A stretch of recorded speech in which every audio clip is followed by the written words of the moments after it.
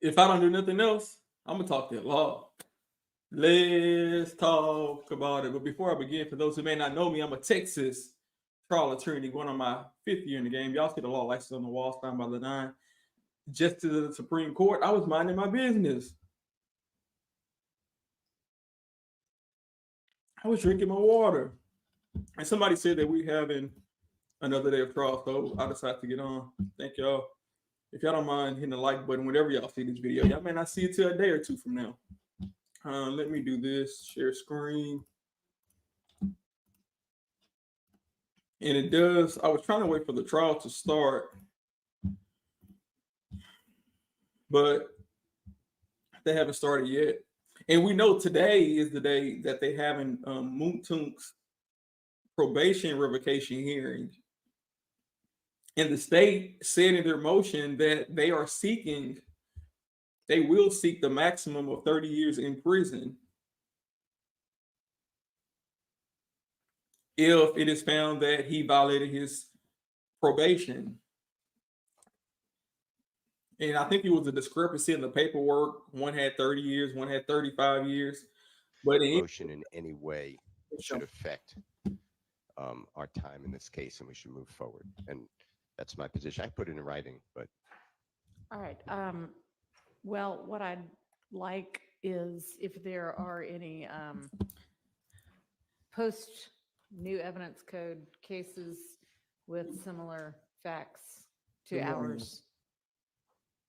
So I'd rather have something in writing if y'all don't mind. Good morning. But there's a ton of All right. cases. Well, you don't have to give me everyone. Just so the state is wrong. Okay, I don't want to argue it right now. I want a written response. All right, appreciate it. Your Honor, may we approach about another matter? Yes. Approach. So, hello, Mr. Armstrong. I suspect that's why you're here, but can you come back on Monday instead? Thank you. It seems to be getting in and out.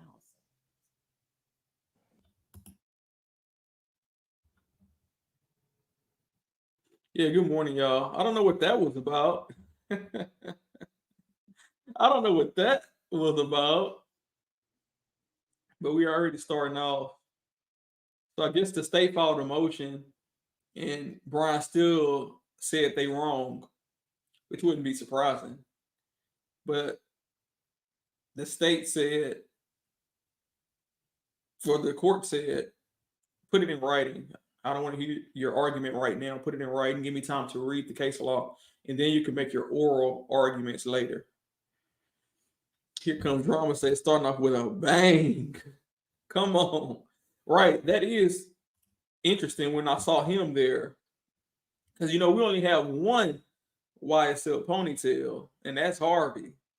But I believe she just said whatever the issue is, he was there for that issue. And she's asking him to come back on Monday. Let me see if I can.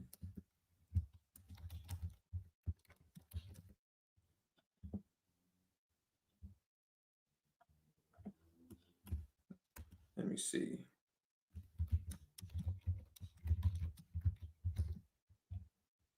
Oh, maybe not. I don't know. Or did she say Arnold? Maybe she said Arnold. Let me see something right quick.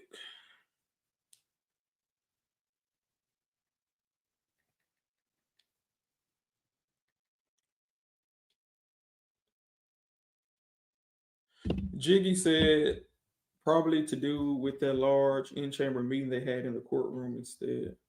I'll see what we can find out.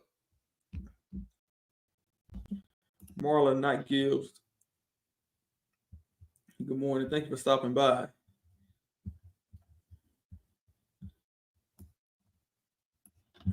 Let's see.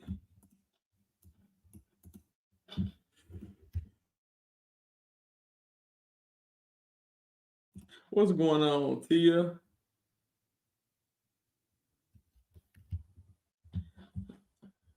So we're trying to figure out what just happened in the first 5 seconds.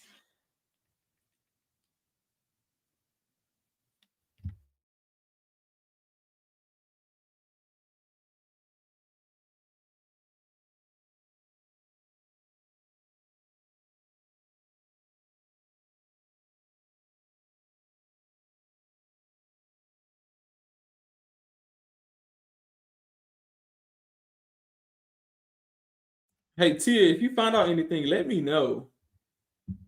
I'm trying to pull up the. Let me see. Let's go back and see what she said real quick. I don't know what she. I don't know if she said Armstrong, Arnold, but I know Jimenez hasn't been in there in a long time.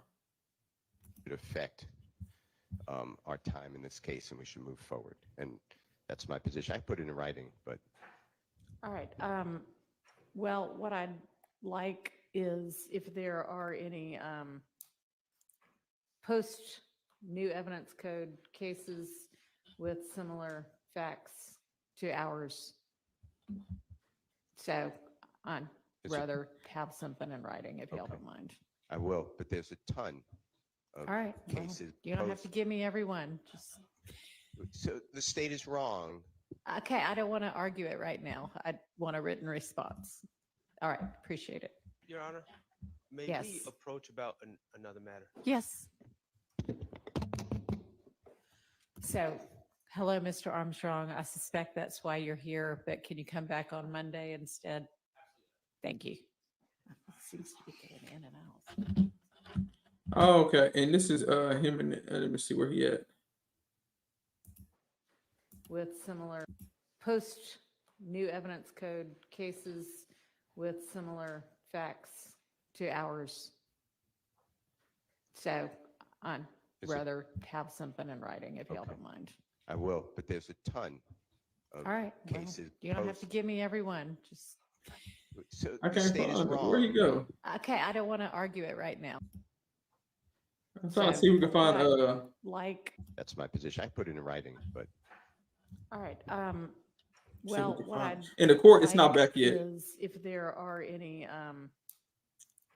post new evidence code cases with similar facts to ours. So I'd rather have something in writing if y'all don't mind. I will. But there's a ton of All right. Well, cases. you don't have to give me every one. Just So the state is wrong. okay. I don't want to argue it right now. I want a written response. All right. Appreciate it. Your Honor, may Yes. we approach about another matter? Yes. All right, here, right here. Him. Y'all know he was here early on. Early on, he was there. So, you know, I don't know what his appearance is about today. I forgot who he even represented. But maybe we can find out. But anyway, we're gonna go back to the end. They haven't started yet. We're just waiting. Yeah, we're just waiting. So it appears, and I may be reaching, but it appears that the state has brought in an attorney from the DA's office to argue that what Whitaker did on the previous day when she kicked Dennis off the stand and struck his testimony, maybe they have case law that's against that. Maybe they're saying that she don't have the authority to do that. Who knows? And I'm assuming that's why their lawyer's there today to argue it. And she was like, we're not going to argue it today. He probably wanted to argue it today and bring Dennis on the stand today. But she's like, no, wait till Monday. We're going to keep moving on with the trial. That's what I'm assuming. That's a possibility that could have happened.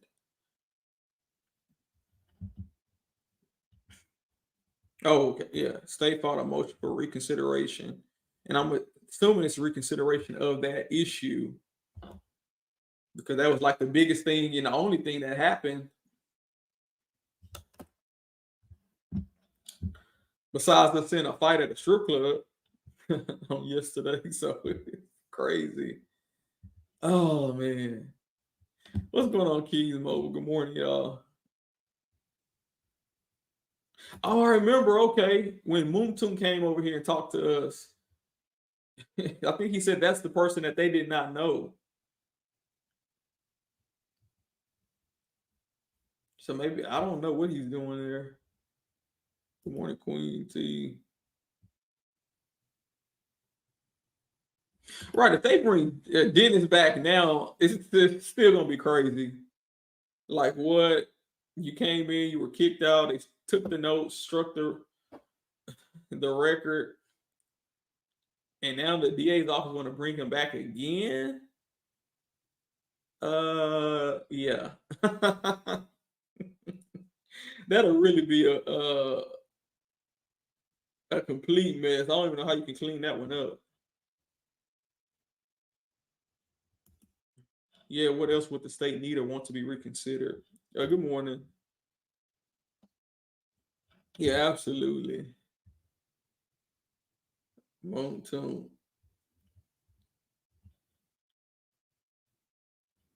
Yeah. Let's see if we have a little time. Let's see. We might can find it real quick.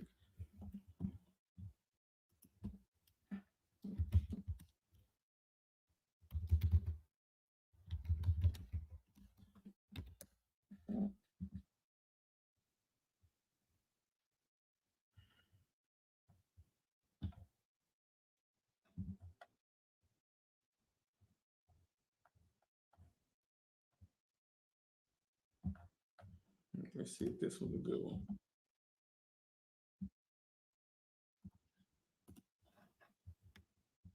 Jiggy said, in the unlikely chance someone gets convicted in this trial, it'll be the shortest appeal in history. QZ is back in the hospital. Is that Quindarius Zachary? Lil D? Golly, he is really going through it. Yeah, we know it's old news, green face, but his attorney is in court today, and we don't know why. We seen his attorney earlier on camera. So that's what we're trying to figure out. But I was just going to refresh people's memory as to who he represented. And that was the person that was playing crazy. I'm saying he playing crazy. After this trial, he really just might be. Let me see.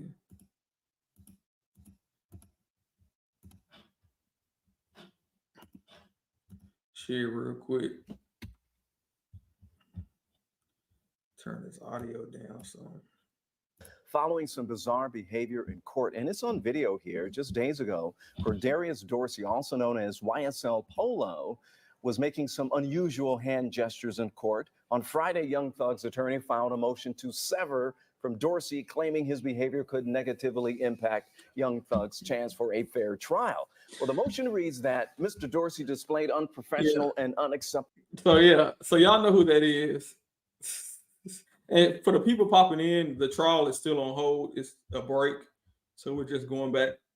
His lawyer, the person we just saw, is in court. This attorney standing right here, and we don't know why. We don't know why he's here today. But they did file a motion to sever. And they motion to sever from Dorsey, claiming his behavior could negatively impact Young Thug's chance for a fair trial. Well, the motion reads that Mr. Dorsey displayed unprofessional and unacceptable conduct in the courtroom on Thursday, August 31st. Legal expert Daryl Cohen says this move could both extend and shorten the criminal proceedings. It may shorten this trial by just a little bit, but it will necessitate an additional trial that will take a great deal of time. Not as much as this one has taken so far, but it will take a lot of time. It's sort of called the law of unintended consequences. And just to put this into perspective, jury selection began in January of this year, and still no jury has been seated. All right, y'all. So the people popping in, his attorney is in court today. I'm going to go back a few seconds, and I'm watching it on a different feed. Court has not started yet, so I will fast forward whenever it comes back. But let's take a look. See if we can find it. I think it was right after they showed him. Then we seen come back on Monday instead. So hold on, let's see if we can find hello, it. Mr. Armstrong. I suspect that's why you're maybe I'm too far. Thank you. It seems to be going in and out. Approach about another matter. Yes. Oh, there you go, right there, right here. It was real quick, but we caught him. This is him. So we don't know why he's in the courtroom today. I mean, did his client take a plea deal? Because I don't know how he would be in court today helping one of the other co-defendants, unless there's no conflict. Maybe there's, I mean, not saying it's not good for him not to be there, because his client still has a trial of his own. Just because he's not having his trial right now, he still has to have his own trial. So, I mean, right now you're pretty much at a rehearsal. You're at a practice, and you're seeing what's going on in this trial so you can use the same tactics in your own client's trial. So I don't think that's nothing wrong with it, but it's still just strange seeing him out of nowhere today. Shout out to big homie Sledge. Big homie Sledge is a member of the channel. Shout out to big homie Sledge. Thanks for popping in so early. He said, Greenface said the attorney is the one that made a very big mistake and overlooked the extra added on 5 years. Okay, so you're not talking about the attorney we just seen.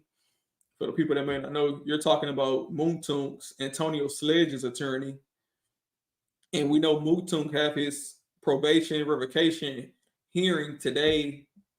And I believe it's scheduled for 4 p.m. Eastern time.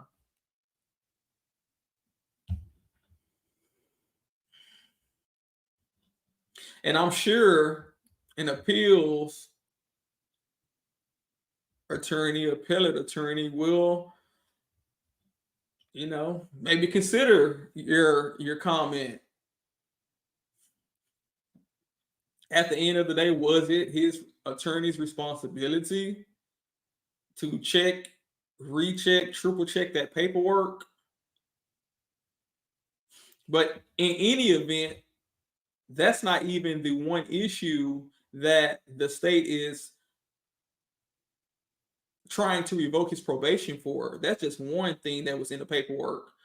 I believe the prosecutor said that he violated all of his provisions. So even with that one thing aside that could have possibly been slipped in by DA Love with her slick tail, even with that gone, they're still saying there's enough that he violated other things in his plea agreement. Could I believe the first thing they asked me was why it's still a gang? And he was like, no. But in his plea agreement, the answer was yes. But the question is, he has to be truthful on the stand. So what if the plea agreement is not accurate, but the testimony is accurate? Is that still a violation? Is the plea paperwork even in the correct format and order? It's so many errors inside the plea paperwork. Is the agreement still valid? And if they did not agree, if something was slipped in and they didn't agree to it, do the whole plea deal get thrown out? But is that a good thing for Mounk Tounk? Because let's say the plea deal is off the table, they throw it out. Okay, hey, we didn't agree to it, something was slipped in, throw it out, and we start from scratch. That doesn't mean that the state cannot prosecute him. They can say, okay, well, we're going to prosecute him. The question is, will they win? Because obviously they're not winning this one. So maybe the plea deal probation is not bad in and of itself if the evidence is there to convict him of, felon in possession of a gun. So I don't know if it's the strategy of his attorney to throw out the whole plea deal, because you may be, leaving your client exposed if that's the case. But I'm not sure, the details. Somebody said Mounk Tounk's lawyer right a whole. Listen here. Listen. And like I told Mounk Tounk when he was here, I understand sometimes they give you a stack of papers. And it might be an issue on page 25. And the prosecutors are supposed to go back and fix the issue on page 35. They're not supposed to go back to page 3, 4, 5, 6 and start sneaking stuff in and then bring you back the paperwork and say, hey, we fixed page 35 like you asked. I mean, it's like unethical if that's what happened. So now we have to see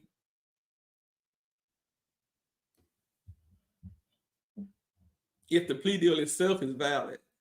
And if it is valid, did Mounk Tounk violate his probation?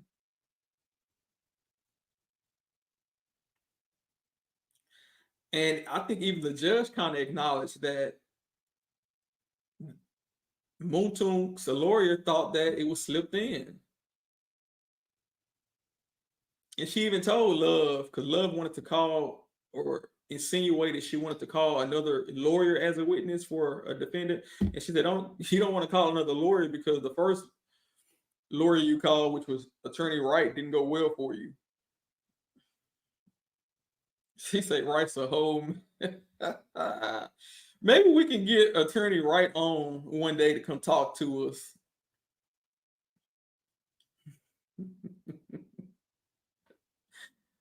Oh, man. So we can really get to the bottom of what's going on, right? Was it just sloppiness?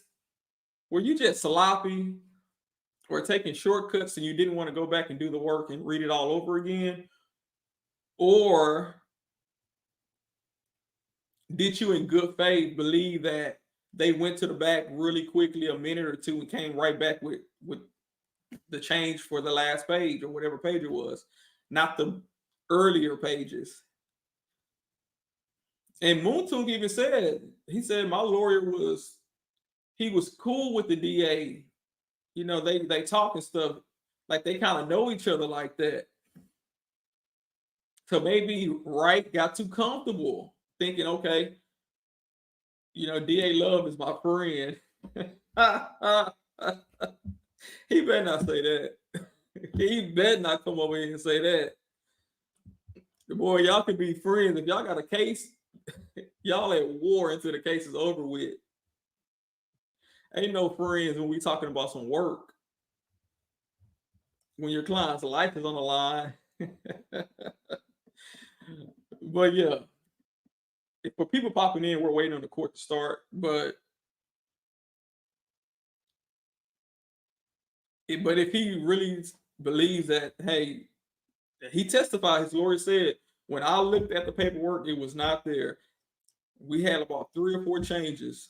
All the changes were the same until the last change. All of a sudden, something was changed that wasn't supposed to be changed. And Mounk Tounk said, this is what we missed. His lawyer said, I think we missed something.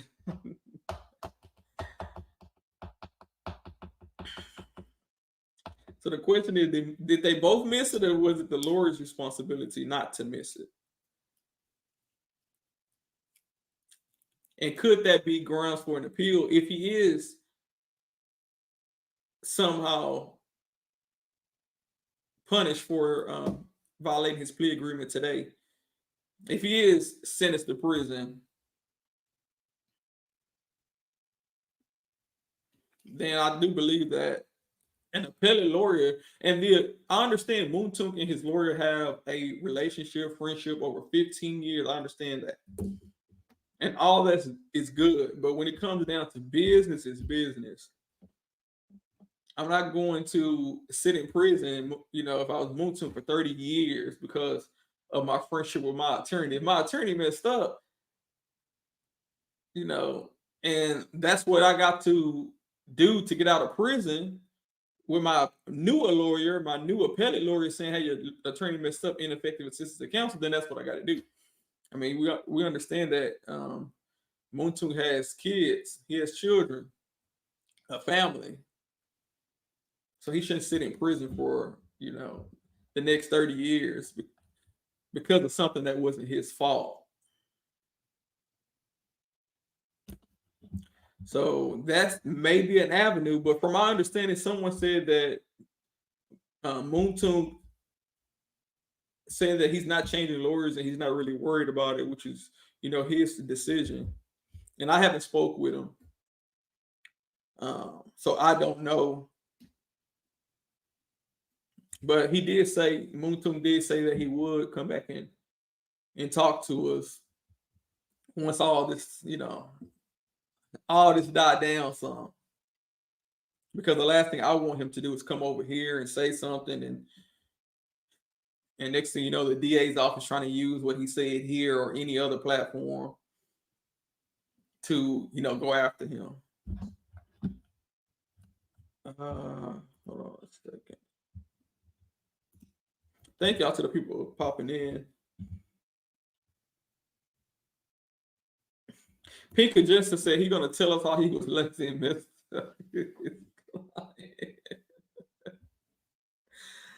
Oh man.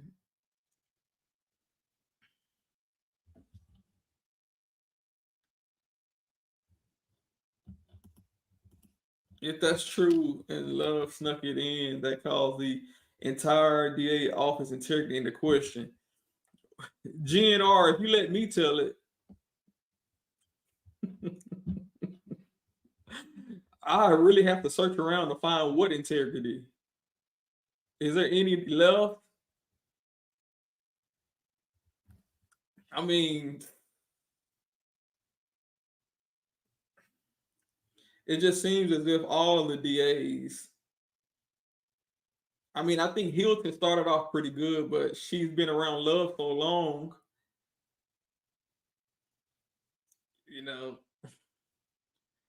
They trying their best to corrupt her all the way. Right. Yeah, there you go. Here comes drama. I think their integrity has been in question for a long time. All their integrity, all of them. I had watched it was a trial. It was another YSL attorney. In this case, he was arrested. I think they said he brought in prescription drugs and they tried to say he attacked the officer. That turned out to be false, but they arrested him. And he recently had a trial, and I saw that on YouTube. It was another judge in Georgia. I think his name was Judge McBurney. This was a judge, I think a couple of weeks ago. He ruled that an abortion ban in Georgia is unconstitutional, so he ruled that for the whole state. I'm sure that's going to be appealed, but it was Judge McBurney who I watched. And actually, this was a judge that also got on Fonnie Willis' team before, because he had got upset with Fonnie. He said, you were supporting a political candidate, and then you prosecuted, you went after your candidate's opponent. So Fonnie Willis was supporting this person for an elected position, and then Fonnie Willis went after the person's opponent with criminal charges. And the Judge McBurney was like, you think that was a smart idea to do that? To prosecute the political opponent of the person you're publicly supporting? So she was doing corrupt stuff like that, and Judge McBurney had to kick her off that case. But I said that about Judge McBurney, the reason I brought him up, because it was a prosecutor there in his courtroom that day. And his court, what's that? I don't remember the prosecutor's name. I have to find that clip. But I think that was like the only good prosecutor that I've seen in the Fulton County DA's office. And even the judge said, he told the lady that was taking the plea deal, he said, you drew a good prosecutor. Because anybody else, you would have been underneath the prison. So that might be the only person with a slither of integrity left in the whole DA's office.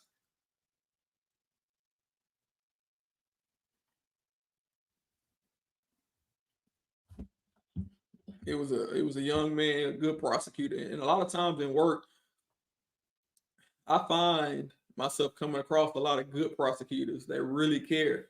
They're trying to figure out the best path forward for all parties, both sides. And then you have some like Love. Love want to win at all costs.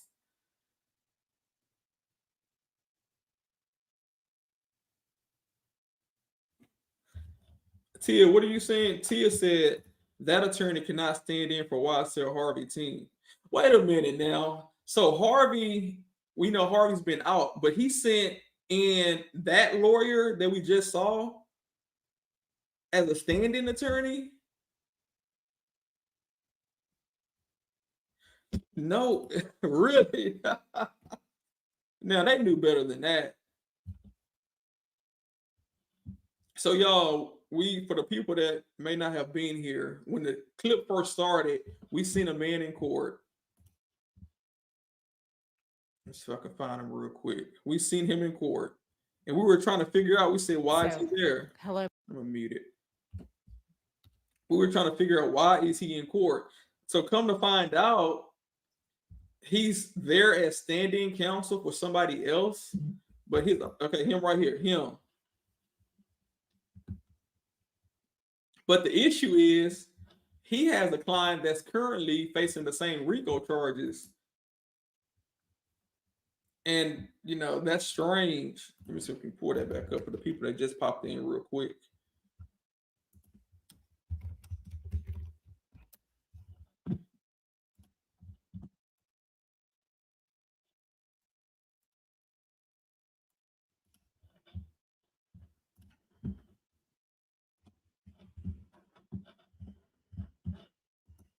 All right, let me see.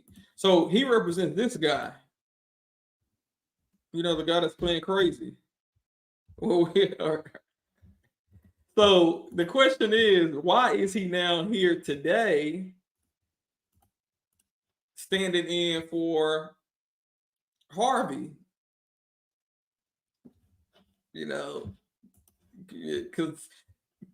Because it could be a conflict where you're not representing the person in court today as much as you would, because it may go against your own client's interest. Your client's sitting in prison right now waiting for his own YSL trial. And now you're standing in for a co-defendant. So if something comes up against that co-defendant today, and you might not do your best because it might hurt your client that's sitting in prison right now waiting on his own trial. So I do believe, and that's why we were trying to figure out what is he doing there. It's weird. We haven't seen him there this whole time.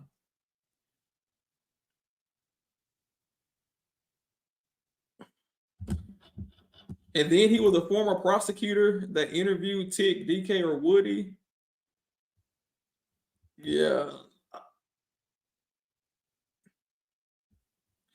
Right, Jiggy. His client's still on trial. So what happens is, instead of his client having a trial with these six, they said, hey, we don't want him in court playing crazy because he's going to make the jury take it out on all of our clients. So we want to kick him off, have his own trial by himself. So his trial is still coming up. It hasn't went away. I can see if it was over with, done with, maybe a plea deal, it's done. But his client is still presumed innocent.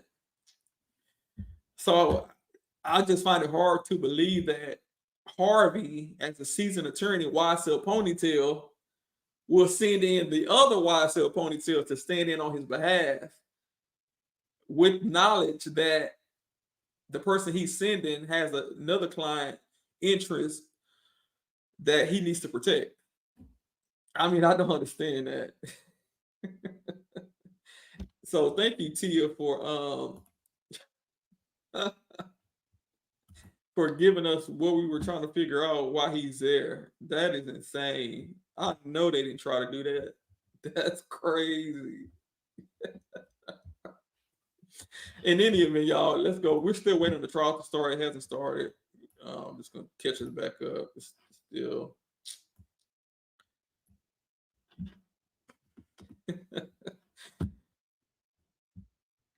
Oh my goodness, y'all. What's wrong with these people? So, Tia, do you know, is Max the one that made that objection? Or was it a prosecutor for the state that made the objection?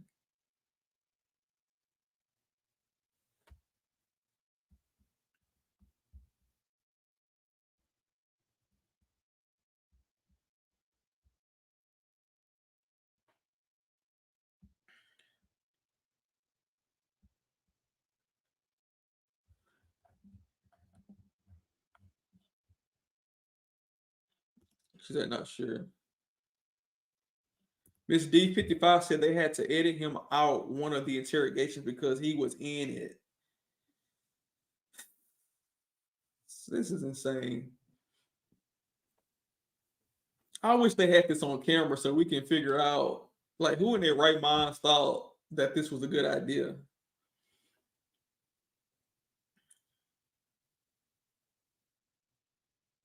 That's why it's strict rules in most states, if not all, that you have to have informed consent signed in writing by clients when a potential conflict could arise.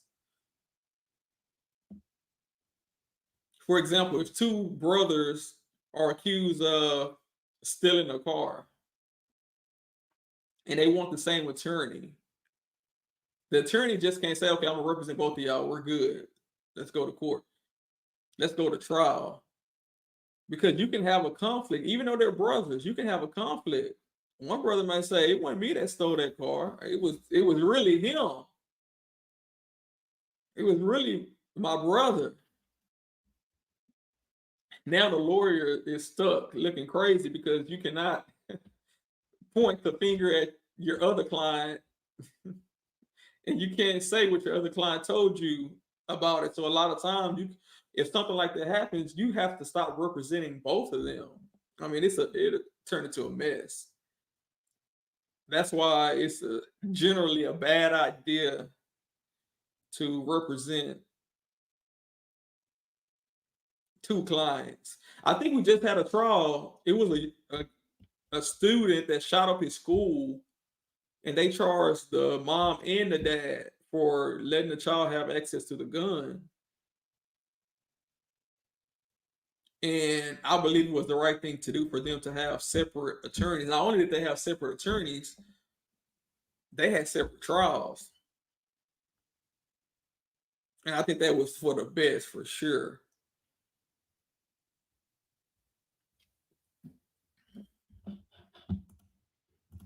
Yeah, so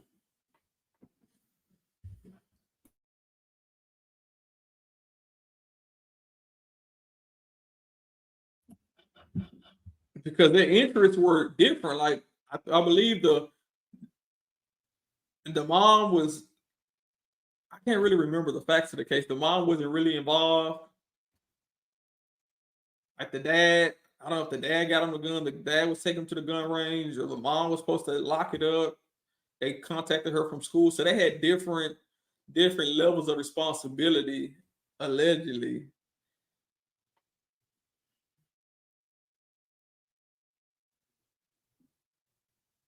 So yeah, this is the same situation. If let's say that Jimenez, if I'm saying it right,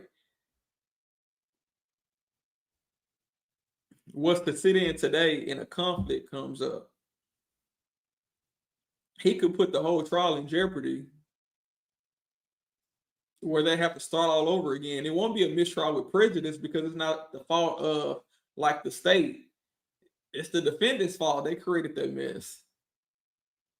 So now it might be a potential retrial, and then they have to sit in jail for another couple of years till another trial happens. So if Max objected, that was probably a good idea. A good idea. Like, hey, we in the fourth quarter trying to win this thing. Don't come over here messing nothing up. Don't come over here messing it up. But if something like that happened, Jimenez, he can not only mess up the trial, he can get his self removed from not only representing the person he's standing in for, but also his client that's sitting in jail waiting on his trial. And that can mess up his client because now his client will have to get a new lawyer and sit in there another year or so waiting for his new lawyer to catch up. And then he won't even have the attorney of his choice because his attorney went in there and messed up trying to help somebody out for one day. I'm like, bro, if I hired you to be my attorney, I don't want you representing somebody else whose interests are adverse to mine, opposed to mine, because now you might get kicked off of representing me. And you're my attorney. I know you. You've always been my attorney. You've been working on this trial for a year. Now I have to find somebody new that I don't know, I don't trust, and they have to catch up on this case, and they may sit in jail forever. Oh, thank you, Tia.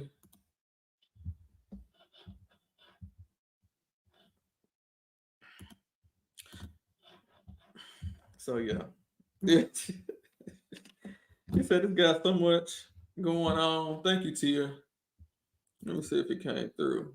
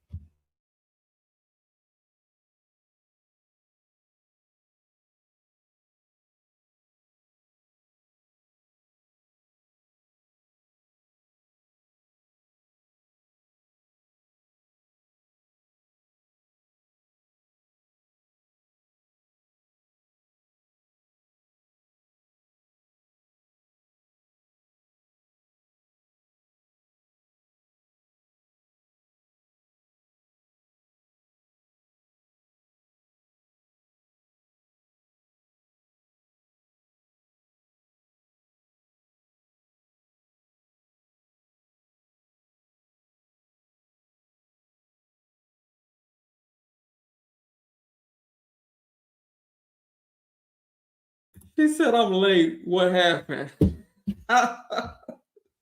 You have to rewind it. You got to rewind it.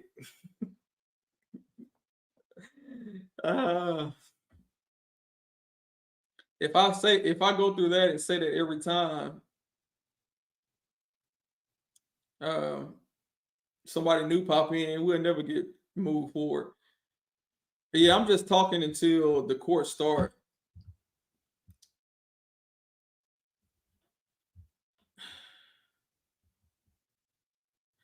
Hey, Keys Mo, you're gonna be put to sleep sitting here looking at this screen right here. That's gonna put you to sleep. That's what's gonna put you to sleep. No talking at all. Some of these channels just sit here in silence and just wait. All right, y'all, we're gonna wait. We're gonna sit here like this.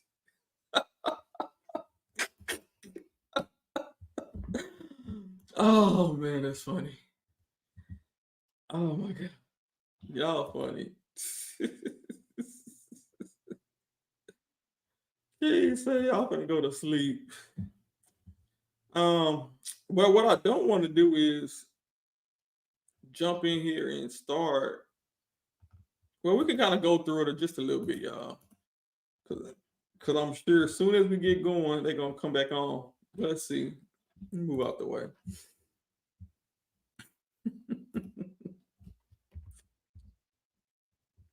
Is that too big? Can y'all see that?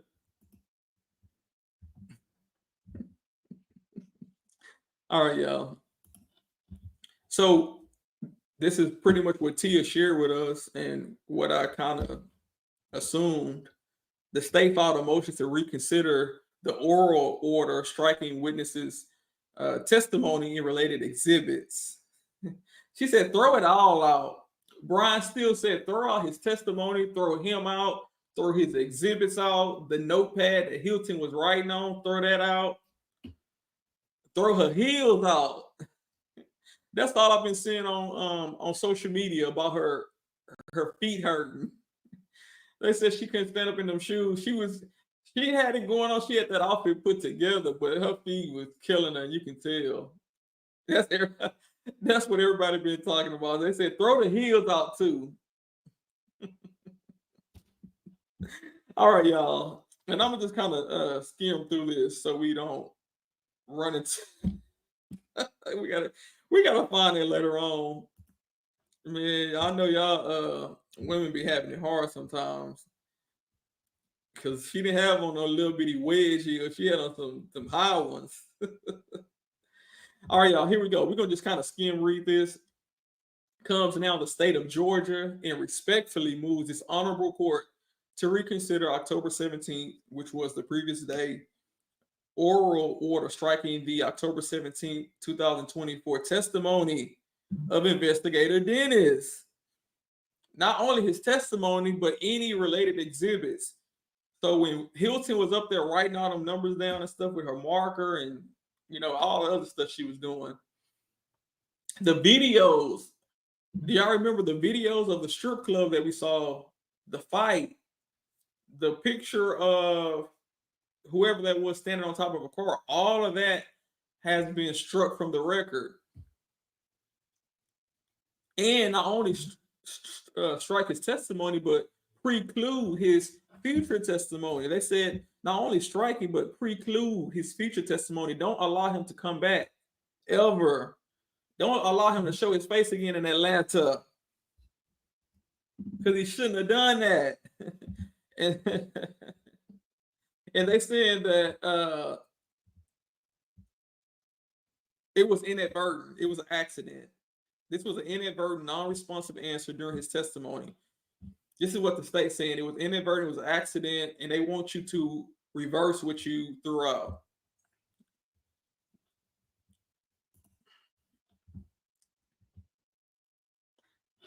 Nick, court has started, but they're having a meeting because apparently an attorney went in this morning trying to represent a defendant. Because another attorney is out, they brought him in as a substitute attorney. But the problem is he represents someone else, another YSL defendant, because it's a conflict. All right, here we go. Background real quick. We're just skimming through this as the court hasn't started yet. I'm watching it on a different feed. It hasn't started back yet. Put it like that.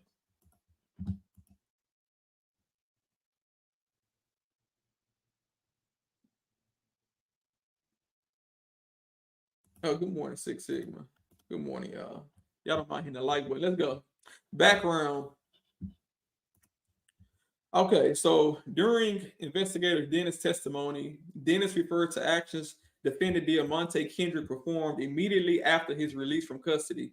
Defendant Kendrick moved for a mistrial, which this court appropriately denied. I don't know if that's true. As a sanction for this event, however, the court struck the entirety of investigator Dennis's October 17, 2024 testimony. Not only did they strike it, they precluded him from testifying in the future and struck from evidence exhibits which investigator Dennis had authenticated on October 17, 2024. And this is what they write to support it. The scope of the state's claim: it is appropriate for the court to strike witnesses' answers from the jury's consideration when it contains information the court finds the jury should not have heard and should not consider. So the state is not contesting that. They're saying you could strike certain things, strike it from the record. But what they're saying, the state does not contest that part of the court's ruling. They agree with that. The state submits, however, that the order striking the entirety of the witnesses' testimony from yesterday, precluding the witnesses from testifying in the future, and exclude the exhibits which had been admitted through that witness yesterday, was improper. They said, Whitaker, what you did was improper. You had no right and no authority to do that, as an exclusion of the evidence which the law does not permit.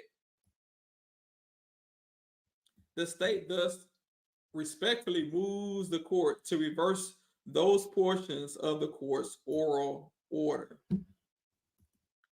Now, so they're telling Whitaker, you had no right to do what you did.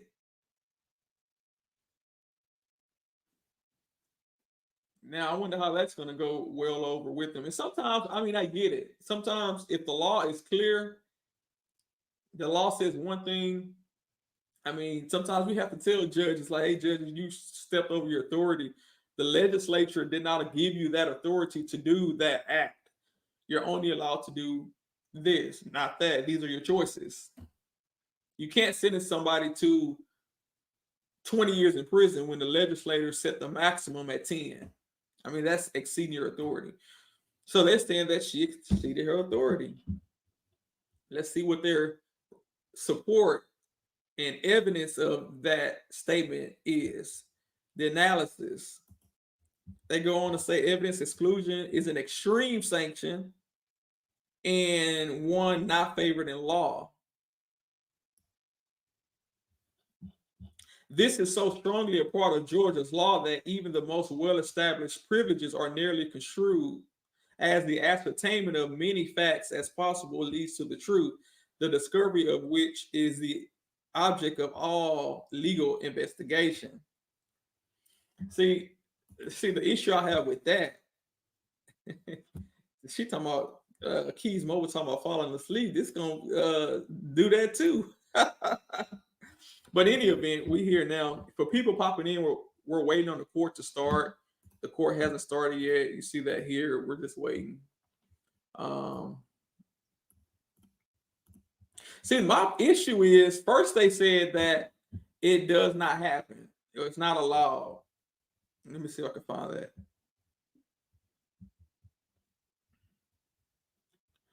It was improper and the law does not permit it. And then they go on here, the very first sentence saying evidence exclusion is an extreme sanction. Wait a minute. So is it not a law at all? It's not legal? Or is it's a law, but it's extreme? Because those two things don't go together, because you're saying that she didn't have lawful authority, but then you're saying, okay, you kind of have authority, but it's only in certain circumstances. It's an extreme sanction. So I think they kind of contradicted themselves just right there. But in any event, let's just keep going. So they go on to say OCGA Rule 402 provides in relevant part that all relevant evidence shall be admissible except as limited by constitutional requirements or as otherwise provided by law or by other rules as prescribed pursuant to constitutional or statutory authority. It say that is Rule 402 forbids a court from excluding evidence unless constitutional or statutory authority authorizes that exclusion. Here, no constitutional or statutory authority authorizes the exclusion of the non-offending portions of Investigator Dennis's October 17, 2024 testimony of his future testimony or related exhibits. I don't think that's true because Rule 403 gives the court broad authority. Let me see if I can find Rule 403 Georgia.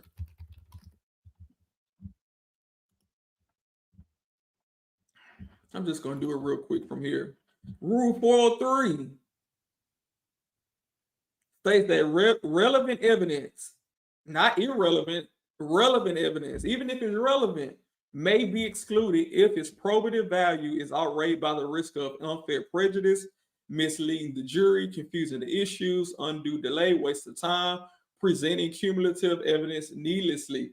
So all of these things in Rule 403 give the judge authority to throw out his testimony. So even if they have a leg to stand on with what they're saying now, she still has another tool in her toolbox to get the same job done. So if she can't use the screwdriver on the screw, she can just use the hammer on the nail. Let's jump back over here.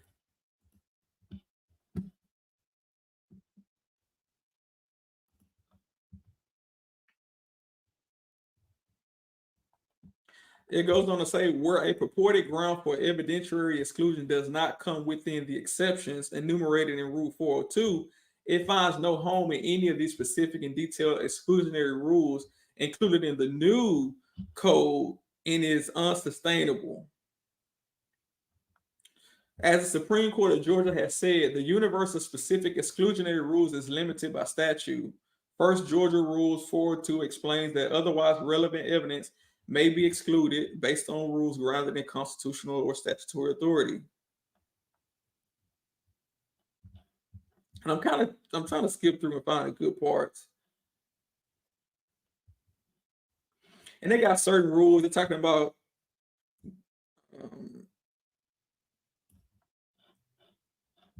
maybe rules that's grandfathered in the old common law. So here they go on to say, that's it. That's the list under our evidence code. These are the only possible sources of specific exclusion.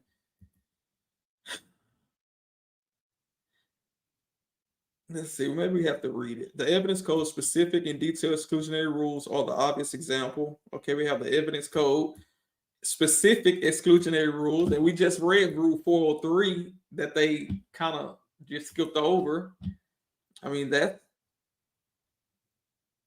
the evidence code for excluding relevant evidence. Second, grandfathers and old common law exclusionary rules, those rules which predate Georgia's current evidence code. Well, we don't need to go back and predate the code because we have the code and we're following the code.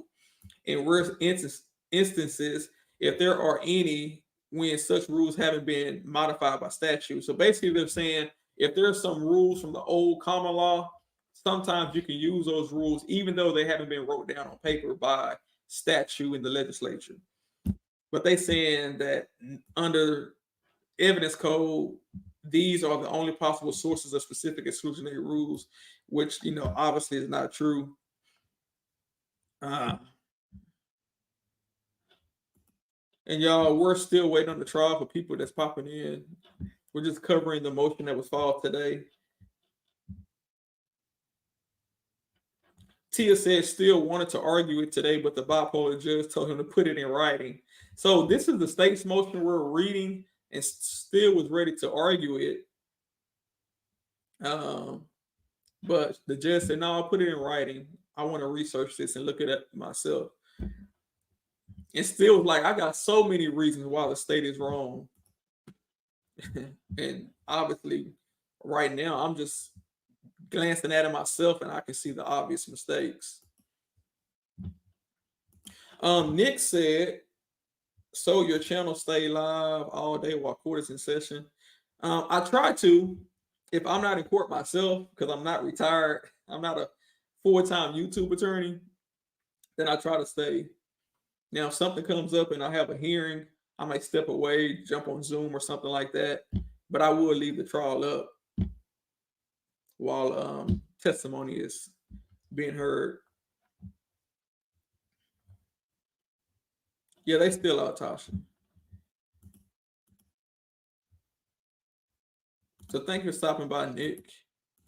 All right, y'all, let's keep pushing through this. Oh, this is a lot. Let me get something to drink because this.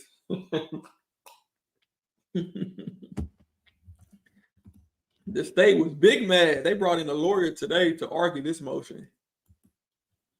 Cases in which appellate courts have rejected even well-established rules of exclusion, which were not reduced to statutory form, aka writing from the legislature, since the adoption of Georgia's new evidence code and Rule 402 include, and they just list a lot of cases there.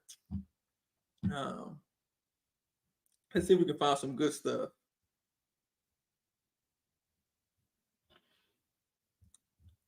Okay, here we go. While OCGA 24-6-611, Rule 611 permits a court with control over the mode and order of witness examination, Rule 611 does not authorize an order excluding evidence and thus would not justify order at issue here. Well, nobody's really talking about the mean amount of mode, stuff like that. We understand the judge can control the trial, but she can also turn away witnesses who are wasting time.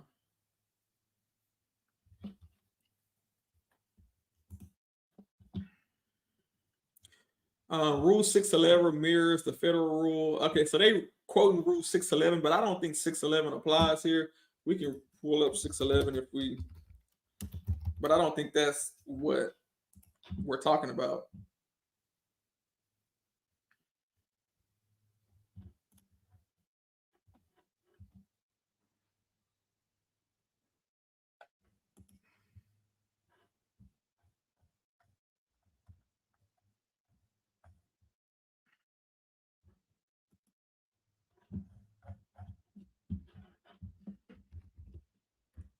And I'm just finding the first thing available to quote us real quick.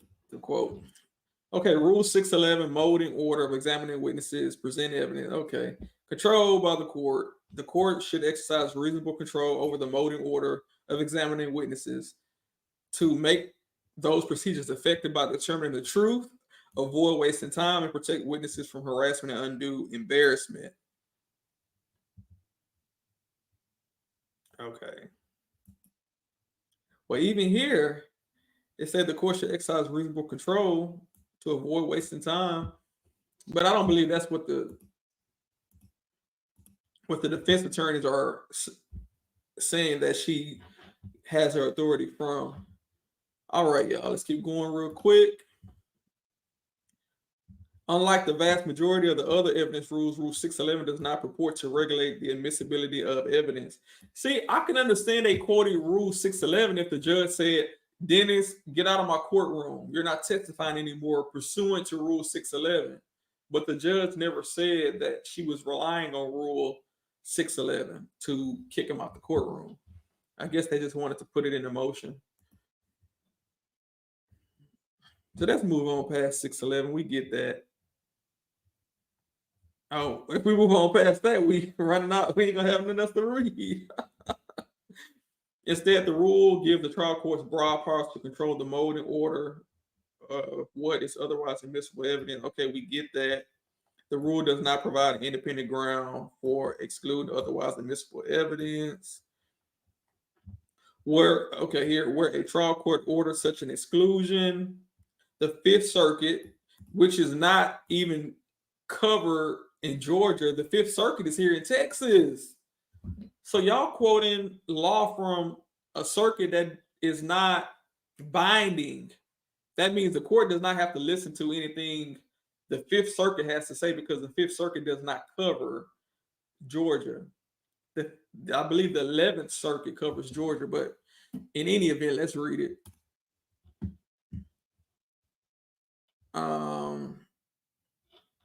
Where a trial court orders such an exclusion, the Fifth Circuit held that the court erred as a matter of law and therefore abused its discretion in relying on Rule 611 to preclude the government from calling the witnesses necessary to prevent admissible evidence.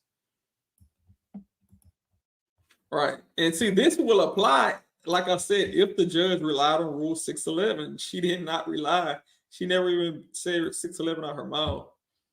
So this motion is really poorly threw together if they only rely on Rule 611. Further, the matter at hand does not involve evidence which was illegally seized. Okay, we know that. And does not involve a violation of other rules which have statutory provision for exclusion. See, my thing is, why didn't they not quote 403? And it does not violate other rules. It does not involve a violation of other rules that have where she has the power to exclude. And the power to exclude comes from, like we said, we back over here, 403. So they should have, if they're going to quote Rule 611, you need to quote every rule that gives the judge power to throw out cases. No matter whether it's good or bad. Like a lot of times, if I was to write a motion, if something's not on my side, I'm still going to put it in my motion. You don't just leave it out altogether. I will say, like if I was the state, I'll say Rule 403 give the judge the power to exclude relevant evidence, but these subsections do not apply to the facts at hand. But I would not leave it out entirely. I'll say Rule 403 does say the judge can throw out evidence for unfair prejudice, misleading the jury, confusing the issue, but it does not apply in this fact pattern. Don't leave it out altogether because now you're giving Brian Steele a chance to put it in his motion. Now, Brian Steele put it in his motion and the state had it in their motion, then the state is like, yeah, Brian Steele is going to argue about Rule 403, but guess what? We already put a response to Rule 403 in our original motion, so we're covered. But now when the judge reads Brian Steele's, the state doesn't get a chance to file another one. I mean, you can argue it orally, but by then when the judge walks off, she pretty much has her mind made up. All right, so let's finish this up. And we're still waiting. And from my understanding, we're waiting because from what Tia told us earlier, the lawyer that wanted to stand in for Harvey, the judge said, no, conflict of interest. You can't be here. You got to go. So if she kicked him out of the courtroom, who's there to represent? Who's there to stand in for Harvey to represent his client? If Jimenez just got kicked out for a conflict of interest, which they should have known, which I don't understand. How did y'all not know that? I mean, even people in the chat today, even, hey, let's go chat. Shout out to the chat.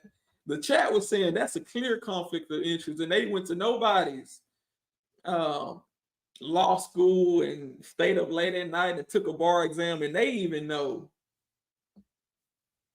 Okay, Tia said they found an attorney to stand in for Harvey, but they're still waiting on that person to get to court. That's crazy. Like, why would you do that?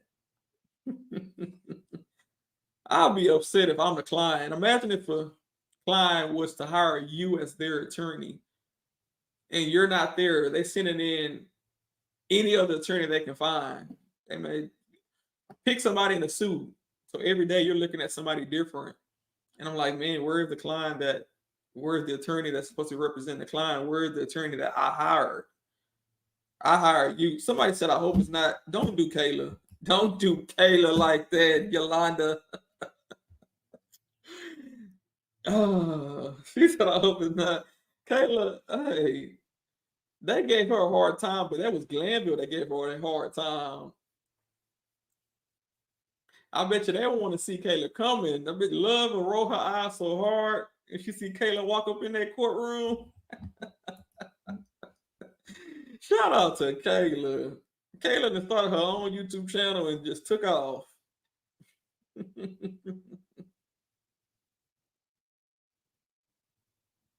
No, I don't believe he was dismissed. He was severed. I don't believe he was dismissed. That somebody, can y'all check into that? Because there's a big difference between being severed and being dismissed. I don't think any of the co-defendants cases were outright dismissed as of right now. They're still all awaiting trial. Y'all are so funny. Y'all would say anything. They say, no, that's you. Okay, yeah, if you can send that, we can look it up and we can post it. But even if that is the case, a dismissal is not an acquittal. For example, if the state dismissed charges against you, that doesn't mean you can never be prosecuted for that crime. A year or two later, they may come back and charge you with that crime. The statute of limitations has not ran. They can charge you, re-indict you, and now you're back in the conflict situation. But let's say he went to trial and he was found not guilty, acquitted. He can never be retried ever again in the future for these same charges. So then you have way more protection and a better argument of your client is done for good. But right now, even with dismissal, he'll be temporarily done because with this DA's office, they may say they throwing it out or dismissing it, and 9 years later, they come in and indict you, and now you're back in court. We're still waiting on the court to start, y'all. So y'all see it there. We're just waiting. We're covering this motion. Actually, we're gonna see if we can wrap this motion up. So basically, they're saying there is no constitutional right or statutory provision which authorizes the exclusion of the evidence. Conclusion: for these reasons, which you only listed 611. For these reasons, the state respectfully moves the court to reverse those portions of the court's oral order in which it struck the entirety of his testimony. And then they want him to come back. They want her to reverse her order so he can come back in the future. And they want the exhibits that were excluded to be brought back in, the ones that have been admitted through his testimony. And they submitted it the same day. And Kevin Armstrong, he was there this morning to speak on it. And these are the attorneys who were served, all the attorneys that's representing. Golly, so look at here. So look at all these attorneys that's representing YSL Ponytail. Look, they got Bruce Harvey. He couldn't be there today, apparently. Lamar Gardner, he couldn't be there today. And Miss Nicole Westmoreland, she couldn't be there today. So his 3 lawyers couldn't be there today. So they sent in this guy, but obviously this guy is representing this guy. So they saying, you can't be here. You got to go home. So now they're waiting on a lawyer to come in to replace him. You can't make this up, y'all. You can't make this up. And Kevin Armstrong was there this morning. Let me go back to that, the people that were here this morning for that few seconds when the camera came on.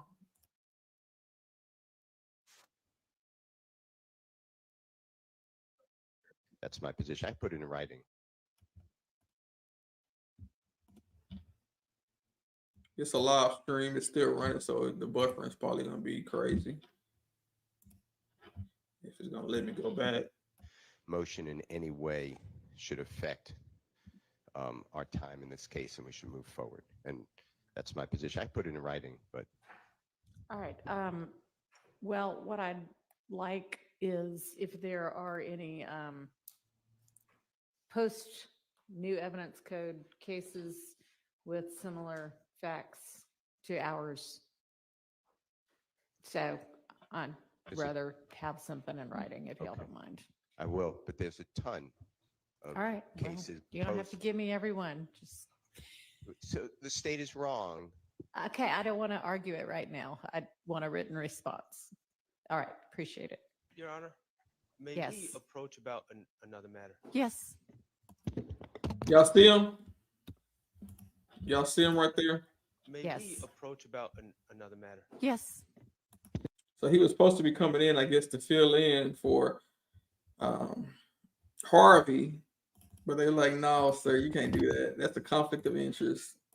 That's a conflict. You can't do that.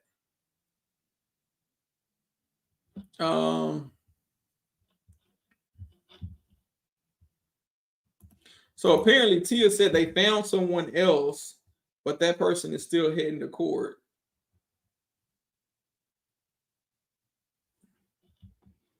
Queen T say, Kayla not bad. I watched her channel also. She's with the YSL KB.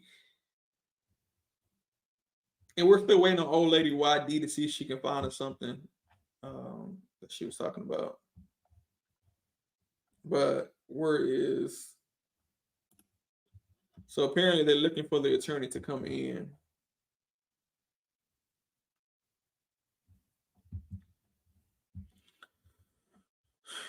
Let me see. Let me see who he represents. What is his client's name?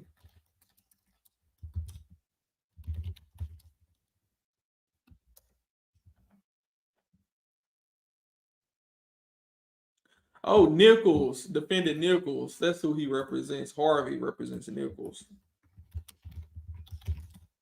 I couldn't think of his name.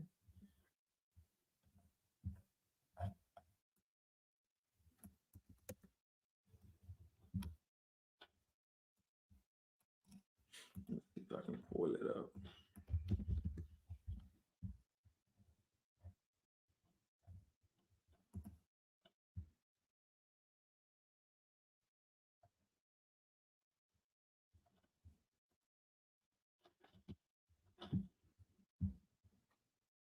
All right, y'all, let's fast forward. We're still waiting.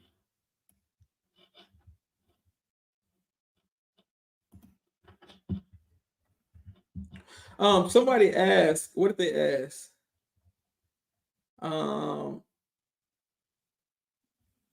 He said, or he or she, what effect would a mistrial have? I'm not familiar with the U.S. law. Well, it just depends what type of mistrial it is. Normally, a mistrial would return both sides to where they were before the trial started. So the charges don't go away. You pretty much you start over. Just take the trial away, pretend that it never happened, and you get to do it all over again. But the problem with that is it takes a lot of resources to do this all over again. You have to fly in. They have over 100 witnesses. The resources of the court, the staff, the defendants may have to sit in jail. They've already been sitting in jail almost 3 years. They don't want to sit in jail another 3 years waiting for another trial. So a lot of times it's really a disadvantage for defendants to have a mistrial. Not only that, it gives the state your playbook. If you're a defense attorney and you have a playbook and you're calling plays, it's like if you play a team in a sport. The first time you have the element of surprise. They don't know how you're going to attack the case. The second time you play that team, they're going to have your playbook. They're going to know who your star players are, what plays you're going to run. They have a better chance of stopping you, shutting you down. So mistrial is heavily who is this? It heavily disadvantages the defendants. But if it's a mistrial with prejudice, which is a different form of mistrial, which rarely happens, but it does happen, that means the state can never retry the case. The case is gone for good.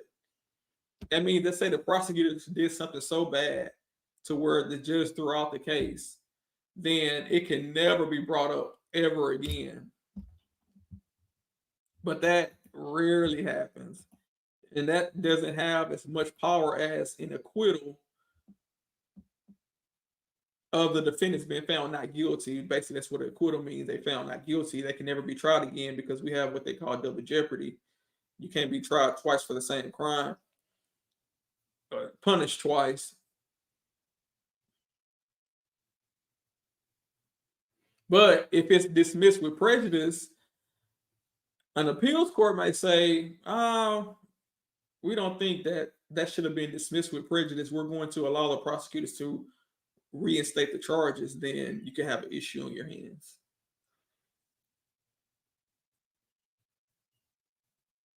But this judge is not going to throw out this case. Thank you so much to Ms. Latrice Haynes. Who's I could find it? There we go.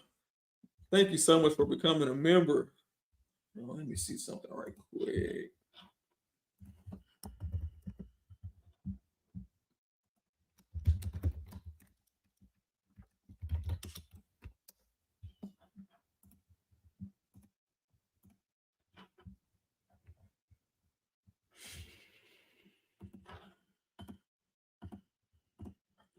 Yeah, that's really kind of you to support the channel and the stream. Thank you so much.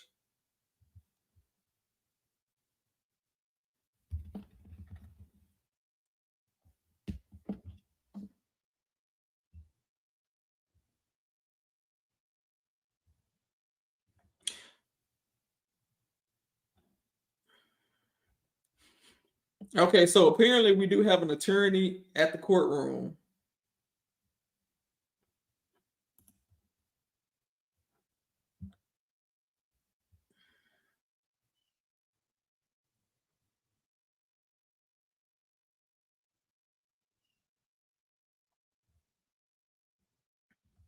Well, Jiggy, that may be true of the prosecutors. The prosecutors have to turn over their discovery, but not the defendants. The defendants are not required to turn over their strategy, their game plan.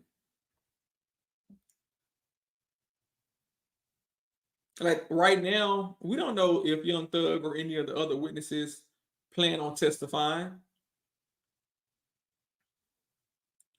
I've only had one client that testified in a trial that I conducted. And the state, they didn't know he was going to testify until I called him. You should have saw him over there scrambling and scraping, trying to find questions to ask. They're like, oh man, they write down questions because they were shocked. They didn't think that my client was going to testify. And that was a rare circumstance in which he had to testify. And we ended up winning, but it was just crazy to see them, you know. So yeah, they don't have to know, because your client may not decide to even testify until the last minute, which is their right to testify or not.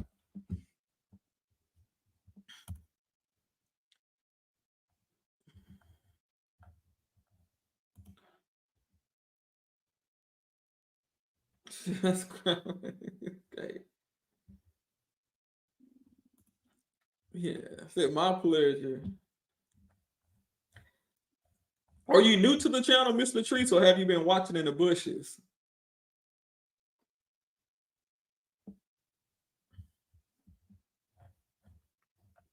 Because I'm trying to see if I have your name doesn't stand out. It doesn't look familiar to me.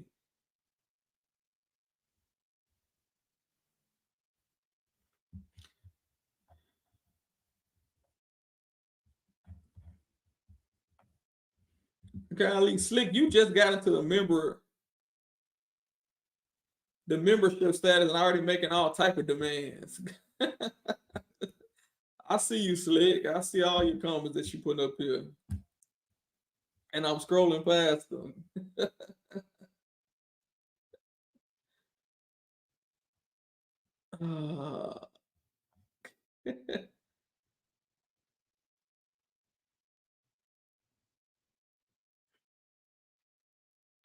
He says 10:05. When you see this, it will be 10:15.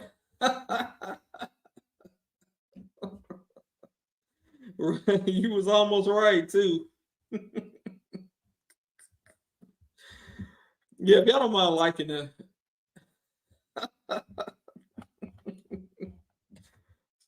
Yeah, I'll be watching Slick. Yeah, he put some slick comments in the chat.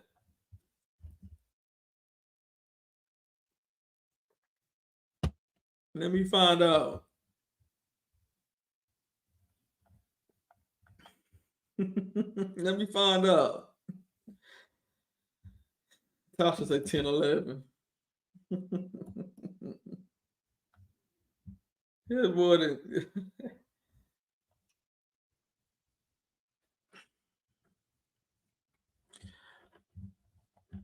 Here it comes from. Oh, let me do this right quick before I forget.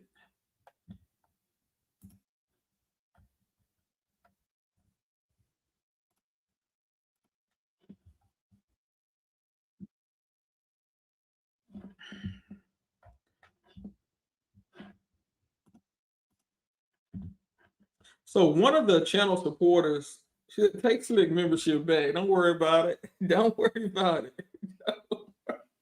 Take it right on back where it came from. He can't help it though. I remember Slick from about 3 profile pictures ago and 3 names ago.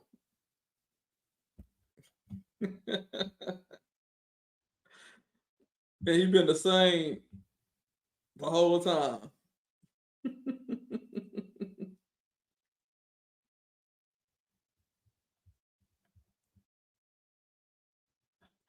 All right, she said court is back. I think maybe we're a few seconds behind. Thank you, Tia. Mr. Nichols, we have Miss Foster and Miss Anderson. Wait a minute now. Thank you. So they hold up. Right. Y'all, they didn't found a lawyer. Hold up. Nichols, we have. They found a lawyer, y'all. And I'm sure she don't know what the hell went on about this case. And this is the client. Miss Foster and Miss Anderson. Oh my God. Thank you. All right. And somebody said there was something they wanted to put on the record before we started.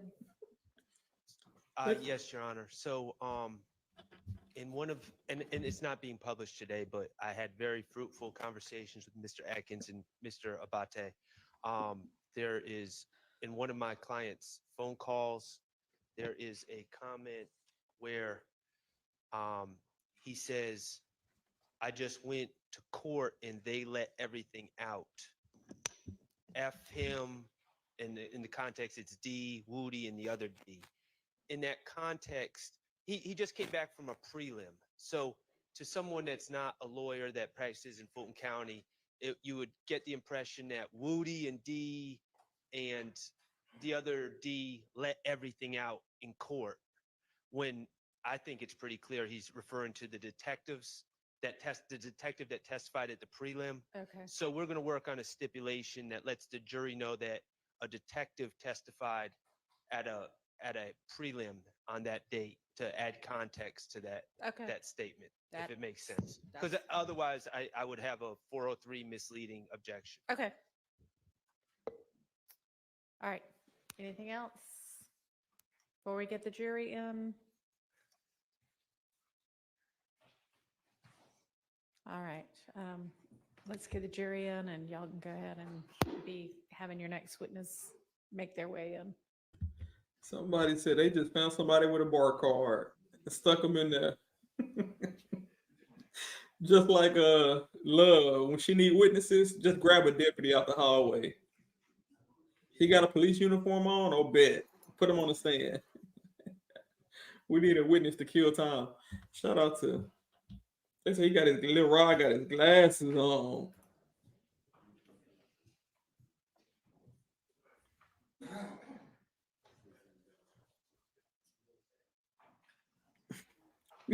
That boy trying to look innocent with them glasses, ain't he?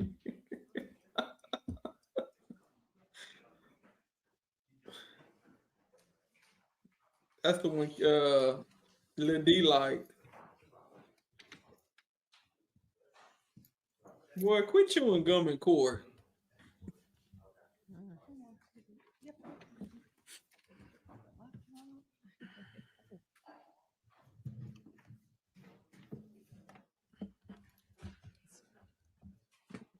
Politicking with males going on. Yeah.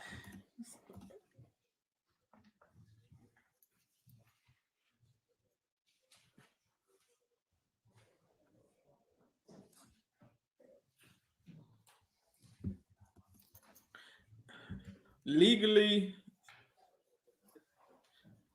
in theory, they could. In reality, they won't.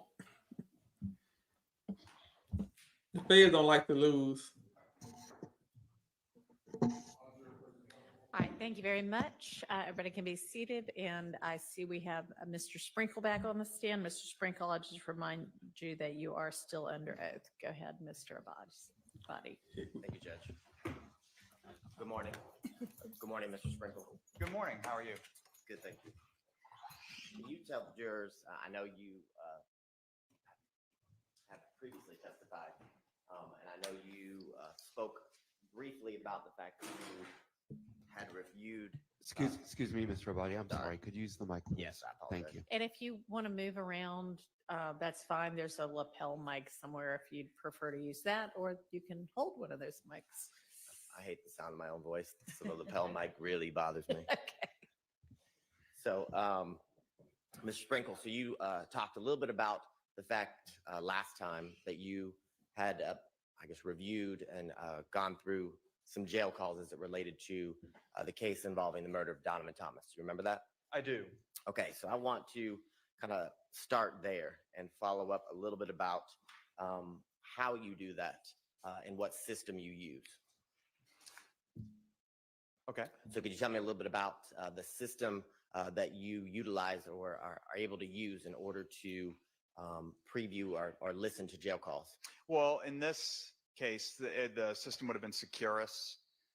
Securus is a private corporation based out of Dallas, Texas. At the time, at the time that's relevant here, they maintained the phones and the tablets that were issued to inmates, with which the inmates were able to place phone calls. And now it's another company, but that but that's not relevant for our purposes. At the time, the short answer to your question is it was Securus was the system. Okay. And were you trained in using the secure system, and is it something that you use regularly as a part of your job roles and responsibilities? Yes. And can you tell the jurors when a call is made from the jail, is that call or is every call that's not to a privileged or is not a privileged conversation recorded? Yes, it's an automated system, or it was, and well, it still is, but it's computers essentially automatically record the phone calls, their voice over IP phone calls. So barring some sort of malfunction in the system, of which I've not seen with the secure call platform, all calls are automatically recorded. There's no human input needed to ensure the call is recorded. It's a computer program. And can you tell the jurors when a call, I guess when an inmate at the Fulton County Jail is making a phone call, can you tell the jurors a little bit about the recording that plays before the call is connected? Well, over time, the recording has changed a little bit, but one thing that is consistent is that the recording, it's an automated recording, and both parties to the conversation are advised that the conversation is may be monitored, and it will definitely be recorded. And can you tell the jurors, are, I guess, each call, I guess, made by an inmate, are they stored then after the call is completed? They're digital recordings. They're stored on a server. And is that by the company that you've referred to as Securus, at least back in 2015 and 17 and 18? Yeah, it's a server that Securus either owns or leases, some sort of server that was for Securus's use. And based on your training, knowledge, and experience with Securus, are those calls then stored in the regular course of business? They are. And can you tell the jurors how members of the district attorney's office or law enforcement have access to the recorded jail calls by different inmates? It's a website, commandcenter.securustech.net to be exact. And I have a login and password. It's a derivative of my first name and my first initial and last name. And on logging in, there's a array of things from which I can choose, and one of them is just a search form where I input various values like phone number, date range, inmate name, inmate account number, etc. And based on those values that I enter into the search form, I can look for the jail calls that look for certain jail calls that meet those criteria. Okay. And the login that you just described, is that unique to just you as the user? Yes. And when you are, in order to log in with your login, you have to, I guess, use a password. I do. And once you are able to log into the secure system, can you tell the jurors, I know you referenced searching for calls, and we'll get to there in a second, but if there's a call that you listen to and is of interest to you, are you able to then download that call? Yes, I may.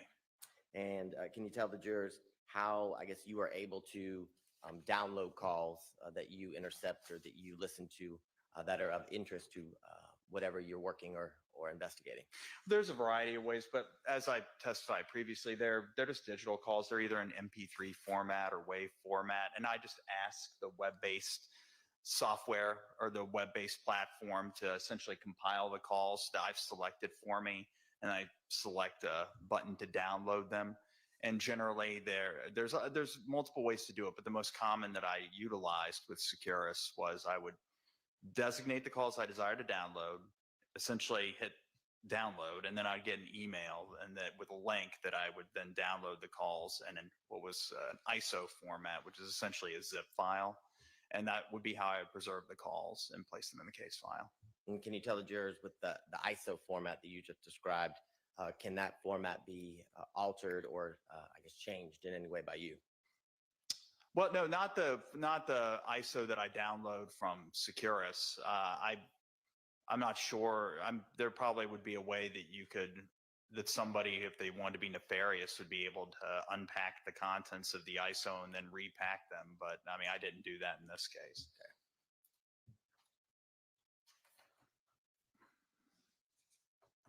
Can you explain a little bit to the jurors how an inmate who is in the Fulton County Jail is able to utilize the secure system and make jail phone calls? They enter in their account number followed by a PIN, and then they put the phone number. And I'm not sure if it's in this exact order, but they, in order to place the call, they enter in their account number, then a PIN, unless they're in the booking area or the lobby area. And that's essentially it. They enter in some a numeric credentials. Okay. And you talked a little bit about searching for calls. Can you explain to the jurors the different ways in which you search for calls that you're looking that it could be relevant to your investigation? Sure. I search either by phone numbers, if there's phone numbers that I desire to find calls on, and oftentimes I'll do that if I think that there's multiple people that are calling a certain number. I think that there's a certain phone number that the certain inmate may be utilizing another person's credentials to call. Then I'll search by phone number only. I can also search by the inmate's account. So all calls placed from the inmate's account. And those are the two primary ways. There's also ways that you can search on all calls from a certain area of the jail. Like if I wanted to pull all calls from the booking area during a certain date and time, I could do that as well. But for the most part, on doing searches, I guess I'll speak in the past tense since Securus is no longer the system that is utilized by the Fulton County Jail. I would just run phone searches by either the inmate's account or phone number. If you'll do us a favor, I think Madam Court Reporter's fingers are going to break. So could you just slow down just a little bit when you're talking? Yes. Okay. Now, can you tell, I know you explained to the jurors when you testified previously about a number that you located after you reviewed call detail records.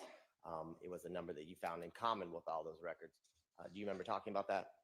I did. Okay. And do you remember telling the jurors that the number through your investigation and through, I'm just trying to I'm set. going to give him a little leeway on that.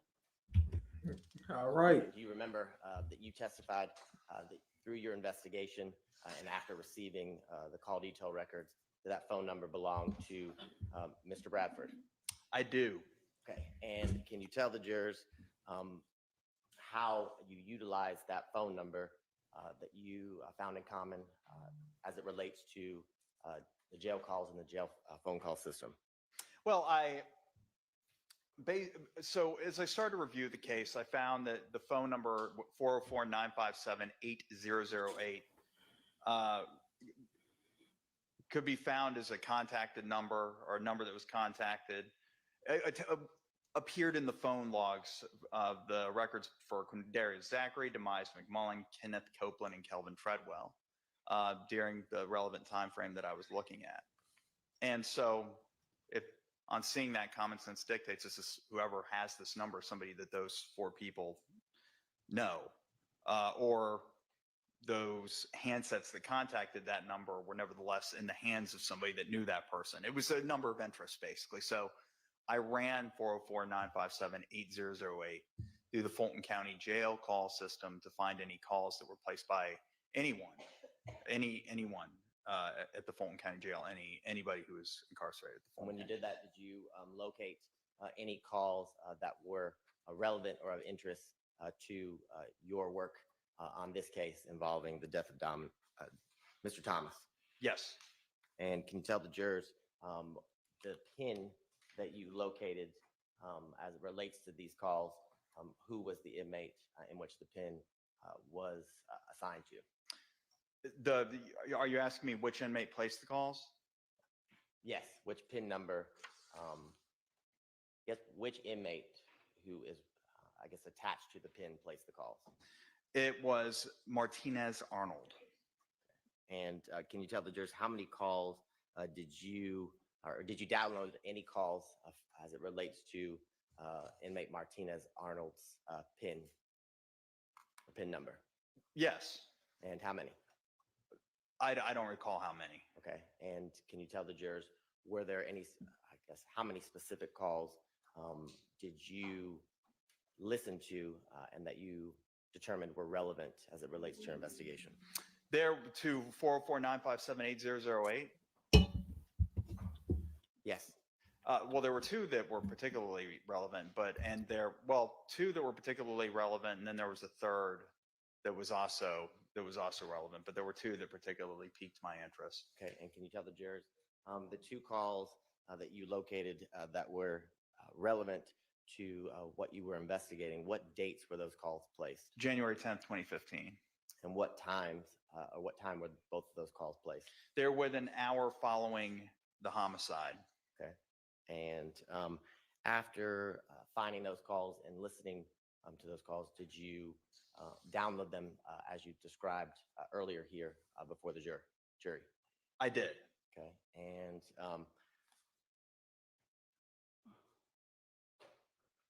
Man, this is wild. He wasting tell the time. jurors as you continue to investigate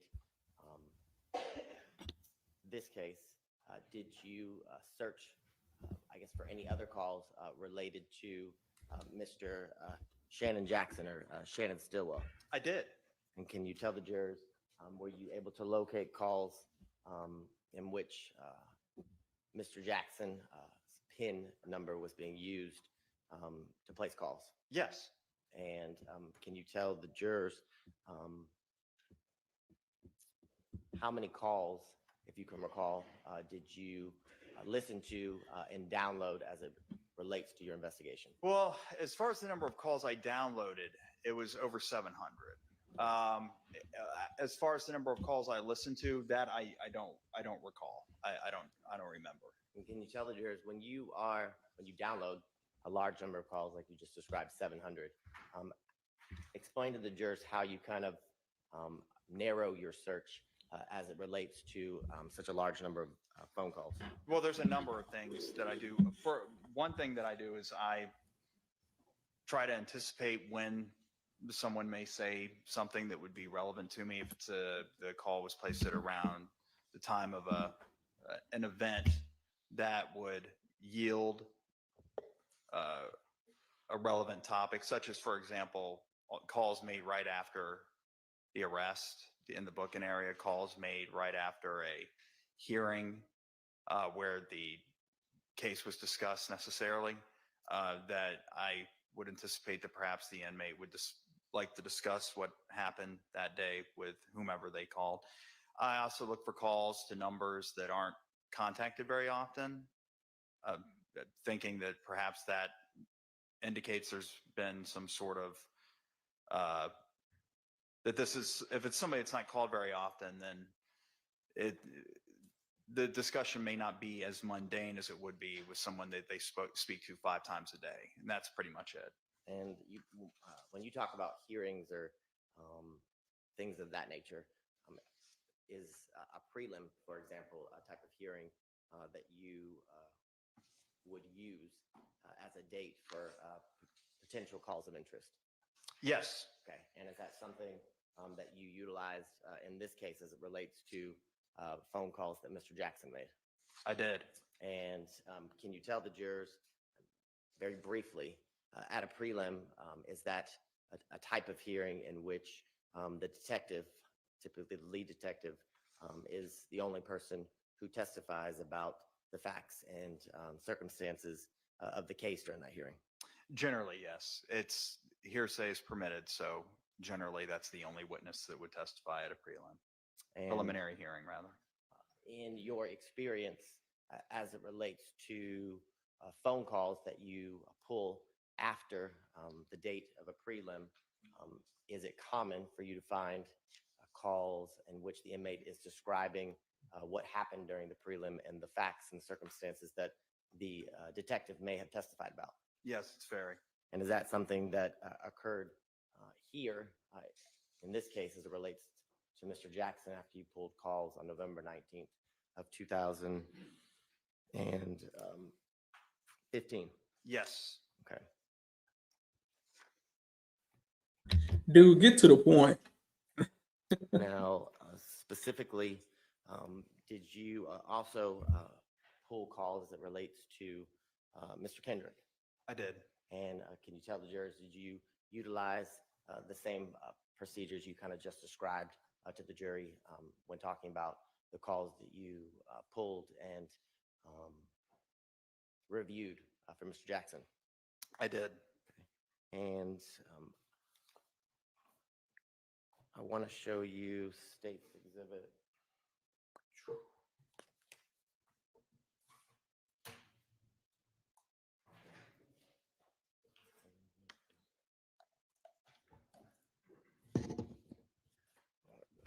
Come on, bro. Let's get it. 590Y. All right. He win us out. Yes.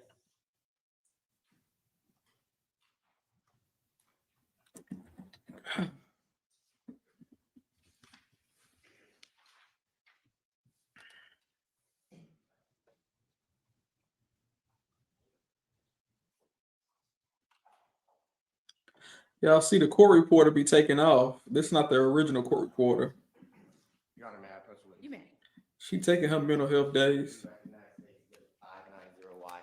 I do. And can you tell the jurors how you recognize 590Y? Was my handwriting on the disc. I created yesterday. It's a selection of jail calls that I downloaded and listened to, and I put them on this disc so that they would be in tangible form for purposes of creating an exhibit. Okay, and can you tell the jurors the jail calls that you've described that are on that disc, are those the jail calls that you have talked about today as it relates to Mr. Arnold, Mr. Jackson, and Mr. Kendrick? Yes, And you said you created the disc? I did. And can you tell the jurors are the calls a fair and accurate depiction of the phone calls you listened to that you've described before this jury here today? Yes. At this time, Your Honor, the state would tender what's been marked as State's Exhibit 590Y into evidence.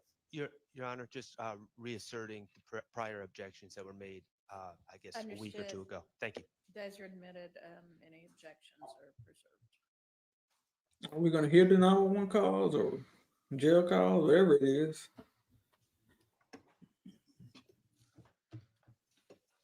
Your Honor, permission to publish. You may. Okay, yeah, we get to hear something, so that'll wake us up. Counsel and the jury. I'm not going to play all of the calls today, just a very small selection. Okay. Okay, y'all, we finna hear some calls.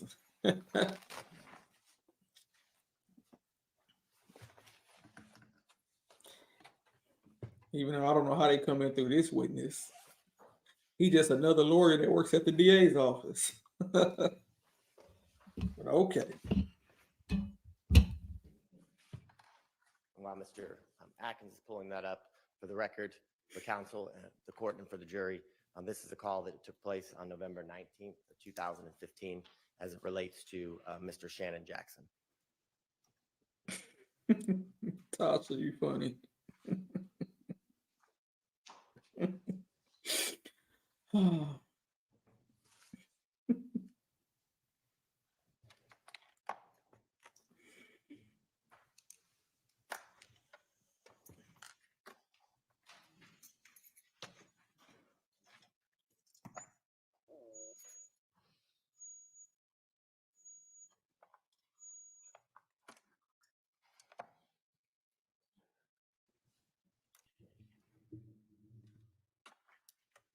Securus, you may start the conversation now.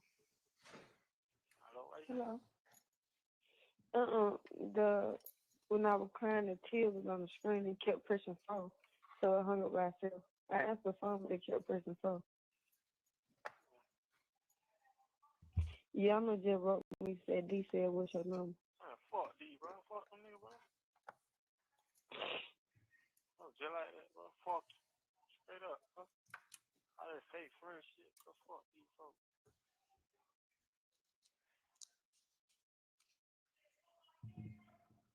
Wish I get on tour. Fuck Huh? all y'all pussy ass niggas. I wish I get on tour. All these fuck niggas. Fuck all y'all rat ass niggas, man. Fuck that nigga, man. I didn't know with D on the phone. He said what happened to SG in court because they didn't need multiple charges. They didn't even take him to court. That fuck nigga, you know what's going on. Pussy ass nigga. Said like that. You a fuck.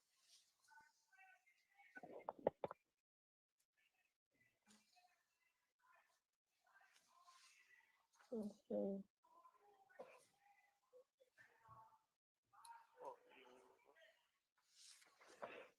Okay. I said, fuck D. He know what he talking to the test.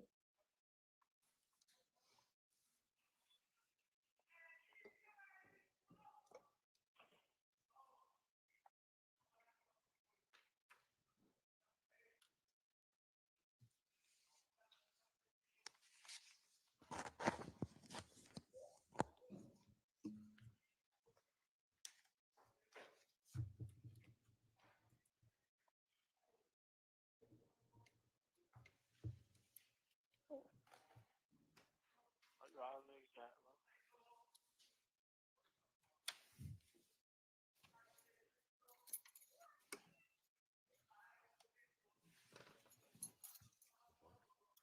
I just said,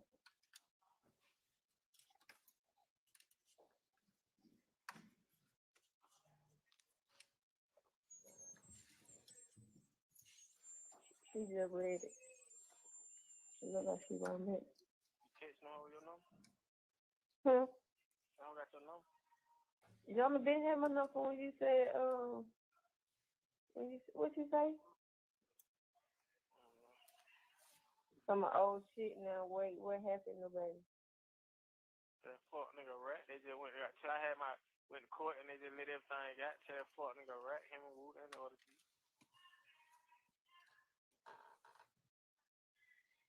I don't keep going with the folks. That fuck nigga know what's going on. Bitch, you in love with a rat hoe.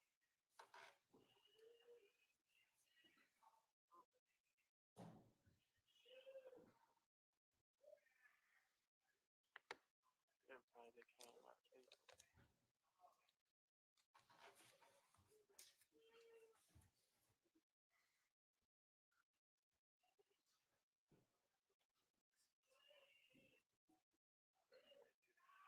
The shit they bring up, bro, that shit was just weak as fuck, bro.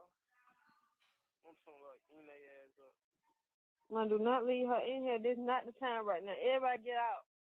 Everybody get out. Mom, can you get out too?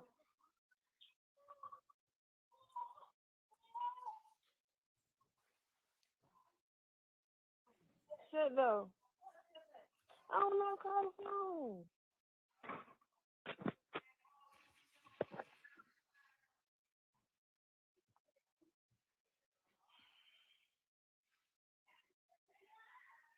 Young said, see, that's why I don't pick up my damn phone. People keep telling me that, tell Shane, keep your head up. He a real one for real.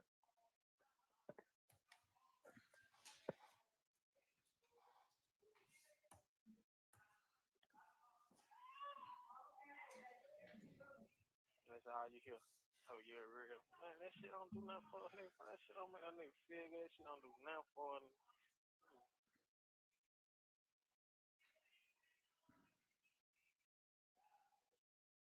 No, I don't think this Woody. This not Woody. Cause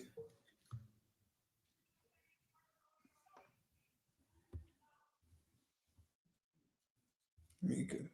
I really get out this house.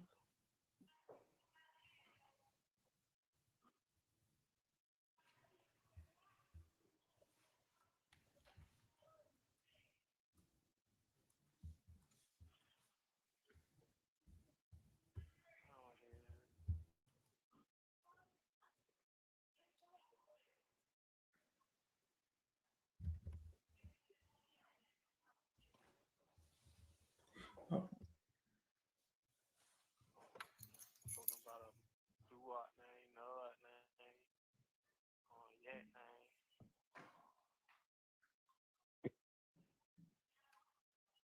So-called yak, yop, yop, Yeah, get that shit on me, son. yop. What's that, yop, nut, do-what.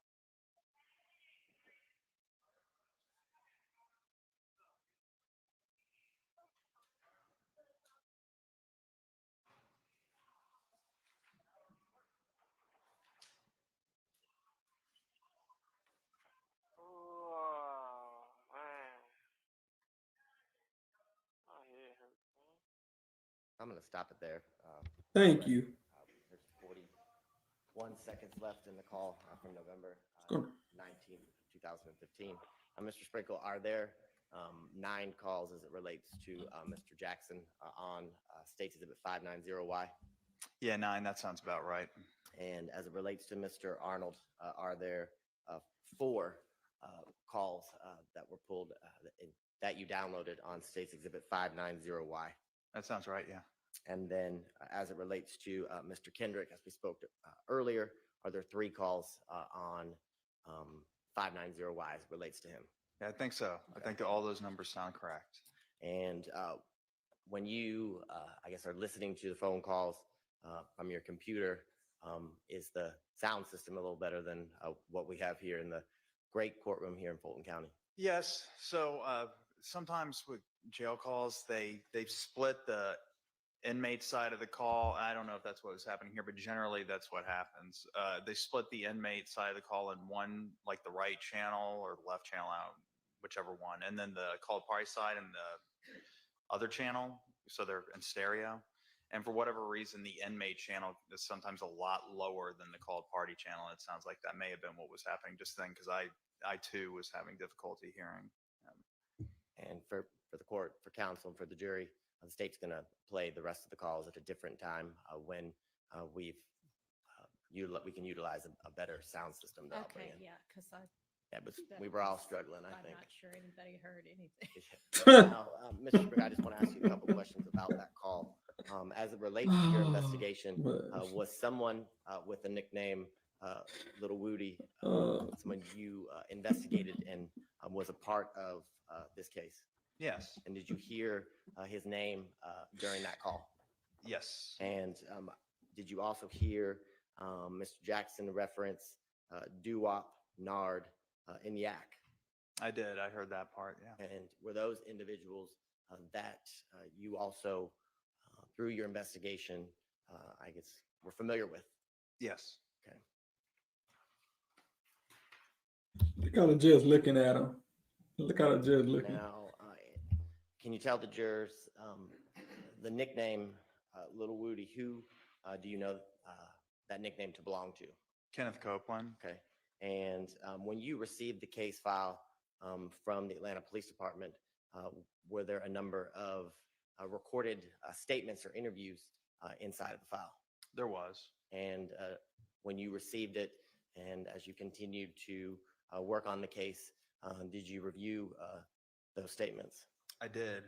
And did you receive a statement as it relates to Kenneth Copeland from June 10th of 2015? I did. And can you tell the jurors, did you review it in its full? I did. Okay.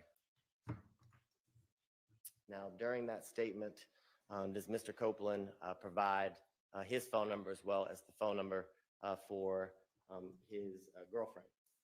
I believe so, yes. And can you tell the jurors what is Mr. Copeland's girlfriend's name? Deshaun Quarterman. Okay. And after receiving through the interview as well as other means through your investigation, did you request the phone records and receive them for Kenneth Copeland? Well, by request, I didn't order his phone records. Someone with the Atlanta Police Department did, but I did review them. Okay. And is it something that you reviewed as a part of this case? Yes. And this was previously admitted into evidence as State's Exhibit 533YA.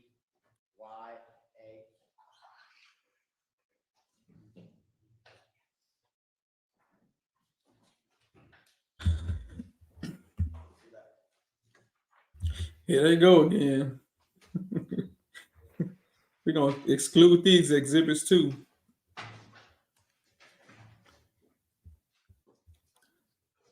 Oh, just throw it out. You don't need it. Yes. How they going to see that? Now, can you tell the jury what was the phone number? He put it on the floor. In the records that were related to the handset that was associated with Kenneth Copeland. What was Kenneth Copeland's phone number? Correct. 678-278-5991.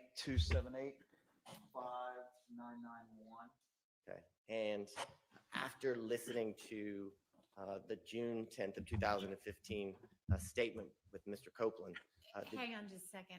I know that stand isn't great, but I think the jurors in the back row. They can't see it. Right. Why would you put it on the floor? Oh, you're saying the country on the floor. If you don't pick that sign up.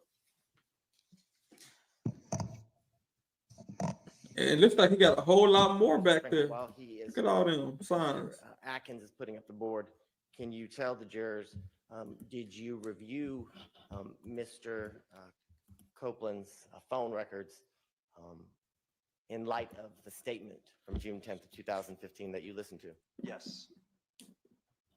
And can you tell the jurors,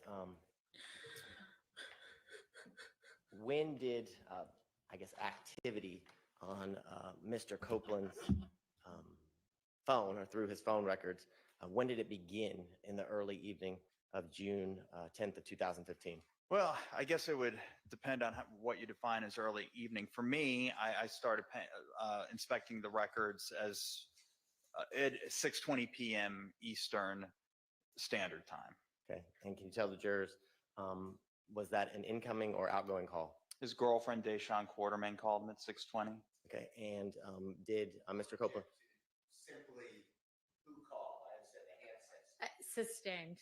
Okay. Did the handset of Mr. Copeland's girlfriend call the handset related or associated with Mr. Copeland? Yes. And did Mr. Copeland's telephone, the number that was associated with him, did he answer? He did. Y'all, don't y'all be trying to call these phone numbers now for y'all phones be bugged. Love gonna bug it. Not at 6:20 p.m. Okay. Can you tell the jurors when was the next, I guess, incoming or outgoing call that Mr. Copeland made and was connected or answered? Well, his brother called him at 6:27 p.m. Did the handset related to Mr. Copeland's brother call the handset related to Kenneth Copeland? Yes. Okay. And did Mr. Copeland's handset or telephone that's associated with him, did he pick up? Well, it appears that he did. It was a 24-second conversation. Okay. And do you recall during the interview that Mr. Copeland did on June 10th of 2015, what he described as it related to his activity in the early evening? He said that he was at his house at 178 Maury Avenue. He'd been taking a midday nap at the time. Okay. And did he indicate during that interview that when he, I guess, woke up, he called the handset that was associated with his girlfriend, Miss Quarterman? He did. And is that consistent with what the cell phone records, the call logs for the handset, Mr. Copeland, that you reviewed? Your Honor, Yes. I'm going to object at this point. I believe this is cumulative to the information elicited from Mr. Burney by Mr. Atkins. He going backwards. Cell records, What? calls, how to get the calls. So What? my response would be Mr. Burney, or Agent Burney, as he testified, he didn't review any sort of statements, so he was not in a position to talk about the consistency of the statement as it relates to the records, which was the necessity, the whole reason we needed to call Mr. Sprinkle. Okay, for those who may be wondering, the reason they're standing up because they want to see the display that's the jury is seeing. So that's why the defense attorneys are over there. Back was due to that unfortunate scheduling issue. All right. I'm going to. And Your Honor, I believe those would be juror issues. I don't believe it's Mr. Sprinkle's taking place to determine what is consistent and what's not. Well, I'd also say this goes to Mr. Copeland was impeached on multiple occasions by multiple parties before this court and this jury, and this is prior consistent statements and activity as it relates to his impeachment. I'm going to overrule the objection. You can answer the question. Let me ask it again. Yes. What Mr. Copeland, I guess, described during his interview as it relates to waking up and his phone activity to the detectives on June 10th of 2015, is that consistent with the activity that you reviewed and you've described here today as it relates to the handset of Mr. Copeland and his call log detail records? We called the handset associated with Deshaun Quarterman at 6:58 p.m. So that was consistent with him talking about what he did after his midday nap. Okay.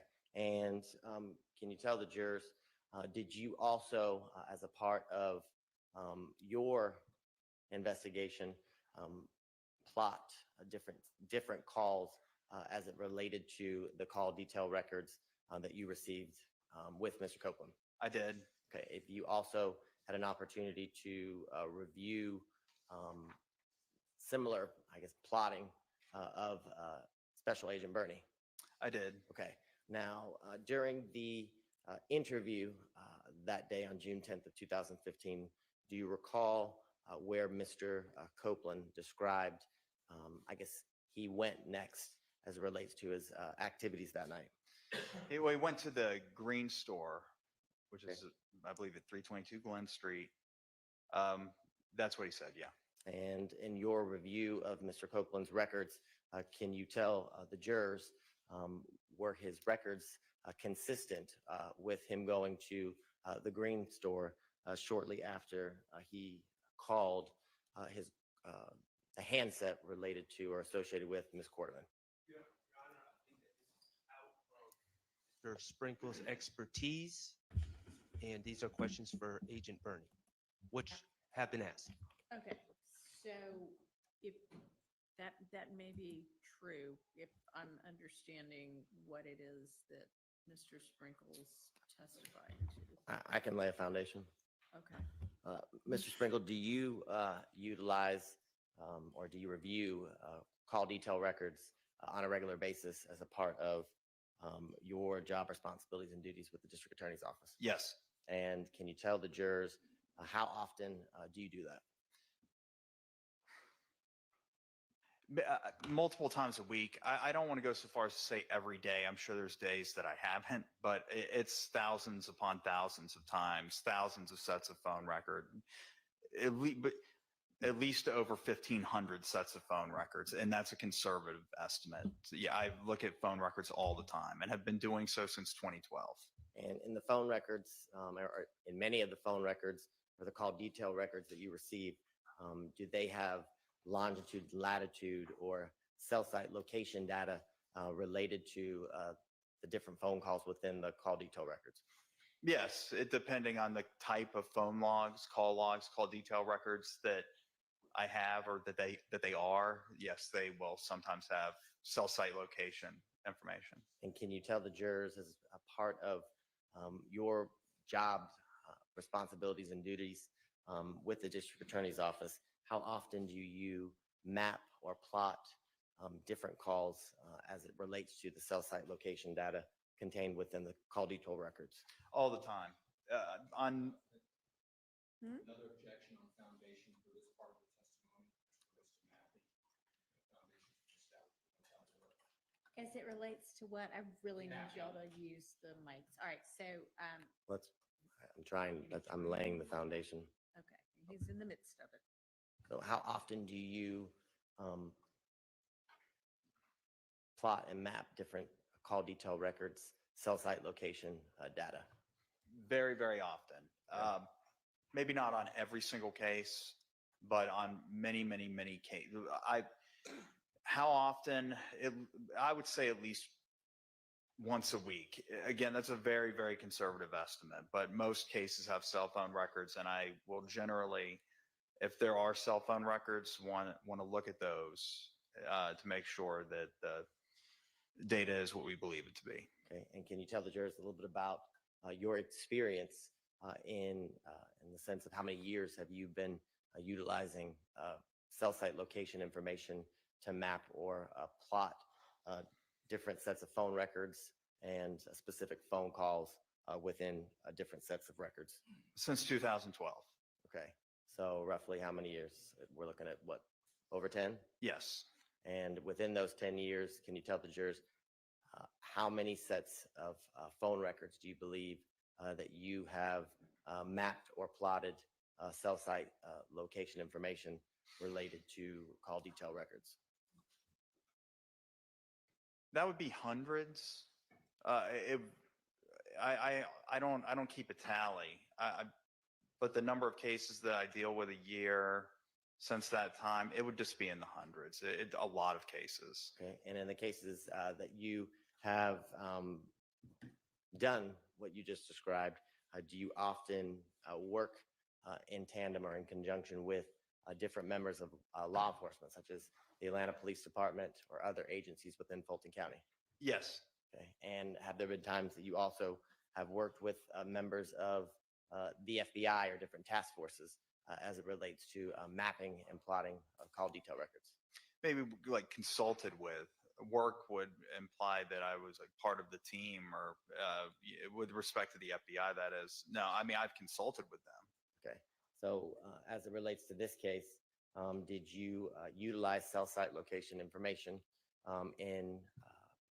to map different calls for Kenneth Copeland after you listened to his recorded statement on June 10th of 2015? I did. And can you tell the jurors, as it relates to the mapping or the plotting that you did for Mr. Copeland's records, were they consistent at times with being near the Green Store? Yes.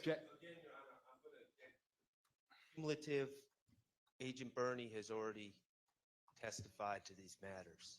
And my response is these questions will be brief, but again, Mr. Sprinkle's analysis is related to the statement that Mr. Copeland was impeached with during his testimony for the statement he gave on June 10th of 2015. All right, and can you clarify whether whatever this analysis is based on Mr. Sprinkle's own plotting or whatever Mr. Bernie had already done? Yes, the plotting that I've been talking to you about as it relates to Mr. Copeland is this plotting or mapping that you did yourself. Yes. And upon doing the plotting or mapping yourself with the cell site location information, well, let's start with, can you tell the jurors what information, I guess, are you inputting or using in order to get specific plots for specific calls?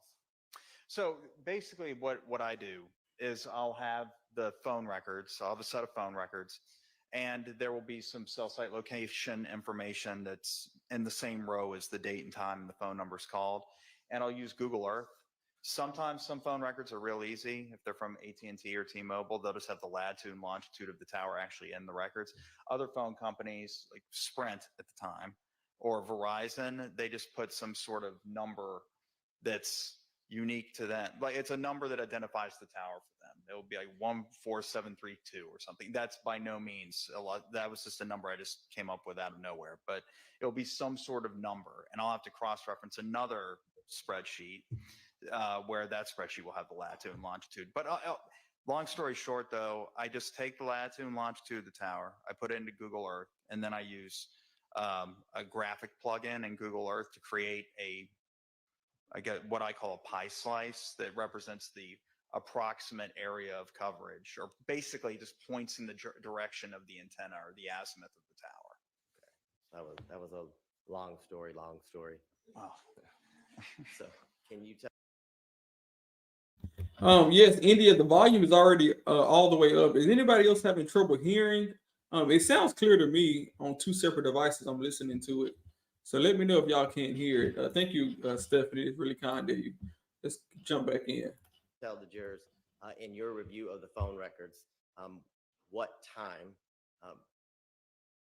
if any, was Mr. Copeland's handset in the area of the Green Store? So his handset was consistent with utilizing a tower that was consistent with it being in the at or in the area of the Green Store between 7:26 and 7:27 p.m. And can you tell the jurors through your review of Mr. Copeland's June 10th statement, did I guess the location, the McDonald's off of Cleveland Avenue, become a point of interest that was related to the investigation you were doing? Yes. And can you tell the jurors in your review of did you review Mr. Copeland's call detail records and the cell site location information in regards to that interest point? I did. And can you tell the jurors in your review what time, if any, Mr. Copeland was in the area of or consistent with being in the area of the McDonald's off of Cleveland Avenue? All right. So, like I testified previously, his phone gets to the area or uses a tower in the area of the Green Store from 7:26, 7:27 p.m. It remained in that general area or the tower until about 7:47. And then 7:49, it pinged off the tower that serviced the general area of the McDonald's at Old Hayville and Cleveland Avenue. And you said 7:49? That's correct. As you continue to review the records, can you tell the jurors, after continuing to listen to Mr. Copeland's June 10th statement, did the Sky House located in Midtown become a point of interest relevant to the investigation that you were doing? The Sky House condominiums at 1080 West Peachtree Street, yes. Okay, and can you tell the jurors why or how did that location become a point of interest relevant to your investigation? It was the location or a location that Jeffrey Williams resided. And in the time that you were reviewing the records related to Mr. Copeland and reviewing the statement, can you tell the jurors at any point did Mr. Copeland reference during his statement that he communicated with a handset that would be associated with Mr. Garlington? He did. And can you tell the jurors, was that something that you attempted to locate within the call detail records of Mr. Copeland as you reviewed them? I did. I didn't find a number that I could conclude was Mr. Garlington's, though if I remember correctly, I also said he contacted him via FaceTime, so I wouldn't be able to see those calls and call detail records anyway. Okay, and that's something you talked about and mentioned as to why previously when you testified before this court and jury, right? I don't recall if I said that or not. Okay. Now, can you tell the jurors, I guess, what you were able to determine, if anything, as it related to the call detail records being consistent with Mr. Copeland's handset being in the area of Sky House Midtown? It was later that evening. His handset, from what I recall, from what I remember, it was after 11 p.m. when his handset utilized the tower that was near the Sky House. So it did utilize the tower at some point. It serviced the area of the Sky House.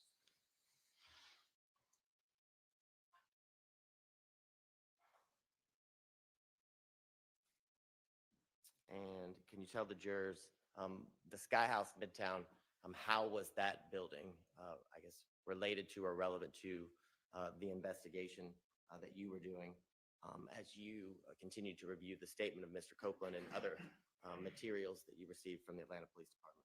That was the location that was said to be where Mr. Copeland and others converged later that evening on January 10th, 2015. Okay. Now, I want to talk to you about other statements that you reviewed. Do you recall also reviewing the statement for Mr. Quindarius Zachary from August 5th of 2015? I do. And can you tell the jurors, did you listen to that statement, I guess, in its entirety or in full? I did. And do you recall that during that statement, did Mr. Zachary reference any, I guess, rental vehicles? He did. And can you tell the jurors a little bit about what Mr. Zachary said during that statement as related to a rental vehicle? From what I remember, that he mentioned there was an Infinity that was involved, and they believed that the manager for Mr. Williams rented the Infinity. Okay. And can you tell the jurors after getting that information from the statement, did you request anything from any rental companies here in the city of Atlanta? Yes. Okay. And did you? Well, let me. It's a small clarification.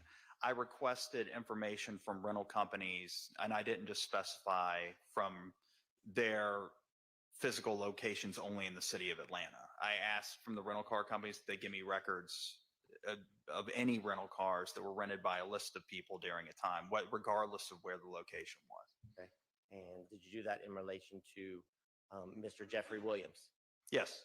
And can you tell the jurors, did you receive any information back as it related to any rental vehicles in the name of Mr. Williams? Your Honor, I'm going to object to asked and answered previously. I don't know if it has been with this witness, but it's certainly been established. I can move on. All right. Well, I want to show you what's been marked into evidence as State's Exhibit 335Y.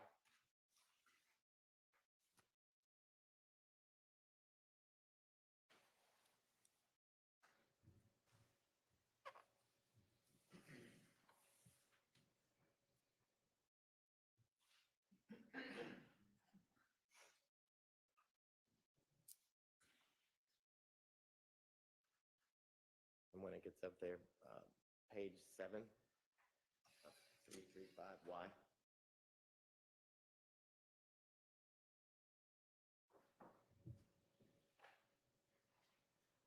And as Mr. Atkins is getting to page 7, can you tell the jurors, do you recognize previously tendered and admitted State's Exhibit 335Y? Okay. Is the 335Y what's being displayed on these television sets behind me? That's correct. Yes, I recognize this. What is State's Exhibit 335Y? These are records that I received from Hertz Rent-A-Car. Okay. And are these records? I guess who are these records? I guess related to and in reference to? Jeffrey Williams. Your Honor, I'm going to object. This is cumulative, and it Sustained. has been asked and answered. Well, my response is the specific information as it relates to what's inside State's Exhibit 335Y was not elicited from any witness as it relates to the trial. You haven't even been here. Okay, if there's something new on this exhibit, then I'll just cut to the chase. Thank State's you. Exhibit 335Y was a phone number that was associated with the rental for Mr. Jeffrey Williams located within. There was a phone number located somewhere within there, yes. Okay, and can you tell the jurors what that phone number was? I don't recall. It's somewhere in the, I think, was it the one that ended in 3504 maybe? It should be in the business record though. And do you see it on page 7? Yes, 3904, 504-975, 3904. That's right. And can you tell the jurors, after, I guess, receiving this document and learning of this number, was a request made or a search warrant done for the records as it relates to Jeffrey Williams? Yes. Okay. And did you receive those records back related to the phone number associated with the handset of Mr. Williams? Yes.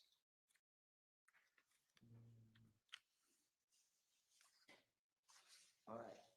Now I want to ask you a few questions about other sets of records that you reviewed in relation to the information you had received from Mr. Zachary and Mr. Copeland after reviewing their statements, okay? Okay. Did you request either through search warrant or subpoena the records for Justin Cobb? I don't know if it was me that did that, but yeah, we did obtain the records for Justin Cobb. Okay. And Actually, no, I believe it was. I recall drafting a search warrant on that. So yes. okay, as well as did you receive whether it was by you or another member of law enforcement you were working in conjunction with, the records for Mr. McMullins? That McMullen was somebody with the Atlanta Police Department, but I did receive them. And did you review them? I did. All right. And regardless of who requested them, did you also review the records for Kelvin Treadwell? Yes. Okay. Now, I want to talk to you about specifically, did you review those records kind of how you've described today as it relates to January 10th of 2015? Yes. Now, I want to talk about some of the activity that you saw as you did the review of the records. Specifically, can you tell the jurors, you talked about you received records from Mr. Bradford based on the phone number being a common number called by Mr. Zachary, Mr. Copeland, and Mr.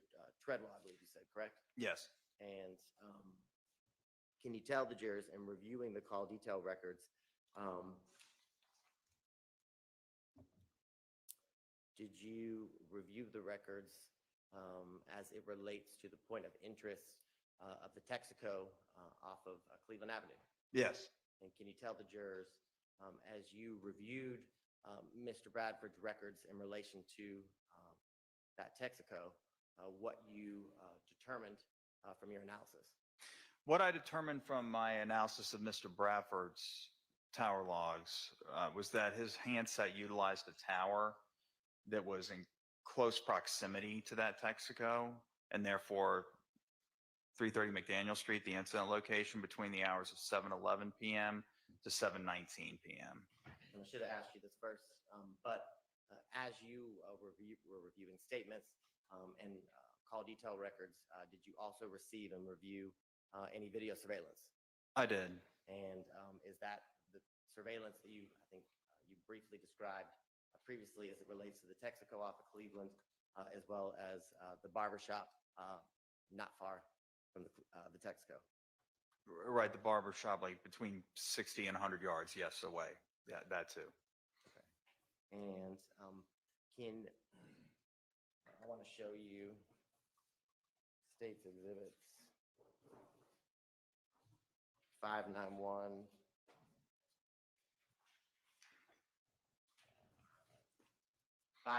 Y through 598Y.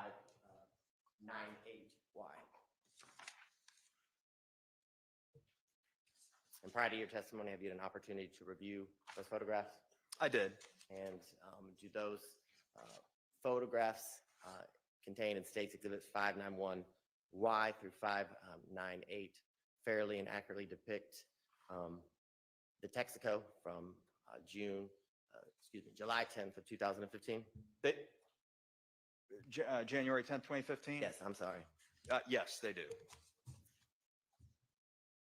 These are screenshots. It looks like they're screenshots I took, actually. And Your Honor, at this time, the state retainer was marked as State's Exhibits 591Y through 598Y. Admitted. And while we're at it, Mr. Sprinkle, previously admitted into evidence was 292YL through N. Do you also recognize those as screenshots from what you've described from the Texaco that you actually took? Yes. All right, we might get to see some pictures. Can you describe for the jurors in State's Exhibit 591Y? I don't know what it is. What we're looking at. Let's see. This is a screenshot taken from the video from the Texaco. It was a surveillance camera that captured the exterior of the Texaco station. This would be the gas pumps that were closest to 330 McDaniel Street. The timestamp in the lower on the video is 6:41 p.m. and 58 seconds. Literally, it's 18:41:58. But so I guess they're trying to introduce, or they did introduce into evidence, pictures of the rental car that's in Young Thug's name. And I guess this rental car is at a gas station in Texaco. So I think we already seen video. I guess we're seeing pictures now. That's 24-hour time, so it's 6:41 p.m. and 58 seconds. Okay. And is there a vehicle, do you see the vehicle, I guess that's in the center of State's Exhibit 591Y? Yes, I do. And through, I guess, your investigation, can you tell the jurors what you're able to determine what type of vehicle that is? 2001 Pontiac Bonneville, gray in color. And in conjunction with all the things that we've described that you've reviewed, the statements, the call detail records, the video surveillance, I know you briefly spoke about it, but did you also review different social media accounts and photographs as it relates to some of the individuals, specifically here, Mr. Bradford, that we've described previously? Yes.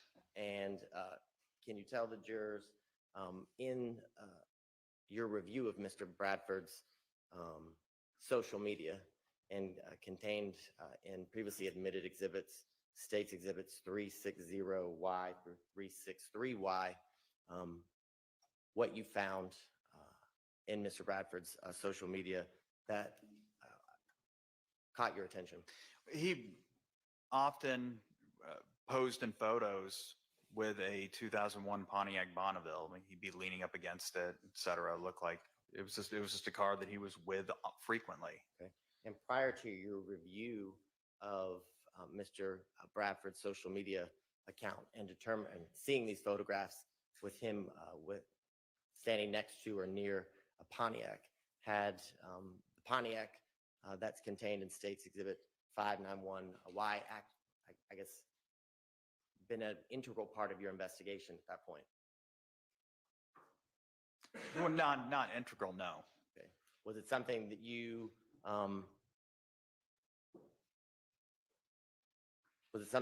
found or didn't find relevant until you reviewed Mr. Bradford's social media accounts? Sustained. This is a waste of time. Let me ask you this question. Chad, what y'all eat for lunch? Well, just tell the jurors, after reviewing or finding these photographs of Mr. Bradford and the Pontiac, how you were able to use that to forward your investigation. Okay, so I had the tower. Hey, Chad, while they bore us to death, what y'all eating for lunch? What we eating? Put it in the chat. Let's go. Data for Mr. Bradford's phone that placed him in the area of the crime scene from 7:11 p.m. to 7:19 p.m. I had calls from the jail to Mr. Bradford. I also had these pictures from his social media that I found that showed him with a Pontiac Bonneville. They're not sprinkle. Bradford was not known. He was not in any of the documents that I obtained from the Atlanta Police Department. As far as I knew, he was unknown to the investigation entirely. So I was trying to figure out who this Mr. Bradford was, why I had this data that, this information was made it appear that he was somehow would at least know something about what I was looking into. And so when I went back and looked at the video and I saw this 2001 Pontiac Bonneville pull up to the gas pump, that's when it clicked. And I started paying particular attention to the surveillance video from the Texaco station. Okay. And I want to show you, Mr.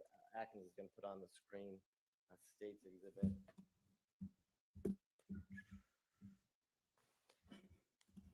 $598Y. She say pink, just to say pizza. Let's go.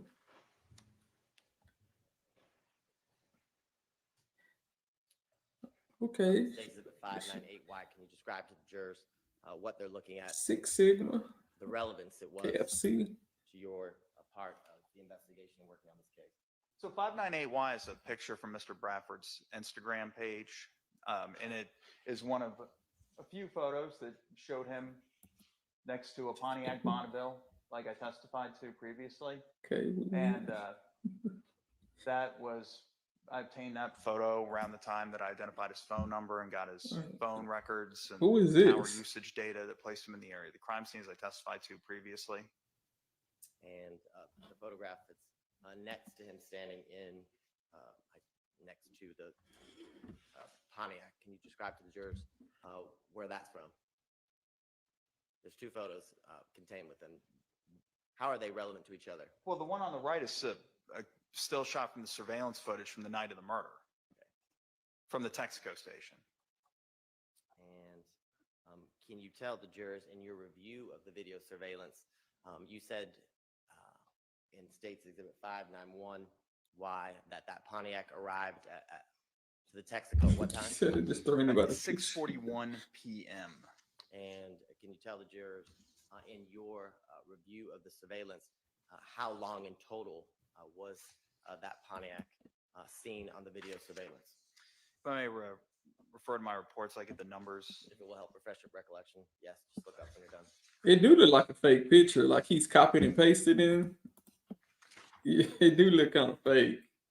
So it was there. The Pontiac was in view of the surveillance cameras at the Texaco station when it pulled up into the pump at 6:41 p.m. and until it drove away from the station at 7:17 p.m. So fair to say, reviewing your report helped refresh your recollection as to how long it was there? Yes. Okay. And you said it was roughly 40 minutes? Yeah, about that. And can you tell the jurors in your review of Mr. Bradford's call detail records, was that consistent with him being, or were they consistent with him being in the area of the Texaco off of Cleveland Avenue for roughly 40 minutes? Yeah, but his phone traveled to the Texaco off of Cleveland Avenue after it departed the area, or not, excuse me, are you talking about the McDonald's? Gotcha, yes. No, so you just described to the jurors, let me rephrase my question. So that you saw the Pontiac remain at the Texaco for roughly 40 minutes. You remember saying that? Yes, 41 to, I think you believe 7:17? 6:41 to 7:17, correct. And can you tell the jurors in reviewing Mr. Bradford's call detail records and the activity on his phone during 6:11 and 7:17, were they consistent with him being in the area of the Texaco during that time period? At the Texaco at Northside Drive and McDaniel Street, yes. His phone pinged in that area from 7:11 to 7:19. It utilized the tower, so it didn't ping at the tower that entire time, but the time frame that his phone did ping at the tower, off the tower and sector that serviced that general area, was encompassed, by the surveillance footage. Let me ask you this question. Was his phone, or was there activity on his phone during that entire period of time, or were there times where his phone wasn't utilizing a tower? Well, his phone, it wasn't connected to the tower the entire time, as if it was like streaming data or something like that, or if it was, I didn't get any records that indicated that. It was only used, it only connected to the tower to when it sending or receiving a phone call. Okay. And as a part of your investigation, did you also review or look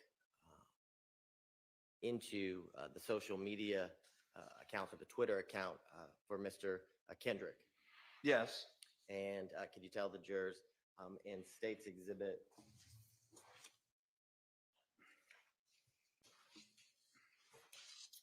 I believe it's 524Y. Was this a photograph that you located from the Twitter account of Mr. Kendrick? Once it gets up there. Oh, there we go.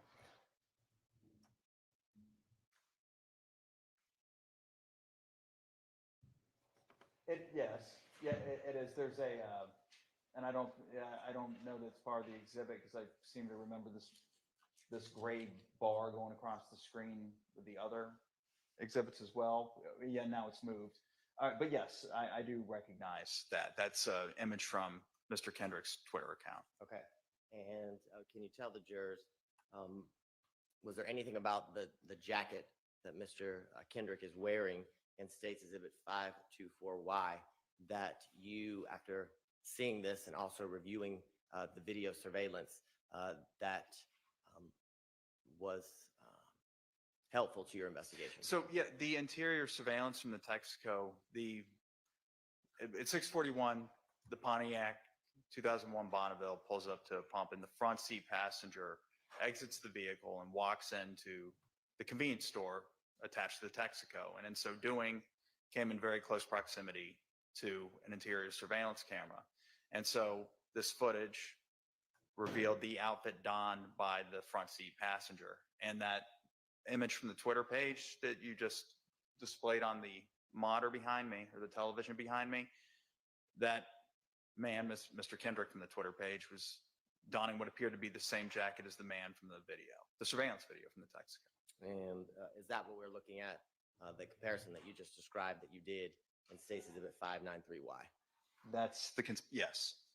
And can you tell the jurors, the photograph, we're looking at it on the left-hand side from the convenience store. Can you tell the jurors the time period in which that photograph or that screenshot would have captured? It was very shortly after the Pontiac Bonneville arrived on scene. If you would like the exact, matter of fact, I've just looked at my report to refresh my recollection about this. It was actually at 6:42 p.m. Okay. And can you tell the jurors in the photograph to the right from Mr. Kendrick's Twitter account what time that photo of Mr. Kendrick was posted and on what date? It was posted on January 10th, 2015. As you can see there, because I testified about this previously, I moused over the date, and that made the time pop up, and the time 7:35 p.m. Now, as you continued to review the video surveillance, can you tell the jurors, did the individuals that you saw exit and enter the Pontiac later interact with another sedan? Yes. And in State's Exhibit 594Y. And here I thought the screenshots would be less difficult than the freezing video.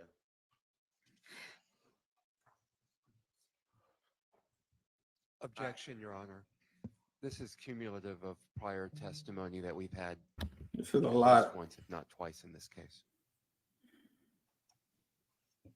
Any response?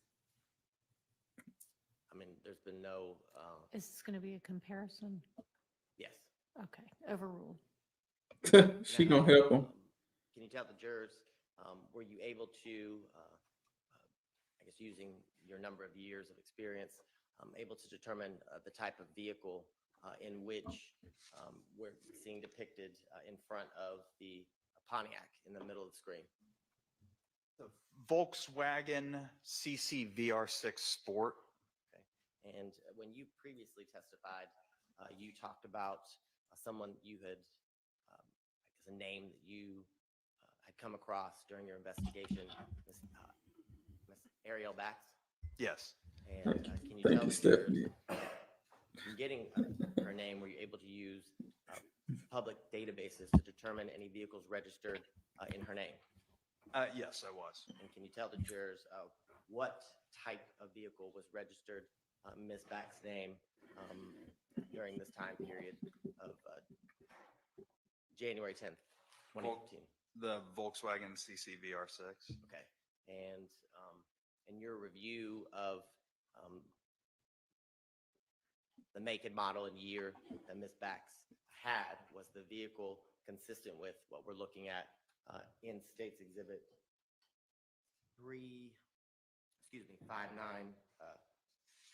594Y? Yes, it is. Okay. Now, you also talked about previously an individual, Miss Kenya Morton. Yes. And can you tell the jurors why you looked into Miss Morton as it relates to this investigation? I'll object to the reasoning behind what this witness is doing, otherwise. Sustained. I would tell. Yes. In the phone calls that you reviewed and have described today from Mr. Kendrick, did Mr. Kendrick place any calls to Miss Morton? Yes. And through your listening the calls and your investigation, were you able to determine how Mr. Kendrick and Miss Morton were associated or knew each other? Romantically involved. How you know that? It's a review of phone calls that are in evidence. But how he know who romantically involved? Well, we trying to figure out, do you know your boss is romantically involved with a married man? But let's go. Sustained. Well, without telling me what the association was, were you able to see several calls between Miss Morton and Mr. Kendrick? Somebody Yes. else. Okay. And in fact, in a one of the phone calls that you listened to and has been admitted into evidence as it relates to Mr. Arnold, did you hear Miss Morton in one of the phone calls? Yes. And can you tell the jurors the date of the phone call in which you heard Miss Morton in the background? January 10th, 2015. What time? 7:42 p.m. Okay.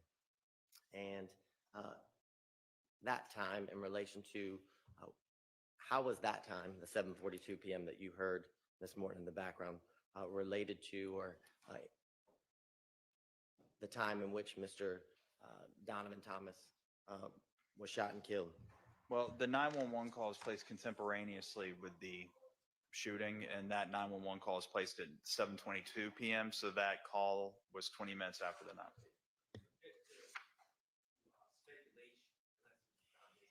On the what? Sustained. I guess I need clarity. I'm not certain it's the contemporaneous. I know what it I means. don't know if he is able to testify from anything that it was contemporaneous with the murder. I think that's what the objection is to. Is that right? I mean, he can testify to what time the 911 call was. I'll rephrase. Sustained. Agreed. I'll ask a different question. Mr. Sprinkle, you said the 911 call was at one time? 7:22 p.m. And the call in which you heard Miss Morton's voice and reference to her name was at one time. What time? 7:42 p.m. Okay. And during that same phone call, was there reference to Miss Ariel or Ari? That I don't recall. Okay. And well, let me ask you this question. Shortly after the Volkswagen in States Exhibit 494Y arrived at the gas station, can you tell the jurors and previously admitted? Thank you so much, Lady J. Before you, States Exhibits 292YL through 292N. Can you tell the jurors what time another vehicle that you determined to be related to your investigation arrived at that same Texaco? 7:16 p.m. Okay. And can you tell the jurors, based on the statement of Quindarius Zachary, why that vehicle was of interest as you watched the video surveillance from the Texaco? Because it was an Infiniti Q50.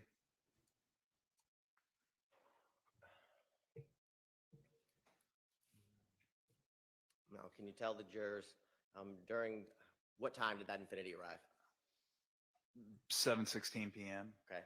And at the time that you reviewed the video surveillance, can you tell the jurors, did members from the Pontiac interact with the vehicle depicted in this state's exhibit? Yeah. Yes. The man that occupied the front passenger seat and then entered the store at 6:42 p.m. wearing the coat, he interacted with the person or persons occupying the Infiniti. And I apologize for the record. That's 292YL.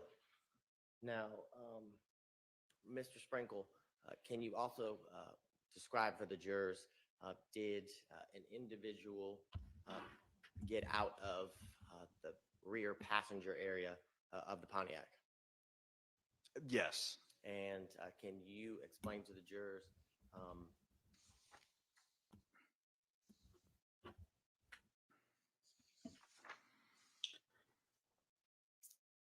I guess, can you explain to the jurors what you observed that person, I guess, do? Objection, cumulative, best evidence. Sustained.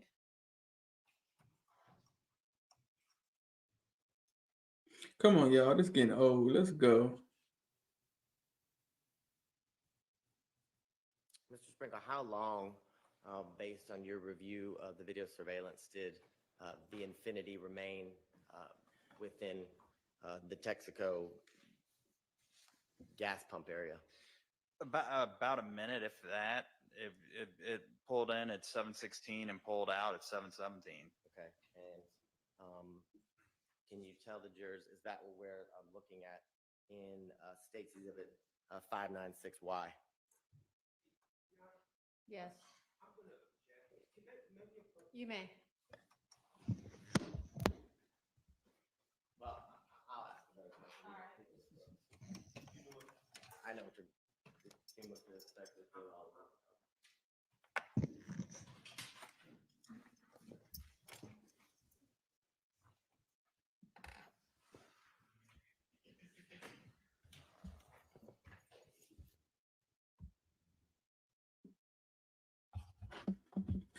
All right, y'all. Yeah, so this is highly unusual to have someone from the prosecution team just come in and testify about what they did on the case. Normally, you might have investigators, detectives, but to have a coworker come in is very strange, and I'm sure that's why they objecting. Like, we already had witnesses and officers come in to testify to the exact same stuff. I mean, we already seen these videos of the car, the Infinity,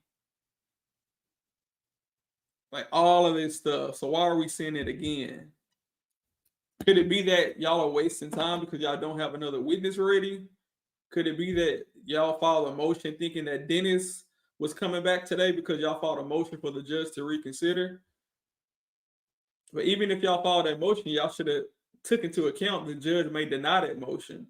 So you should have had your next witnesses ready to go. So I'm thinking they probably just trying to get through this Friday, get through the week, and regroup and come back strong on Monday. Here we go. Now, Mr. Sprinkle, let me ask you this question based on your review of all the information you've kind of described here today. As it relates to times for when a 911 call was placed, times as it relates to, I guess, found within call detail records, and then times like the one you just referenced in the video surveillance for the Texaco. Can you tell the jurors, I guess, through your investigation, how you compared, I guess, times from the video surveillance to things like the 911 call and call detail records? Well, your call detail records, that's the times in those are going to be pretty consistent with, the atomic clock. Why is that?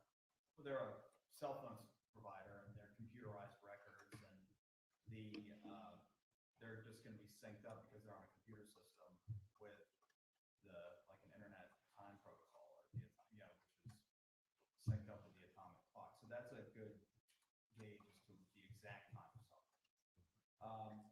Also, the 911 call, system. I found in my experience that 911 calls, the timestamps on those are accurate. Surveillance videos can be a little less so. But what I found here was that knowing when the 911 call was placed, comparing all of that with cell phone records and tower logs and all that, the surveillance, when comparing, for example, the 911 call to surveillance video from the Texaco in particular, you can see the events that are consistent with the shooting on the Texaco, which people ran inside the store, if I remember correctly. I do remember correctly they did. And from that, you can place a pretty good timestamp or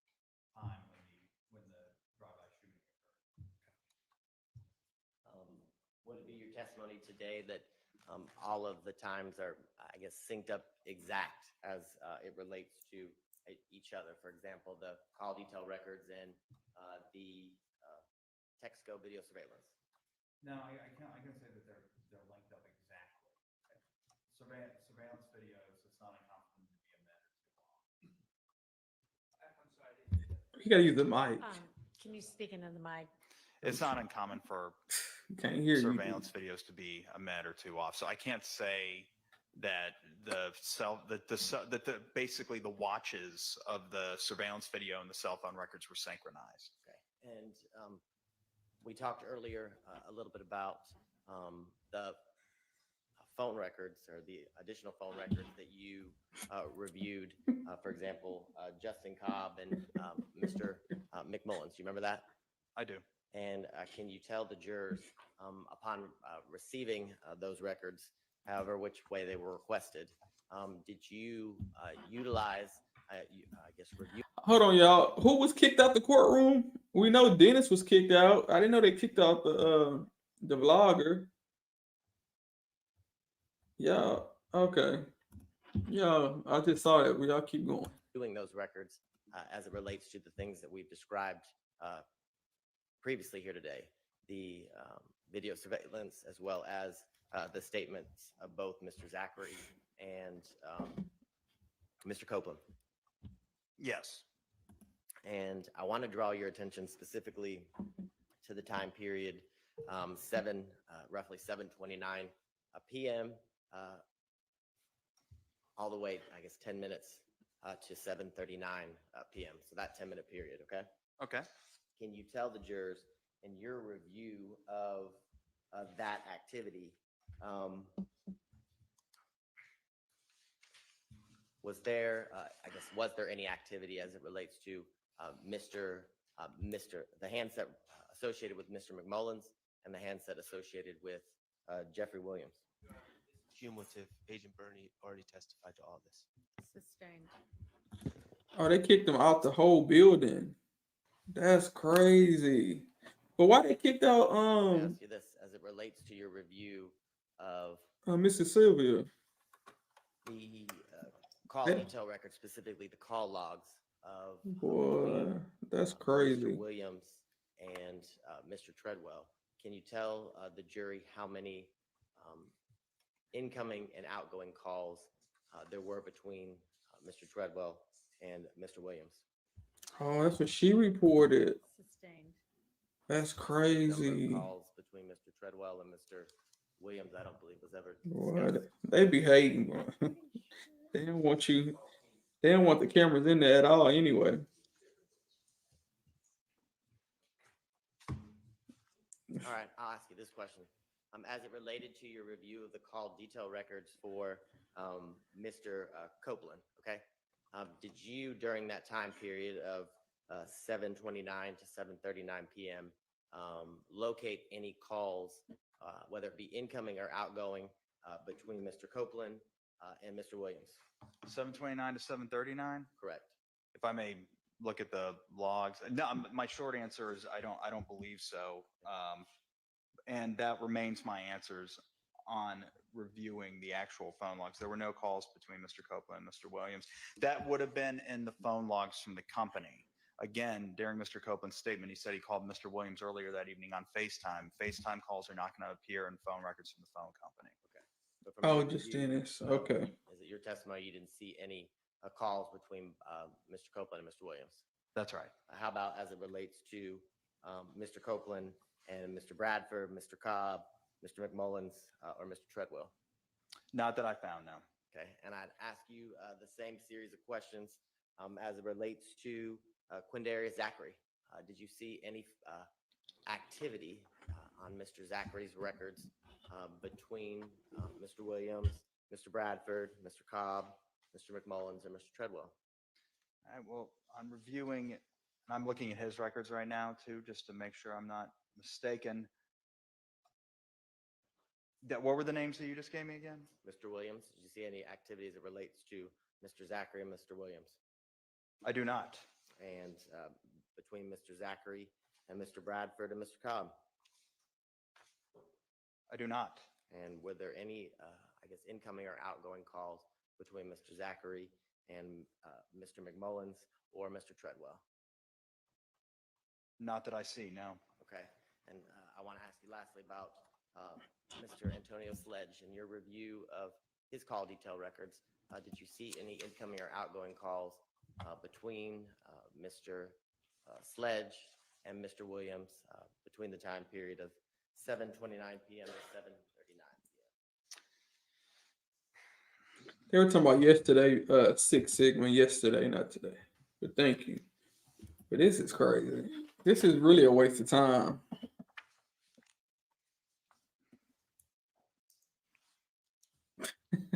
A waste.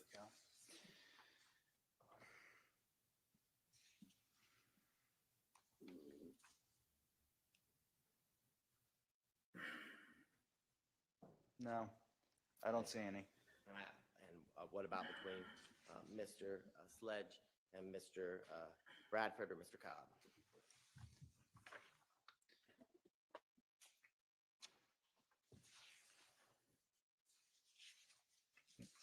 Mayor, what y'all was beefing about?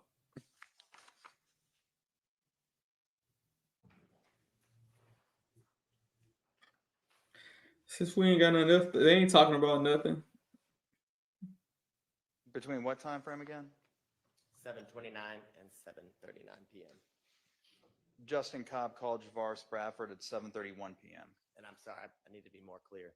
Did you see any, was there any incoming or outgoing calls between Mr. Zachary and Mr. Bradford? He got so many papers up there.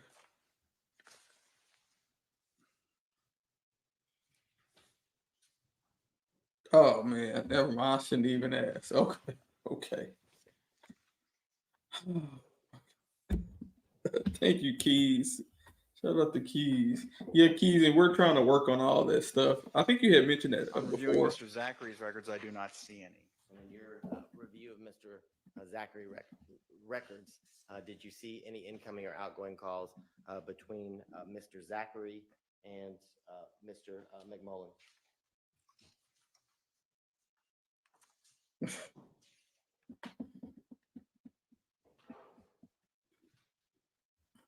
Yeah, I'll go. No, I don't see any. And lastly, for that same time period, did you see any activity, whether it be incoming or outgoing calls between Mr. Zachary and Mr. Treadwell?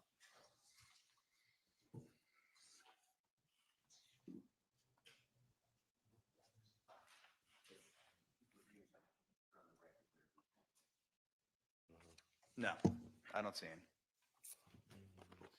And when you're reviewing Mr. Zachary's records, which are contained in State's Exhibit 517Y, is that correct? Is that correct? Oh my God. Is the records contained for Mr. Zachary, do you recall those being 517Y? I don't know the exhibit number for the records. Yeah, I would say anything. Yeah.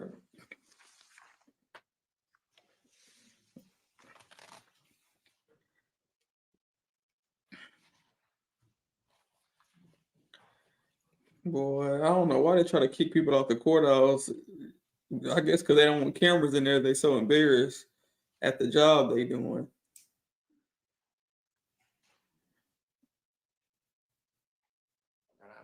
Further questions pending redirect. Oh, no further questions. Oh, y'all, we done. Who gonna go first? Still. Anybody have questions for this witness right now that are going to last less than like an hour? Less than an hour? Yeah. Oh, I hope so. Okay. Come on. If I'm not done in an hour, start throwing things in. Okay. Can we do that even if it is less than an hour? In the courtroom?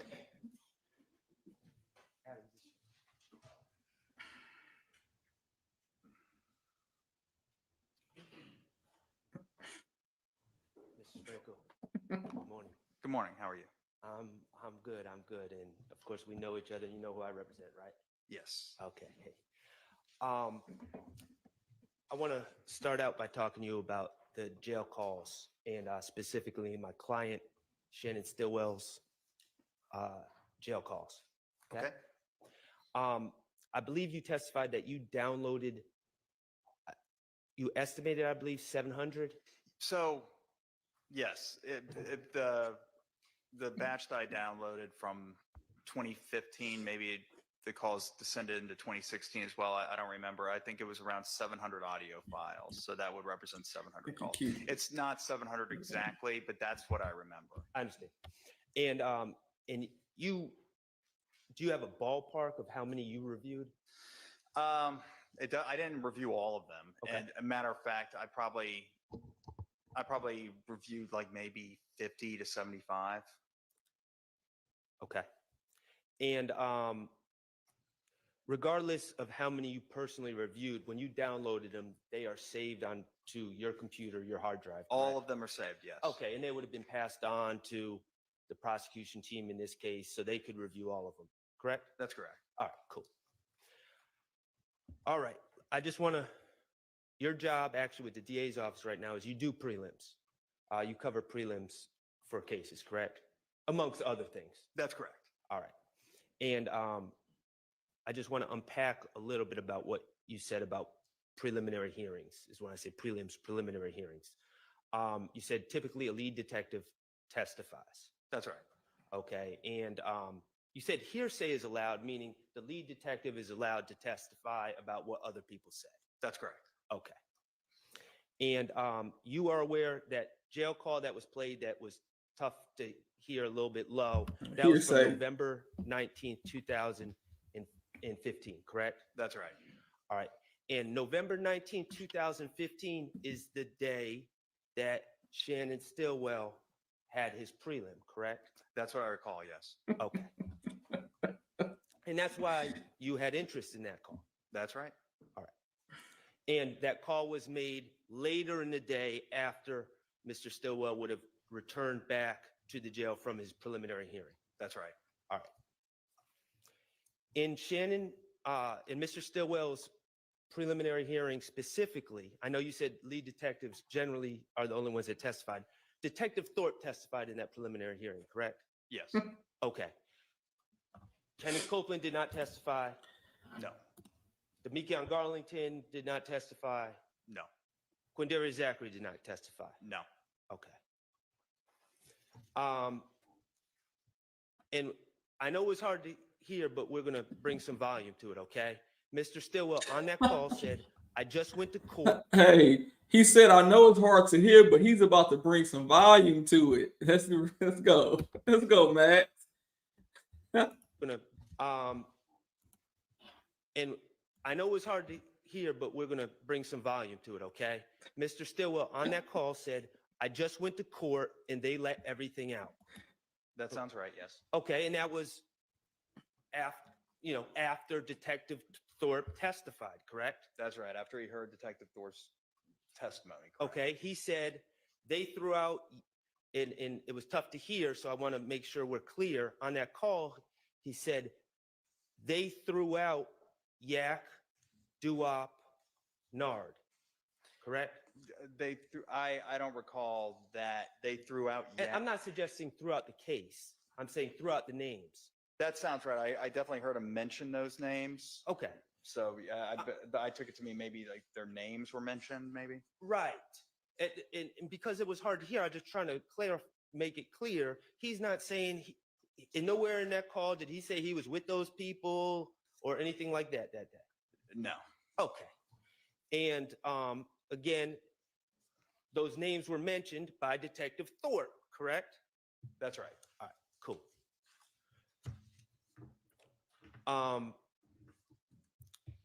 And he was, well, you can't testify to his mind state, but in that call, he said F word D, Woody, and the other D, correct? I don't know. Yeah, that's not a verbatim quote. It's pretty close. I mean, I think the spirit of his comment was captured in your quotation. The spirit. Okay, and then he said them F, N-words, know what is going on. Something along those lines. Yeah. And then that's the case that was, that's the tape that was played in court today, but there are 8 other calls on that CD, correct? Correct. All right. You also listened in on another call that Mr. Stillwell had with that same young lady on November 23rd, 2015, correct? I think so. That sounds right. At 16:08, at 4:08 p.m. That sounds correct. All right. At 5:07 into that call, Mr. Stillwell says, N-words will say whatever, correct? That sounds correct. I know that was the general spirit. I don't know if that's an exact quotation as to what he said. Okay. At 5:15 in that call, Mr. Stillwell said, they just trying to get the heat off their ass. Look, now he don't know. Now he don't recall. Again, that sounds like the general that was something along the lines of what he said, that was the topic of conversation. I just can't say if that was a verbatim quote or not. And again, Mr. Copeland at that time was facing federal and state charges. That's right. And Mr. Zachary, the other D, was facing charges related to the April 28th, 2015 shooting of houses, correct? That's right. All right. Mr. Stillwell in that November 23rd, 2015 call said, people will say anything to save their ass.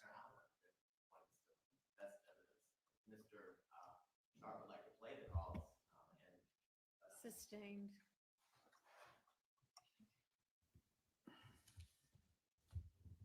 Okay. It is in evidence. Trying to save some time, but I appreciate that, but if there's a valid objection, I've got to sustain it.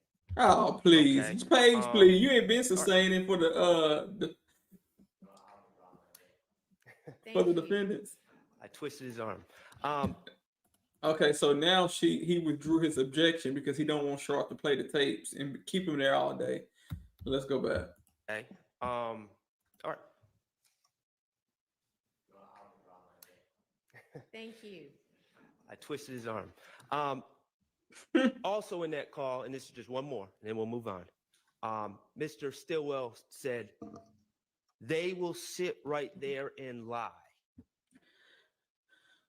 I don't recall that exact utterance being made, but it wouldn't be inconsistent with the general tone and of the call and the other things that he was saying. Okay, cool. All right. Regarding Mr. Copeland's cell records and the plotting you did, let me get this right. Now running out of chicken. 722 is the 911 call. Yes. Okay. You said at 726, you have Mr. Copeland headset pinging on the tower. So 4 minutes later, he's pinging on the tower at the Green Store or in the vicinity of the Green Store. That is correct. It had moved north to that tower, so it was actually south of that tower seconds prior to. But yes. Well, you don't actually. Cell phone records aren't like a chart where you see, for instance, a cursor moving through a map, are they? You don't see real-time movements during a call, do you? No. You just get spots in certain points in time. Yes, that's when cell calls are initiated. That is well. You get the tower and the antenna utilized by the handset at the time of the call. It's a very big area. But just at the time, right? Vague area, but also just at the time of the initiation of the call. Correct. Okay. And so 4 minutes after the purported time of the 911 call, that headset is utilizing the tower near the Green Store. That's right. Okay. And And we also, the truth is, we can speculate. We don't know how much time passed. We know that 911 call was made at 7:22, but we don't know how much time passed between the shooting and the 911 call, do we? No, not, I can't say exactly. From what I recall, is pretty quickly, but I can't say the exact seconds. Well, we don't, I mean, people, before they call 911, they can try to hide guns, right? There's any number of things people can do before they Right. call 911. They can try to get guns before they call 911. The possibilities are endless as to what somebody could do before Right. they call 911. And some people will do certain things before they call the police to where they're at. Hey, see, so we know we have a lawyer on the stand. This guy's a lawyer, and y'all see he looked at him to make him object. Let's go back and watch it. Watch him look. He wanted him to object earlier, but he didn't. There's any number of things people can do before they Right. call 911. They can try to get guns before they call 911. Look, he's looking at The him. possibilities are endless as to what somebody could do before Right. they call 911. And some people will do certain things before they call the police to where they're at. Sustained. Well, the bottom line is we don't know how much time passed. So we're dealing with inexact times. Yes. Okay, great. Somebody, And North Carolina out of you would chicken. agree that the Green Store is within a minute drive of the barbershop? It's pretty close. I don't know. I can't say if it's a minute, but it's less than a mile away. Less than a mile away. Thank you. All right. Finally, I'm just going to ask you about one other matter. Javaris Bradford has come up, aka Tudor, right? Yes. Okay. He's the owner of, through your investigator, he's the owner of the Pontiac at the Texaco. Yeah, from what I recall, he was the registered owner. Right. And he came up in your investigation, and the fact that Pontiac was on the video piqued your interest. That's what I said. Yep. All right. At some point in November of 2018, he wasn't charged in 2015. He wasn't. Okay. In November of 2018, he was still in the community, correct? He wasn't in jail or anything. That's right. All right. And you determined that you wanted to speak to him. I did. All right. And did you reach out to him? I don't think I reached out to him. It was likely a DA's office investigator. Somebody reached out to him. Okay. And was he asked to come in? Was he compelled to come into the DA's office? How did that work? I believe we gave him a grand jury subpoena, if I remember correctly. Okay, you issued a grand jury subpoena for him to come in and speak to you? Well, the grand jury was in session that day. Having never spoken to him, I wanted to speak with him before I potentially put him up before the grand jury, and I did end up speaking with him. And at that point, I determined that not to put him up. Okay, that was November 13th, 2018, correct? That's correct. And you had a meeting with him in a conference room in the DA's office, correct? Right. It was on video. I have it right here, actually. Yes. And present were you, Investigator Thorpe, at some point came into the meeting, correct? Investigator Thorpe, I think he was present the entire meeting. Okay. It's on video, but from what I remember, he was there the entire time. Okay. And then I don't want to mess up the young lady's name, so I'm not even going to try, but there was an investigator with the DA's office. Could you say her name correctly? Cynthia Nwakocha. Nwakocha. Cynthia, first name, last name, Nwokocha, I believe. Okay. Thank you. And Javaris Bradford showed up, correct? That's correct. He did not have an attorney. He did not. And he showed up to the conference room without an attorney, correct? Sustained. Okay. For this meeting, you had video from the Texaco, or was it stills or video?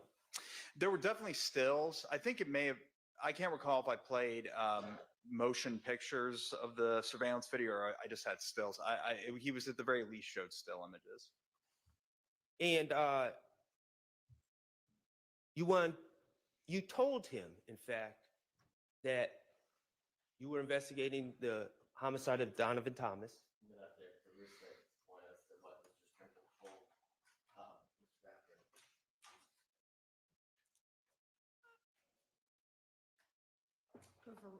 Sustained.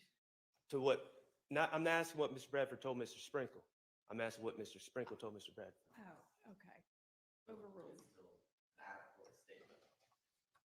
Well, y'all can ask him. He's right here. Okay. So you told him that there was evidence against him in this case. I don't recall exactly what I said. I bet I likely said that to him. I would go so far as to say as yes, I did. He don't. I'm sorry for interrupting. Yes, I'm sure I said that to him because there was. Okay. And you wanted him to speak to you about who was at the Texaco, correct? I did. Okay. And you told him that your supervisor wanted to charge him, but you were holding things off to give him a chance to talk. Yeah, I mean, it is. Sustained. Okay. Yeah, now he don't remember nothing. Let me ask you this. Was your supervisor Pat Dutcher at the time? He was in. Sustained. Your Honor, may we approach? You may. Well, let's approach for lunch. Let's go to lunch.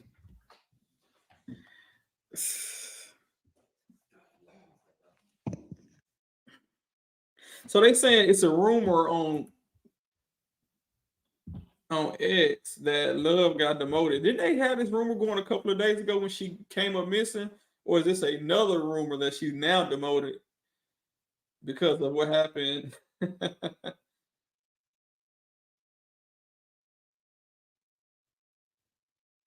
Yeah, you can tell he's been evasive. I might have said, I don't recall, I don't remember. That doesn't sound like it generally. Dude, either you know or you don't. All right, y'all. What did it say? Let me see.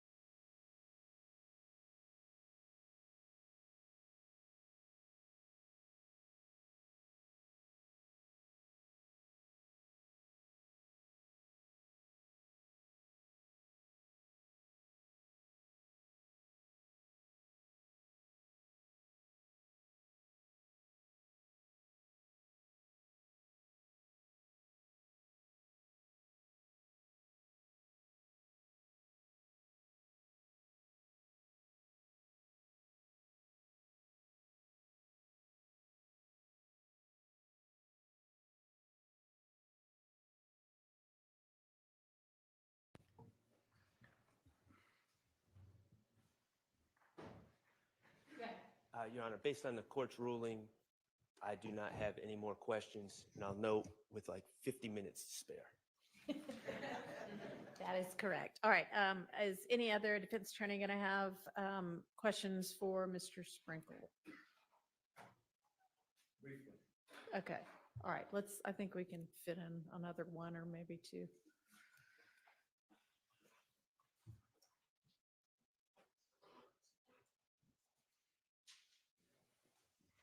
Good afternoon, Mr. Sprinkle, or ADA Sprinkle. Good afternoon. How are you? I'm good. How are you doing? Very well, thank you. Can I just look at this?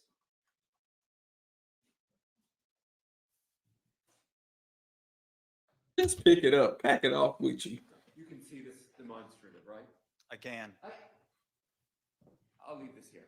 Is that okay? Mhm. That's okay. I don't see Mr. Kendrick's phone on there. Uh-oh. That is correct. So you didn't do any analysis for Mr. Kendrick's phone on January the 10th, 2015. I was without records to analyze for Mr. Kendrick's phone. Okay, so you have no records of his phone on that date, correct? Correct. Yes. Okay, thank you. Uh-oh. I like that. Short to the Anything point. else? Right. All right. Uh-oh, Brian still, okay, yeah, we're gonna be here. But at least Brian still, he like to be thorough. Good afternoon, sir. Good afternoon. How are you, sir? I'm okay. How you doing, sir? Very well. Thank I'll actually let you know if I'm okay. Can Uh-oh. I ask you some questions? What that was you. about. Yes, please. Thank you. So, Wait, he said I'll let you know if just I'm go okay. into a few different topics. Oh my goodness.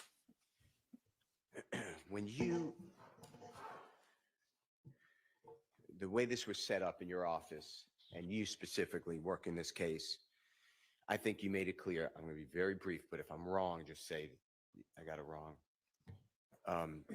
Law enforcement officers with whomever, FBI, APD, GBI, whomever is working the case, eventually your office may get involved and summon, or they give to you their work product or their files on the case. Fair to say? That's fair to say, yes. And then what you're doing is, because you're a law enforcement, but you're the arm of the attorneys who come to court, you have to look at everything and prepare it or not prepare it for any type of charges. That's right. All right. And when I say charge, I mean formal charge. I know, ladies and gentlemen, know police can issue warrants, but warrants aren't an official charging document. That would be an accusation or a bill of indictment. Yes. When you got, and I'm focused only on this case, obviously, okay? When you get the file, you're getting the files from everybody who touched the case, as far as you could tell, from crime labs, from law enforcement, APD, GBI, whomever. I'm not eliminating, I'm not trying to keep out other agencies, but you try to get all those files together. Well, yeah, I try to get all the documents or whatever media that every agency that investigated the case has. I mean, I want to get as much as possible. Sure. Now, when you get the APD files, Atlanta Police Department files, and you start looking at them and reviewing them, I want to ask you if you can remember. Do you remember any notation from Detective Thorpe that he reviewed the McDonald's surveillance video from January 10th, either January 10th, 2015, and he did that on or about January 11th or January 12th, 2015? I don't, and I feel like I would remember that. Tell the jurors why you remember that, if you don't mind. Well, the McDonald's, as they've heard, was the McDonald's at Old Hayville and Cleveland Avenue. 151 Cleveland Avenue? Yeah, I think that's the address. Whatever, it's at the intersection, at or near the intersection of yes, I believe that's the address. What you just said, and that was said to be a rendezvous point, the parking lot of which. So I would have remembered I would have remembered it because, first of all, I've never seen that video. I've never seen any surveillance video from McDonald's. So if I were to read something that said from a law enforcement officer said they did review it, I would have said, well, I would have remembered. That would have been a big thing for me. I would want to have had the video. So no, I don't recall any notations from Detective Thorpe about him reviewing the video and not obtaining it, presumably. So no, I don't remember anything like that. And if that video, if it's working and if it captures the area that this, what was your word, rendezvous? Is that what you just said? I think so. Okay. And the rendezvous, according to Mr. Copeland, let's say, it might be others, but at approximately 8 o'clock at night, January 10th, 2015, approximately. Mm-hmm. You could correct me, if my times are off. If that surveillance at the McDonald's captured people actually meeting, then we would know who was actually there and if Mr. If my times are off. If that's surveillance at the McDonald's catch Yo, why he standing up like this? This man crazy. captured people actually meeting, then we would know who was actually there and if Mr. Copeland was being straightforward. Is that fair to say? Sustained. Did Detective Thorpe ever tell you, besides his file, did he tell you that he went out and looked at and saw or tried to see the video from the 10th day of January 2015, approximately 8:00 p.m. from the McDonald's? I covered this with Detective Thorpe, and I'm impeaching him. Overruled. I don't recall him telling me that. It doesn't mean that he didn't, but I just don't recall it. It just seems like something that would leave a mental impression on me because again, I would have just thought, well, where's the video? I don't have the video. I would have liked to know that. So I don't think he ever did. In your experience since I believe you said 2012, but it might have been 2009, with the DA's office in Fulton County, have you looked at and subpoenaed whether or a grand jury or excuse me, a court's search warrant, surveillance video from stores? I have, yeah. Have you found that after a certain period of time, some of the video is erased or deleted? Yes, that's the practice. Videos are all digital. I don't want to say they're all digital. There may still be people using tapes, but every video I've ever seen has been digital, and they only have so much room on the computer system that's storing the video, and eventually will start overwriting itself. Explain, first of all, this includes 2015? Yes. Okay.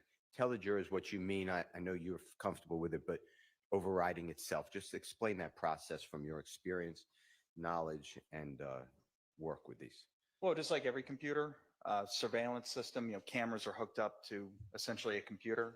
The footage is recorded digitally and stored on a drive, some sort of media in the computer, but that drive can only store so much data, so many ones and zeros, I suppose. And so once the drive is full, the system is programmed to just, it's not like a tape where it starts in the beginning of the tape and starts overwriting it, but it starts writing data to the parts of the drive that already have data on it. And over time, the data just starts to rewrite itself. And eventually, after a certain amount of time, all traces of the footage from a certain date will eventually be gone as they've been overwritten by data from other footage. So just putting that make it simple on a date. Have you seen a surveillance video that lasts 30 days? I believe so. Yeah, I don't want to throw out any names. But there's one place in particular that comes to mind, but it's not relevant here. And I also don't remember exactly, but I do believe that 30 days I have seen before. Okay. What's a typical days that until it starts overriding?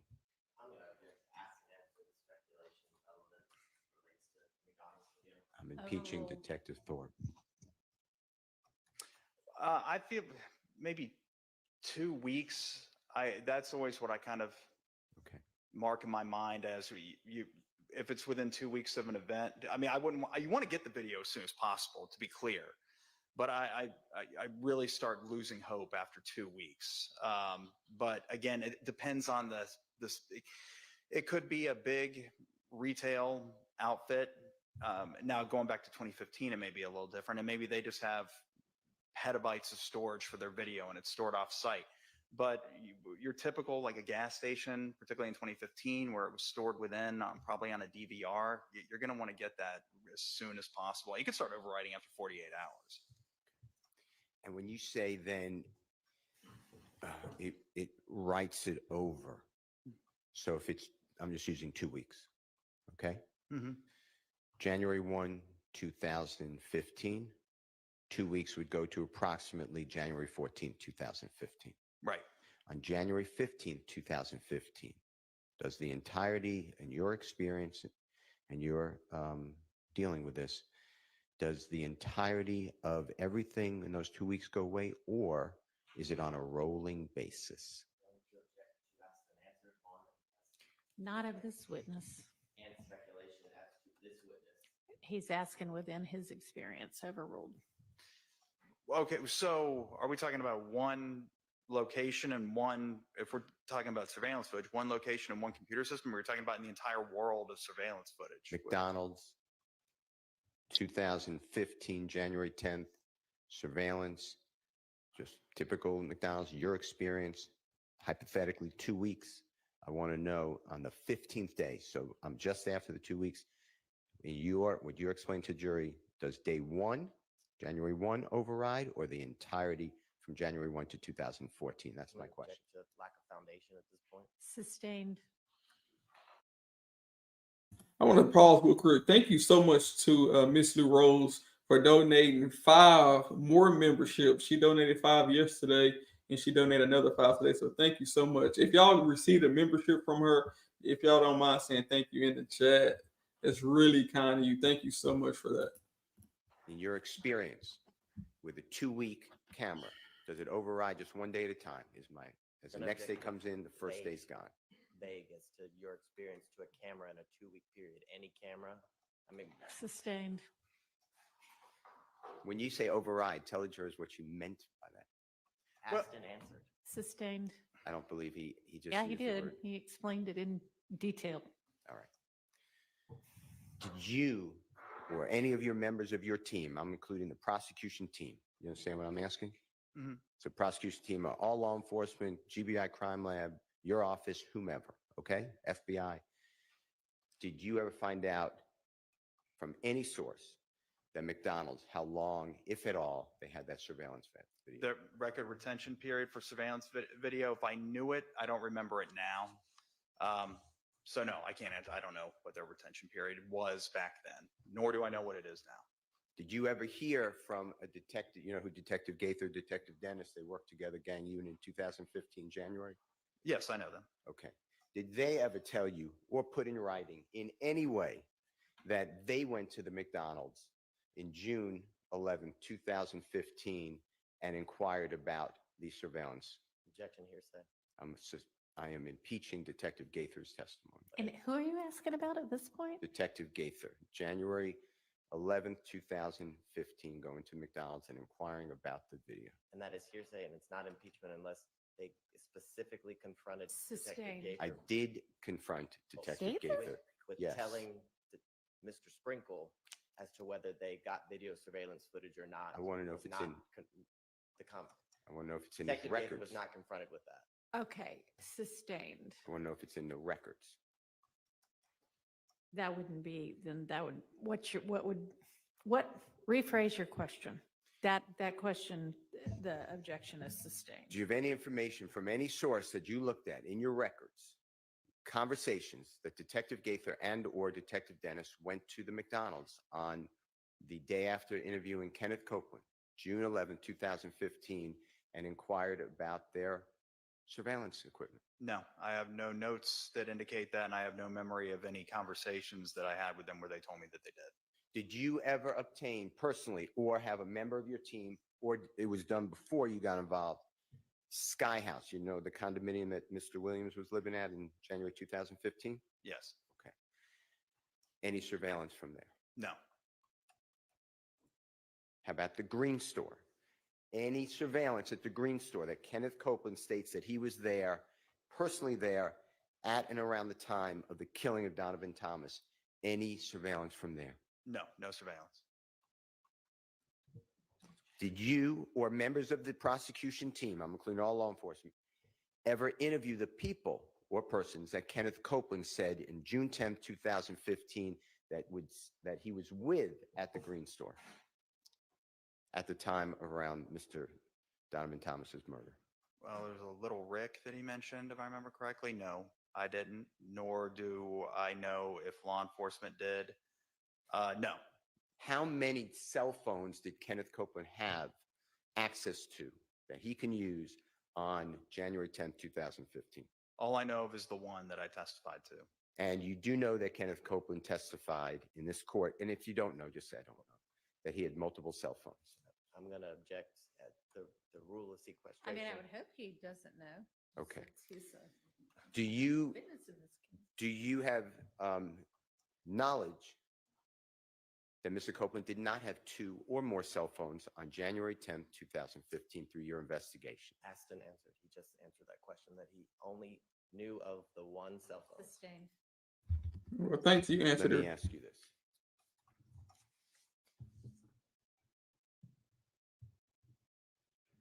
Phone records that you talked about at length with the Honorable Mr. Body through your analysis, and what you were given and subpoenaed more phone records. Fair to say? Yes. All right. Those phone records give a general whereabout of where a handset is located, if it's working properly, if the records are accurate. I'm assuming all that, where a phone set would be in relation to a cell phone tower. Is that fair to say? Right. Just the area that the approximate area that the phone would be located based on the tower that it utilized. And in your experience, if you know, and if you don't know, just say, I don't want to testify to this. That area could be how many miles, how many feet, do you know? And we're talking about Atlanta, January 2015. And please, I'm not trying to put you out on a limb. I know you're under oath. Well, I don't know that anybody could testify as to the exact square footage of the area, but it suffices to say it's not like GPS. It's a large area, probably, you know, like over a mile. Could be multiple miles. Could be. And jurors may not understand what you meant by it's not like GPS. Just explain that. Well, you know, like a point on a map. Like, in other words, when you get phone records, you don't have a log of the exact locations of a cellular device, you know, like a pinpoint that you could put on the map that the phone was right here. Like, for example, I have a phone on me. If you were to get my phone records, it wouldn't show my phone sitting right here in the witness stand. It would show that it was using the tower next to the courthouse or near the courthouse, down the street, wherever, but it's not exactly. Now, are you aware from your review of your records as you've been testifying and the recordings that Kenneth Copeland met with Detective Thorpe, Homicide Detective Thorpe, on the early morning hours of January 11, 2015? Yes, I do recall Kenneth Copeland traveled to the precinct or arrived at the precinct and spoke with Detective Thorpe, yes. And did you remember seeing that video? Did you ever watch that, and do you have a memory of that video encounter? I believe so. It's been a while. I don't recall that video being all that important to me. I remember summarizing it, so I must have watched it, yes. Do you remember Kenneth Copeland had a cell phone on the desk when he was speaking with Detective Thorpe? That I don't remember. I'd have to take a look at the video. Well, the jurors have seen it, so we're good. Do you remember Kenneth Copeland explaining that he knew that cell phones can give an area on January 11, 2015, explaining to Detective Thorpe that he was aware that check the cell phone records, check the cell phone, it'll show it's in this area? Do you remember him saying that? I remember somebody saying that during the, I can't say that I remember if it was him, though. All right. Let me ask you this. The cell phone records that we have here, unfortunately, don't give the actual communication. They might say handset of Kenneth Copeland, speaks with a handset of Natasha Williams, but we don't know what's being said according to these records. Fair to say? That's correct. Now, with regards to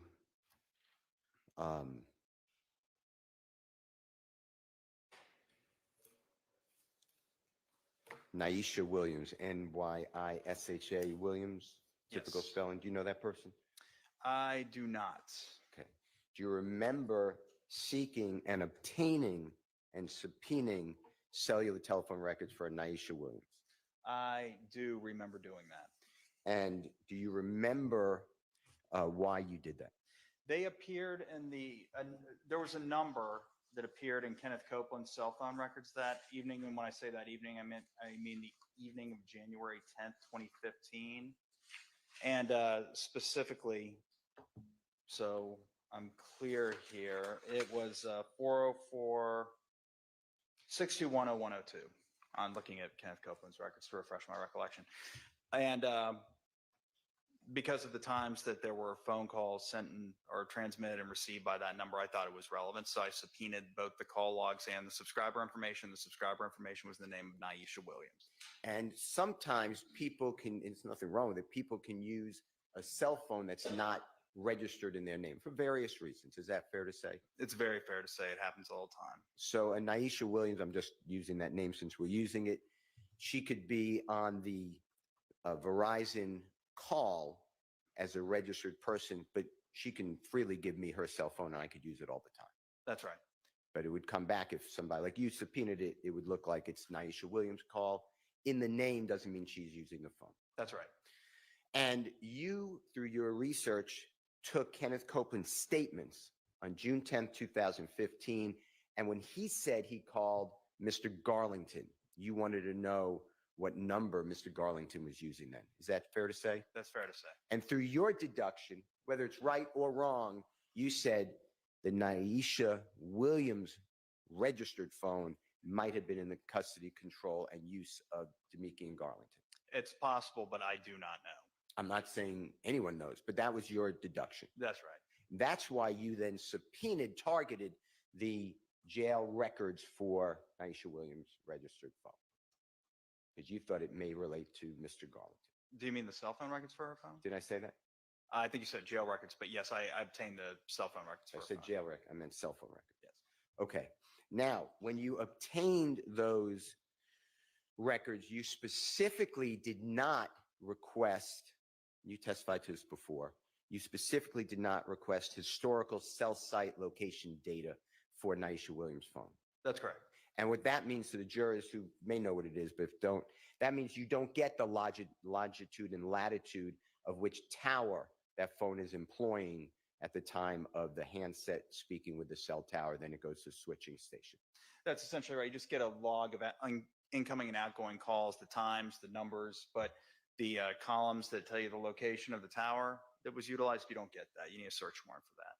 Did you ever exclude the Naisha Williams cell phone as the phone Mr. Garlington was using on the night of January 10, 2015? Did I ever conclude that it was not his phone, or the phone that he was using, rather? I meant the phone is using. No, I never definitively concluded that he was or was not using that phone. And if, as you believed or hunched or were doing your work, Mr. Garlington was using that phone registered to Naisha Williams, then you can track at least what calls were being made at what times. Is that fair to say?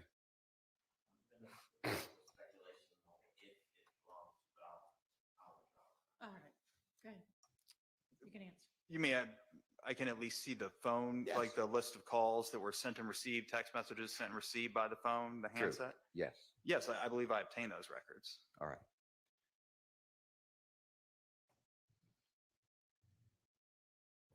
Now, Mr. Copeland stated on June 10th, 2015, from the McDonald's, that he was in his car at some point, along with Mr. Garlington and along with Mr. McMullen, Demise McMullen's, also known as Nard.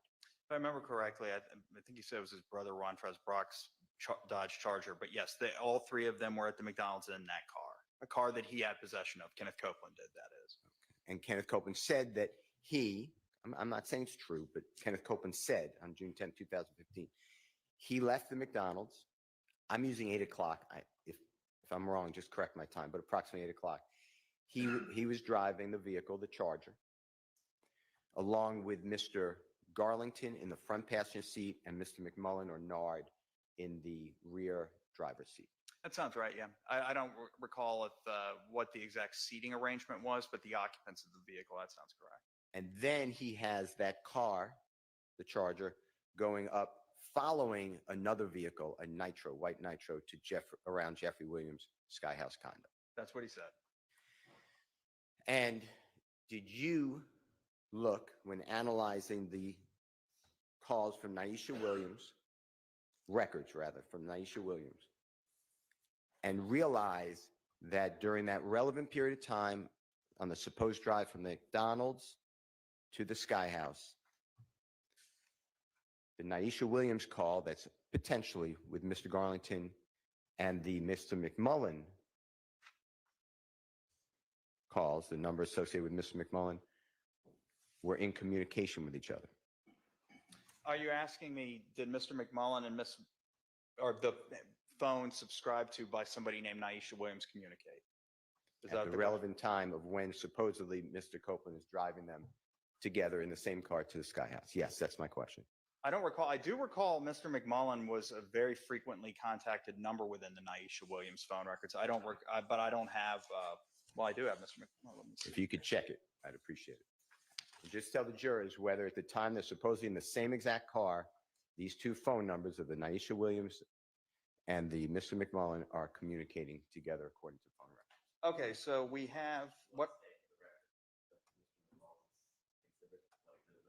Can you use what exhibit you're using? Is that an exhibit or It's already in evidence. does he know what exhibit number it is? Do you have an exhibit number? Are you looking at an actual? I think he may, well, y'all can clarify it, but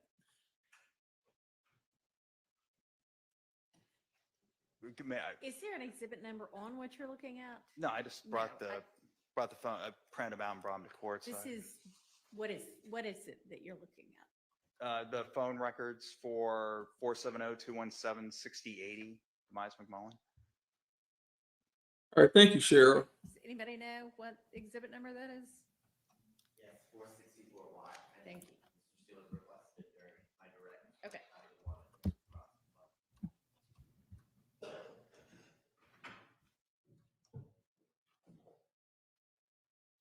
Okay, so what I see here is at 7:59 p.m. on January 10th, 2015. Just do me a favor, because you're looking down.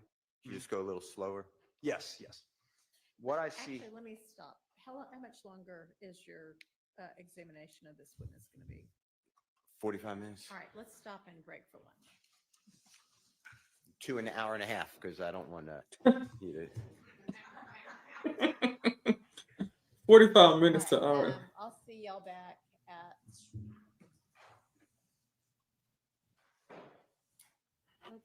Let's be back at 1:45. Thank you, Your Honor.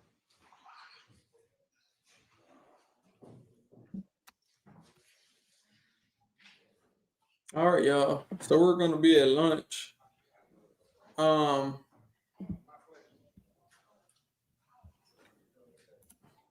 Thank you again, Mr. Leroy. Say he doing too much. Thank you again for the 10 gold memberships that were gifted, and I believe YouTube randomly selects the individuals. So if you were one of the lucky random ones, and not this time, get them, Joe. Get them, Joe. Take up. I'll see everybody back at 1:45. All right. Not this time, get them, Joe. But thank you so much. Said sprinkle that if you done, so you can throw away those blank pages. Say hell with them. Can't be done, right? All right, y'all. So we're gonna step away for lunch.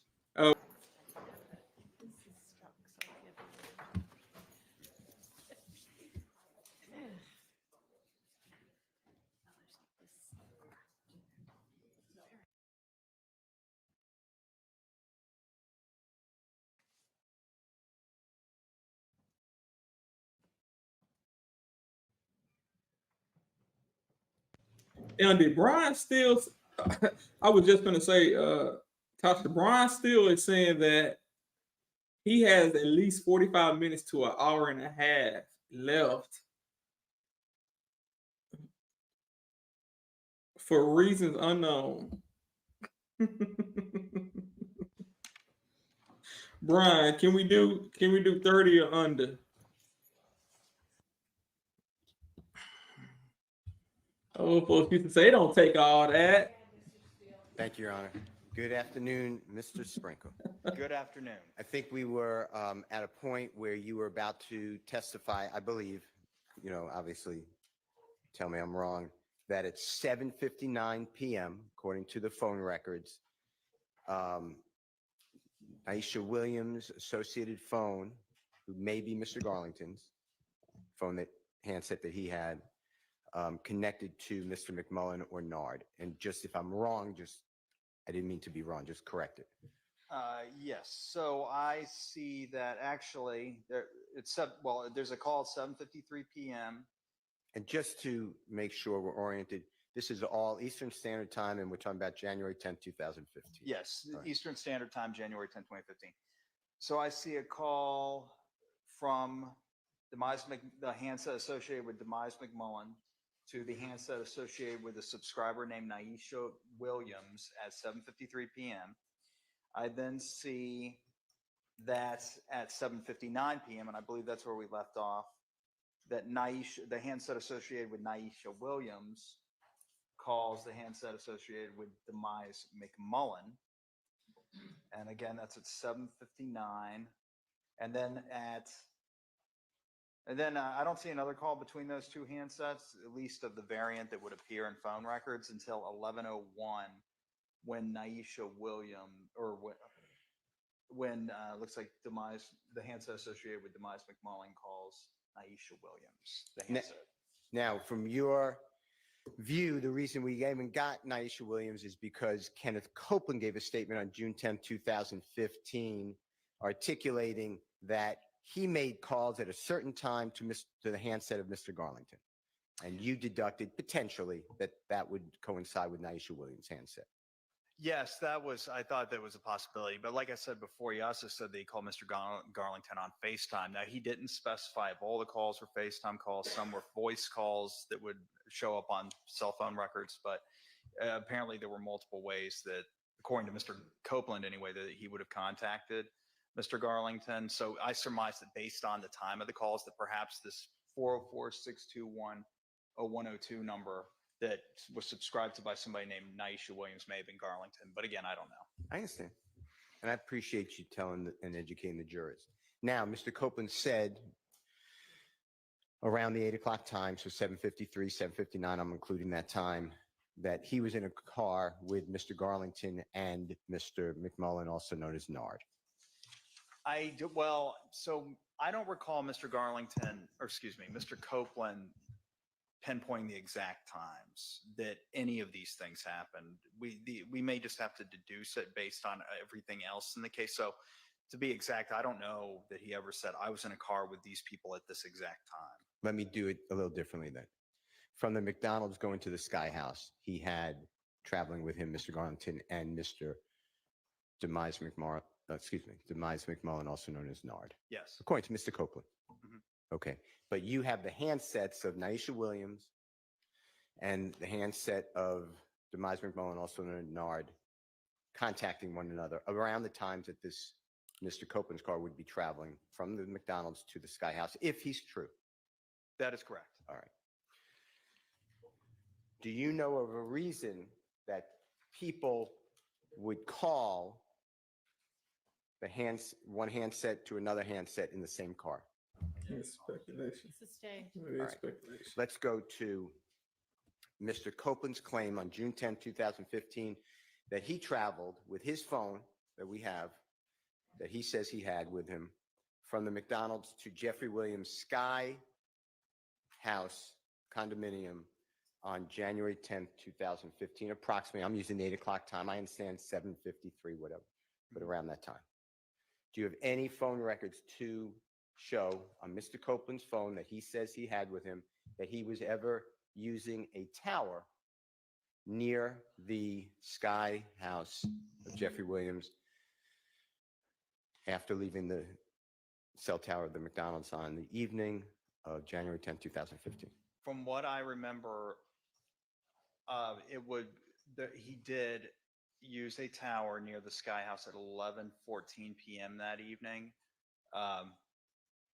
But that's what I recall. I mean, obviously the records are in evidence, but yeah, 11:14, short answer. Okay. But according to Mr. Copeland, he's leaving the McDonald's and driving to the Jeffrey Williams condominium located at the Sky House on the exact date and time that we're talking about, and he went directly there. I don't know. That's what I recall. I did say, I don't know if he said we went directly there, or if he just omitted that they made pit stops along the way. But my recollection was that the short answer to your question is, I don't know if he said they went directly there or not, or if that's what he meant to say. But yes, the phone didn't travel from the McDonald's directly to the Sky House. If that's what he meant And to Mr. say. Copeland also told law enforcement on June 10, 2015, that from the McDonald's at the appropriate time that we're talking about and date we're talking about, on the way to Sky House, he followed the vehicle that contained Jeffrey Williams and Mr. Kelvin Treadwell and others. Do you remember that? I do. All right. And Kevin Treadwell's nickname would be OG Bentley. Is that fair to say? Yes, that's right. All right. Understanding Mr. Kelvin Treadwell's phone records, does Mr. Treadwell's phone records indicate that he is at or near a tower by Jeffrey Williams Sky House condominium on June 10th, 2015, after being down by the McDonald's area? Do you mean January 10th, 2015? What did I say? June 10th. No, But- no. I'm sorry. Yes, you are correct. Okay, I do not. I'm referring to my report to refresh my recollection, but I don't recall seeing that Mr. Treadwell's handset pinged off a tower near the Sky House condominiums. All right. Do you have any, if you're looking to, I'll wait for you, I apologize.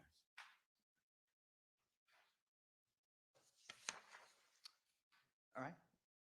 Yeah. Yeah, I'm done. You stand by your answer? I stand by my answer. Okay. Do you have any physical evidence, eyewitness, surveillance video that Mr. Treadwell, Kelvin Treadwell, actually had the killing weapon or the other weapons that were used at the time of the shooting of Donovan Thomas and the other two people, as stated by Mr. Kenneth Copeland on June 10th, 2015?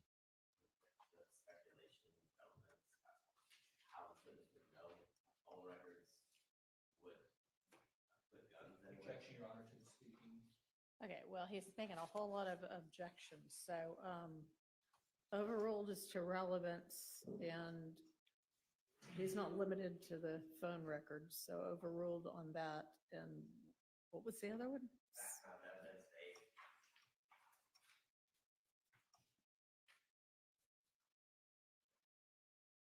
Sustained. There's been 10, okay. Do you remember Mr. Copeland stating that Mr. Treadwell had, or OG Bentley, also known as OG Bentley, had guns that were used in the shooting of Donovan Thomas and the other two people in his car given to him and around the McDonald's 2010 that we're talking about? Yes, he said that. Do you have any physical evidence, surveillance evidence, anything to corroborate that those guns were actually in that car at any time or given to Mr. Treadwell? No. All right. Now, I want to ask you to educate the jurors if you are aware of what a geofence is. If you're not aware, just say, I have no idea. Yeah, I'm aware of what a geofence is. I'm aware of what a geofence is. If we're talking about the variant that Google produces, yes. If you can you explain to the jurors what is a geofence and how it works and how you use it in your everyday or whenever it's needed in your duties as a district attorney working with law enforcement? Okay, so basically, Google has compiled over the years the general locations of Wi-Fi signals, and there's a variety of means that they've done this, but it suffices to say that Google has a database that has a set of points that define roughly, or maybe exactly, the boundaries of Wi-Fi signals, maybe cell phone. I mean, this is, I don't work for Google, but this is what I've come to understand. And that based on this, Google, if you have an Android device in particular with location services turned on, Google can approximate your location, because while you may not be connected to a certain Wi-Fi network, your phone can nevertheless see the Wi-Fi network. So if your phone can see a Wi-Fi network, and Google, because like I said, they know where the Wi-Fi networks are generally, then Google has a pretty good idea where your phone might be at a certain time. In this case, if you know was a Google Fence analysis and search warrant taken out for the phone, targeting the phone of Jeffrey Williams that he had on him on the 10th day of January 2015. No, no, there was no geofence warrant done for Mr. Williams' phone that I know of. Let me ask you just to refresh your memory, if it does, refresh your memory. I know there was a geofence warrant done, but a warrant specific to Mr. Williams' phone, I don't recall that. But if you have something to refresh my memory, maybe that will help. What number do you have for Jeffrey Williams' cell phone, January 10, 2015, if you don't mind? Well, there's one that ends in 3904 and one that ends in 9596. Let me show you, just for purposes of see if this refreshes your memory. If it doesn't, tell me.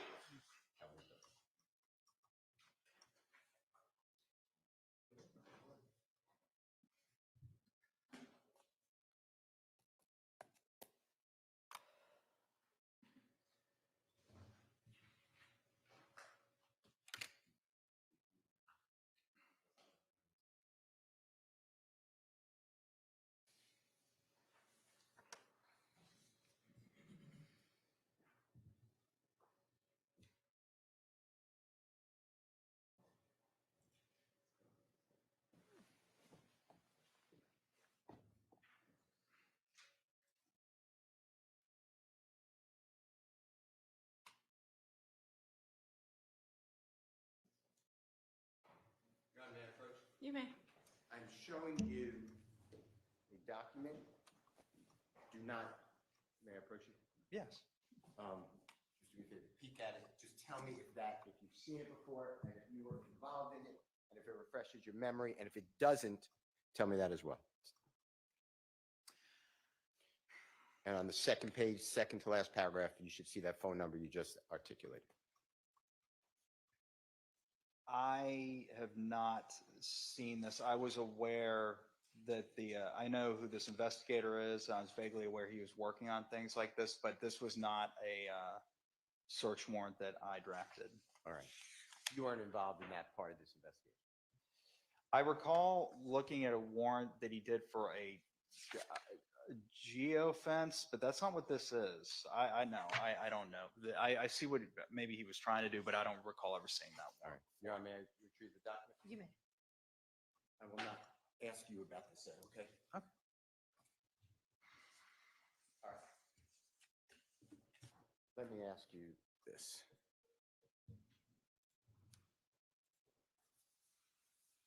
Are you aware, in your involvement in this case, whether you, your office, your prosecution team, the whole group, ever tracked the cell phone associated with Kelvin Watts, also known as, do you remember his?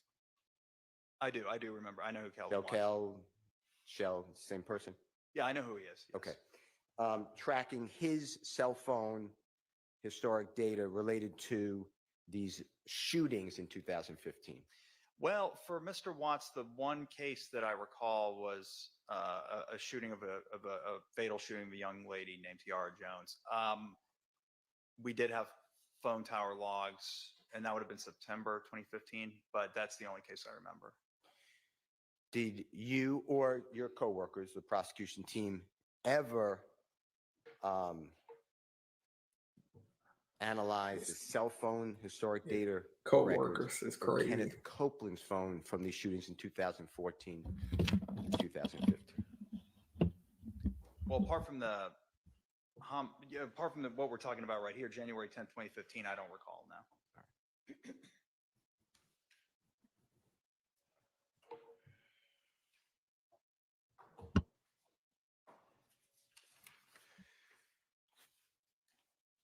Do you remember on phone records, getting phone records or viewing phone records of a young lady named Alexis Greer, also known either as Max, also known as Dolly? Do you know who I'm talking about? I do. All right. And through your investigation, your belief, if you don't know, just say Jeffrey Williams' sister, Yes. older sister? That was my understanding, yes. All right. Do you remember that at 12:04 a.m. on the 11th day of January 2015, the handset or cell phone associated with Alexis Greer, Max, Dolly Greer, same person, called 911? I don't recall that. If I ordered her phone records, if it's in there, I'm sure it's true, but I don't remember that specific 911 call. Yeah, I don't remember that. All right, well, let me ask you a different question then. Did you ever get, or the prosecution teams, I'm including everybody, did you, to your knowledge, ever obtain the actual 911 call from a handset associated with Alexis Greer, the actual words? No, I don't recall anything about this 911 call, so I can't imagine that we obtained it unless this has completely slipped my mind. But no, I don't remember that. Let me just show you something, see if it refreshes your memory. If it doesn't, just say it does not help, okay? Okay. Your Honor, may I approach You this may. for a minute? It's going to be behind you, Mrs. Spring. I'm going to walk right behind you, okay?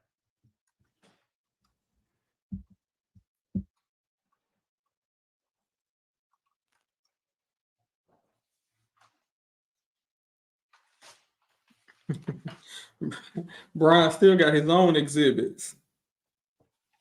Or is this the state's exhibit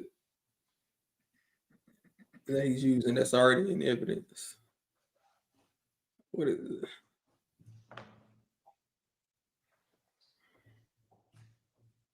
Kokomo, go help him.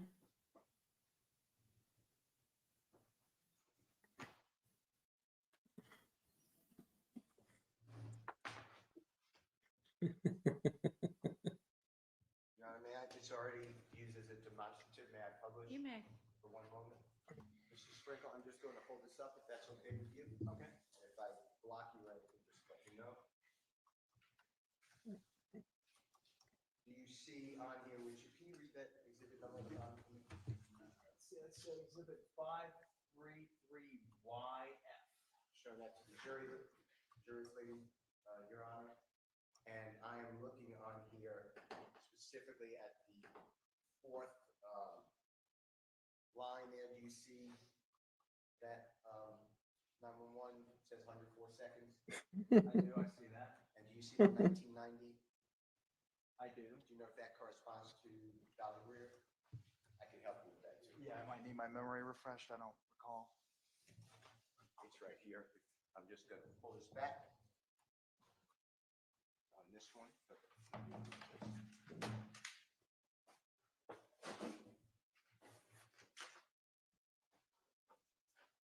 Okay, I see that. Can you just do me a favor, since I'm showing it to you, can you read the exhibit number? It is 533Y, it's like A. Okay. And who's the 1990 number associated with? Dolly Greer. All right. My question then, does this in any way help you to remember whether you, let me go yell at you. Does that help you with whether you or your coworkers ever had possession of that 911 call? The actual, I'm talking about, this 911 and here's a recording. Right. I don't recall that. How long are 911 calls kept by APD? If you know. 1 year is what I've always, unless that retention period has changed, 1 year is what I've always known them to keep them. Okay.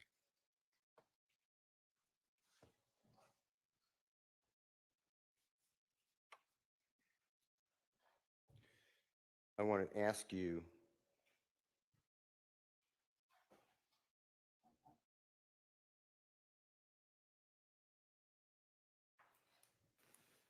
you were asked by the Honorable Mr. Body a couple of questions about listening to or being present at, actually, interviews of Mr.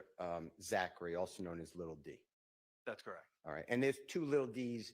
Earlier, I was saying Mr. Garlington, he's also Little D. Fair to say? That's correct. All right. I'm now talking about Mr. Zachary, Yes. also known as another Little D. All right. You were present at the April 13, 2017 recorded interview with Mr. Zachary. Fair to say? Yes, I was there. And you were there with other law enforcement, including Detective Thorpe, Detective Dennis, Detective Gaither. I believe if I'm leaving someone out, I'm not trying to. Yes, that's correct. You were not present for the August 5, 2015 interview with Mr. Zachary, but you've referenced it today with Mr. Body and you've reviewed that. Fair to say? That's right. That's also audio video. Fair? That's correct. In the August 5th, 2015 interview that you recorded, that you reviewed, that was recorded that you reviewed, did Mr. Zachary make it clear that Mr. Williams did not know about the killing of Donovan Thomas till afterwards? From what I remember, yes, he did talk. Yes, the short answer to your question is yes. In the April 13, 2017 interview with Mr. Zachary, did he say something similar? I don't recall how much detail we went into him on that, but yes, from what I remember, he said the same thing. He had no point implicated Mr. Williams. I'm going to ask you the same exact question, the same dates. We'll take them one at a time if it's okay with you. Start with the August 5, 2015 recording that you reviewed first. The tour bus shooting of a gentleman, phenomenal artist, Dwayne Carter, also known as Lil Wayne. You know who I'm talking about? I do. All right, that's April 26, 2015 date, the shooting of the tour bus? Oh, yes, yeah, April 2015. Yes, that's correct. Okay. And is it fair to say that Mr. Zachary, at the August 5th, 2015 interview, you were not present for it, but you reviewed, said that Mr. Williams had no involvement in that whatsoever, and Lil Wayne, Jeffrey Williams, idolizes Lil Wayne? I don't remember, since I wasn't working on that case, but so I don't remember exactly what he said, but I do remember him mentioning it, and he did not mention that Mr. Williams was involved. Same question for you, August or April 13, 2017. If it came up, tell the ladies and gentlemen, jury, Mr. Zachary again stated Mr. Williams was not involved in the shooting bus of that tour bus. That I don't recall it coming up during that interview. Okay. Let me ask you this. Do you remember Mr. Zachary stating that Mr. Copeland was responsible for shooting TIG? Do you know what TIG Studios is? You know what I'm talking about? Metropolitan Parkway? Yeah, 675? Mm-hmm. Okay. Do you remember Mr. Zachary explaining that Mr. Copeland fired bullets into that establishment? Okay, I need you to speak up a little bit. It's in the recording that was played for the jury, that was reviewed by Mr. Sprinkle, and Mr. Abadi asked Mr. Sprinkle about that same interview.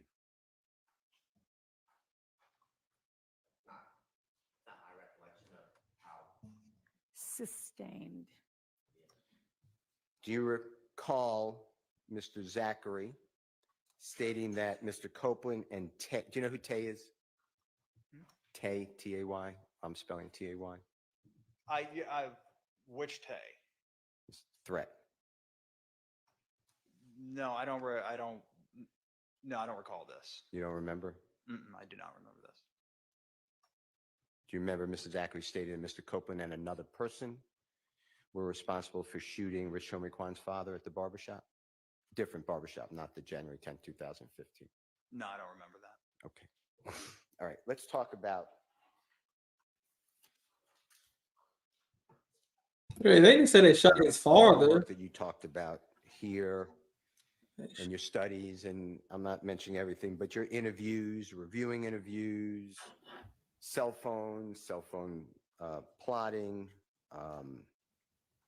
videos, all your work, okay? Then in some point, do you remember the date in 2018 you interviewed Mr. Kelvin Treadwell, O.G. Bentley? Do you remember that? Which day was this again? 2018. Oh, right. Yes, I do remember that. Yes, that was another matter, but yeah, I do remember it. And do you remember stating that you can't understand why people think that Thug, I call him Jeffrey, had something to do with the killing of Nut, I call him Mr. Thomas? That doesn't make sense? That's the thing that always confused me about this case, because all these rumors started immediately that young Thug had something to do with it. But yeah, Then young thug put a picture of him on Instagram, Mr. Thomas. So I'm looking at these people saying, oh, you and little Woody had something to do with it. The more investigated the case, the more I've investigated the case, I just don't, near as I could tell, young thug and Birdman were friends with Mr. Thomas or not. So I don't know why people say that he was involved. Well, I recorded the interview, so I'm assuming that's a verbatim quote. I don't have everything I said during that interview memorized, but I'm assuming that, like I said, since you're reading from a transcript, that, yeah, I said that. All right.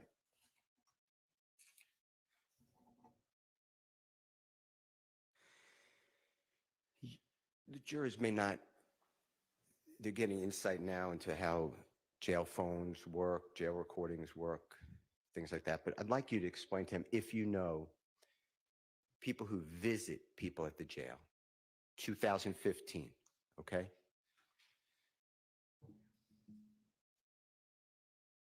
If you know, can you yourself, you're a lawyer, can you actually physically go into the jail, you know, with permission, everything's lawful, it's ethical, I'm not suggesting anything, and actually get up on a floor and meet with someone who, God forbid's, in custody? Have you done that before? At the Fulton County Jail? Fulton County Jail, thank you. No, I've never done it. Now, I don't have clients. I'm not a defense attorney, so, but I can tell you as a prosecutor, I've met with people at the jail, but it's never been in the pods. It's in the library. Sure. Mhm. That's what I'm saying. Just get access to the jail and meet with a human being. You know what he who's means. incarcerated. You've done that before? I've done that before. Do you know whether the jail in 2015 now had surveillance for people walking in and out of the jail? I'm talking about the common area, walking in and out of jail, if you know. I do not know because I've never, or I don't recall ever seeing footage, not on this matter or any other matter from that area. It would seem logical that they would, but I can't say that I have personal knowledge that they did. How about when a person, we could use you, so your personal knowledge, in 2015, if this happened to you, going into the Fulton County Jail to see somebody, to see somebody in custody, have to sign in any paperwork, show your ID? Yes, that you have to do. All right. And to your knowledge, is that saved by law enforcement? The jail? From what I remember, it was the sort of paper that it would create it was like a carbon paper, the kind of paper that it would make a copy of it when you write on it. So they'd give you a copy and then they retain the copy with the impression left from the original. Now, as to what their record keeping practices are at the Fulton County Sheriff's Office, that I don't know. All I know is they had it set up so they would keep a copy. I can say that, but I don't know what their record retention was after that.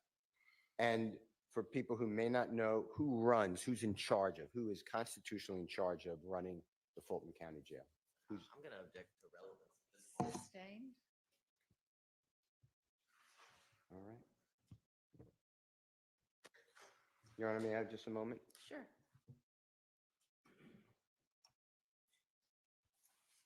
Do you know whether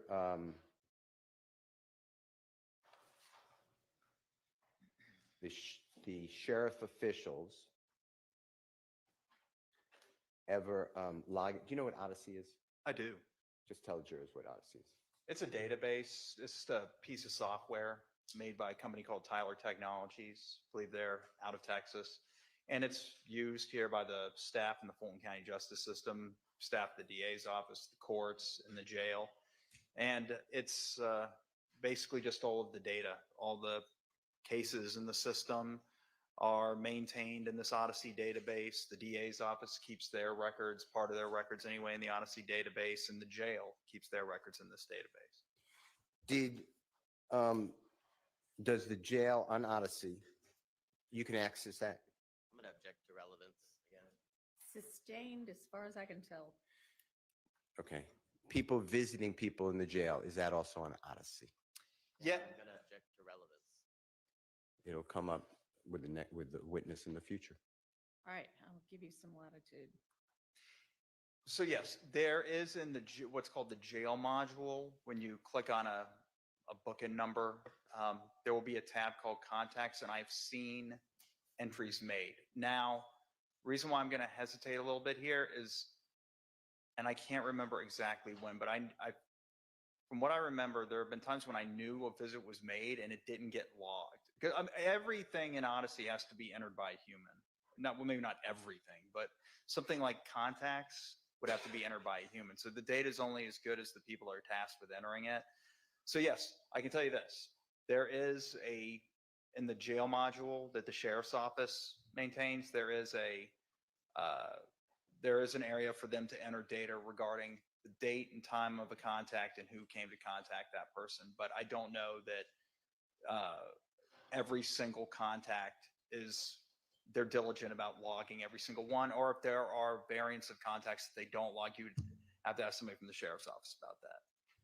Mr. Sprinkle, as always, thank you so much. Your Honor, I don't have any other questions. Thank you. All right, are there other defense counsel with questions for this witness? Please say no. Redirect. Oh, you do. I'm sorry. Go ahead. Uh-oh.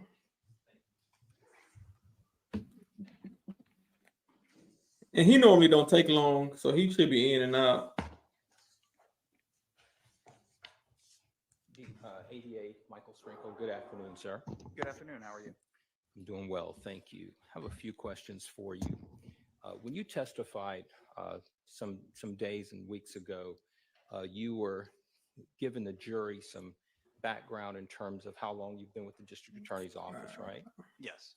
And you talked about some of the various roles that you've had in the district attorney's office. You've been in the complaint room, right? That's right. And in recent years, I think you said from the last several years, you've had a dual role as both the prosecutor and an investigator, right? Well, so I haven't been given the title of investigator. You know, I'm not post-certified, so calling me an investigator is more of I guess you can call me that informally, just because because of what I'm tasked with doing for the DA's office. I necessarily am investigating things, but I'm not, as far as my employment is concerned, I'm not on paper an investigator. I'm just a prosecutor, an attorney. Understood. So you're a prosecutor, but some of your tasks in the prosecutor's office involves some investigations. That's right. Fair enough. Okay. Now, you testified in days and weeks ago that sometimes a detective, a law enforcement officer, when they make an initial arrest, sometimes they'll hand a file over to the prosecutor's office, to the district attorney's office, and you testified that sometimes after they make an arrest, they feel their work is complete. You remember saying that? I remember saying that, yes. Okay. In other words, the detective believes that after they make the arrest, based on your statement, that their file is done, they've gotten an arrest, and they'll hand it over to you guys.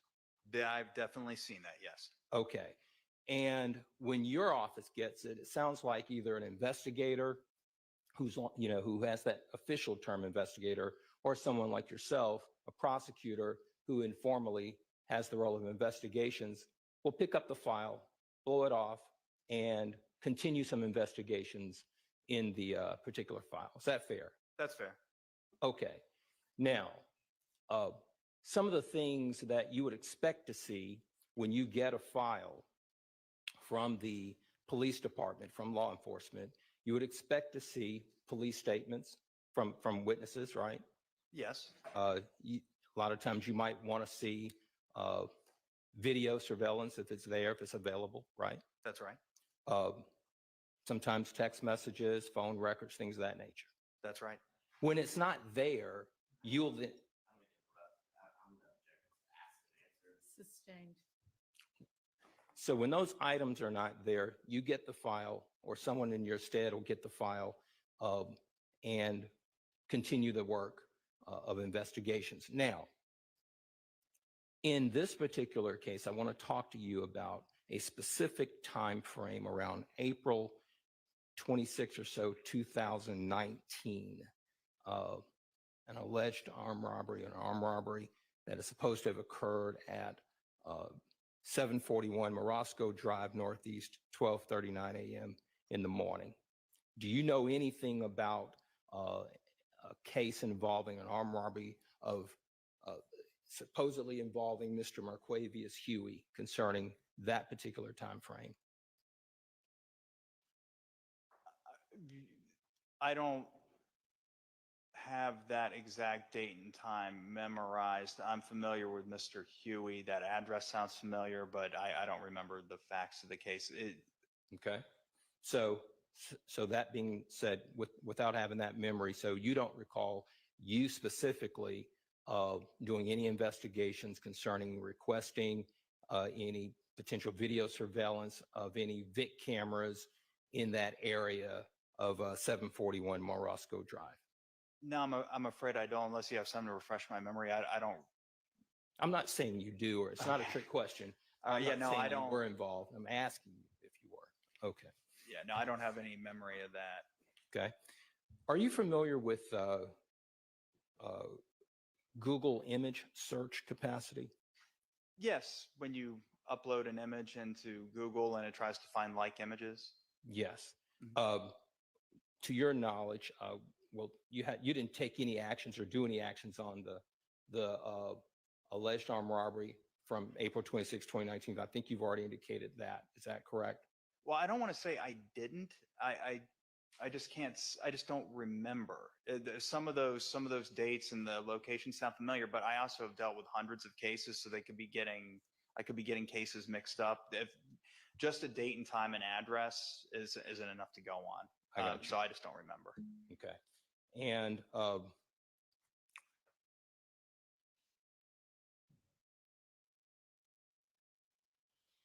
so as we sit here today, you can't tell the jury that you specifically, you yourself, were involved with any investigation, to your knowledge, for an April 26, 2019 alleged armed robbery at 741 Morosco Drive. Is that fair? Sustained. Nothing further. Thank you. All right. Anybody Whew. else? All right. Redirect. Don't be long, dude. Do not. Back in 2019, were you assigned to the major case division that handles homicides and particular homicides only? Back in 2019, around the date in which Mr. Matthews just asked you about, were you assigned specifically to the major case division that handled homicides and vehicular homicides or cases involving death? Yes. Okay. And in your time working in the capacity that you've described to us now on 1, 2, 3 occasions, have you had cases with phone records and no video surveillance? Yes. And Mr. Steele asked you a number of questions concerning video surveillance and the McDonald's. Do you remember all those questions? Yes. Do you have any idea if the video cameras at that McDonald's were even operable back in January of 2015? I don't know. And Mr. Steele asked you on cross about what Mr. Zachary and Mr. Copeland had indicated about who did or didn't kill Donovan Thomas. Do you remember him asking about that? Yes. Can you tell the jurors who did Mr. Zachary and Mr. Copeland both say were involved in the killing of Donovan Thomas? Do you recall? Yes. Can you tell the jury? Diamante Kendrick, Shannon Stillwell, Demise McMullen, and Justin Cobb. Your Honor, I have no further questions. All right. Any recross? Anybody? All right. Thank you, Mr. Sprinkle. You are excused. Call your next witness. Your Honor, the state calls Detective Underwood to the stand. Okay. All right, Sprinkle. Just grab those papers and go. You done.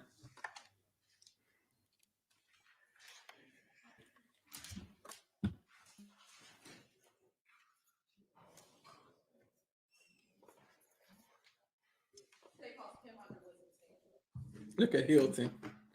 Look at Hilton.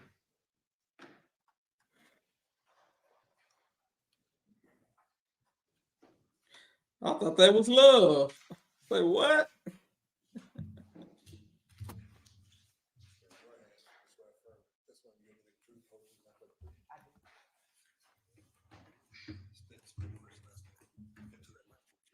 Kimberly Underwood, KIMBERLY, UNDERWOOD. And where are you employed? City of Atlanta Police Department. And what do you do for the City of Atlanta Police Department? I'm actually a recaptured employee, meaning that I retired after 31 years of service. And they called me back, or they let me come back as a contractor with the gang unit because I spent the majority of my career in the gang unit. Okay. And how long have you been back under the recapture program? I'm in my second year, so almost 2 years. And tell the jury a little about what you do now, back in the recapture program, and then when you were at APD before retirement. Okay, now they brought me back because I'm a senior investigator, I'm an instructor. They wanted me to really kind of mentor the younger investigators. I also teach at the police academy, so the recruits have to take a 4-hour class from me before they hit the streets about gang identification, gang awareness, gang investigations, and so forth. I also assist background and recruitment. We have to screen our applicants because we do have gang members that try to get employment, try to infiltrate the Atlanta Police Department. So I assist with the screening of them. Whenever an investigator have like a warrant or paperwork that they're not sure about, they'll bring it to me and I can proofread it or kind of help them with their cases.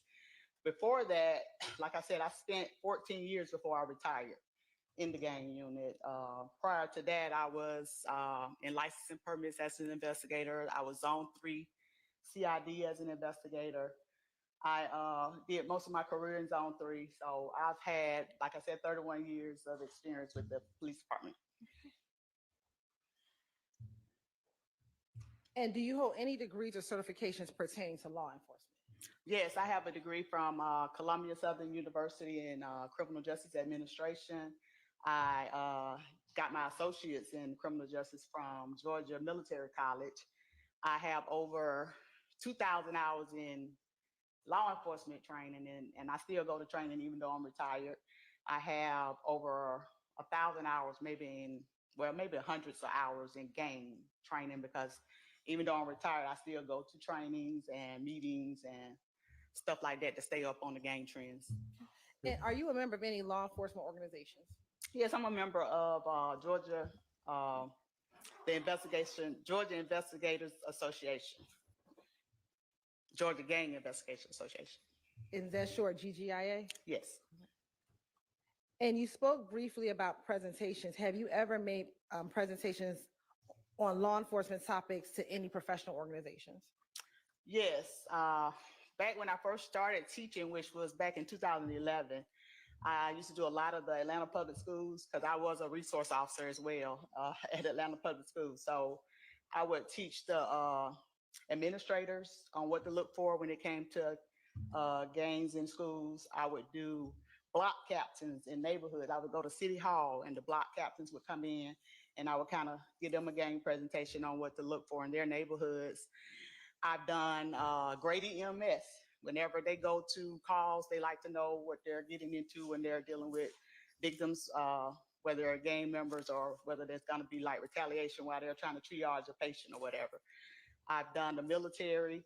I've done Atlanta Fire Department. They also want classes about gangs because they're EMTs as well. They have to do first, they're first responders, so they like to know what they're looking for as well. Fire cadets. It's a list of different, groups that I've talked to about gangs. And if you could tell the jury about, I think you said you had about over 1,000 hours of.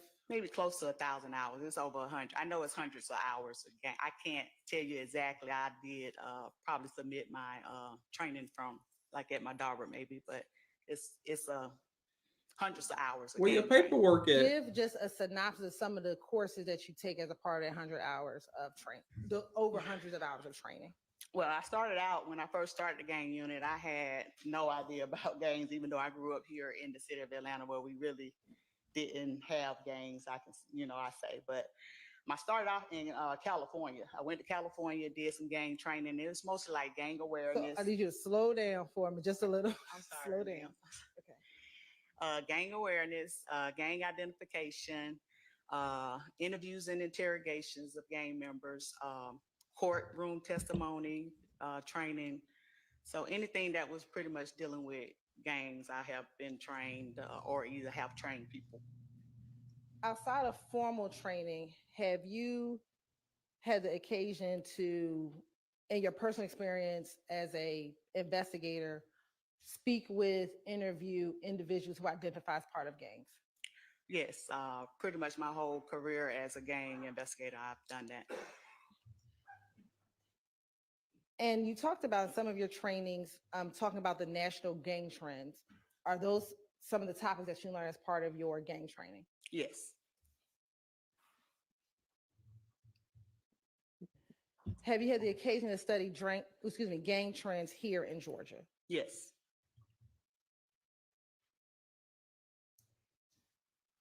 Over your 14 years working in the gang unit at APD, can you provide an estimate of how many gangs you have investigated? Whenever I started the gang unit, we had a bunch of hybrids, like non-traditional gangs. So counting those, it was over 100. And over the course of 14 years, how many times have you come in contact with individuals who identify as gang members or who are identified as gang members? I would come in contact with them daily because that was a part of my, I guess, duties as a gang investigator. But like I said, I did work for the Atlanta public school system where I came in contact with them there as well. Can you even give a number of approximately how many gang members you have investigated or interviewed? Over the years, I would say hundreds. And as a gang investigator, did you have your own caseload? I did. I have had caseloads, but what I did like about working in the gang unit that we did joint investigations. So most of our larger investigations are either, like the smash and grab burglaries or robberies or whatever, we would work as a team or as a group on cases. Have you ever been a part of sharing information and intelligence with law enforcement, other law enforcement agencies? Yes, we actually, like I said, the GGIA meetings, we meet with other agencies from all over the state of Georgia. I've gone to Cobb and assisted on cases, Clayton, the CAB, I've testified in the CAB to assist them. So yes, we do information sharing. I actually have a meeting next week with the Atlanta Public Schools and all the other schools in the metro. We get together and share information about gang trends. And do you stay current on gang trends, including rivalries, alliances, customs, and habits? Yes. When did she have time for herself? In the experience and training that you've just described, have you developed a familiarity with criminal street gangs, their activities, customs, and behaviors, both across the United States and Georgia? Yes. Have you received any training on how gangs use music to promote allegiances within their gang? Yes.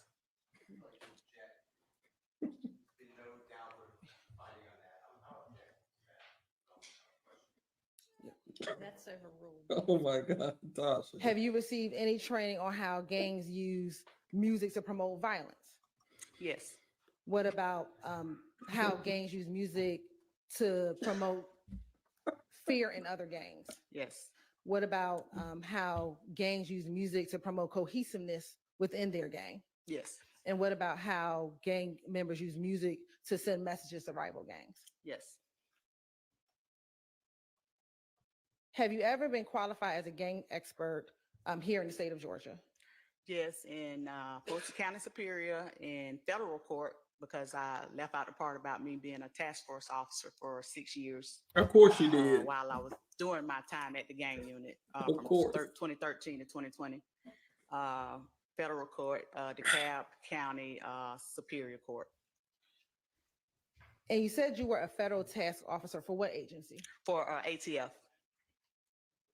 And what were some of your responsibilities as an ATF task officer when you were assigned to that unit?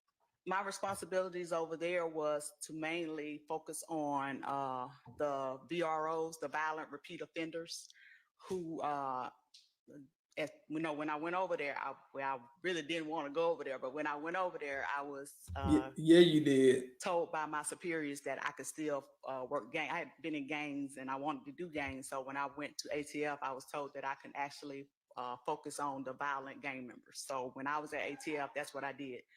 All of my suspects that I came across were violent repeat offender that were actually gang members. We kept up with NIBIN, where I actually went to training to learn about NIBIN and how we were able to match crime scenes with just the casings or firearms that we recovered. The caseloads that we did get were kind of like adopted cases from the police departments around the metro that we worked. Your Honor, it's time to say, would like to tender Investigator Kim Underwood as an expert in criminal street gangs and criminal gang activity. You may, yes. Mhm.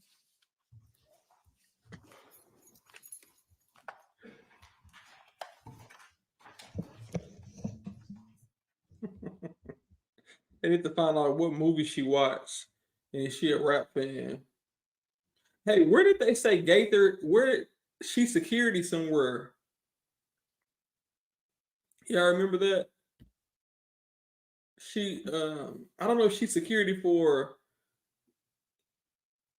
the basketball team or the football team in Atlanta.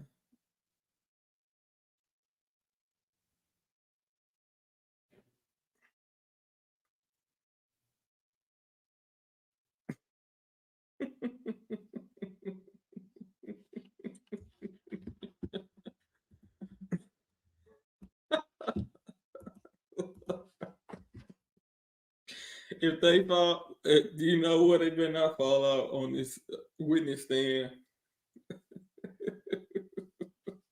Because the court will be canceled for the remainder of the day. Mounk Tounk, go home. We're going to have to try again next Friday.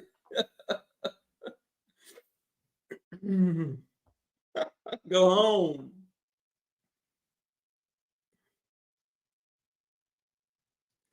Yo, this is crazy.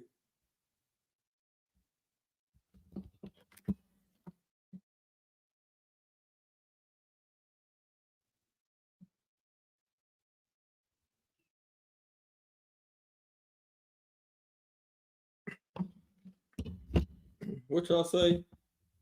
Oh, basketball. She. Okay, all right.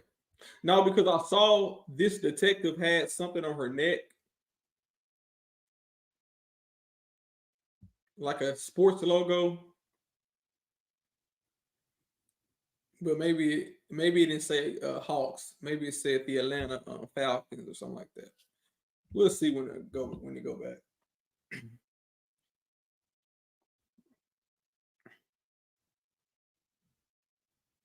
But I believe that there should be no reason that Mounk Tounk's hearing is not streamed.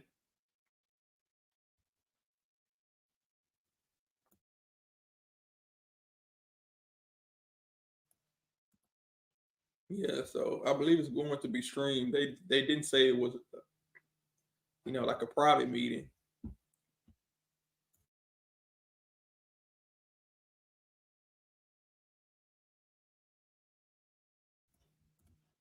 Oh, okay, so they did say. Shout out to Miss Sylvia. Said it will be streamed. That she gonna stream it if she got to pull her own camera out her purse. Y'all not finna railroad this boy behind closed doors. The people want to know.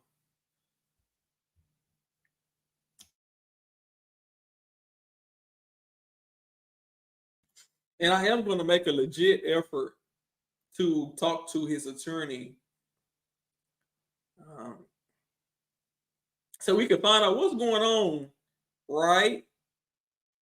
Attorney, right? What is going on? Give us the real, so we can figure out what happened and why.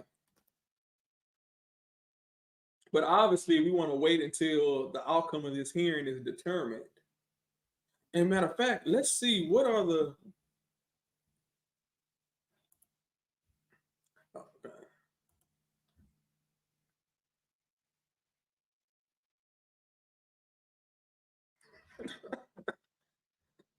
Tasha.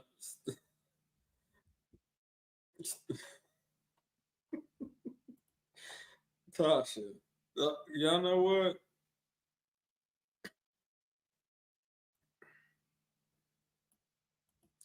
Y'all know. She probably got that poly group in there. That ain't gonna happen.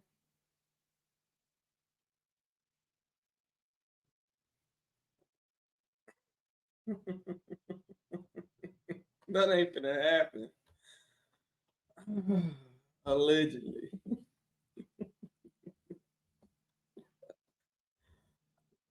Oh my god.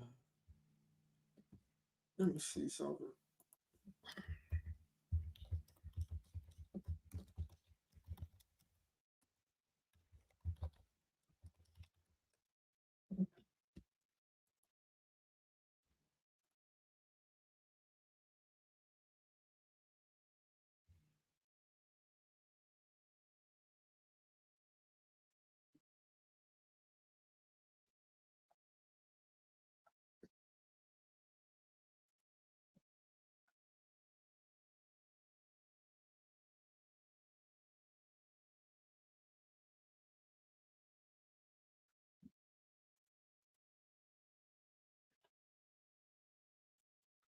Let me see.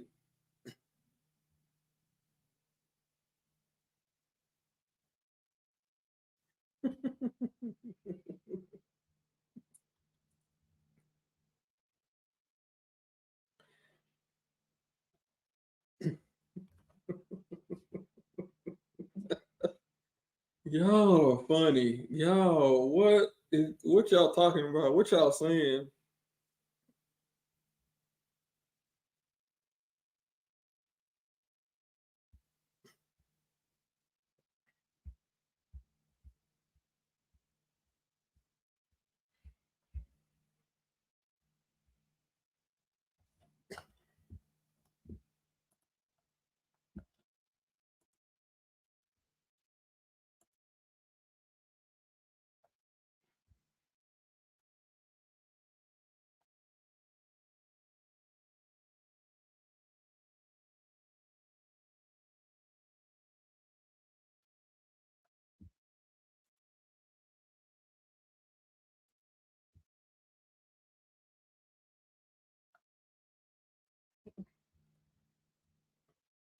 Okay, let me see. So,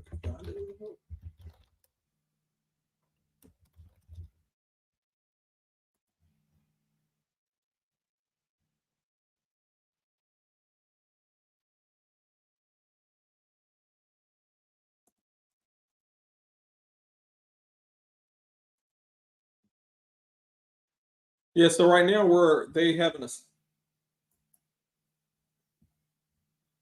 sidebar discussion to figure out. I'm assuming it's about her qualifications. Did they bring her in here to replace Dennis? They excluded Dennis' testimony, and are they trying to backdoor it in through her? Because that's not how a sanction work.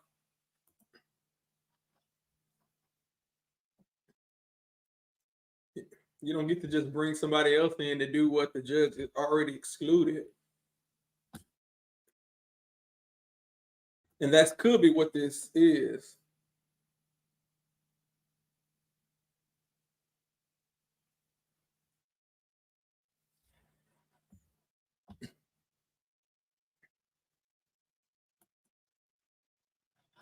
So we got 40. Let me see.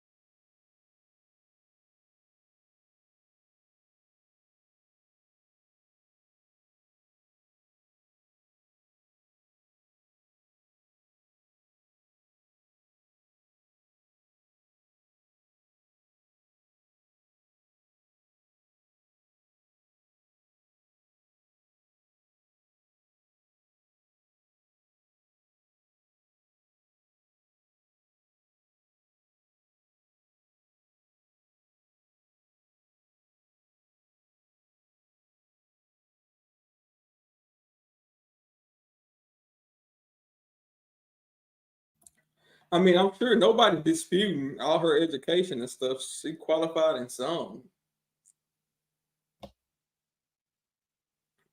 She said she retired and she still go to all the classes and stuff like that.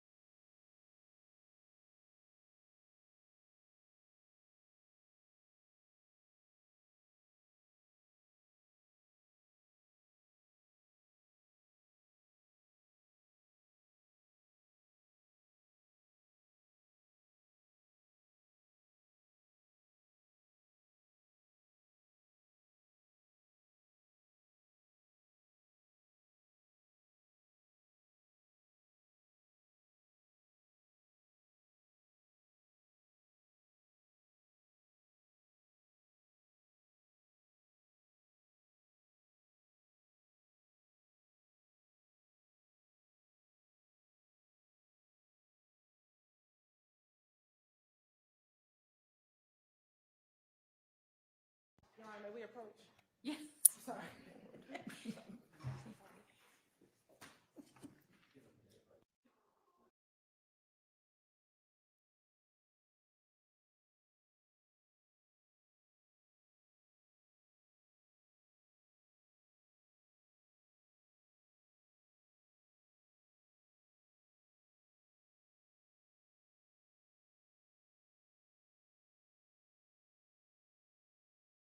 All right, y'all. What y'all gonna do? She gonna come in or not?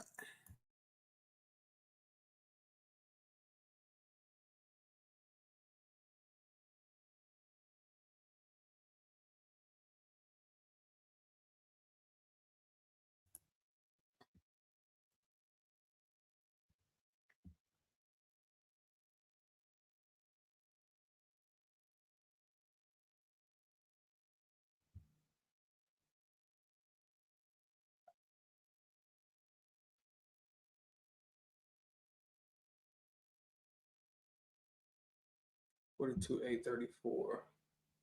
834.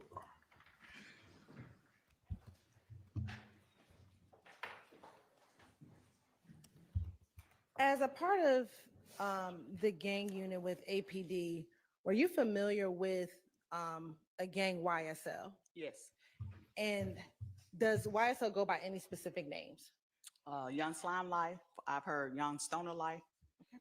And how are you familiar with Young Slime Life? I'm familiar with YSL.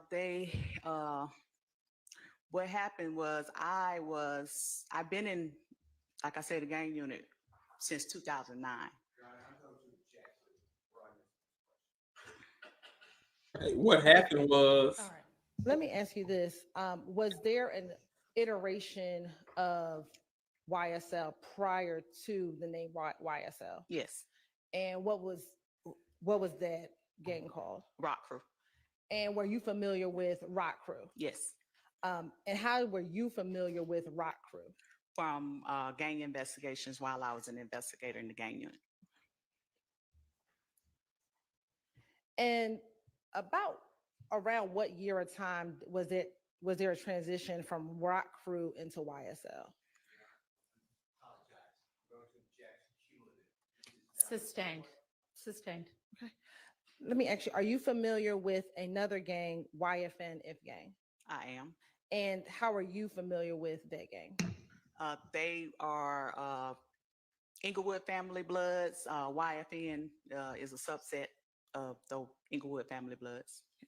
And based on your knowledge of gangs, did those two gangs have a rivalry? Yes.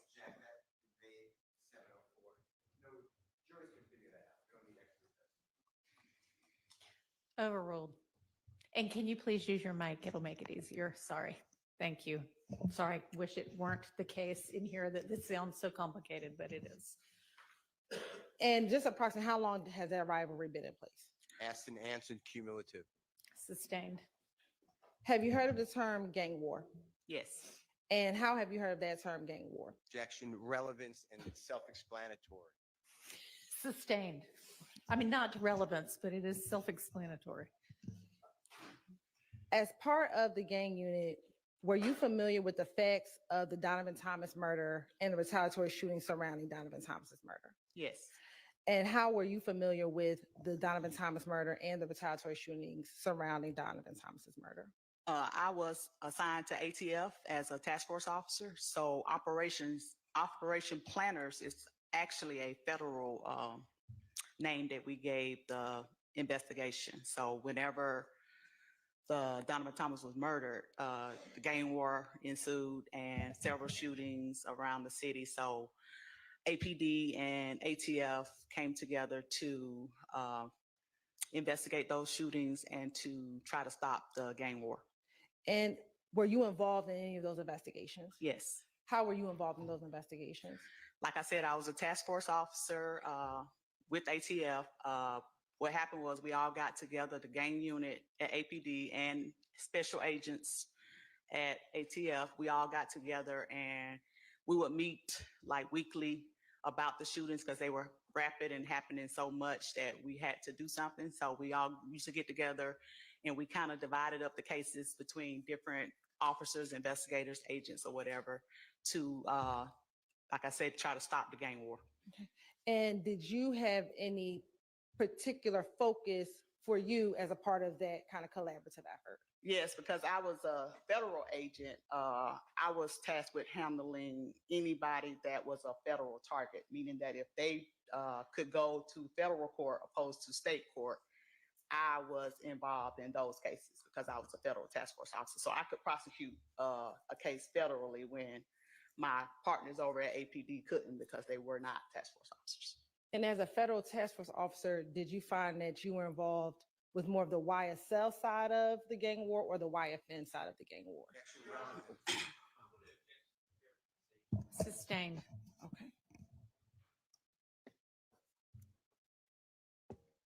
What were the two entities that were engaged in this gang war? Answer, cumulative. Sustained. In preparation for your testimony today, have you had the opportunity to review some of the reports that came in back in 2015? Yes.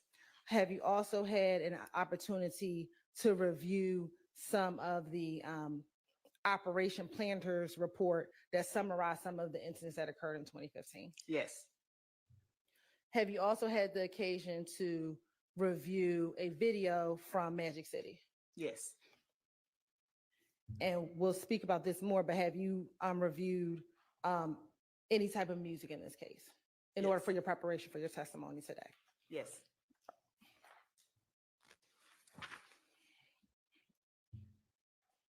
Yeah, I don't think they qualify her as an expert.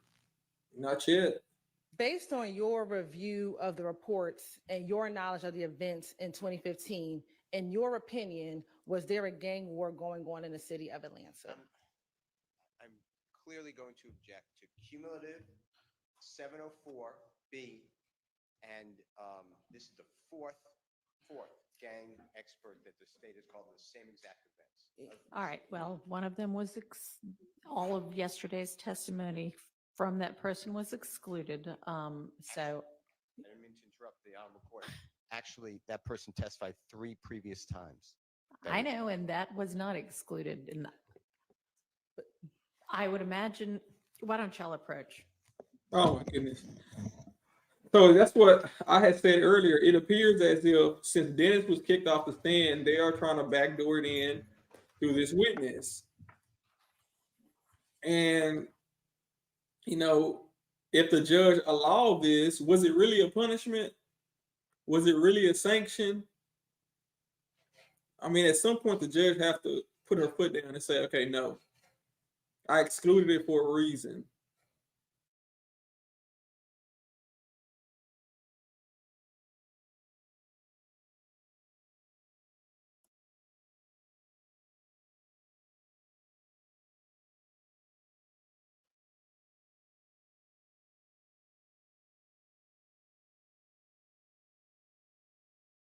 So yeah, this is, you know, a big issue. Oh, y'all funny. This is an issue. You can't bring something in through the back door that you couldn't get through the front. And I believe that's what they're trying to do with this lady. And she worked at the ATF. What's that other lady that worked at the ATF? Is it what's her name? Cunningham? The one that interviewed Woody, detective or special agent, whatever they call themselves, Cunningham. She had the baseball cap on. She was in there interviewing Woody. Now, listen here, Woody, you better. Was it Woody she was talking to?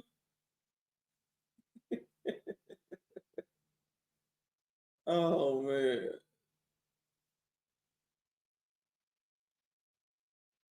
Sure, and I'm telling you what they're going to do. You better tell them the truth. I'm trying to help you. Yeah, was that the Fed lady or was she talking to Woody or somebody else?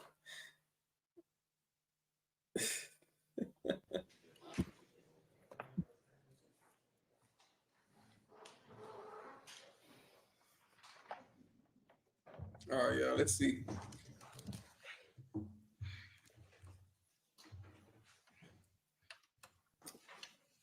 I was like, who? We trying to figure out who auntie is this special agent? Your Honor, I believe I may have failed to do this, or if I did, I'll just do it again. Your Honor, this time today would like to tender Investigator Underwood as an expert in criminal street gang activities and an understanding of gang culture and how music can be a part of gang culture. All right, she is so qualified and may testify as such. Okay, Thank so now she's tendered. yes, of course. Now she's tendered because she didn't do it earlier. Now I want to go specifically, Detective Underwood, to the week leading up to Donovan Thomas's death. Okay, and from the review of the records, do you recall Donovan Thomas being killed on January 10th, 2015? Yes. Right. I want to go back to that week earlier in that week. Are you aware of, through your own personal knowledge of what was occurring in 2015, a fight at Club Crucial? Yes. And who was involved in that fight at Club Crucial? Kenneth Copeland and Kevin Watts.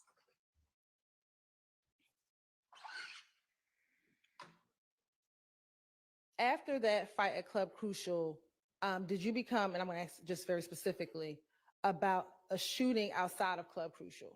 Yes. Right.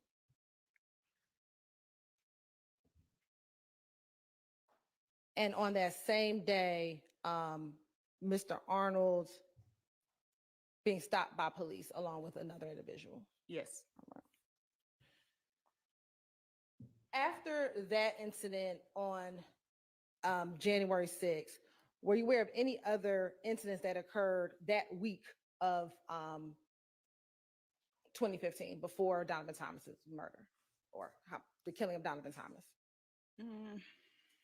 I can't think of offhand except for think over at maybe at a what they call it, it was a gambling spot in Zone 3 where a windshield was damaged and words were, I guess, exchanged or had about the windshield. being damaged between rival gang members. What about a shooting at TIG Studios? Yes.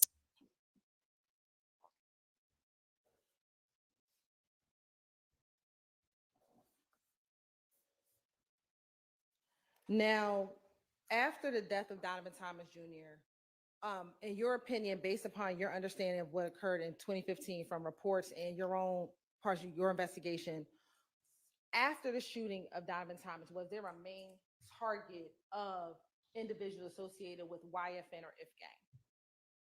I don't understand the question. Sure, sorry. Did they have someone that they were targeting, individuals who were associated with If Gang and YFN after Donovan Thomas's murder? Vague with they and also Sure. After Donovan Thomas's murder, was there an individual who was targeted? Yes. God bless you. speculation calls for speculation of the intent of others. Sustained, you may rephrase. Sure. Based on. Sure. Let me ask you this. After the death of Donovan Thomas Jr., did law enforcement receive information about shootings at several homes after Donovan Thomas's murder? Yes, we received several 911 calls and incident reports were made at these locations. Okay. And in evaluating and looking at those locations, were those locations associated with a particular individual? Yes. Who? Kenneth Copeland.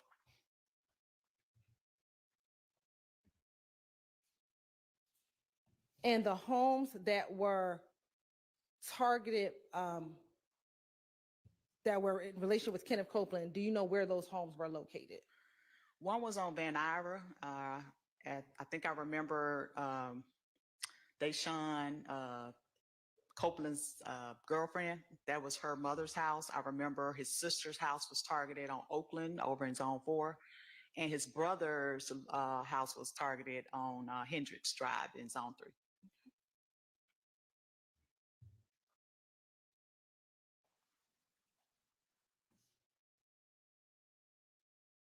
And did those particular shootings happen within the first few days after Donovan Thomas was killed? Yes.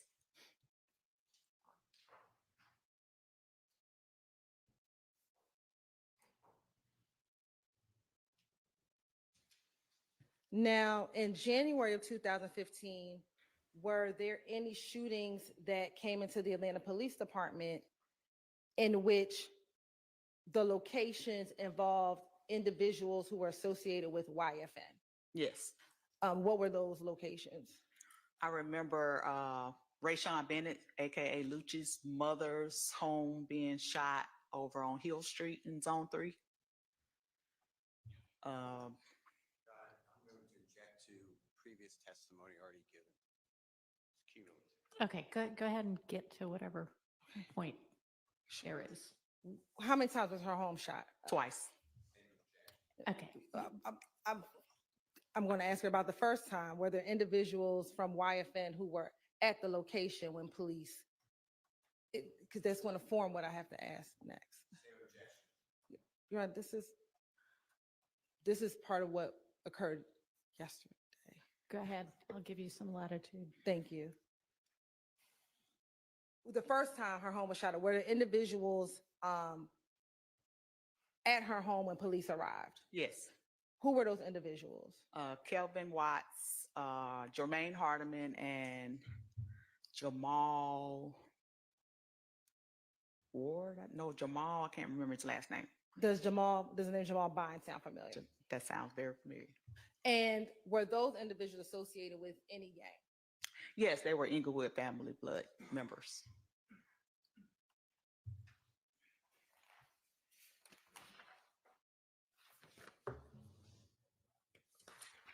And the second shooting of Miss Rayshawn Bennett's mother's house, was that on 1/26/2015? Yes. Okay. On that same day, on 1/26/2015, did you become aware of an incident in which Kenneth Copeland was shot at on the highway? Your Honor, I'm just going to object to hearsay. Overruled. based on your review of the reports, did you become aware, whether it's part of the reports or your own Yes. knowledge of the 'cause investigation? At the time, we were actually keeping up with and collecting every incident that happened between the two gangs. And so did you come aware of an incident in which Kenneth Copeland was shot on the highway on January 26, 2015? He wasn't shot. I think he was shot at him and his brother. They were fired upon while they was driving down the expressway. Thank you for that clarification. Mhm. Did you know that case number, was that for case number, APD case number 150260124? That sounds correct. All right. She's a gang investigator, another one. Now, did you also have the occasion to review APD incident case number 150262672? Yes. And was that the incident we just talked about when Lucy's mother's house was shot up? Yes.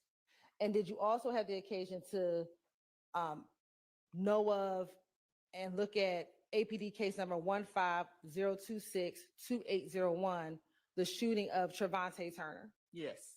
And the location 198 Stanhope Circle, are you familiar with that location? No problem. Yes. Thank you. How are you familiar with that location? During the investigation, I found that whenever I prosecuted Jermaine Hardiman on the federal side, that was his residence.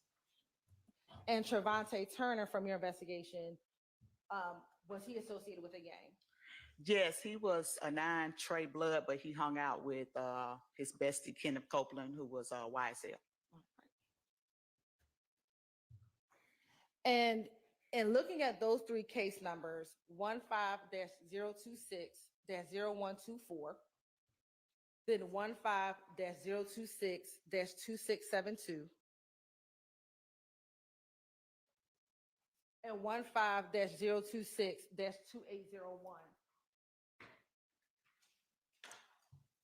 Would the 0124 incident be the first incident? I think so. They're in chronological. If they're chronological, yes. All right. And I'm going to put those numbers up, so I know it's probably hard for you to remember what I just.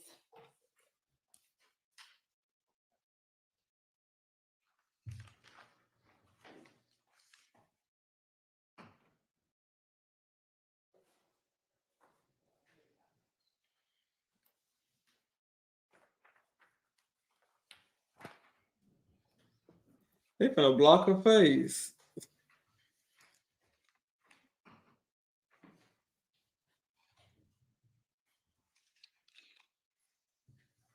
Uh-oh.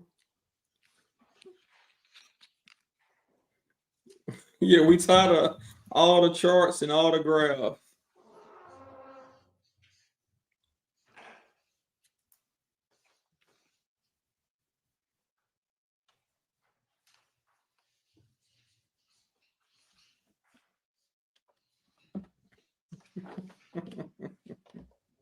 Going on, Miss Bridget Williams.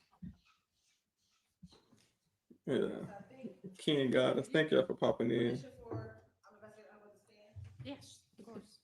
So I believe you just testified that 0124, there's a number in which Mr. Copeland was shot at on the highway.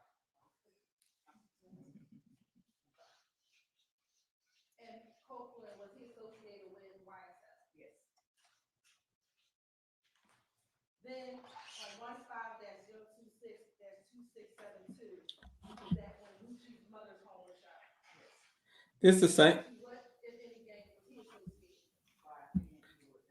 So y'all, this is the same thing she did with Dennis yesterday, and now she's trying to do it again. Well, she's actually doing it again with this witness.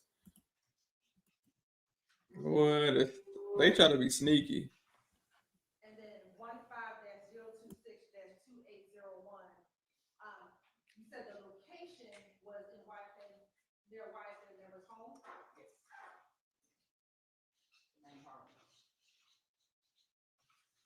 Who's there said she might as well trace it. Just trace the one from yesterday. Get the one out the trash.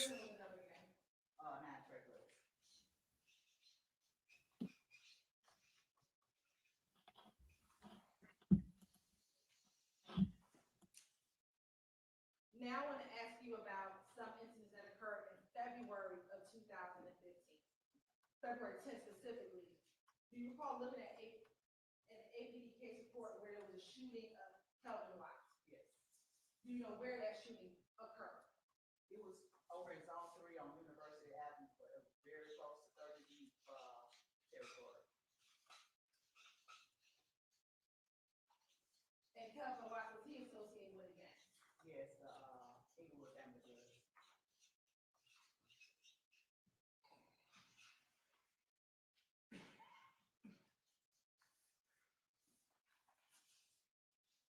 On that same day, was there a shooting at 193 Hendrick? Yes. And who was associated with Hendrick there? Kenneth Copeland's family, his brother.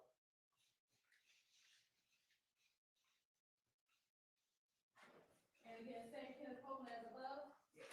YSL? Yes.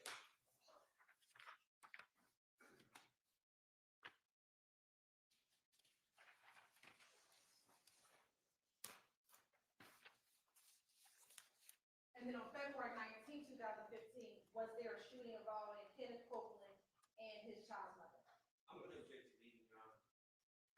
Sustained. What, if anything, occurred on February 19, 2015? Object to leaving, Your Honor. Curled. If that's the one over at Images of Carver, whenever Kenneth Copeland was at his Okay, good knees, good knees. he was walking out with his baby and was fired upon by rival gang members while holding his baby. Do you know who the rival gang members were? Yes,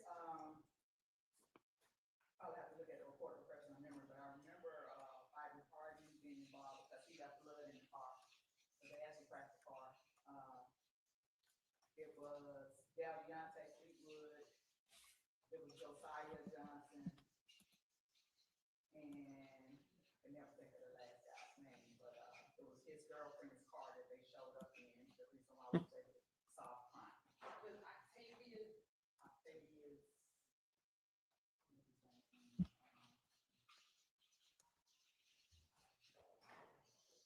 all these people, why they met?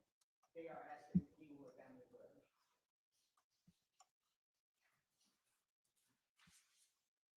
Now, as you all, you have a secret right now.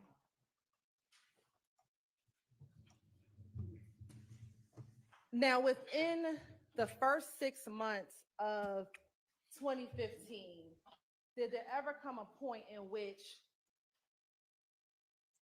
it appeared that the shootings kind of died down within the early portions of 2015? Yes, around after those incidents in February, I think March was pretty quiet for us.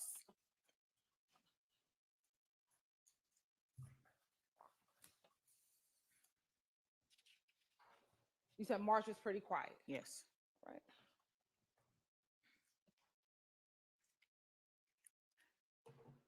Did it pick back up again at some point? April.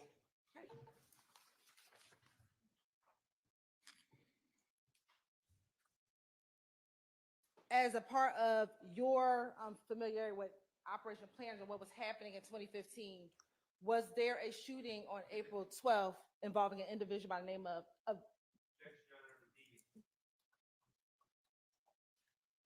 I can rephrase. Are you aware of a shooting that occurred on April 12th, 2015? Yes. Who was the victim in that case? Was that the one on 490 Glen? Are you asking her?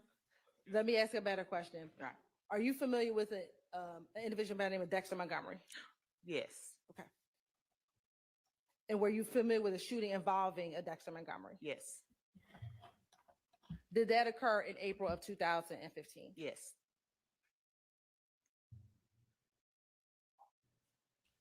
Also, are you familiar with the individual that goes by the name of Dwayne Carter or Little Wayne? Yes. Were you familiar with a shooting of his that occurred in April of 2015? I do. I am. Were those two shootings considered a part of the Operation Planters? They were.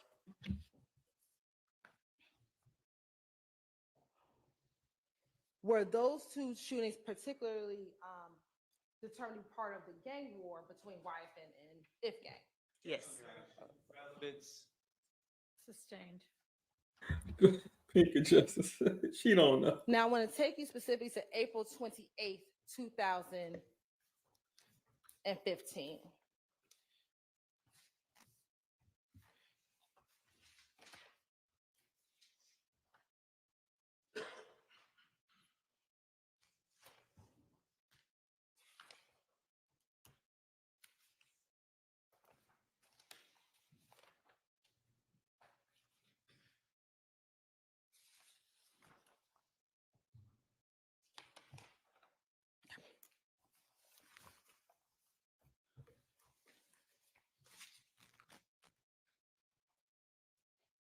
Did you have the occasion to review a report for 151180288? Yes.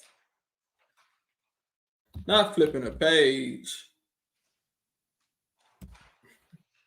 Judge, sit her down. And do you recall what location that incident was? I don't recall by case number. If you give me the location, I can probably tell you what happened there. Was there an incident at Club Crucial? Yes, What Hey. occurred at Club Crucial? it was a shootout. Overruled. Objection cumulative. They prepped her all night. It's Just all been get the cumulative, facts on Your the Honor. paper. Overruled. I'm going to show you what's been admitted as 1JJ. Come on, y'all. This is crazy. Yeah, they prepped her all night long and today to take over for Dennis. Looking at Section Exhibit 1JJ, do you see the incident number for 1JJ? Yes, What is that incident number? 151180288. And where is that location? 2517 Donald Lee Hollowell, which would be Club Crucial.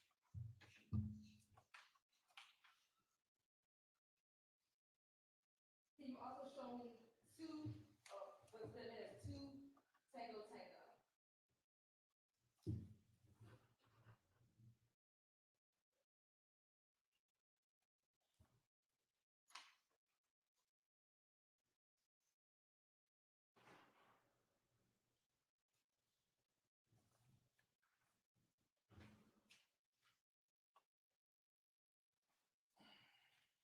Hilton said she backdoored a pantsuit in the heels again. She said her feet weren't hurting. Her feet don't hurt. She backdoored the heels. Waiting for that to come out. Was there an incident at 1903 Drew Drive? Yes, Was there also an incident that morning at 1428 Adele? yes, And was there also an incident at 2900? yes.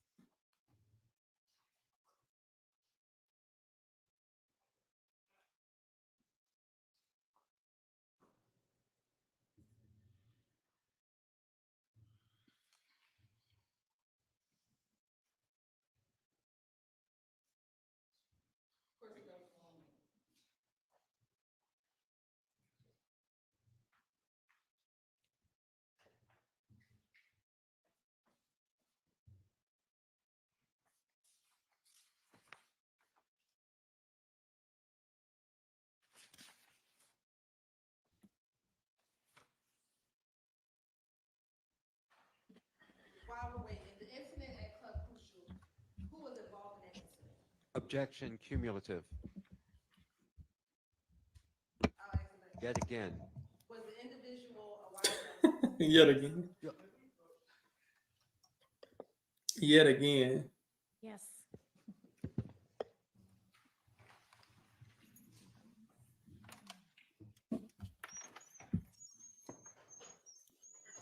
Yeah, this is wild. I mean, if they keep objecting and dragging it out, maybe the judge will get tired. But yeah, we went over all of this before.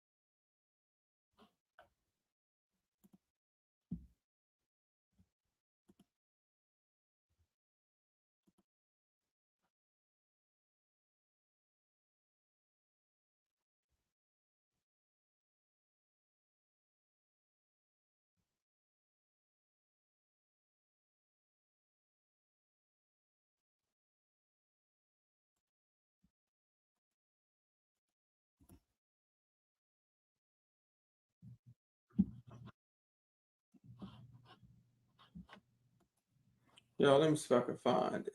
Hold on a second. Give me a second.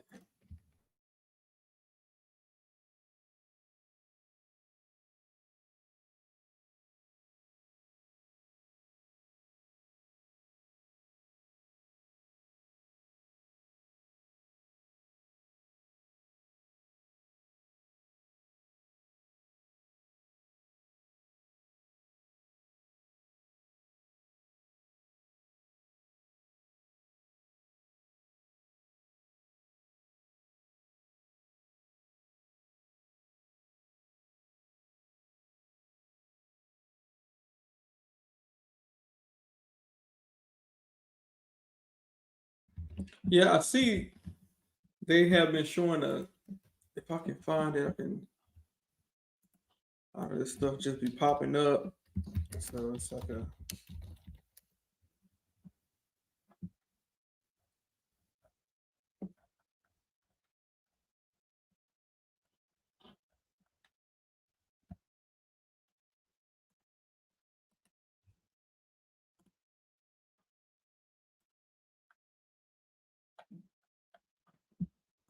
so while we take a break from that, let me make sure that, okay, yeah, let's look at this right quick for,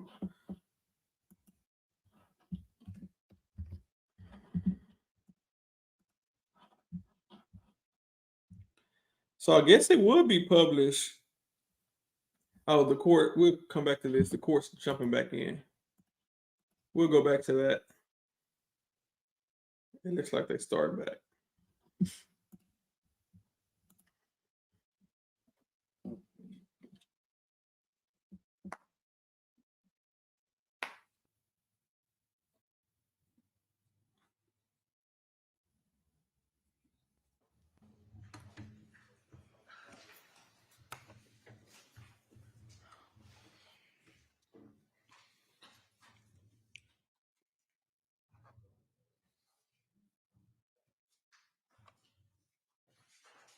Yeah, I agree. They may actually withdraw that motion.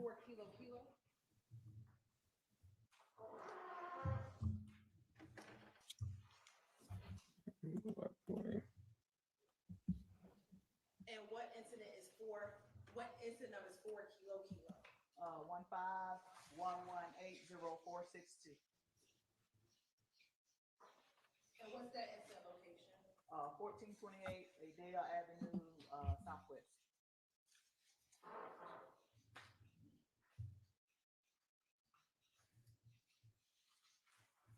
And then I'm going to show you 2 Lima Lima.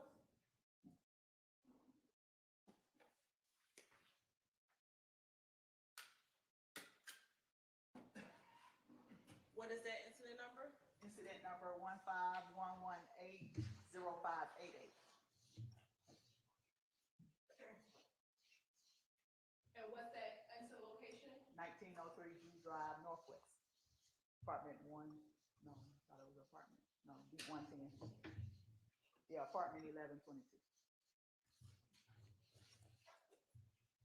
And then on that same day, was there a incident at 2900 Landrum Drive? Yes. And do you know that case number sitting here today? I don't know it by heart. I'm going to, Mr. Coach, yeah. I'm going to show you what's been marked for identification only as 600 YYR. We're looking at the help refresh your memory as to what the incident number was for 2900. Okay. What is that incident number? It's 151180531.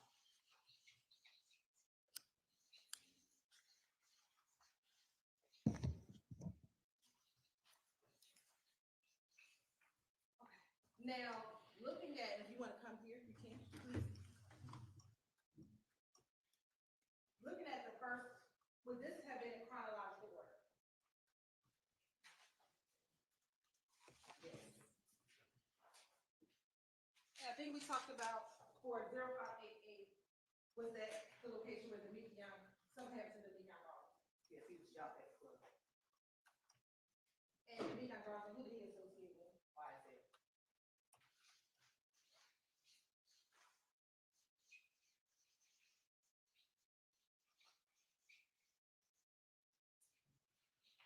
Now, 1428 Adele Avenue, where was that location? That was, Inglewood family gang member Darren Mills' address.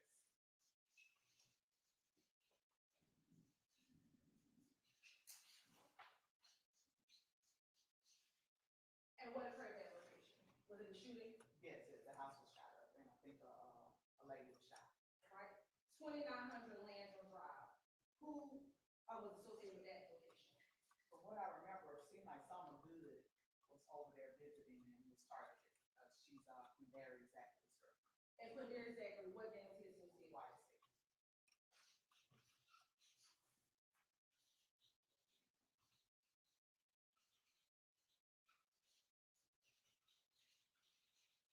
And then 1903 Blue Drive. That was Philip Collins' girlfriend's apartment. You said Phil or Philip? Philip Collins, aka Philo. His nickname is Philo. And was he white? He was Inglewood gang.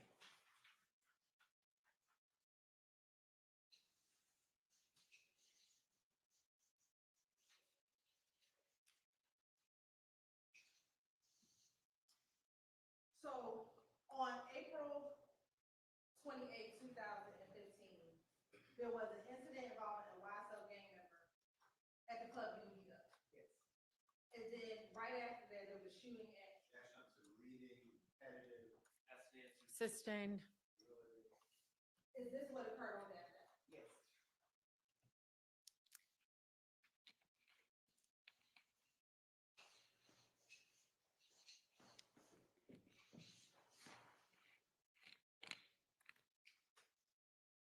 Now, looking at what happens in April 28, 2015,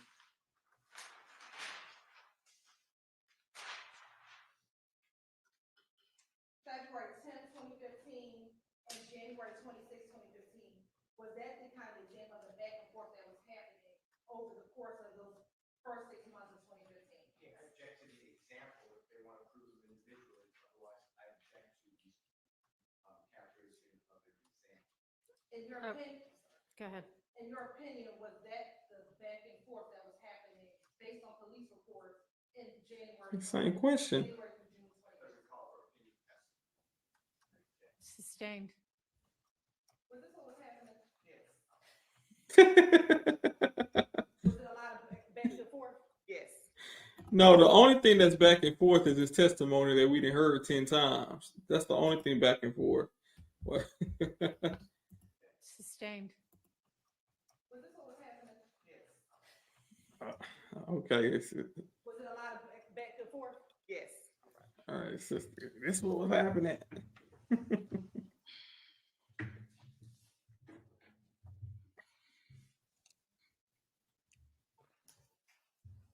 But you still got to connect it to the defendants. It can be two guys mad at each other, shooting at each other. What they got to do with Young Thug? Now, as a part of your investigation, I want to take you to September of 2015.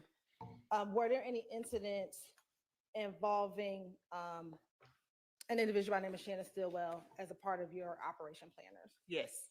And I want to specifically talk about September 26, 2015. Was there an incident involving also a woman by the name of Tierra Jones? Yes. And the individuals, were you aware of the individuals who were charged in that incident? Yes, they were Inglewood. And it's also, in my opinion, my humble opinion, and it's also hearsay, and the expert is using as a conduit, is being used as a conduit for hearsay at this point. Your Honor, this case was Experts can testify based on hearsay. Overruled. the individuals who were charged. Are you aware of an individual by the name of Dominique Carter? Yes. Does he have a nickname? Stewie. What about an individual by the name of Bobby Hardy? Yes. Is his nickname Smoke? Yes. Is that the same Bobby Hardy that we discussed for the incident that occurred February 19, 2015? Yes. And then it was an individual who goes by the nickname of Merrill. Yes. His name Jamal Ward. Yes. were those individuals ultimately charged for what happened on 9/26/2015? They were. And were those individuals a part of If Gang as well? Yes. Now, taking you to about 4 days after that, on September 30th, 2015, were you, as a part of your investigation, did you learn of an incident that occurred at Magic City Adult Entertainment Center? Yes. And what occurred at that location? Was there a surveillance video? Were you able to observe a surveillance video at that location? Yes. And did you observe that surveillance video in preparation for court today? Yes. And Your Honor, may I approach? Yes. I'm going to show you what's been marked as State's Exhibit 543Y. Do you recognize State's Exhibit 543Y? Yes. How do you recognize it?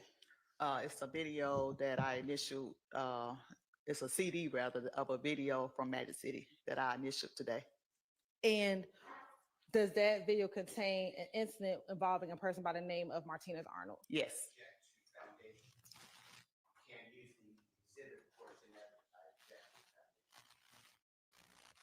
Does that show an incident that occurred at Magic City nightclub in September 2015? Yes. So you're saying what it is before it's been Have you admitted. Were you aware of an incident at Magic City? Yes. I asked that earlier. Right. Okay. And have you seen a video regarding an incident that occurred at Magic City? Yes. Was that a fair and accurate depiction of the video of what you understand occurred at Magic City back? All right, here she go again. She's trying to bring it in. How were you aware of the incident that occurred at Magic City?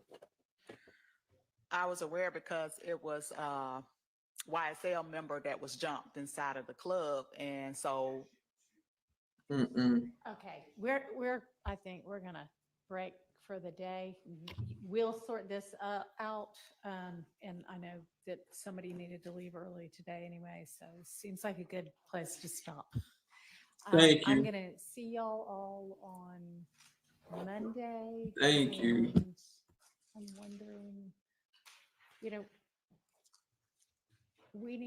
y'all come up here for a second.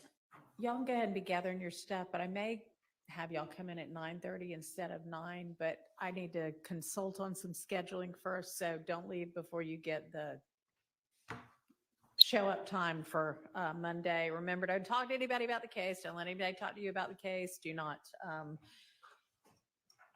view, read, observe any kind of media or social media or news or anything about the case or anybody involved in it. So y'all can go out to the jury room and I'll give y'all the show up time soon.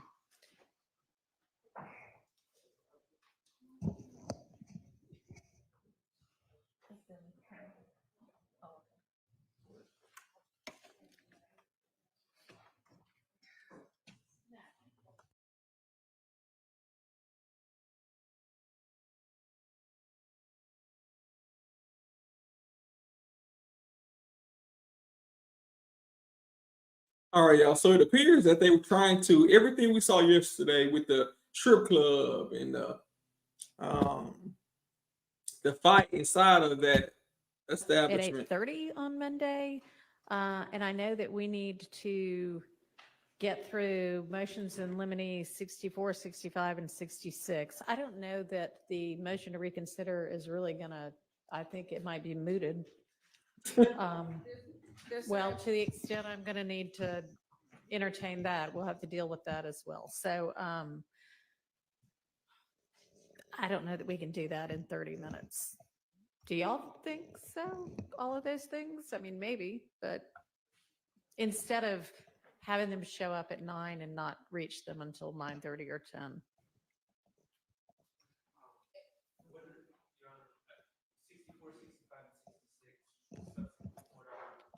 What?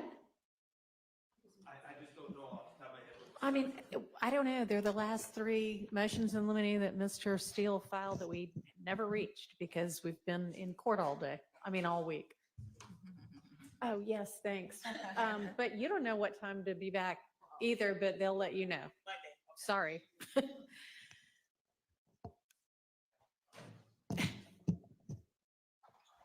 And I'm going to get y'all's responses sometime today. They're due today. Yes, Your Honor. And of course, they will as well. I was going to update the court in terms of scheduling Monday. Me and Ms. D. Williams have been talking extensively about the remaining objections for Act 79 through 81. Okay. We're going to speak again after court today. Okay. There may be a very brief disagreement on the remainder, Okay. but we expect it would be quite brief and similar to the arguments that we've discussed previously. I just wanted to. All right. Well, great. Then that could be something we can finalize. Yes, Your Honor. Monday morning. I'm just going to tell them 9:30 and tell y'all 8:30. And I think we can get through those things in an hour, but I don't think we could get through them in a half an hour. Okay. Laura, do you mind letting them know that? What? Okay. Your Honor, I would just humbly ask that if the state could provide us with a updated roadmap of what witnesses. Yeah, they're Fine, yeah. supposed to be doing that. And did y'all say you had already emailed it? No, not yet, Your Honor. We will email that today. Thank you. Okay. Is this from, For next week. we'll definitely have, I think, from Monday, and we're trying to just confirm some other things, but we'll definitely have the witnesses from Monday. Okay, so it needs to be for next week. And if some of them are, we're not sure about this person, then just put a little note. We're not sure about this person, or it may be this group. If not, it's going to be that group. Okay. But that needs to be done today for the whole week. All right. If there's nothing else, I'll see everybody at 8:30 on Monday. I didn't actually give y'all a time, but I mean, yeah. I'm sure that for the witness list, everybody would like it before then. For the responses, 11:59 is fine if y'all don't have them ready yet. All right, I'm going to take a, all right, so we're adjourned for the day. Okay, so I think we're done with that portion. Let's see, are they going to keep the stream going? Let me double check. They might keep the stream going. Let me see something. Oh, that's not going to keep it going. Oh, that might be an issue. Hold on. Hold on, y'all. Let me see if we can find out where Mounk Tounk's thing's going to be. Oh, let me go back to this right quick. So this was posted by Mounk Tounk, and it pretty much says, sit in or join the live stream in a show of solidarity for Mr. Sledge, Antonio Sledge.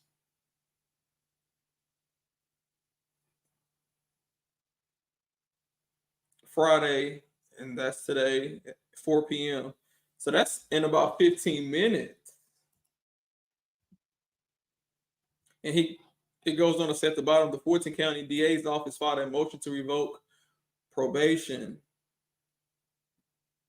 as part of his plea agreement in the YSL trial.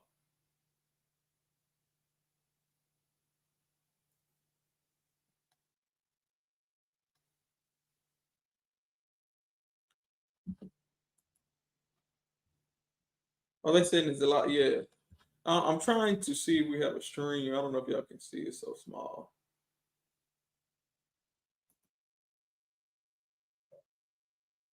This vindictive prosecutorial outreach is yet another example of the down tactics we have witnessed throughout this sham of a case, taking a father away from his children because he didn't lie the way the state wanted him to is not justice. The abuse of power by these corrupt officials is an insult to democracy.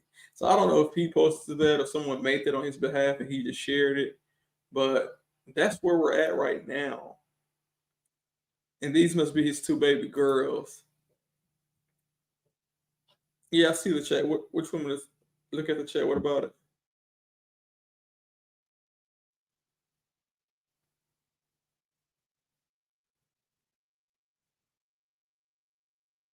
What do y'all mean? Look at the chat. What's going on? What I'm missing?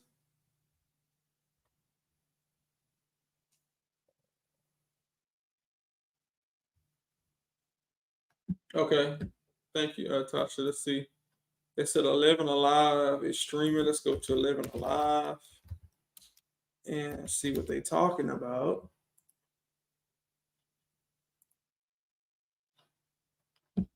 Okay. I guess Fox must. Oh, did Fox turn off?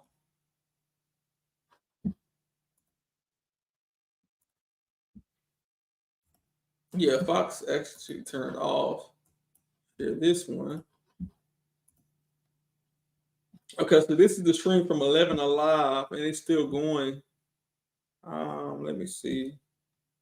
So I keep an eye on that. Where's? But while we waiting on that, we can go back here so I can make it bigger.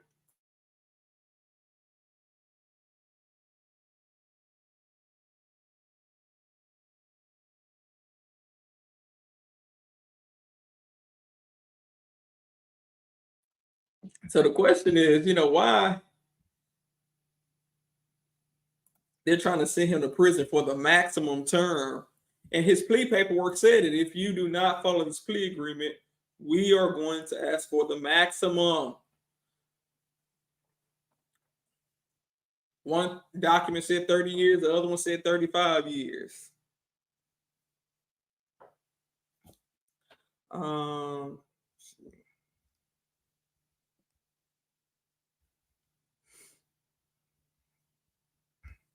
I know he got a lot going on, so obviously I'm not going to bother him right now or his attorney, but I do want to see if his attorney would come. His attorney will come and speak to us so we can get to the bottom of this, because this is crazy. Danny Steele, what's going on? Thank you for popping in. Who else? Who came that I haven't seen? What's going on, Stephanie? Welcome back. Top 20 Louisiana. Well, Miss Love's name wasn't on the motion, but best believe she behind it. Make no mistake about it, she behind it.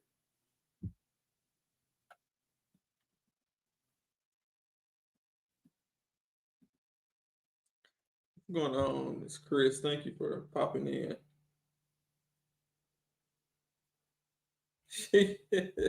Love in the background. She may try to distance herself, but come on now, we know better than that.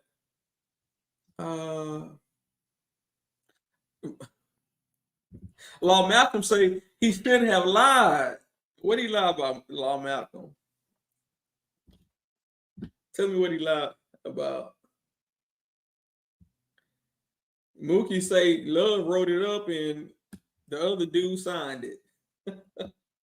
Law Malcolm, what did he lie about?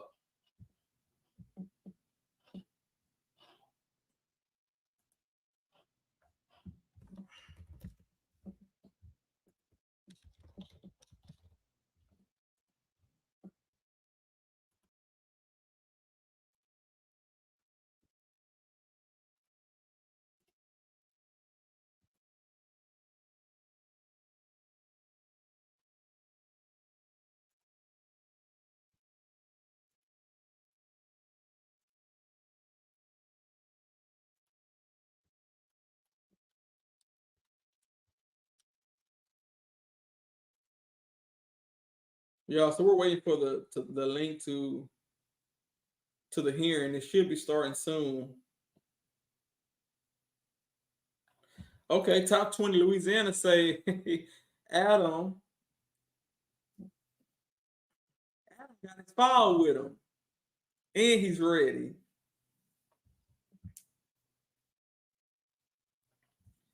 They need to call Love as a witness. They need to bring her in as a witness to find out why you slipped that in that paperwork. Put her on the stand under oath.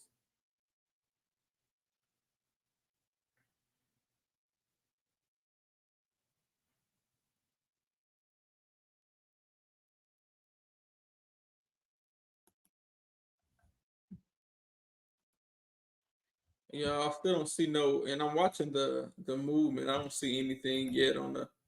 Let me go back to.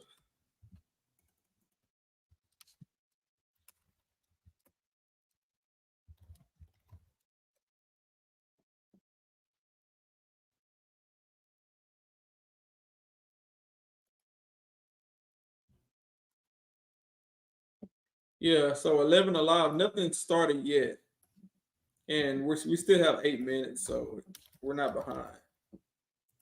I'm watching the feed.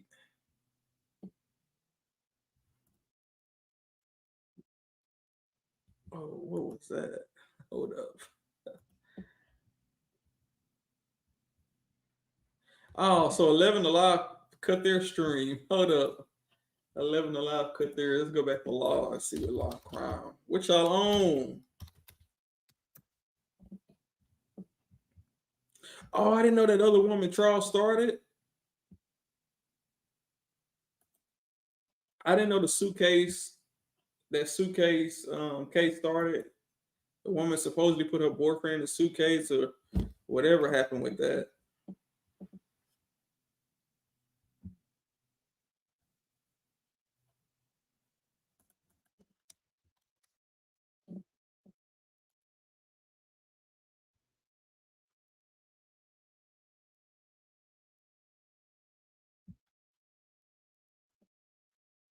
Yeah, for the people popping in, we're waiting.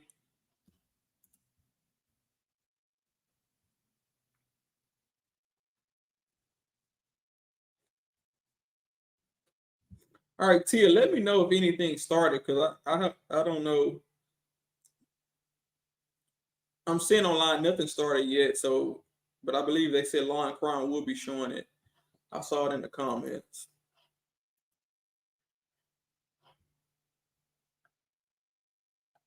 Yeah, I don't think they're gonna revoke his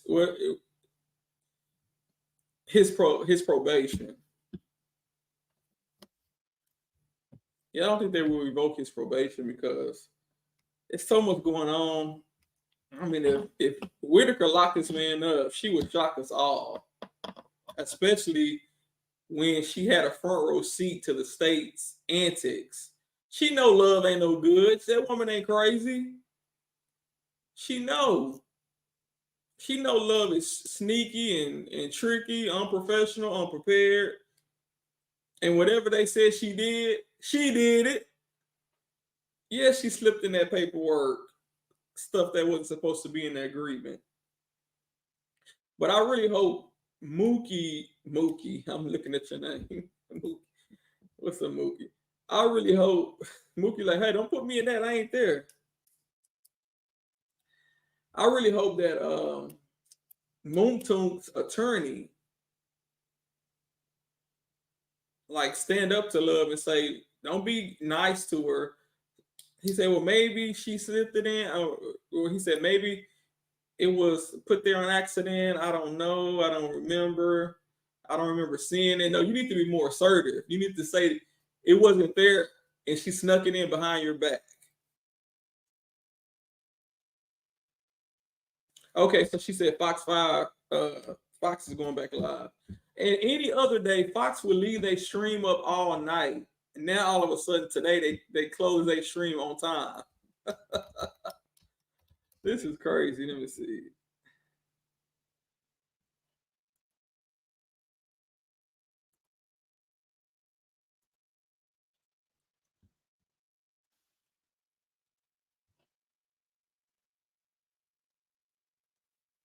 Thank you for that, Chris and Tia.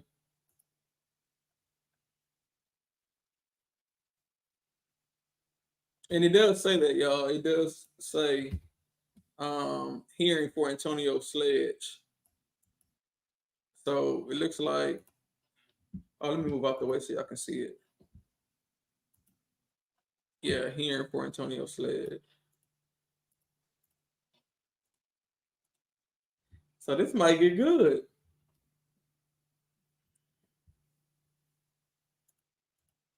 This might get good.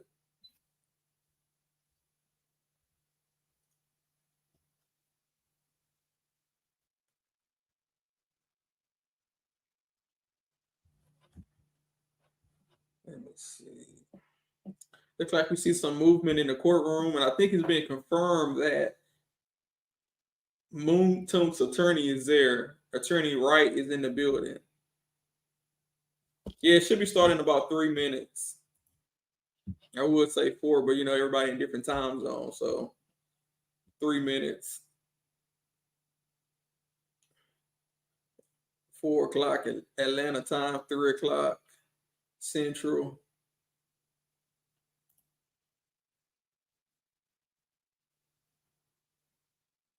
Yeah, if y'all don't mind hitting the like button, circle the video. That's greatly appreciated. Thank y'all. Uh-oh.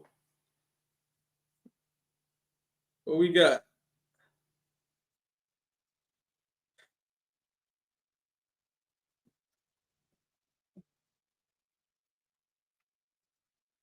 Mookie say, I'm here, just not there. Right.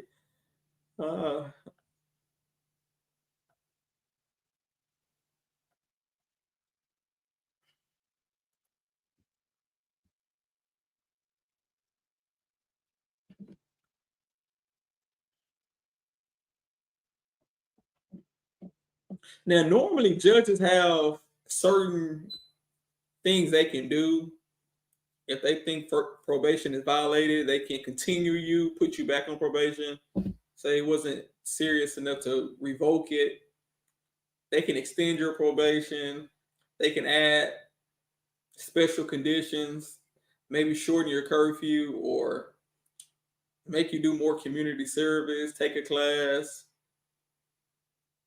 It's all sorts of things that judges can do to modify conditions of probation, even if you are found to have violated conditions in the first place. And we're not even there yet. So prison is not the end all be all for most jurisdictions when someone is accused of violating probation.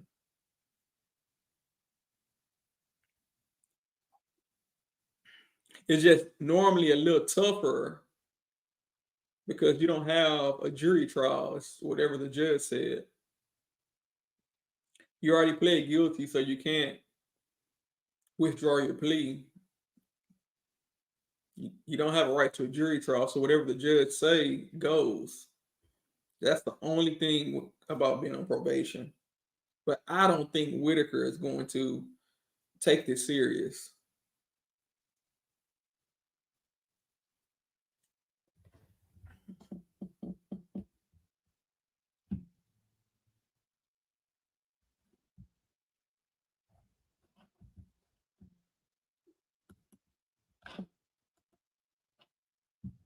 But I did see his plea agreement as well, if it's honored, that the prosecutors would not object if he goes back in 10 years and requests the court to terminate his probation early. So if you do good for 10 years, go back in 10 years and say, hey, Judge, I've been doing good. Instead of 15 years, instead of 30 years, can you end it now at 10? But yeah, y'all know 10 years is a long time. Especially if you're living in Fulton County, they will find a way to try to trip you up, even if you don't trip up yourself. So it might be best to even move out that jurisdiction. I wouldn't even live there anymore. I'll be gone.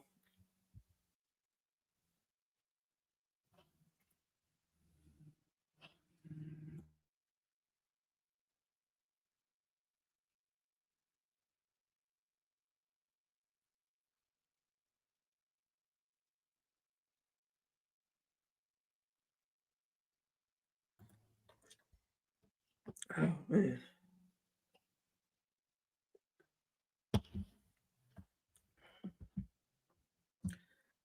Talking for 7 hours straight, I can barely get my words out. Thank y'all for popping in. What's going on? Travana Foster. Ever he say it's a setup. I will move out of state, right? Move out of state and transfer the probation to that state.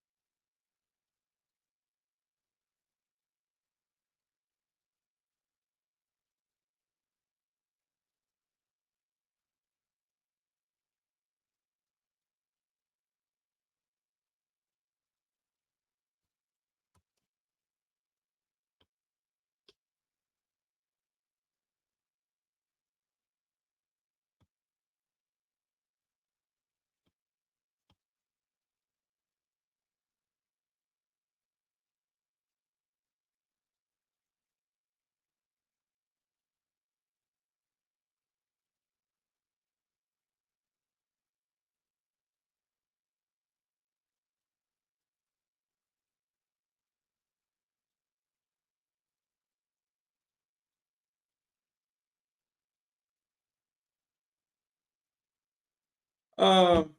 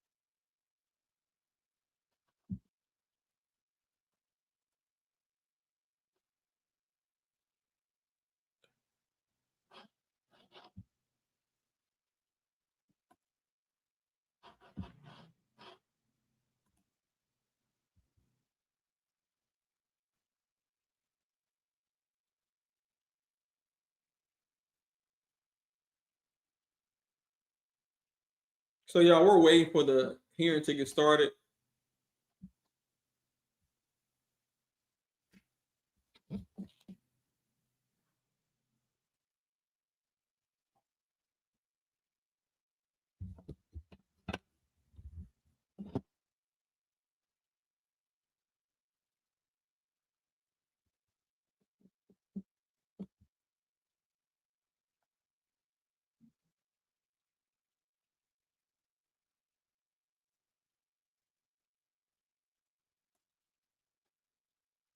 And so I can take this ticker off real quick and make it big.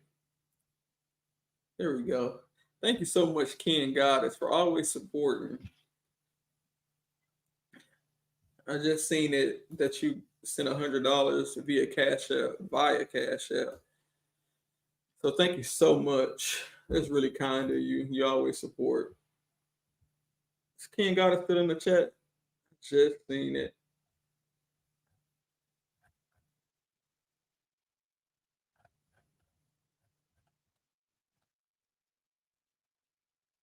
Uh-oh, somebody say love is in the building.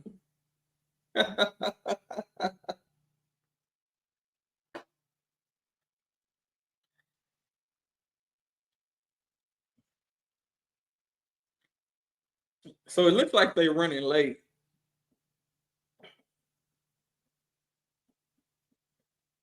So hopefully all the parties are there in prison in the courtroom.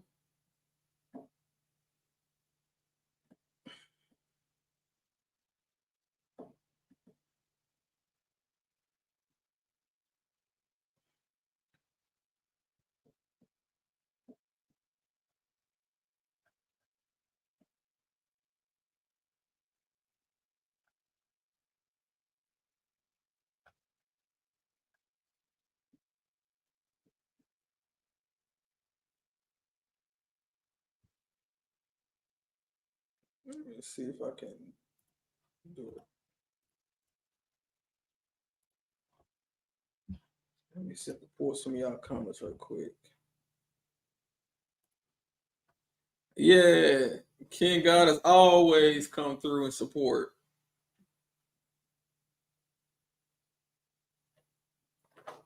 So that's really kind.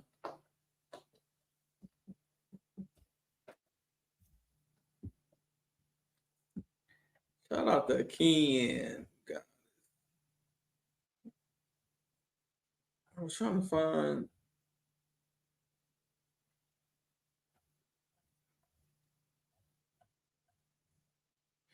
Probably had to step away.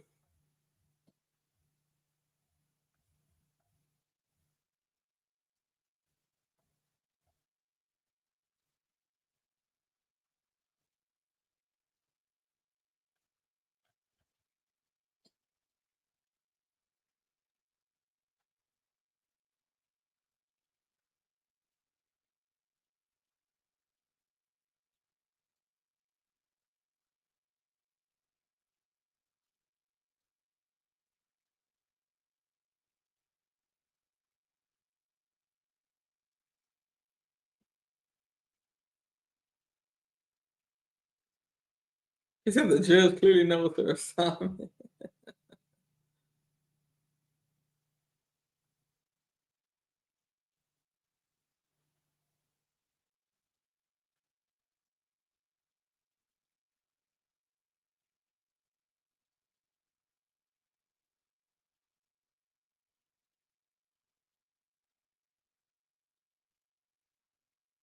Oh, there you go. I was trying to find your your name in the chat. Ah. Right, and this is my point. The judge is already familiar with what his lawyer said on the stand, so she knows there's some controversy regarding the structure of that plea agreement. And that's what I had mentioned the other day. I think it worked in Mounk Tounk's favor that the state jumped the gun and went ahead and filed it now. They could have waited till the trial was over to at least give the judge time to forget about what happened. But since they filed it so recently, we all know that it was some controversy surrounding that when she subpoenaed Mounk Tounk's lawyer to the stand, and the lawyer confirmed what Mounk Tounk said, that they put something in the plea agreement that wasn't supposed to be there.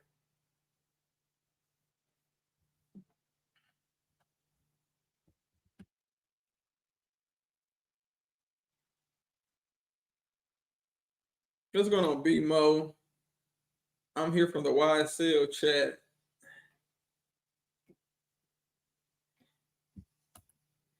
Yeah, free that man.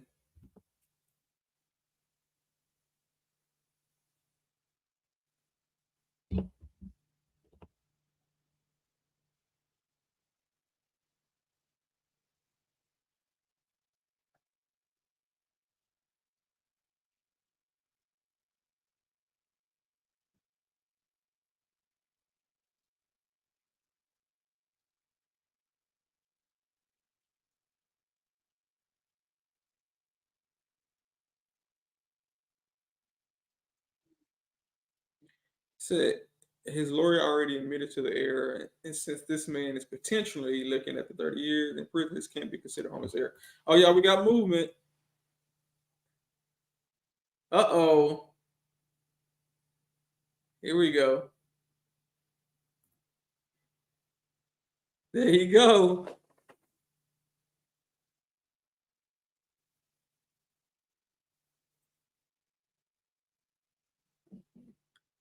Now, this is interesting.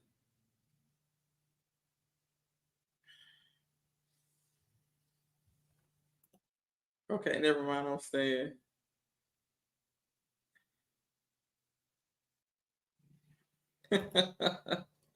Y'all, this finna get interesting now.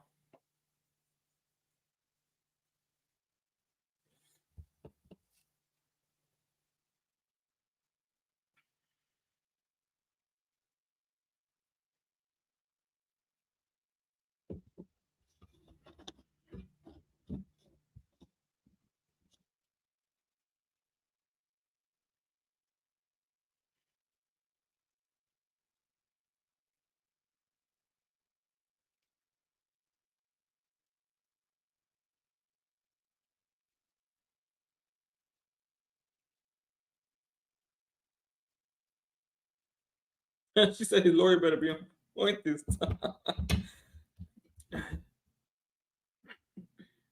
Right? Bring in some backup.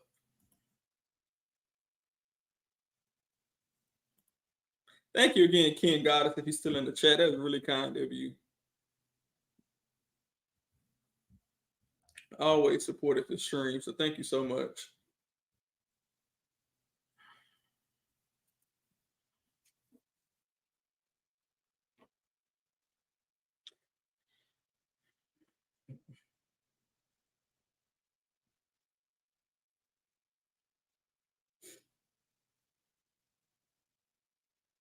Who was outside last night?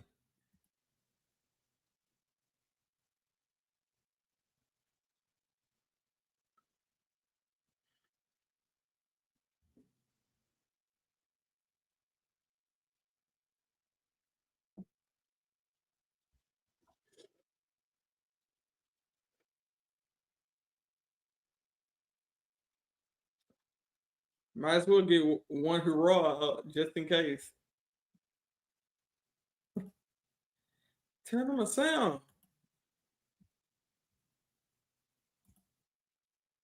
Let's go.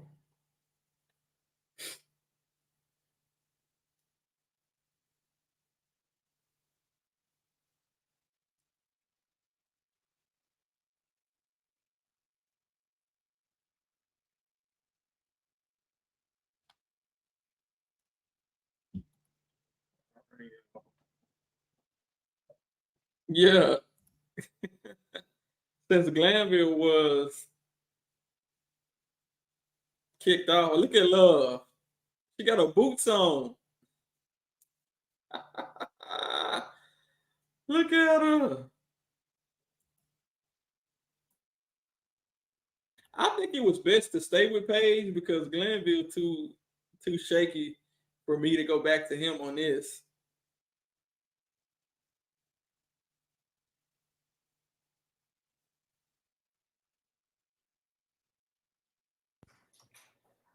All right. This is a probation revocation matter. Yes, Judge. State filed a notice of a probation revocation for the defendant as to his violation of the special or a special condition within the sentence that he received from Judge Glanville on December 8th of 2023 as it relates to his reviewing, acknowledging that the factual acknowledgments that were a part of the plea agreement in which he entered into on December 8th of 2023.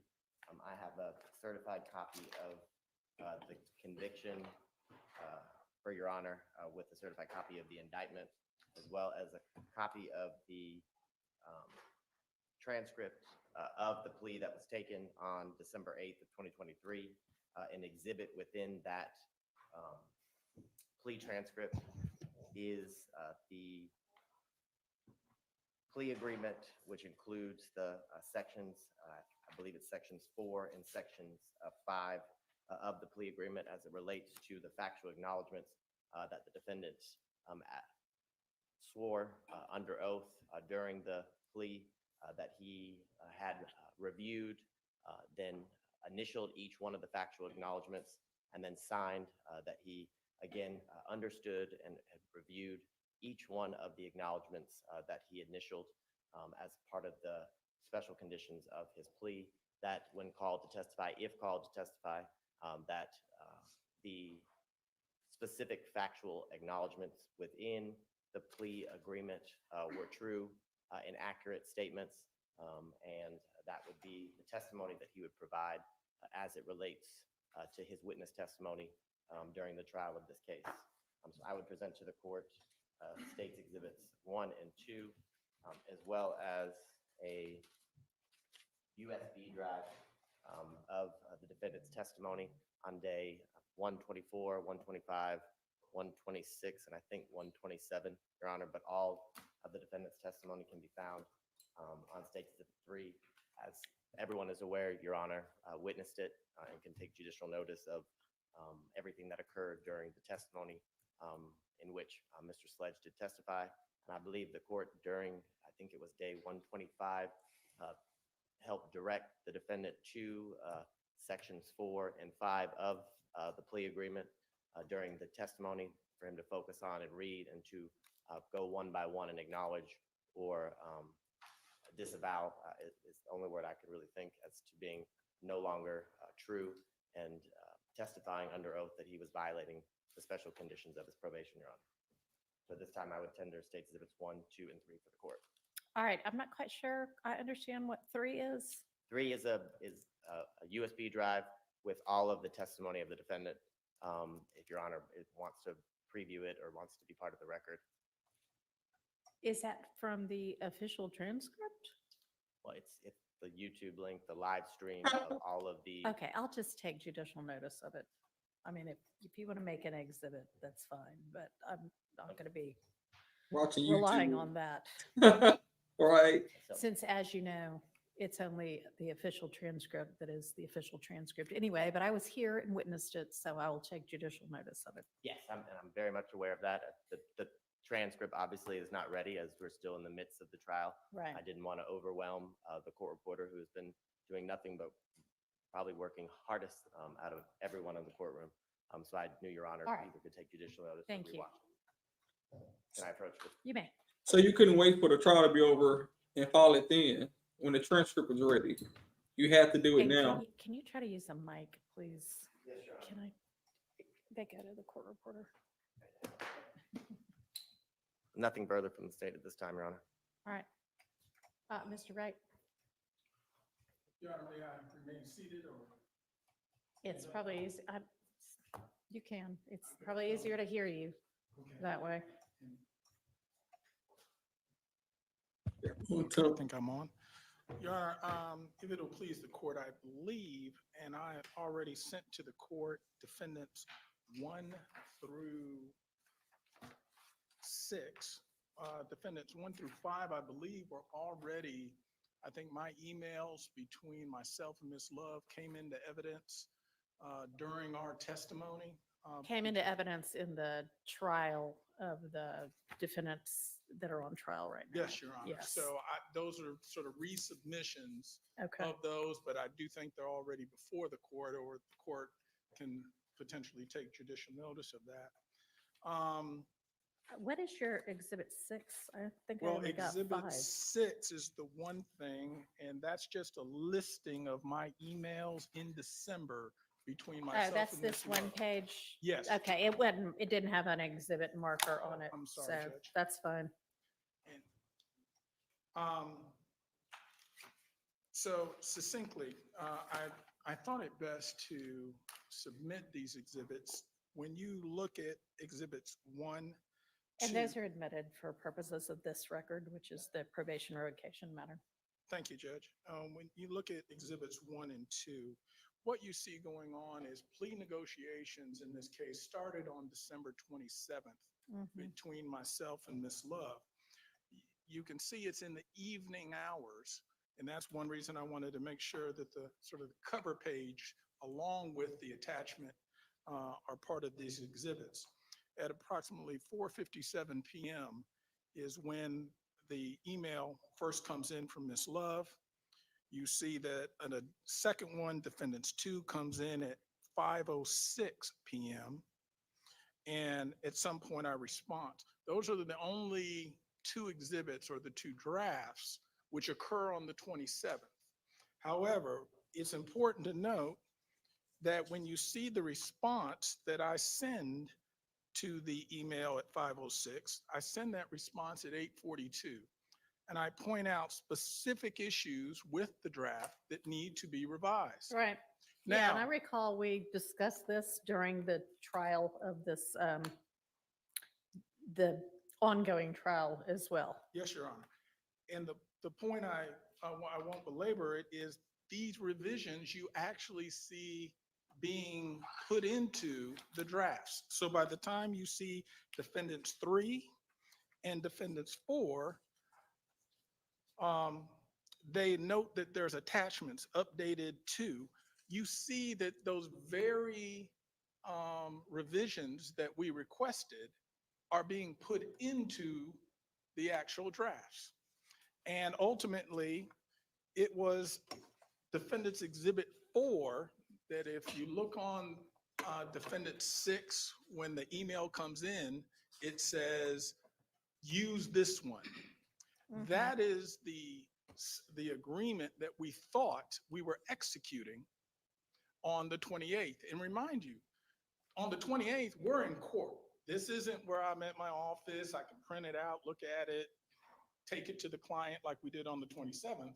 On the 28th. On the 28th, both you and Mr. Sledge are in person in this courthouse, right? Correct. So the emails, if you notice, I never respond because I'm here. I'm in person. Right. So we would get it and via phone, or if they would give me a draft, to take to him, I would literally go from the conference room back to the holding area, we would go through it, go over it, but the one that we thought was going to be the executed final was the same one that they said on defendants 4, use this one. But are you testifying now, or are you just recalling for me the testimony from previously during this ongoing trial? I am asking the court to take judicial notice. I because think will testified take judicial notice of what both you and Mr. Sledge testified to in the trial. I recall it. Understood. So, ultimately, the last thing that I think we mentioned in our testimony was where we did take issue with some things. We said he'll have a chance to answer the question and to explain. Now, there was a big problem, and I noted in my testimony that number 8 on that version that got signed had been taken out, removed. All of a sudden it reappears and it's there. My client initialed it. Yes, it was tendered. But ultimately, here's the problem. My client has always said he does not know who's responsible for shooting the victim, who he never was a participant or heard about planning the murder of the victim. And therefore, number 8 was put into evidence by Ms. Love to the court when it was a knowing statement. She knew that that statement was false. That is, Yeah, I'm not sure about that. That may be your contention, but well, we would contend to the court that where my actual email defendants 2 clearly denoted that. it does not. That is up for debate what that denotes. It is removed from all the drafts and then ends up back in. That is true. So, but your response on your defendant's exhibit 2 to what is then item number 4 does not definitively state anything like what you just said. He said he did not know, as we discussed at the time of the ongoing trial, could have been interpreted in several different ways. But I understand what you're saying. And just so you maintain that the two of you both missed the fact that you signed, or your client signed a factual acknowledgement that included item number 8. Correct. And then when Ms. Love read it out orally in the court, and Mr. Sledge one by one said, yes, I acknowledge that somehow that didn't occur to you at that point in time either. So I understand what the assertion is. Here's the thing. You seem to be focused almost wholly, if not wholly, on, well, maybe there was a mistake with regard to factual assertion number 8. The issue that I see is that the state has not limited their petition to revoke probation to he contradicted or he refused to acknowledge during the trial that item number 8. It is the entirety of disavowing factual acknowledgments, etc. And what got disavowed under oath in this trial was far more than just item number 8. It was item number 3, item number 4, item number 5, item number 6, item number 7, item number 8, item number 9, item number 16, and then the part 5.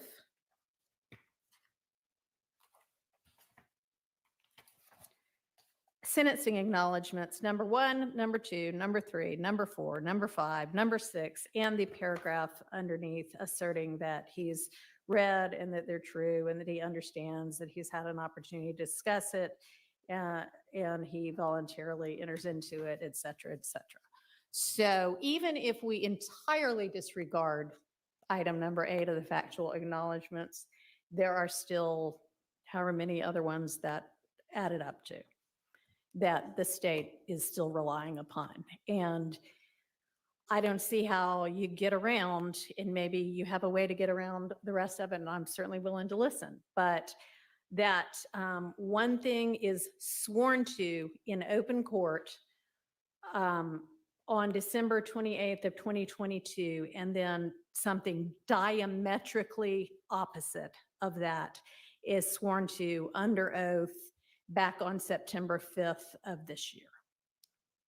I understand your concerns, Judge. One of the things that we traveled on after taking the plea was he would be able to explain his answers if he had issues.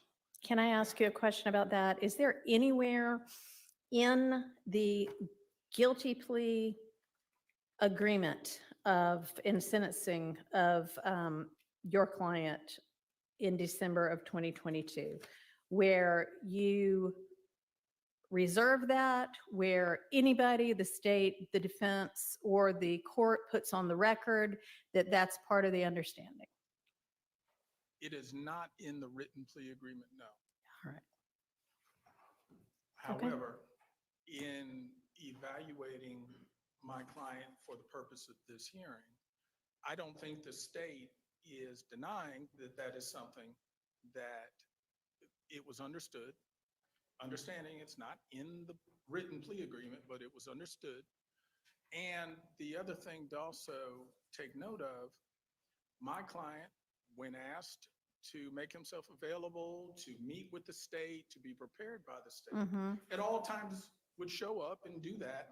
He was never provided or questioned it with any details such as, here, let's go over your plea agreement, these factual allegations, what questions may be asked.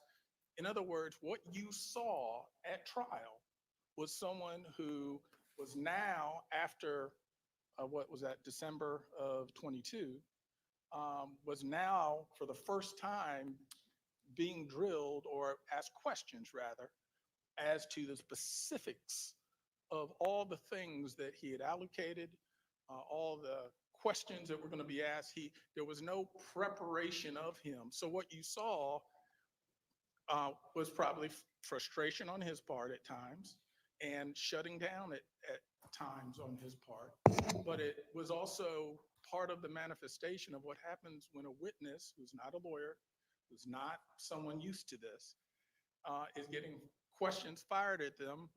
And at some point, I think the court can take note that he literally shut down. And some of what the court saw may be more of a manifestation of being overwhelmed as opposed to trying to purposely change or diametrically say something different than what ultimately he allocated initially. So I, in retrospect, wish the state had actually, more than general questions, actually prepped him like you would normally see a witness be prepared and prepped. That did not happen. So you saw a very raw witness recounting things that happened quite some time ago and did not necessarily say things consistent with what he said before. But it wasn't simply for a malicious intent or an intent to deceive. There were several factors, is all I'm indicating, that may well explain why it was so difficult during his testimony. All right. Anything else you want to present? Your Honor, You gonna call him as a witness or what? not at this time, no. All right. Can the state give me a quick rundown of what this defendant's prior history is, including any prior probation violations? And then I guess I know that the probation officer is on here, so I'd probably need to at some point ask that officer if they would like to be heard as well. Your Honor, we would defer to probation as it relates to, I know they have a full account of his history as All it right. relates to. You know what? I think I'm still on Zoom. Yeah. And what's the officer's name? That's Jolly. Oh, it's my regular probation officer from long ago, whom I haven't seen in the last 2.5 months because I've been otherwise occupied.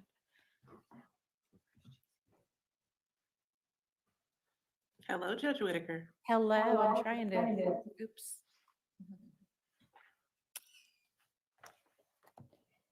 Okay, I'm trying to get myself on video. Ah, I know. So that it's not a disembodied voice. Hang on.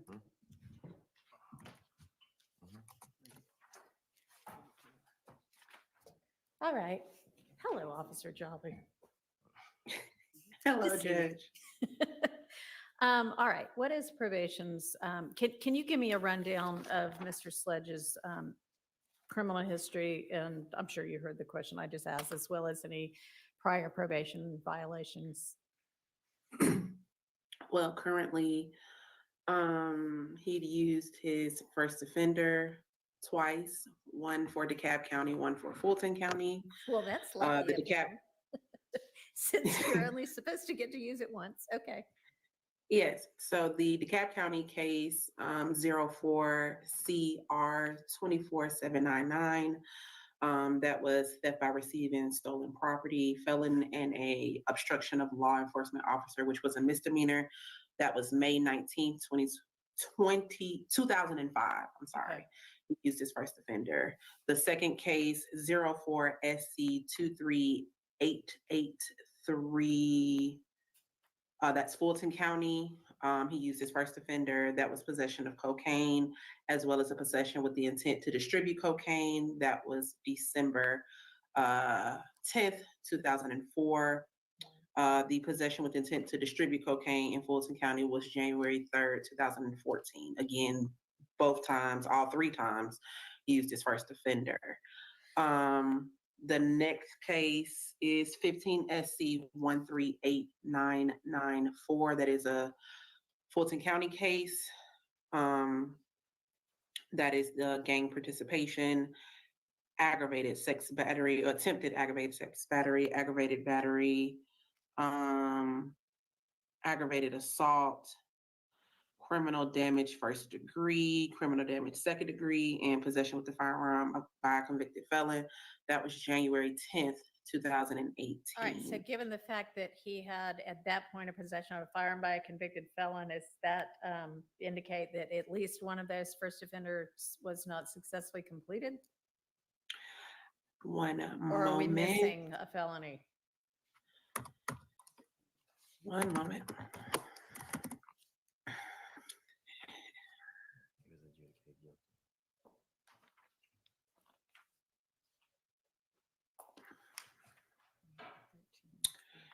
That would be correct, Your Honor. In addition, of course, the current case that he is currently on probation on.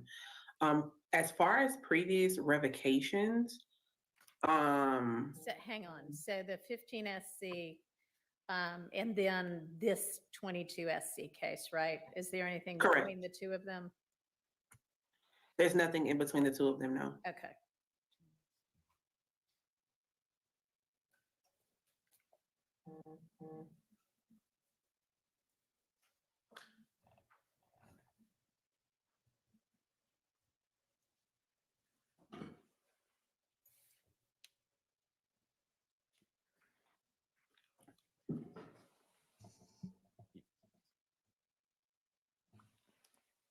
Are you looking about prior revocations or prior violations? Yes, at this present time, I don't see any prior revocations. There was one documentation. It's a little bit, I guess, I'm having a hard time understanding what they meant by it. One moment. Judge, while she's pulling that up, there is a 13 SC 123423 out of Fulton County. It's a BGCSA, possession of cocaine with the intent to distribute, where the defendant received 5 years probation on January 7th, 2014, which would be the predicate or basis for the possession of a firearm by convicted felon of the 15 I SC. figured there had to be something else there. Okay, Sorry, I should have spoken sooner. I apologize. appreciate it.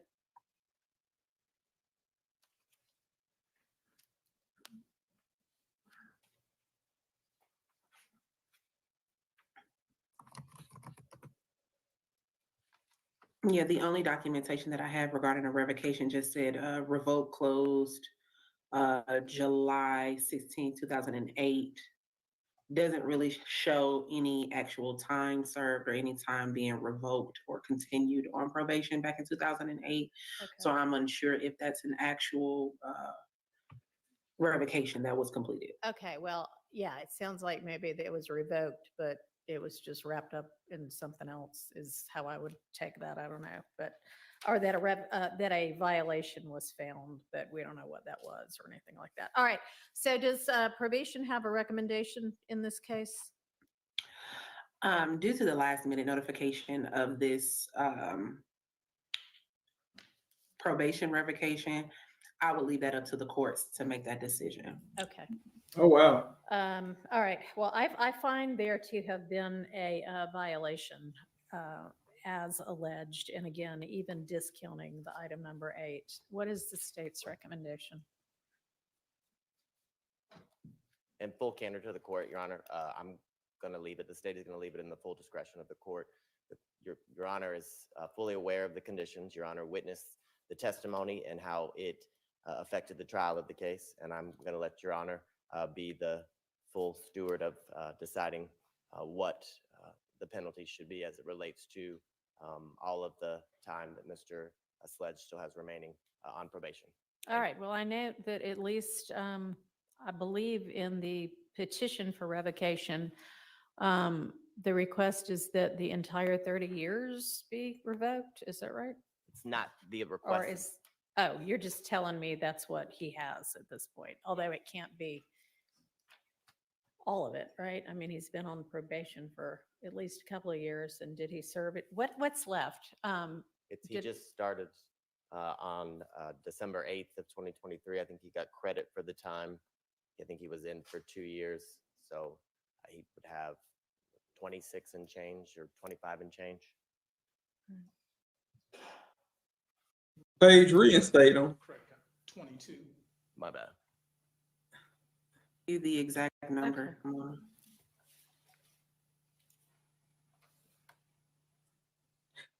Or she can reset him back to 30.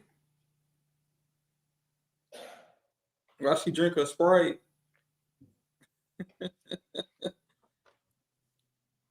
Make him start over.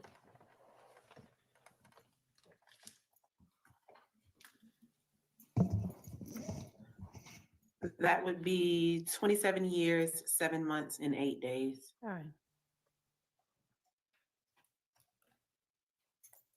All right, thank you. Anything else from either side? No, Your Honor, nothing further from the state. Your Honor, if it will please the court, I understand the court's ruling that there is a violation.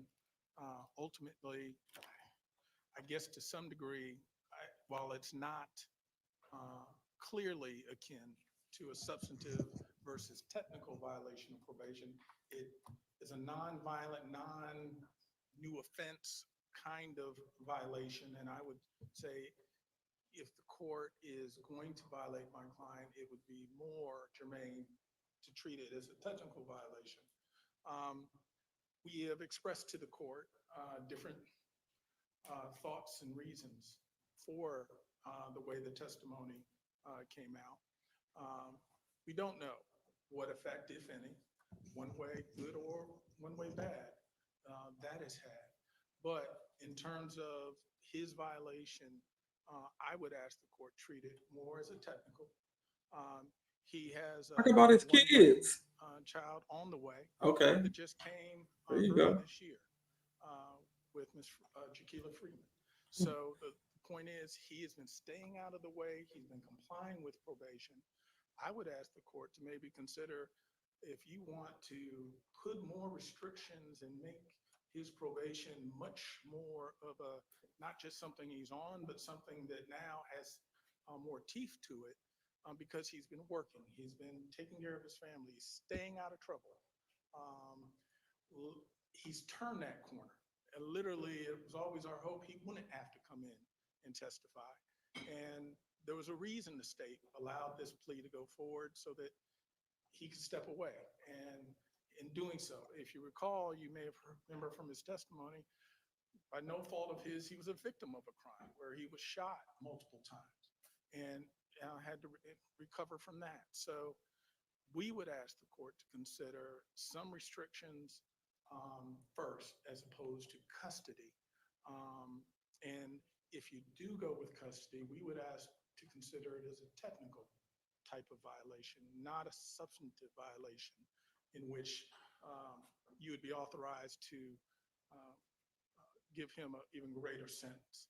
So we would leave it in the discretion of the court, but we're asking again for a non-custodial revocation punishment.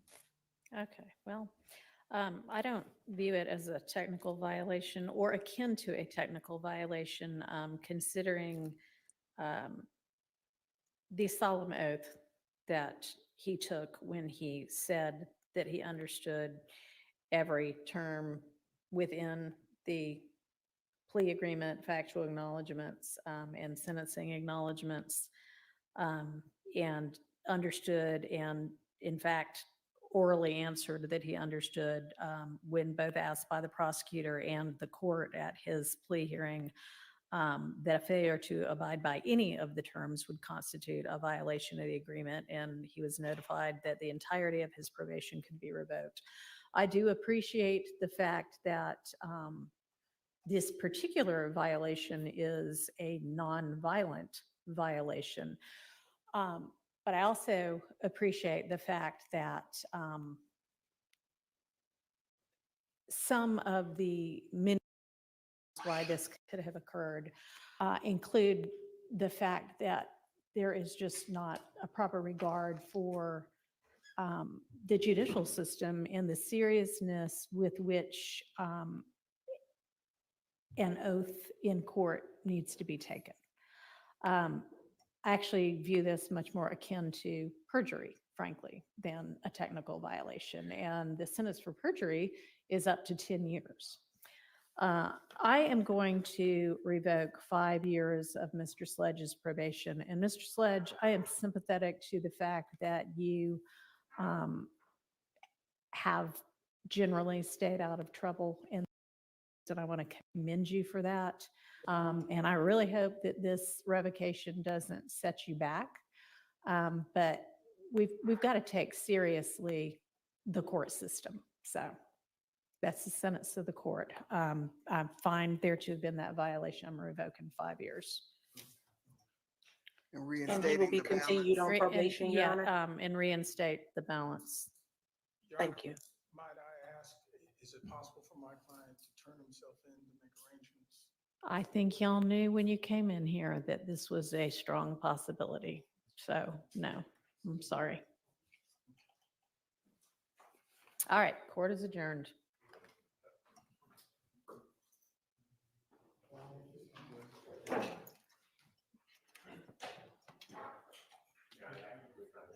Good seeing you, Judge Whitaker. Yes, thank you. Good to see you. All right, bye. The only person we could hear was Miss Jolly, so the only person we could hear was Miss Jolly. Oh, wow. Not on Zoom. All right, y'all. Let me see. Let's,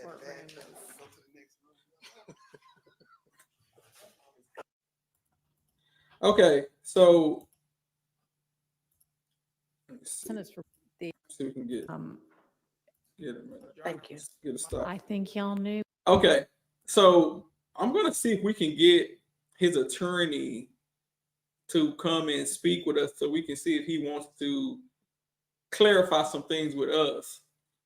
I mean, because even his performance now, I mean, you have to bring up everything. He has 8 kids, 9 kids. He's been shot 8 times. He almost died. I mean, you have to bring up all of these things when you're in a hearing like this. You know, and every attorney has their own style. But I don't know. I don't know. It seems too lax.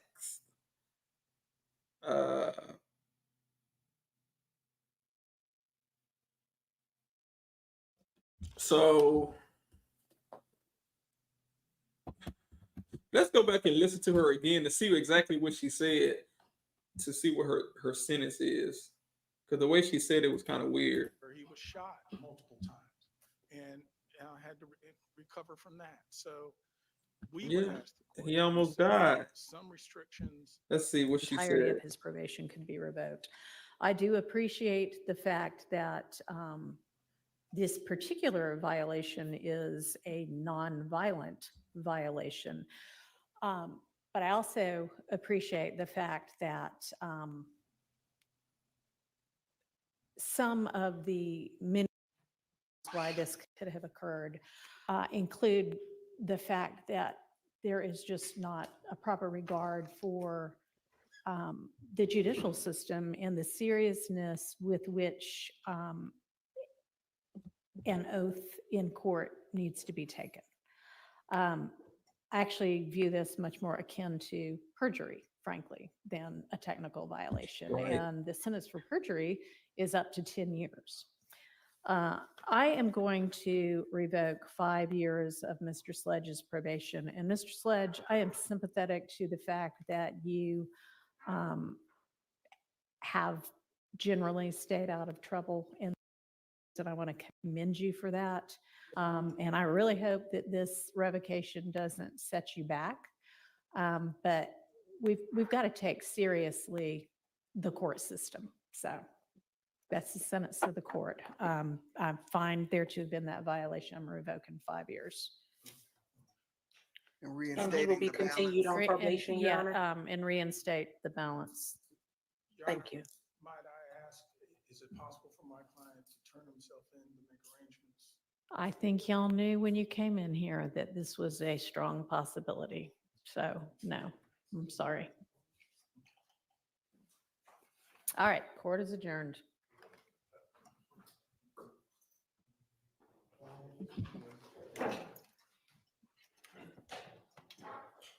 All right, y'all. So y'all saying leave his attorney, but the chat, I mean, based on the people that submitted, 70% said she was not going to set him free, 71%. And you can kind of tell when she started off talking to us, you know, she had a made up mind. Her mind was made up.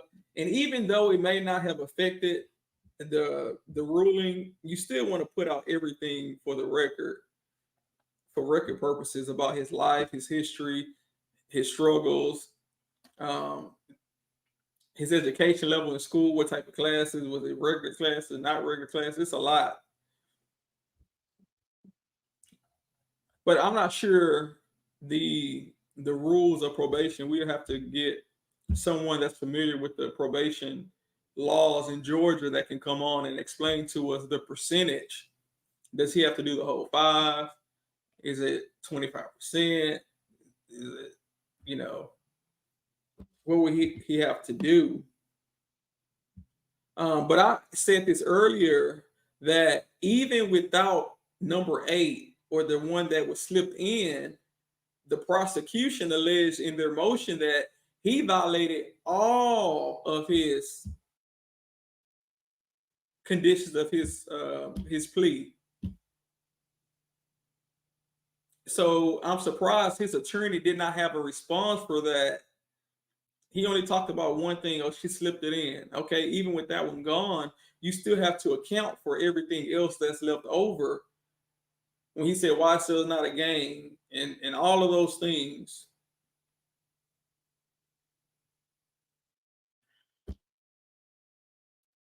So his attorney just really, I think, dropped the ball. And that's my personal opinion. But you know, when Mounk Tounk came over here and talked to us, and not too long ago, you know, he said that this was his attorney for 15 years. So I'm sure, you know, they have a bond and a connection, a certain level of trust. So I'm sure he trusted his attorney. When she said you can sign the plea paperwork and you can explain in court, anytime you make a deal, you need to get it in writing. And they did not have it in writing. She asked, she said, where is it he can explain his answers? They should have it in writing. And his lawyer did not make sure that it would be in writing. Yeah, I don't think, I don't think he's going to be gone for, you know, much. The way this trial going, he may be out before the trial over with. But I don't know. I think Whitaker really just turned the people against her, just because the underhanded tactics the prosecution was, they've been doing this entire trial. I'm going to drop the link. I know some of y'all may have some things y'all want to say. I'm going to drop the link. If y'all want to come up, y'all have a camera and a mic, y'all more than welcome to. And, but I think it could be vindication from Love. If y'all saw the testimony, he was really upset with Love. Not only did he tell her, "Don't talk to me like I'm your child," it was another clip that said, I remember he told her, "If you want this to go left, we can go left. It can go left."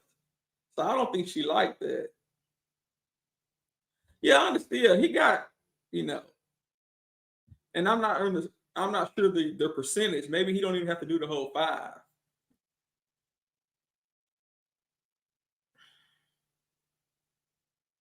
Now, it would have been maybe a bargain if she revoked all of his probation for the 5. But it appears that she's only revoking 5. But when he gets out, he's still going to be on probation to finish out the remainder. Okay, people are saying it's usually half.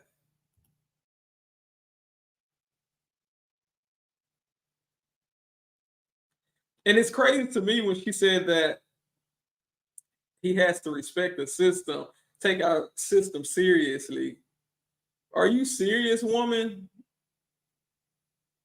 You are a judge in the most unserious county in the country. But she want Mounk Tounk to be the first person to take the judicial system serious. Can somebody say hypocrite?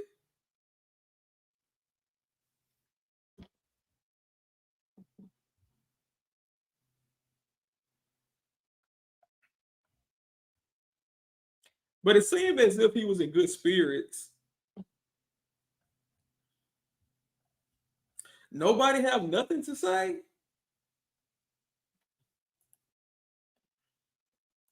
Nobody has nothing to say.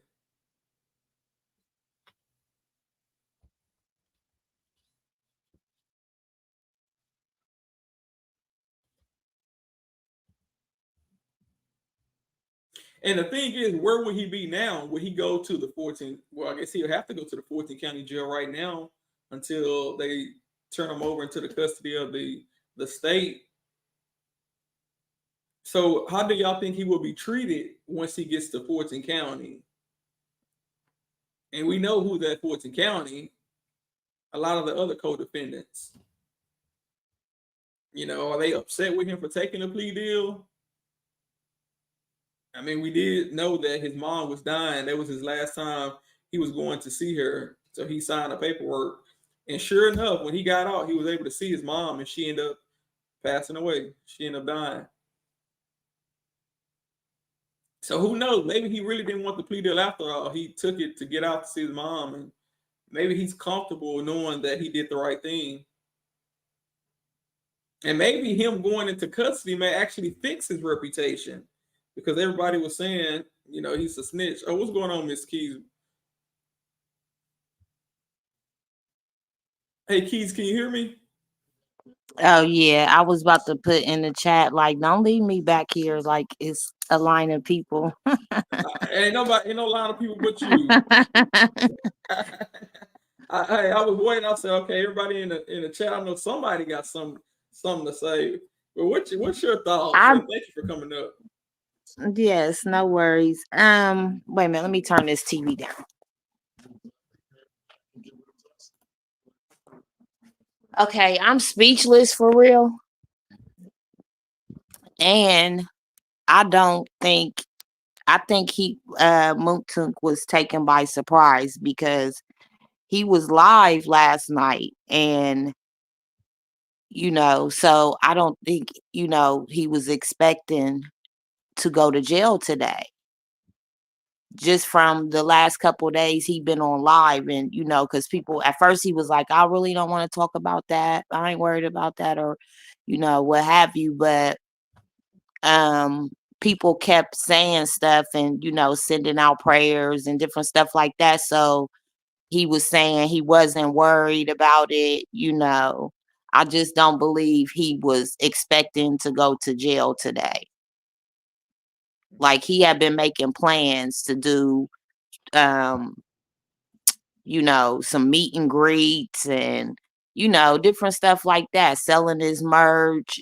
And then if I'm not mistaken, his BM was going to be his one of his kids' mom was going to manage him. She was on the live with him. So I don't think he was expecting this. Yeah. And maybe that's why he did go out last night or had a good time, as he may have thought in the back of his mind, there's a chance I'm going into custody, so I might as well have a good time before that happens. Yeah, I agree. I agree with that. But I think it was more in the back of his mind. If he did think that, he wasn't really trying to show it. Right. Yeah. I mean, he's not gonna, show a whole lot of emotion, and that doesn't look good for, the public. But And I think this is get back. This is definitely get back. And a lot of people were asking, because I know he came here and he spoke with us, and a lot of people didn't know that we were not his first stop. It's probably the first time that he was seen here, but he had visited other platforms as well as his own even before he came here, and spoke about generally some of the things we talked about. So I know people were emailing, writing comments. Why did y'all do that? And we didn't talk about anything new. We didn't talk about anything that wasn't in the record, and obviously it wasn't revoked because of him selling T-shirts on paper. It was revoked because they are saying that he contradicted himself on the stand. Maybe Love retaliated against him. She didn't like his appearances. She didn't like him speaking out, telling his truth. Maybe she just wanted him to just get locked up and he go away quietly. But he came out and he told his side to let us know the real truth, that they were talking behind the scenes, his lawyer and Love. And I see that the lawyer kind of pushed back on Love. He was like, look at our email. She slipped this in. But even so, you still have an issue because you let your client get himself into legal jeopardy where he can go to prison. But a lot of y'all I see do not like his attorney. What you think about his attorney? You think his attorney was He did didn't. okay? No, I'm really sorry that he didn't get another attorney. Like, your friendship and your life is like, what are you going to choose? And then this attorney, I would have been like, if you don't say something else, or I would have started talking for myself. Like, I got 9 kids, I'm taking them to picking them up from school. My grandkids, he was just talking about picking his grandkids up the day before or yesterday. So I would have said a lot. I'm their mentor right now. I'm trying to stop them from doing what we did. I would have spoke up for myself if my attorney. Oh yeah. So do you think his attorney should have called him as a witness? Now that part, I don't know, because the attorney is the one who really messed up. Like, even with the you not seeing that they changed, like him saying that stuff from the emails was reason enough for that plea deal not to be signed right away. And then, even with the court stuff of him raising the wrong hand, and like nobody's paying attention. And if anybody should have been paying attention, his attorney his head should have been on a swivel, especially if he knows he has history with love, as far as just being, in that courtroom and working in and out of there, and the consensus is that nobody likes her, in the building. So if I'm quite sure they have stories or been in a court with her before, or some type of, and just dealing with this situation and him having this attorney as long as he's had this attorney. I don't know. I would have been able to gauge at this point whether my attorney is adequate or not for something like this. Yeah, I mean, someone said whether he had an attorney or not, he was going to jail because her mind was literally already made up. David Yeah, I Tyler agree said, with that. I agree with that. lawyer or not, he was going to jail. Yeah, it's tough. It is a tough situation, but I do believe that he's not overly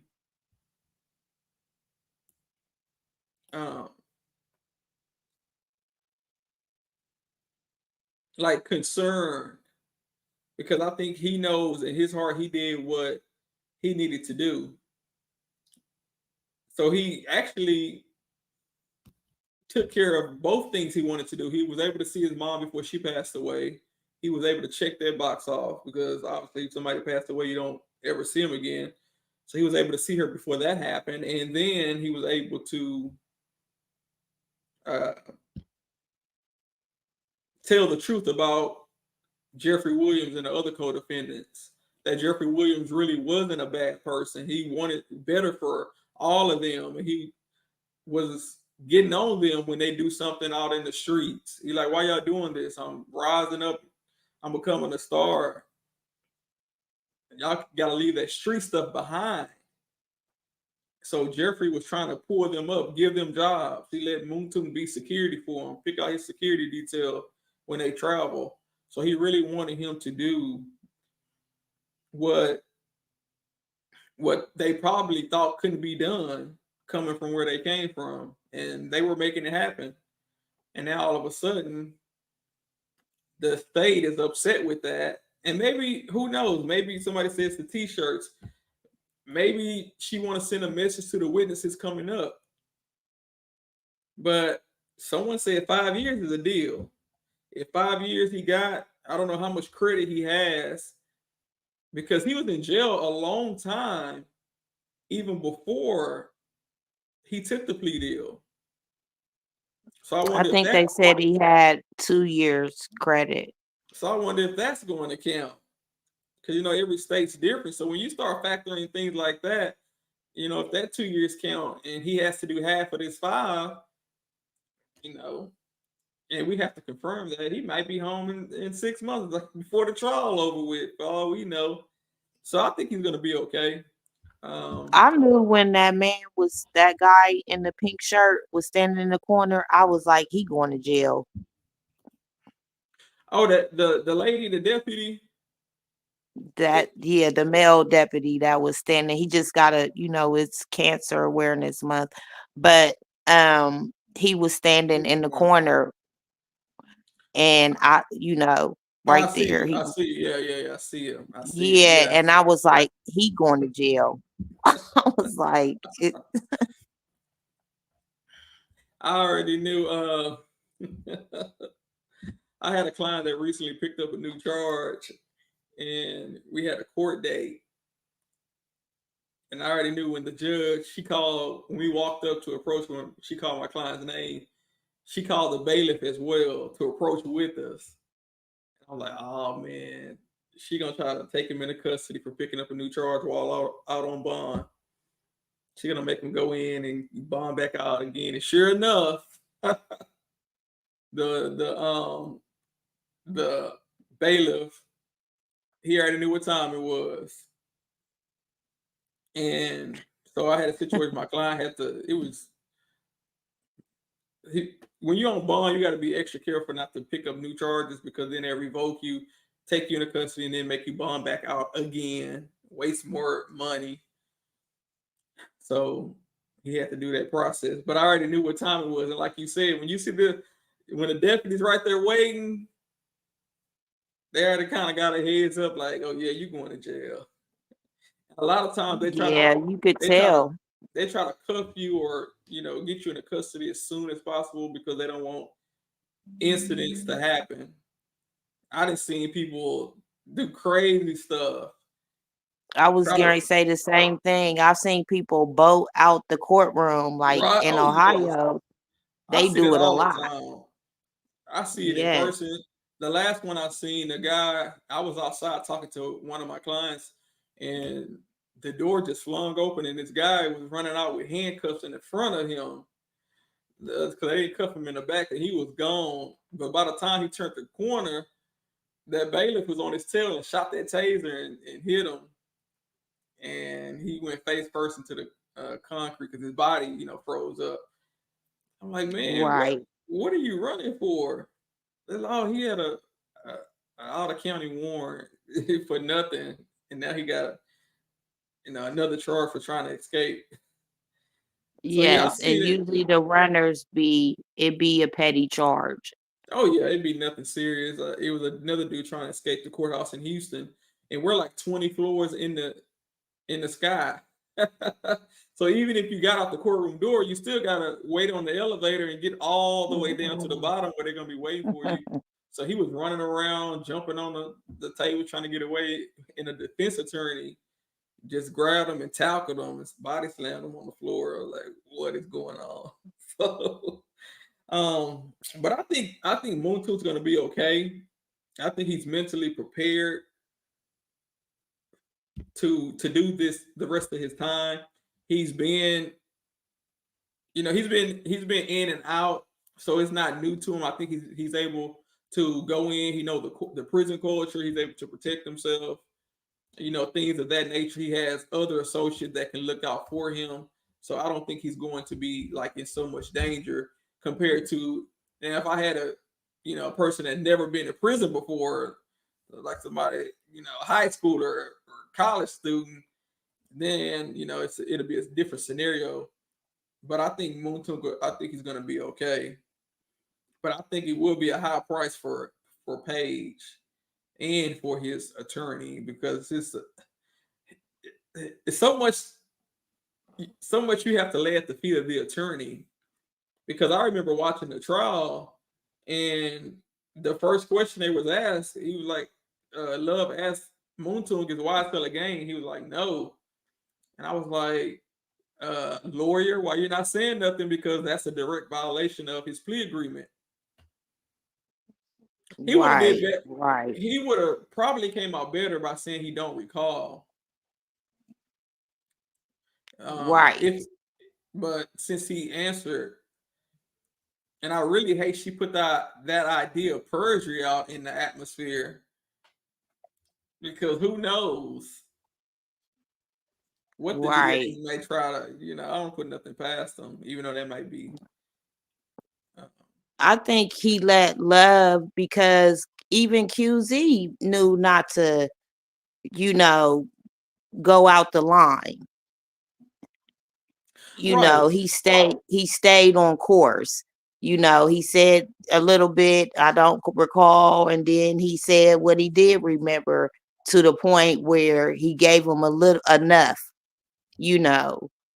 not to say he didn't cooperate. But I just feel like the back and forth and Love, she threw him off his game. If he could have just focused her running around and and then him having to go back and forth with her. You could be catty with somebody, but you can't let them get you out your hookup.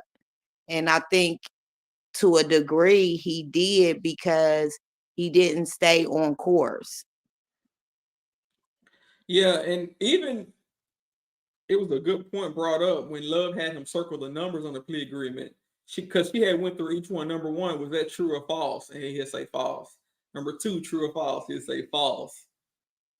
And one of the conditions of his plea agreement was not only to be truthful, but to acknowledge that everything you said when you took the plea and the factual acknowledgments are true. So when Love was doing that true false quiz, you know, his lawyer should have been jumping up and down on top of the roof to let his client know that this is a trap. Right, right. But you know, in his mind, and we don't know what he's thinking right now, but maybe he feel vindicated, like I didn't really want to take this plea deal in the first place. I took it because I had to, but now I can go back and finish my time with the rest of the boys because we were all in this together originally anyway. Right. So maybe he feel as if, you know, he's justified now. You didn't sell out your friends. You didn't betray them on the stand. Now you're back in jail with them and you're going through the same thing they're going through. So really nothing was lost. You didn't tell on them. You didn't snitch on them. And you got to see your mom. So you really killed, you know, for lack of a better term, two birds with one stone. Right. I agree. You know, you're going to be away from your family for a little bit, but you know, this is just a little setback. And a lot of times, And I if we just be think, for real, oh, go ahead. no, you go ahead. Yeah, I was gonna say we really be for real. A lot of times, and I'm not saying this about Mounk Tounk, and you know, but I'm saying a lot of the guys that I see, they be out, and I know as attorneys we use that in court, but sometimes when they be out, that I mean they be out with their kids. You know, they could be separated, different households, or don't even see the kids anyway. I'm not saying that's the situation with Mounk Tounk. I'm just saying that's how it be sometimes. And so, you know, I have clients act like it's the end of the world. And then when you know, get the questioning them, you know, on the side, oh, now I haven't seen my, you know, child in such and such amount of time. So I'll be like, That's man, a be for fact. real. Right. So if you're gonna be out, you know, be out and be present. But in his situation, I don't know. We just saw the picture. Let's see, where is it that he posted on his social media with his? I don't know if these his two daughters. Do y'all know? I think that might be his grandkids. I don't know though. Who knows? I can't tell you. Somebody said, "Be for real." India, you want to come up? India, you want to come up? Oh, what's going on, Miss Stephanie? Hello. Hey, how are you? This is my first time ever doing live. Really? Yes. And you from the D. I'm from Dallas as well. This is crazy. So what do you think about this whole situation? I mean, I understand both ways, but they definitely proven a point. They know that they got a lot of stuff not taken care of, and I know you more of a lawyer, so you can understand. And I don't know what I can, and I'm not trying to get myself in trouble with anything, but come on now. They definitely using him for an example for all the other people that they're going to be trialing. That, hey, Mounk Tounk, I prayed that him and his family and everybody, it goes well, but like I said, he went out last night. You got to get your house in order. Unfortunately, and then his lawyer, I mean, he tried, but wasn't the best. And look at Love. She can definitely throw a rock and hide her hand. She ain't That said part. a word.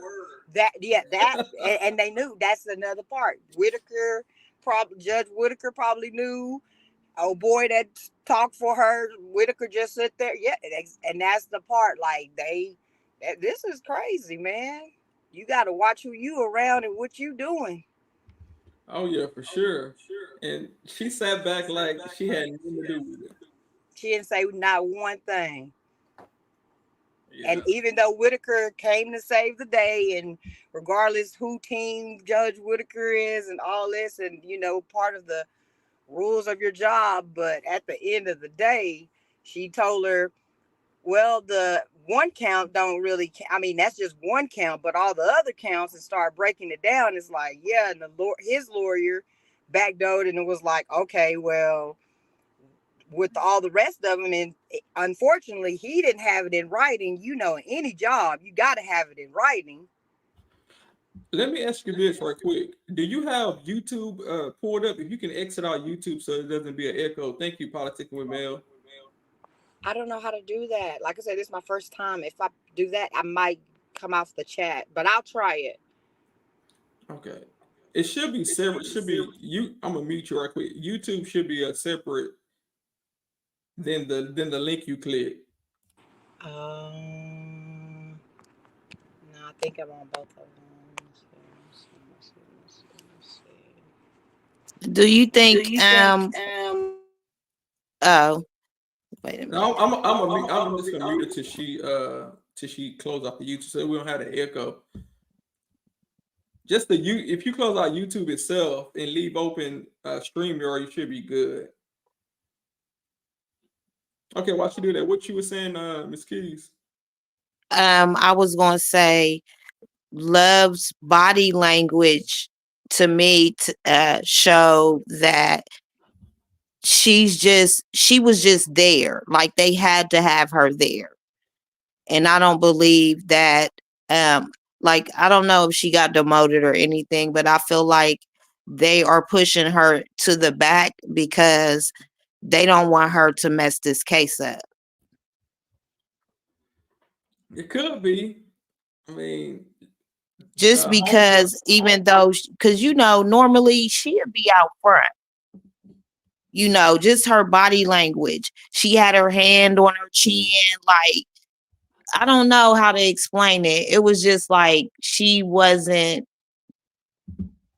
that boastfully attitude, even though it was just this. And, people said she's been in the courtroom, but she has not been, because she's bossy, for one. And I just think that that guy is taking the lead. Yeah, I think so. They've been easing her back little by little. What's going on, India? And then India, where you go? Oh, well, I guess Miss Tracy Thomas. I don't know where India had disappeared. Hey, I don't know if you're hearing an echo or whatever, because I definitely don't know how to do this stuff. No, but, I don't hear it. Okay, awesome. I just wanted to say it made me really upset because he hadn't been in trouble for years, right? So from my understanding, and I don't know if some of the reason he hasn't been in trouble is because he's been in custody, but even since he's been out, I haven't heard anything new. Right. Well, from the way that I took it from, when they were reading that stuff out or whatever, it had been at least like 10 years since he's been in any kind of trouble. And I just kind of feel like, yeah, he's gotten in trouble. I get all of that. I get, that you have to be accountable for things that you choose to do. But at the same time, if you've got, 10 years without getting in any kind of trouble, you've been, doing what you needed to do. 30 years probation or 20 years probation, however long it was, that is a long time. And for you, to go X amount of years without getting in any kind of trouble, not violating your probation, this, that, or the other, I just feel like she could have, either tightened his probation down like his attorney had asked for, or, given him a bond or reinstated like you had said. I just feel like she could have done something other than put him in jail. I agree. I definitely agree. I think that she had a lot of options she could have exercised, but she chose this route. And it was, I don't know if he even should have kept his attorney for this portion or if he should have brought in someone else, since his attorney is part of the reason why we are here. Not because Love slipped something in, but even when his client was testifying, I don't believe it was enough conversations to stop his client from putting himself in jeopardy, in trouble. Oh, Miss Stephanie, I see you back. Oh, India, or one of y'all, whoever want to jump in. Oh, India, let me ask you. I'm going to go ahead and step back in the comments. Oh yeah, Thanks. thank you so much, Miss Trace, for bringing your opinion. I definitely Yeah, no appreciate it. problem. Okay, have a Thank good you. one. Okay, go ahead. Whoever want to go next. I'll go. I mean, I'm not surprised. I mean, I don't like to see nobody go to jail, but I think it could have been a lot worse. What else? Hello? Yeah, can you hear me? I can hear you. Uh, I think Love is grimy. Like, I think this was very petty of her. But again, I mean, I blame the attorney. Like, that's it and that's all. Like, they're supposed to, I mean, as a layperson, I mean, obviously everybody has to advocate for themselves. But when you hire a lawyer, you hire them to catch what you might not catch, to understand what you might not understand. And I feel like his lawyer failed him. His lawyer left him vulnerable for this to happen. Like, we can see the opposite with Ashley Merchant. Like, she's not even leaving room for the state to even do this kind of thing with her client. Whereas Mounk Tounk's lawyer left him vulnerable. We could like say this, like I'm saying, the state is petty. They didn't have to do this, but at the end of the day, his lawyer left him vulnerable for this to happen. So, as a lawyer, I'm gonna ask you, as a lawyer, typically when people take plea agreements, are they allowed to explain themselves? Like, is that something is that like common knowledge? Like, is that true? well, from my understanding, when I'm gonna mute you for a second because I think it's an echo. From my understanding, when Moon Took was here, when he spoke to us here on the channel, he explained it in a way that it appeared that Love and Wright were friends, and Wright portrayed himself as being cool with Love, so he had everything handled. And obviously, you know, that wasn't the case because we're here now. And you know, my policy is if you have an agreement, you always get your agreement in writing, so there's no misunderstanding, no room for interpretation. Because if something was to happen to the lawyer can get into, you know, a car crash and something happens and there's nothing on paper showing this is the agreement.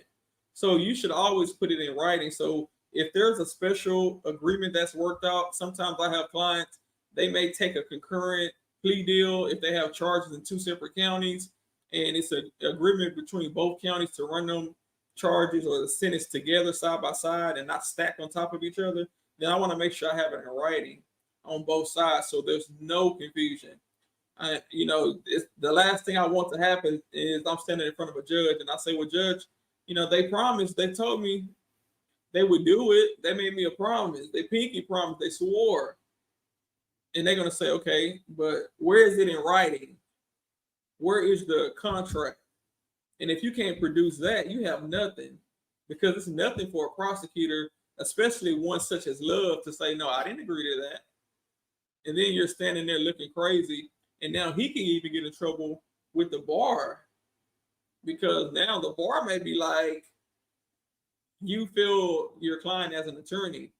And I don't know, this is Mounk Tounk's, you know, decision. He may feel that he's okay with it. He's not going to take it out on his lawyer. He's not going to appeal it.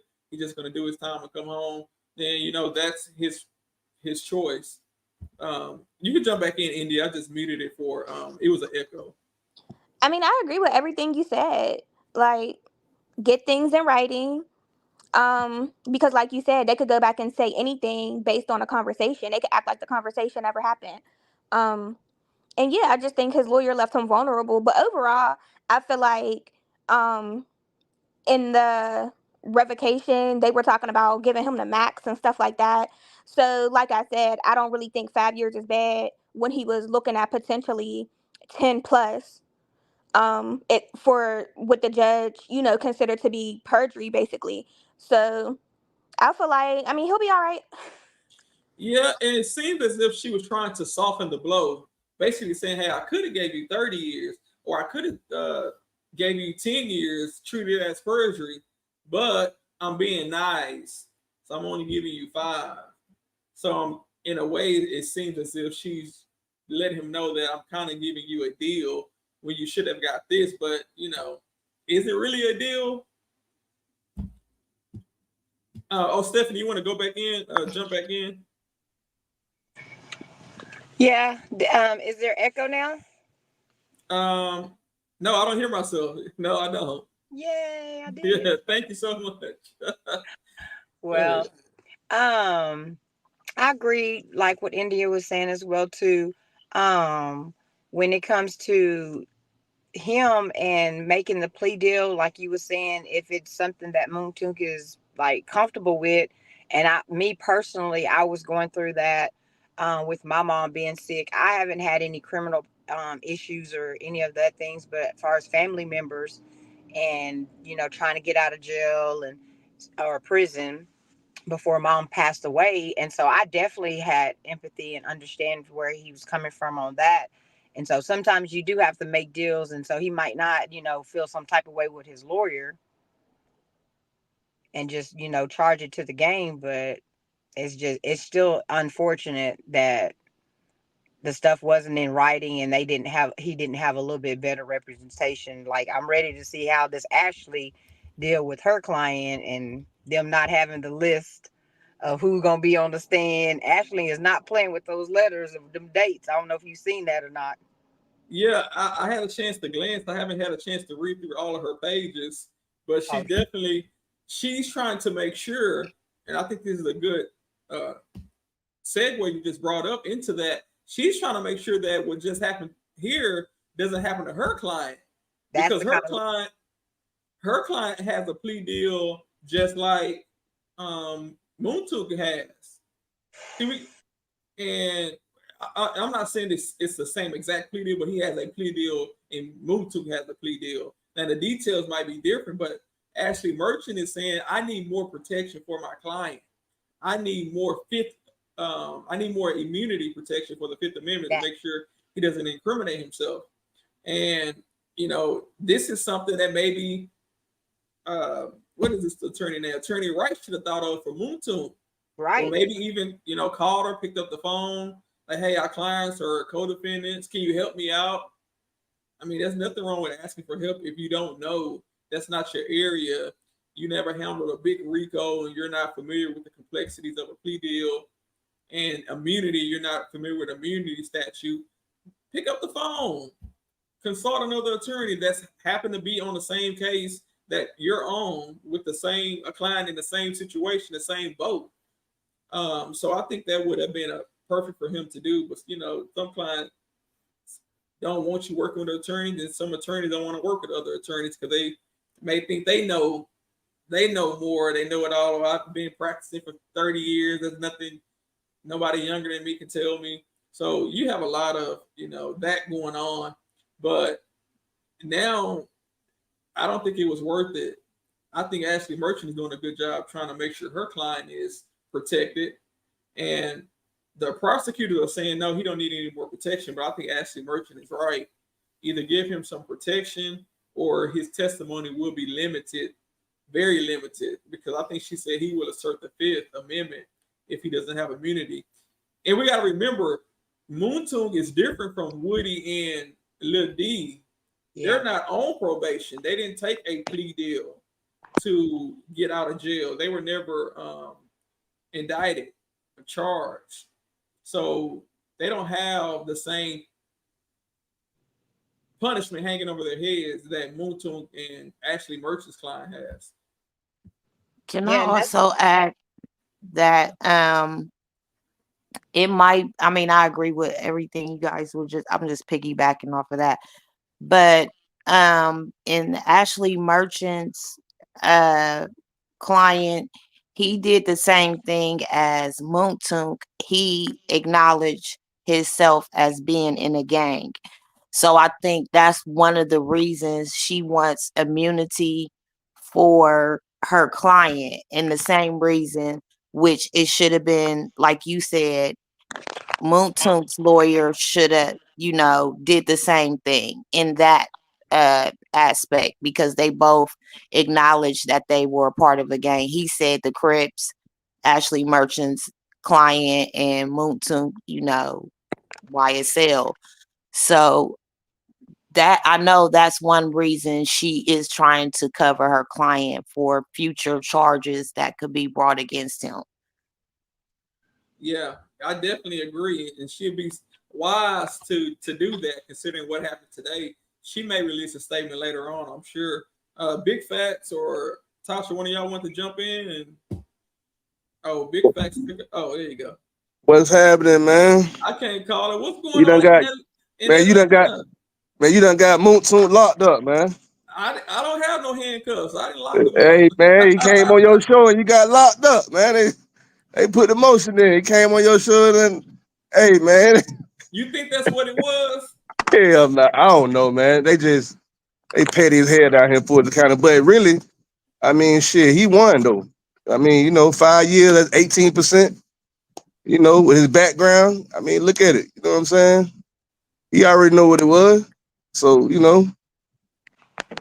years, and he ain't gonna have to do the whole 5 too. You know what I mean? And He from ain't gonna my have to do the whole 5, huh? and from my understanding, he may have 2 years worth of credit already while he was waiting on Yeah. trial before he took the plea deal. Well, yeah, it's up to them how they do that, but he ain't gonna have to do the whole 5 though. Especially with, what I'm saying? He ain't non-violent. He ain't, you know what I'm saying? He ain't violated for no new charge. You see what I'm saying? So, Right, a new law violation, right? right. So I'm looking at him not doing the whole 5.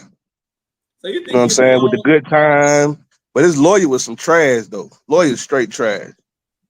Straight trash. Y'all ain't gonna give this man a break, huh? Nah, he can't get no break, man, because he Mounk Tounk paid this man. You know what I'm saying? Yeah. You know what I'm saying? That's the difference. He paid him. So, you talking about the state prepping him. You supposed to prep him. You see what I'm saying? That's true. Can't do that. Exactly, So, sir. but like I say, he got off good with 5 though. And I think the only reason why she did that just to try to keep good face, you know what I'm saying? Because I mean, she a part of the state too. I mean, come on now, you know how the justice system work. It ain't really never fair. You know what I mean? It ain't nothing fair about that. So, he got off good with them 5 years, man. Yeah, I To was just me, shocked. I was just shocked that she was talking about accountability. So, people need to start taking the court serious. And she have prosecutors that completely disrespected her court over and over again, never follow her rulings. She slap them on the hand, tell them don't do it again, then they do it again anyway. But now all of a sudden she wants a defendant to take the court serious and not a professional prosecutor that's been practicing, for forever. So that's true. That was really wild to me that she fixed him off to say something that crazy. not but to I cut you do off. I do try to give him a little credit. My bad, whoever I'm cutting out. I do try to give him a little credit. He did try to fall on the knife. You know what I mean? He basically admit that, you know what I'm saying, I didn't do my job.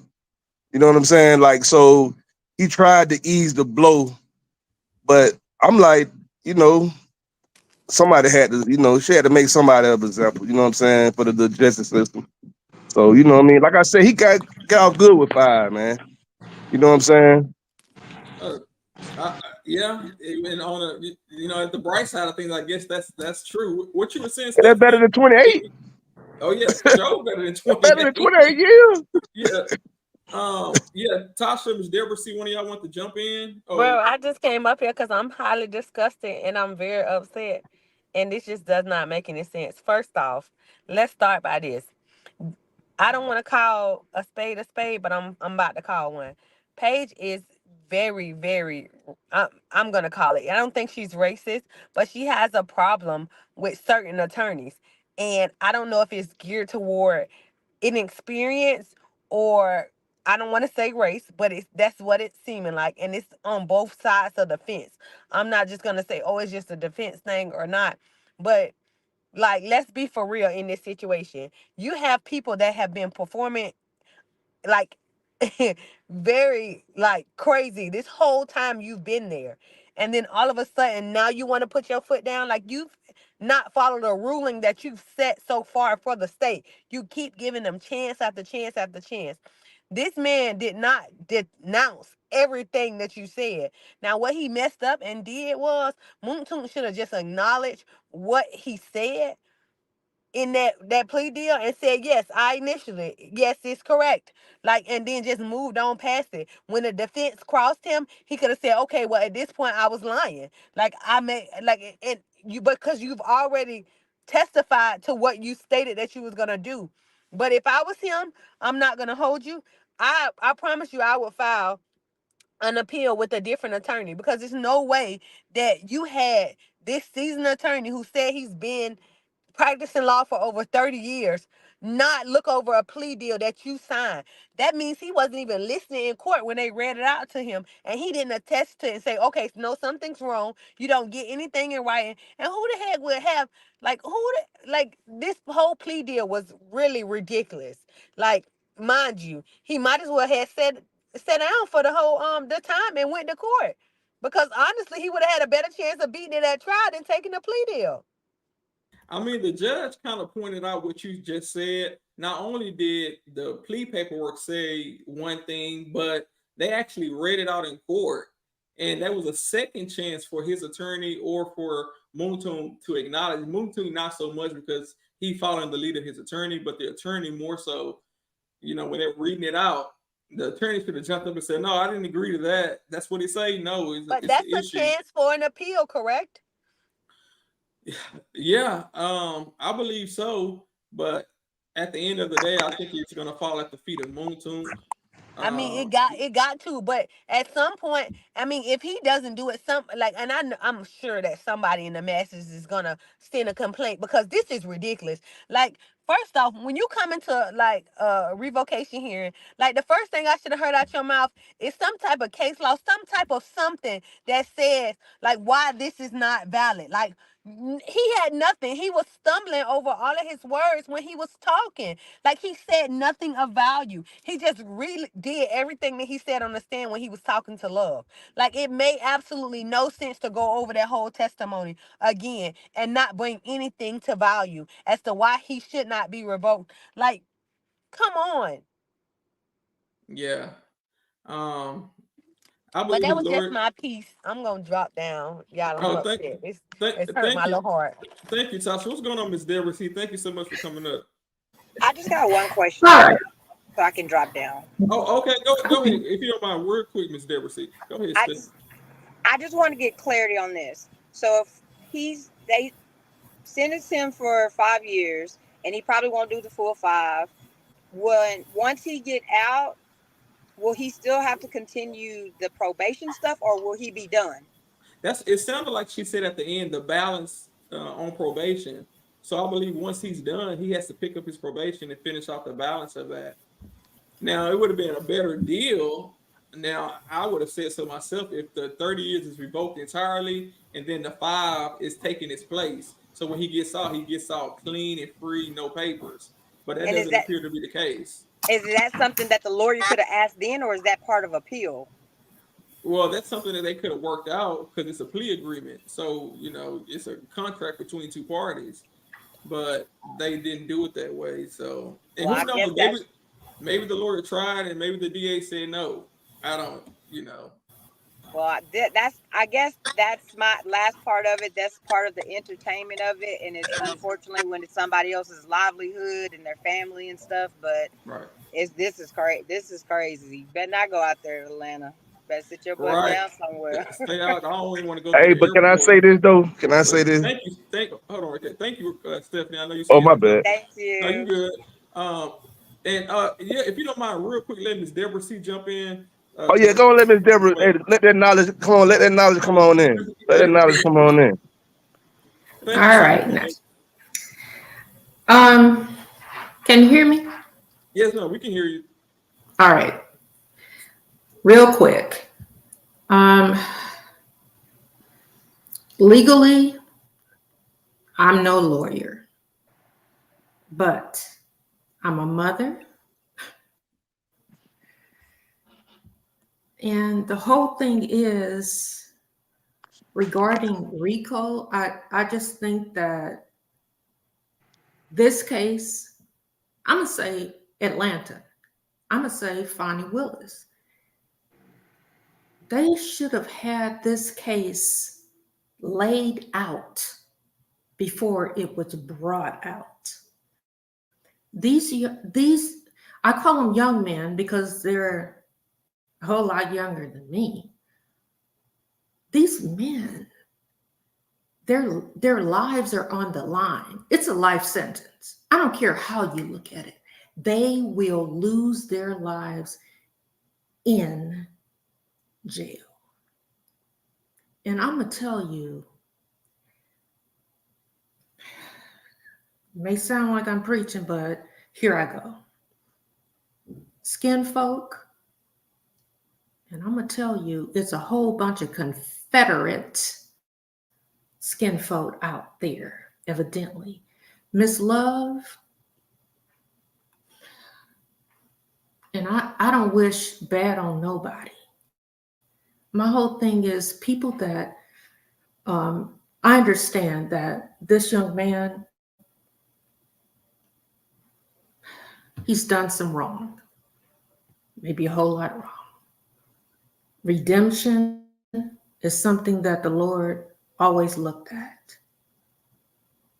I know it's not in the judicial system for that, but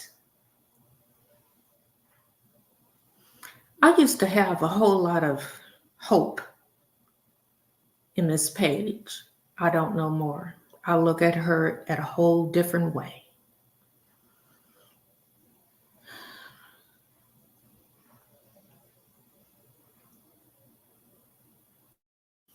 Personally, this is my charge. It may not be immediate.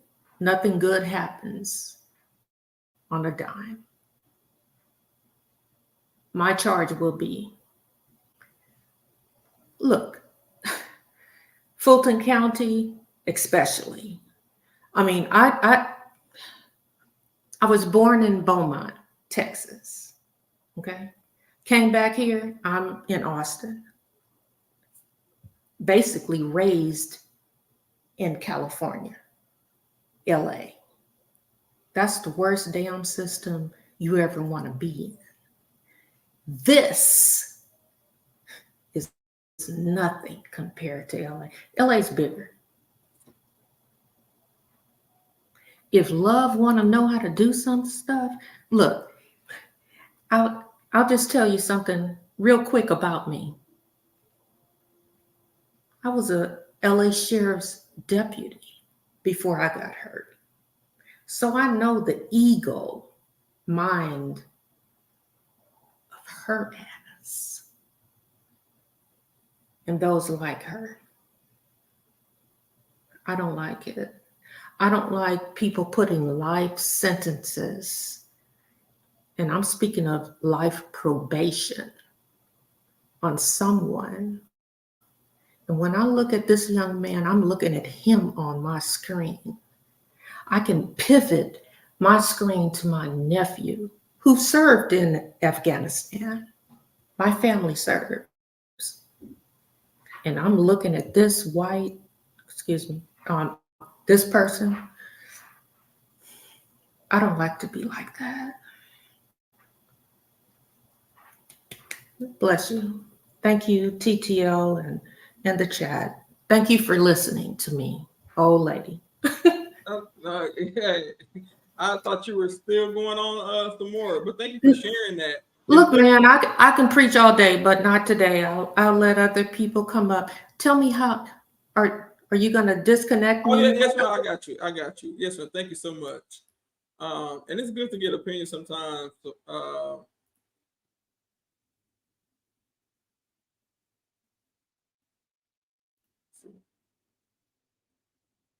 It's good to get opinions sometimes from people that's in law enforcement or former law enforcement. And she was a sheriff's deputy, and I believe we had a sheriff that spoke to us a while back, the Honorable Yvette Daniel. I haven't seen her in a while, and and she told us all about it. Um, so India, where do we go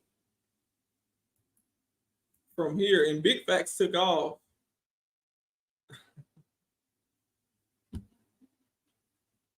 Oh yeah, I did want to talk about court today because I had left your chat. I was like in and out. But why do they get to redo? I understand Dennis got the boot, but why do they get to kind of redo his whole testimony? Like I swear I seen that chart that she was making today already. Yeah, we seen it yesterday when she was making it with Dennis. No, it was before yesterday. Oh, it was before yes. Oh, She okay. did that chart like a similar of all the events that happened. I swear she did that like months ago. Like I don't know, but I guess that's why like court ended today, and I guess they're going to talk about it on Monday. But what did you think about that, or did you like? I don't understand that. Well, it appears that since Dennis, I'm gonna mute you right quick. It's an echo. It appears that Dennis, I don't know, India, do you have YouTube still open? Um.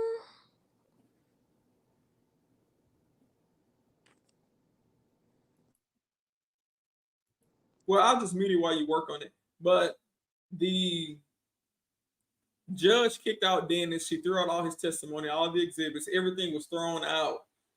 Now what they're doing is trying to get it back in through another witness. And what the judge is saying that y'all filed a motion so Dennis can come back, but y'all might not even need Dennis to come back because y'all are essentially backdooring everything in through y'all witness y'all have now. So the judge know what they are doing because she made the comment. The motion might be moot. It may be nothing. She don't have to respond to it because it won't be necessary anymore. Because she knows that she's allowing the testimony of Dennis to come in through this new lady detective, gang expert. We had 100 of those.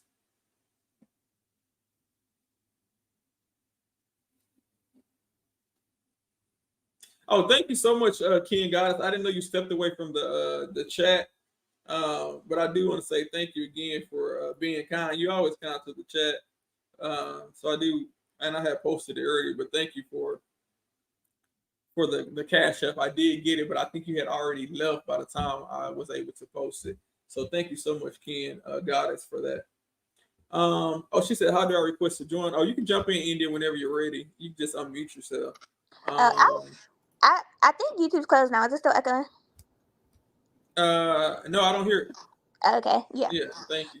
But yeah, I just didn't understand that. I don't think like it seemed like they were going back all the way to the beginning of Dennis's whole testimony, and like Still had said, he testified 3 previous times. They only threw out yesterday, so I didn't understand why they weren't picking up like where he left off, I guess, or where like starting with the stuff from yesterday.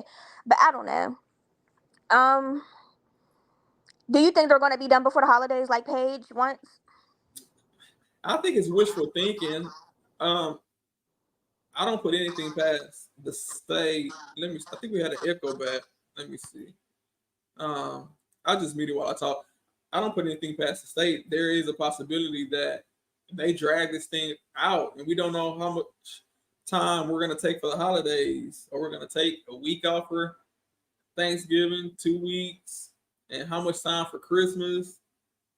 Or what you're saying is, will it be done even before then? Yeah, Paige says she wanted like do they think they could have it wrapped up before like the holiday break and stuff like that? And so I was saying, do you think that's possible? Because I don't know. It doesn't seem like it. I think they're going to be at least until January. The Hey, state. Milfy, can you turn your camera on and off real quick? Okay, you're good. All right. She said, "I'm a real person." I'm gonna add you up. When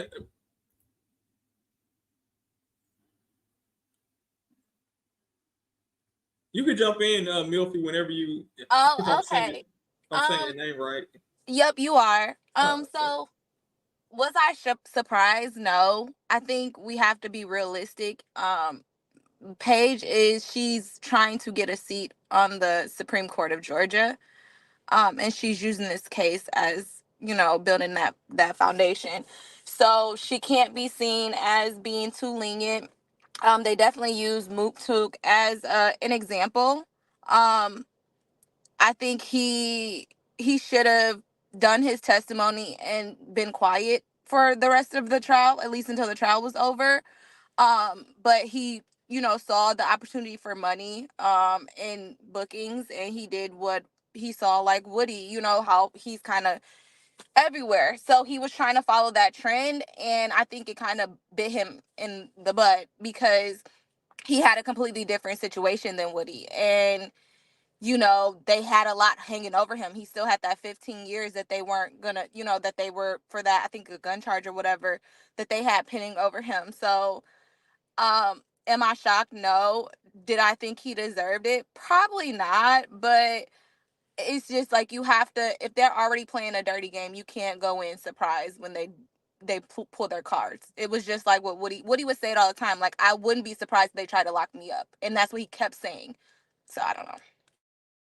Okay, so you think that him making his rounds on social media and as far as his own social media accounts, with he has his own, YouTube and TikTok and Instagram. I think they said he was live last night.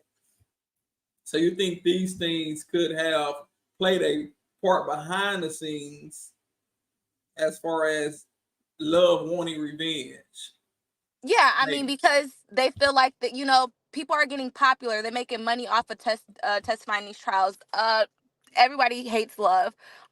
We look at the state as incompetent. So, like, this is their way of, like, kind of putting it to us. Like, we're pushing these people, and we're watching them, and we're entertained, and we're engaging with them, and they want to show that and that's why she said she wants to make sure that the court is being taken seriously.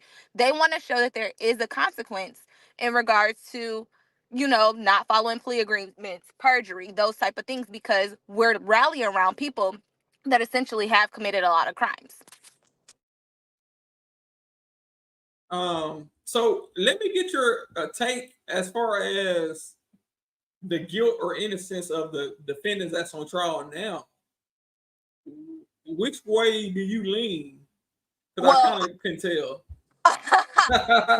Honestly, their guilt or innocence does not matter at this point because the trial is a waste of money and a waste of time. So, I don't think they have a case. I haven't seen anything that would actually bring this case together. It's just a lot of hearsay, a lot of I heard it in the streets. But it's like this case should have been thrown out 3-4 months ago. And being someone in Georgia and watching the fact that you have Fulton County that's backed up and they're not even taking cases, people sitting in the courts a year before they can get to trial, and then you have all these attorneys charade themselves, not even doing anything. Like, I just don't, I'm not getting it. It's not coming together. They're making up their own logic, and they're literally they're making up as they're going, and it looks chaotic and sad. So that's how I feel about it. Okay, so you really don't have an opinion as to their guilt or innocence. At Okay. this point, it doesn't matter. This case should be a mistrial with prejudice. Just the way that the state has handled it, they actually ruined it. Even if they were guilty, they're not guilty anymore. Oh, okay. Okay. I always like to get different viewpoints, and that is a interesting way to put it. So thank you for that, for coming up and giving your side. Because a lot of people, they say it in the chat, but they don't want to come up and talk about it. So thank you so much for doing that. And you're more than welcome to stick around, or if you had something else you wanted to add, if you want to jump in. I think it was Aries 1 for giving the people a voice. Yeah, and I understand some people don't agree with me 100%. I mean, I say this all the time. We're not robots. Sometimes we're going to have different opinions. And that's okay. So I always like to share the platform. If someone has something to say, they're more than welcome to come up and give their side. But that's really kind of you to for the super sticker. So thank you so much for that. Let me see. Somebody said she sounded like she get her opinions from YouTube comments. Y'all know what? Oh man, y'all funny. Y'all are funny. I want to find actually that clip because I want to show where him and Love got into it, and you can tell that they were getting into it big time. And he was like, "This can go left." Oh, go ahead, India. I'll let you jump in. Who was getting into it? Wait, say that again. I said who was getting into it? Love and Mounk Tounk on the when he was on the stand. Oh yeah, yeah, Not because she only was did talking to him crazy. She was belittling him. right, not only did he tell her I'm not your child, but he also was going back and forth to her on different parts. So it wasn't just that one time that happened. So I'm sure Love could have had a chip on her shoulder from court. She Was probably in her mind, she probably like, okay, I'm gonna get you. Way before he even came on platform. I mean, we don't know. We can speculate. Oh, I don't think him coming on social media had anything to do with today. I don't think it had anything to do with it.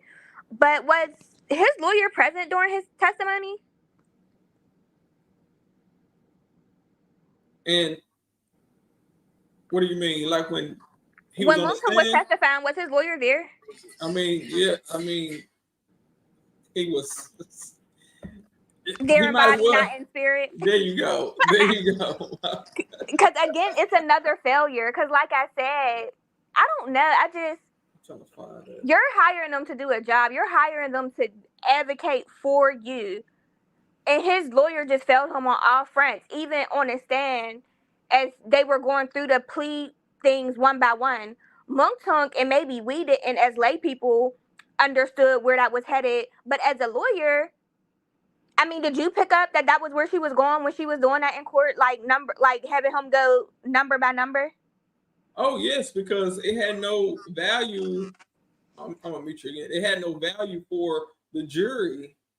I mean, what she was doing was totally separate from her trying to prove her case, and she was getting ready to put the nail in the coffin, so to speak, and that's exactly what her goal was. Even though she sat here today and didn't say a mumbling word, she sat here like nothing happened, knowing the whole time her and Fonnie was sitting back there orchestrating this. They pulling the strings, and Adam, the guy that's talking, just the puppet. So, I mean, it's crazy that she sat there like she didn't do no wrong. Throw rocks and had her hand. But again, even then in court, I feel like his lawyer should have kind of stepped in or like stopped something and just advised him. Like, I really just think he just failed him all across the board. And that's why I was like, if your lawyer ain't doing a good job, fire them. F being their friend. If they're not doing their job, fire them. And I was thinking that, we should have him on one day to hear what he has to say.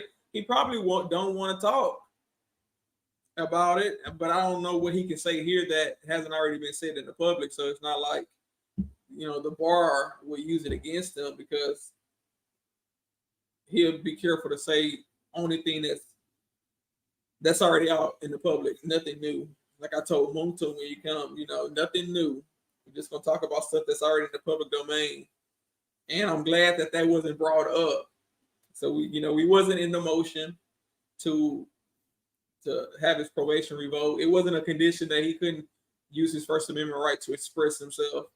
And that's why he wasn't arrested. Even though I know some people might say it, but we don't know what's in the mind of the prosecutors. It could have been a coincidence, or they could have been vindictive, or they could be making an example, setting an example for the people that's coming up. Like, hey, if y'all do this, this is what's going to happen to y'all. So they're trying to prepare the way.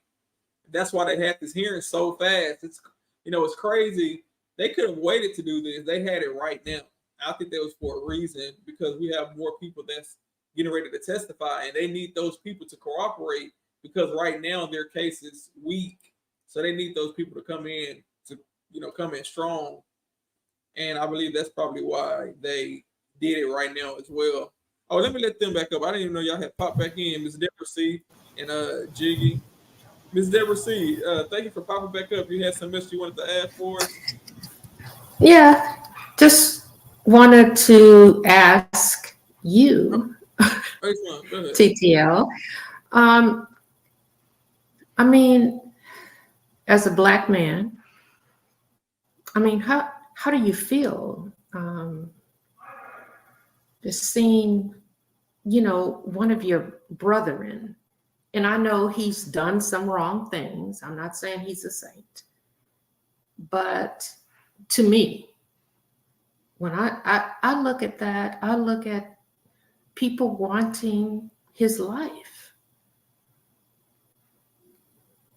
Well, I guess I'm kind of conflicted, because this is what I do for a living. So it may not hit as emotional as it would someone who's not in the practice of law, because we understand that sometimes people have to go on the inside no matter how good of a lawyer they have. I mean, there's the price that has to be paid. So sometimes we try not to get too close to the case where we are emotionally connected, so we don't take that stuff home with us, and, you know, it brings us down. So we try to keep a certain distance. But do I feel bad for him? Of course. But, you know, I spoke with him, and I believe he was at peace. This was before this happened. I spoke with him before we did our interview on the channel. I believe he was at peace with whatever was going to happen. I mean, because his main thing was seeing his mom and vindicating the guys that's on trial right now. And I believe he accomplished both of those goals. So I'm thinking he's good with his decision. Now, as far as his safety, I have no idea. From my understanding, the jail is you couldn't be safe in the Fulton County jail if you wanted to be. The facilities are bad. People have weapons. I mean, it's crazy in there. But I think he was in there for, I believe, 2 years before he took the plea deal. So it gives me a little hope in knowing that, you know, 2 years, okay, that's enough time. You survive for those 2 years. You know the ropes. You know the people there. So that gives me hope that he'll be okay on the inside, and he'll come out one day to see his children and his grandchild. I didn't even know he had a grandchild until we just heard it now. You know, I wish that as old as I am, I'm only 63, but boom. I just wish that I had your clarity, but I understand it goes with what you do. My daughter, I think she has your same clarity, which is where we kind of, you know, yeah, she always tells me, you're too nice, you're too soft, and I'm like, shit. I'm a mother. She's not yet. So, I just think of, and I understand you sit as an attorney, and a Black attorney, in a different position than myself. And you have to go by the law. And I'm going to tell you, I don't think I would be a good attorney because I would be just like love tries to find the evil ways of going about. I would be trying to find the, you know, what did God think of this? You know, I'm going to try to find the easy and the smooth way. And I know that is not always the right way. I just needed to come back up. Right. There's no. Yeah. Thank you for doing that. I appreciate The, you. the only thing I will say that I do know that he revealed when he spoke with us here is that he's I think he said a diabetic. And he has to get his shot once a day, and sometimes they may not always happen on time or on schedule, and they may give him some juice or things of that nature.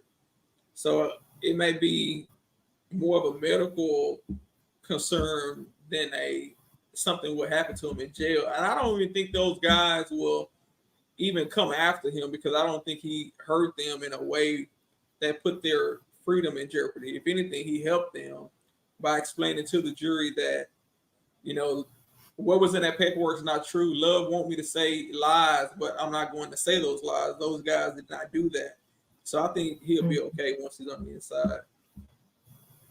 Yeah, and you know, another side note, my nephew who served in Afghanistan, actually I have one that's still in the Air Force.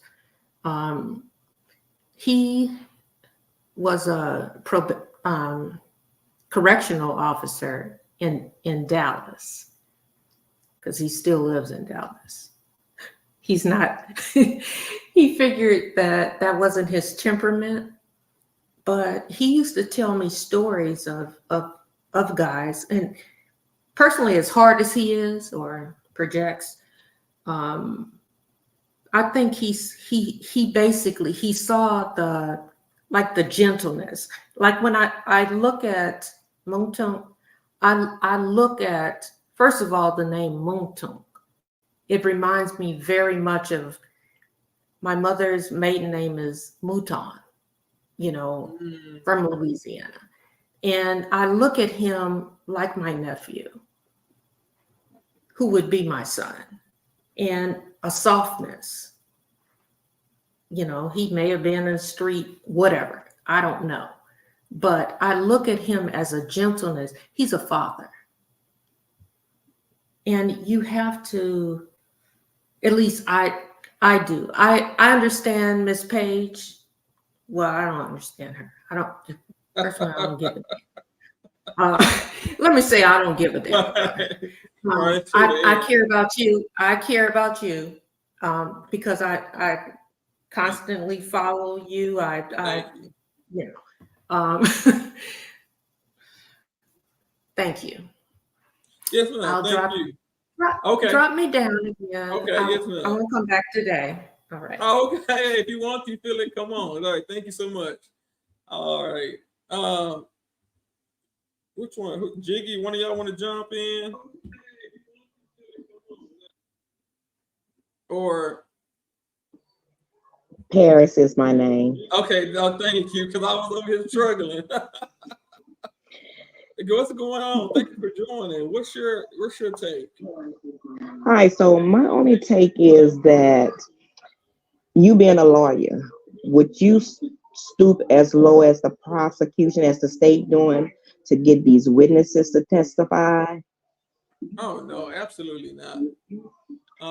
And I think that the state should have saw the warning signs, because sometimes you can deal with people, you can see, and if you already see that they're shaky or they're not consistent, the police interviews say something different than the 911 call, the jail calls, nothing's matching up, they're changing their story. I wouldn't even put them on the stand. I mean, I understood they wanted to get a plea deal so they can have their testimony, but if their testimony is not reliable, what do you really have? Your backs are having no case. So now you gave plea deals to these guys that you say are so dangerous, and you got nothing out of it in return, and you're still losing your case. So I mean, the goal was to, according to Fonnie Willis and her team, was to clean up the streets of Atlanta, get all the gang members, round them up, take them off the streets. But then the same people who you are saying that are so dangerous that they don't even need a bond, you turn around and you give them probation. So, Absolutely. so I'm thinking like, wait, what's really going on? But I would definitely not stoop this low as a prosecutor. That's probably why I never had a desire to be one. And my other question is that um it's just I have a son that's 36, which he lives in Montana. So I can agree with the young lady. I'm calling her young that just left the stage. Um, you don't want to see your kids in this situation, so your hearts kind of go out to these young men. And the reason why my heart goes out to them, be that as it may, they probably have did some of these crimes, but the state can't prove it. They can't prove RICO. We still looking for RICO. I haven't seen RICO. The dog haven't walked in with RICO. So Come on. it just baffles me, and my heart goes out to them that being locked up all this time, and the judges won't even give them a bond. So that leads me to believe that this is more than just politics, and it's about money. Because as long as they locked up, the state is acquiring money, the prison system, the ADA, their retirement fund is getting money off of the back of these bonds not being set for these guys. So it just baffles me how they can just keep these boys locked up. I have a family member that did 2 years. I'm not even from Atlanta. He wasn't from Atlanta.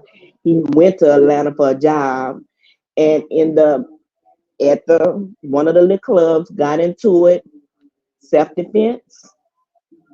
He did 2 years. They were trying to give him life in Rice. After 2 years, he got out. All the charges was dropped because they found evidence that it was self-defense. This boy now is literally out of his mind because he was locked up 24/7. Wow. Literally out of his mind. He's back. They live in Louisiana. I'm in Dallas now, but he's back in Louisiana, and he's only 37 years old. Wow. Literally. So even though he's back at home, he's really not back. He's not back. He is not back. Wow. So I can understand what Woody said about him being locked up and in Rice, and how it would make you lose your mind. It literally will. And they spending money on the wrong stuff. This 2 years, 3 years, this should have been over with. And to me, Paige Whitaker, even though sometimes you think she's doing her job because she's showing some tough love to love, but yet you come right back and let her still get these motions in. Get these evidence in that she won't in. You let her do what she still want to do. So what is the purpose of you trying to show some toughness and you come back and you let her do what she want to do? It make no sense. Yeah. It make no sense. That's all the questions I have, and thanks for having me. You could drop me down.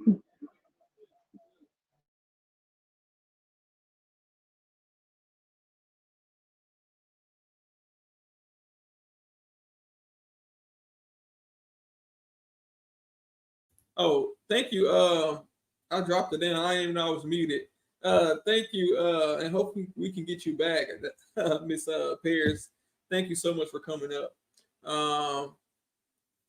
Jiggy, you've been quiet the whole time. You got something you want to add? Or you just chilling? No, I was letting people get the issue off. Oh, okay. Well, you can go ahead. Go ahead. What I had to say. Now, I just wanted to bring up that I really hated what Miss Love did today. Not the plea agreement part, but just like how she was really trying to act like she ran the courtroom. She wasn't front row all day. We didn't even hear from her all day. We didn't even see her, I don't think. Now it's time for Mounk Tounk to do his probation violation hearing. She want to sit there, right, friend sent it, just have a friend look at him go back to jail. That was corny to me. Hey, I'm trying to take you serious, but are you eating or chewing gum? Yeah, I'm smacking on some gummy bears. Oh, okay. I was like, what is he in my ear? No, it's all good. I was My like, fault. what is that noise? No, you good. I was like, what is that noise? You know, you had these headphones and you can hear, hear a lot of stuff. But she wasn't there all day. Then she popped up in at the end and sat there like she didn't know what was going on. Woman. And she didn't even make an argument. Wasn't she one that drafted the letter or the motion or whatever No, it's she called? didn't write the letter. A body did. No, Even more for a reason to take the back seat. Right. She made it seem like I'm just here. Woman, She literally just stop. wanted to do that to look at Moon and be like, "I did this to you." That's how I took that. I mean, that's corny to me. Now, She really a snake though. if he would have jumped over that table, no, I'm just playing. Say that again. Just oh, to there she go right scare her. there, stupid ass girl. I said if he would have jumped toward that table, like somebody jumping on a Halloween, she probably would have ran Like out there. I really, it No, bothers not me so much. advocating no I really violence. think she gets a kick out of sending these black people to jail. Like that's whack. Look how she's smiling. Look at her. Look. That's corny, bro. Look at her face. She having the time of her life. But like I said, talk Listen, that half the year long. she been on Her trial. makeup, That's not even for the her trial. Ain't makeup. got some shit. Right, it's probably the best she looked She the wore her whole best time. coat. Yeah, she know what she doing. What you was saying, Big Facts? What's up? Literally, I follow her. No, I was just saying, but like I was saying though, man, he gonna be all right though. You know what I'm saying? Not according to He gonna be all right, man. Look, but he's straight. somebody yeah, I named mean, you gotta look at his charge though. You gotta look at his charge though.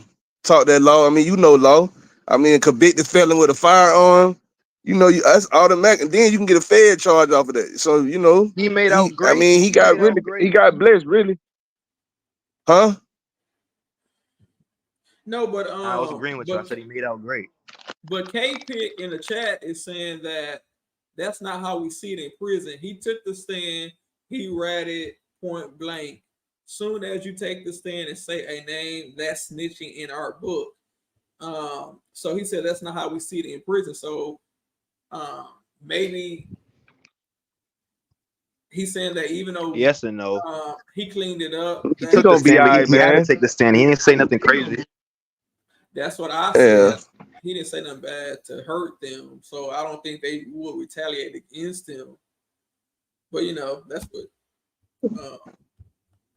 And let me tell you something, talk that law, man. Yo, bro, could you? There's a lot of snitches down there in prison, man, that ain't being touched, man. You know what I'm saying? So, you know, all that narrative that, you know, this be going on down there, and you know what I'm saying? Right, man. You gotta know the other half. But like I said, bro, gonna be all right. He probably gonna have a bag waiting on him when he get out. You know what I'm saying? So, like I said, he ain't gonna do the whole 5. And really, like I said, when she seen Miss Love coming up, the snake coming up, she know she was gonna give him something. But Miss Love wanted to get the whole thing. This is how snake she is. It just she like, you know, that's the way she moved. You know what I'm saying? Talk that law, the way she moved, you know how court go. You know what I'm saying? It's just the way she moved. It just, you know, it's just real, like it's real foul. You know what I mean? But I'm gonna share this right quick. This is his website, and you know, he had merchandise, the catalog, and "I Am Not Your Child" was one of them. Let me go here, and then this one say, "Don't make me go left, because I will go left." These were things that he actually said in the trial. So this is his website for people that's wondering if y'all trying to support him. I think that'll be a good way. And I'm sure they will be sending some of that money in to the actual court, to the court, to the prison itself, for its commissary and things of that nature. But I think he's gonna be okay. That's my personal opinion. I know he's gonna be all right. Talk that law. 5 years. Yeah. Down there from 30. Shoot. Come on now. Come on, man. Now if he got 30, it's a wrap.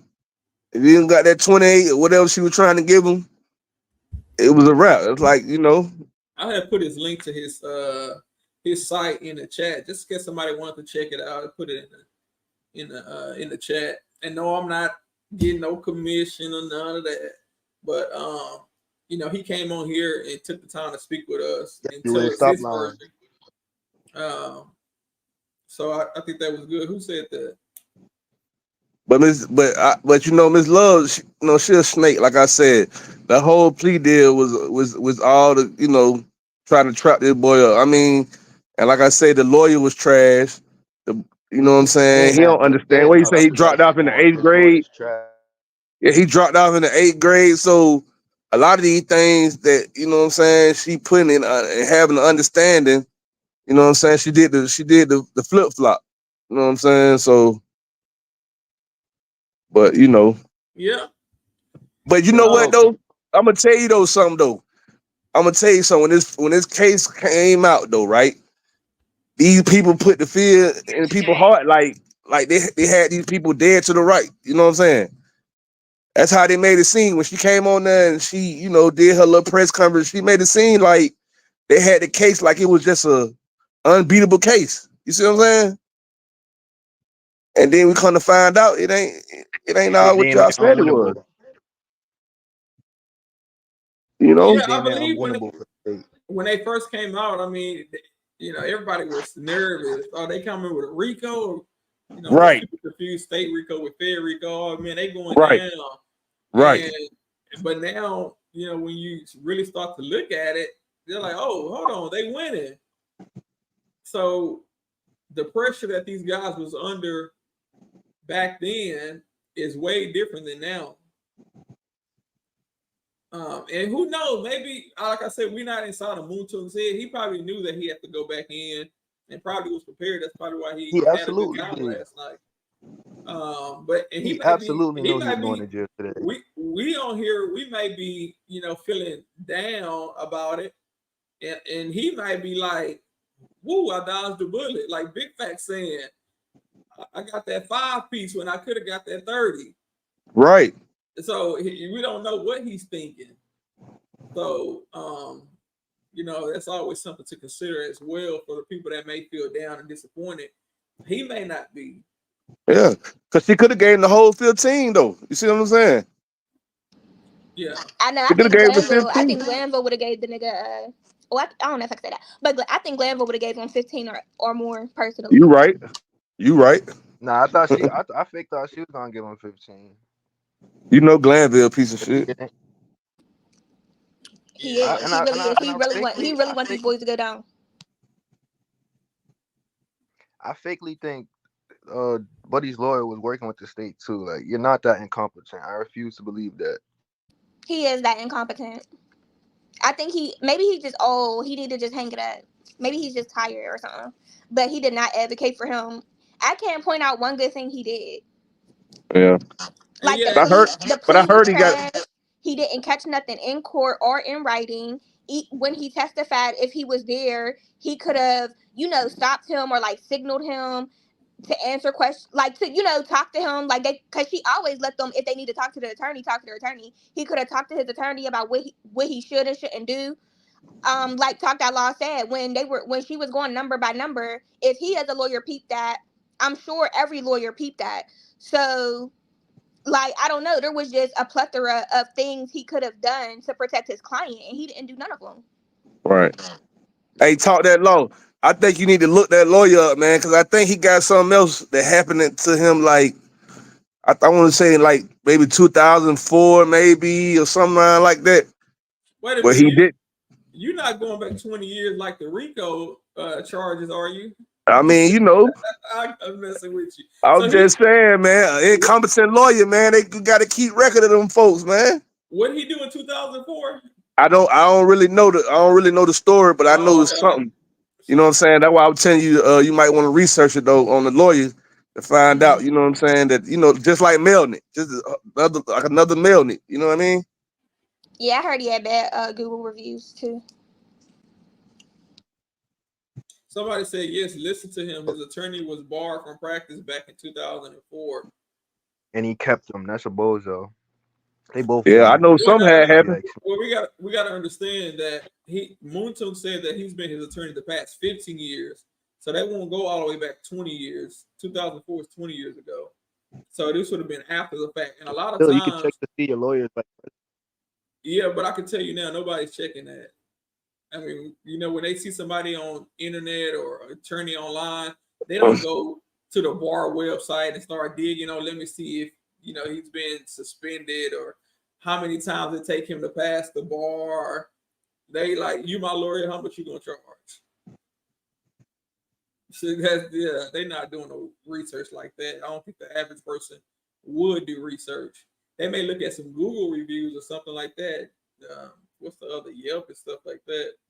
But so I wouldn't put too much on Mounk Tounk. But this attorney, I don't know. We gotta see if we can get him on if he's gonna talk to us or not. Yeah, and tell them to refund all the money. We need to refund all the money. Yeah. Let me see. yo, bro. We asking for a refund, man. When What's Dennis his got kicked first out, name? I'm trying to watch that. Dummy.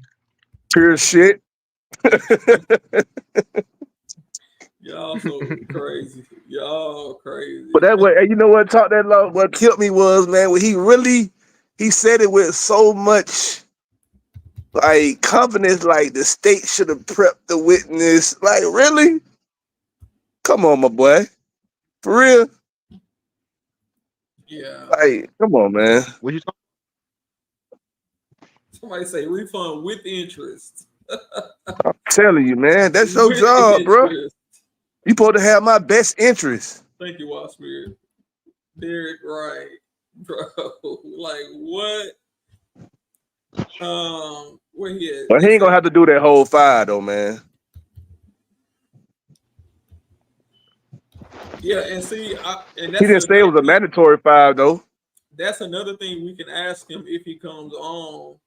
You know, if he would be open to that.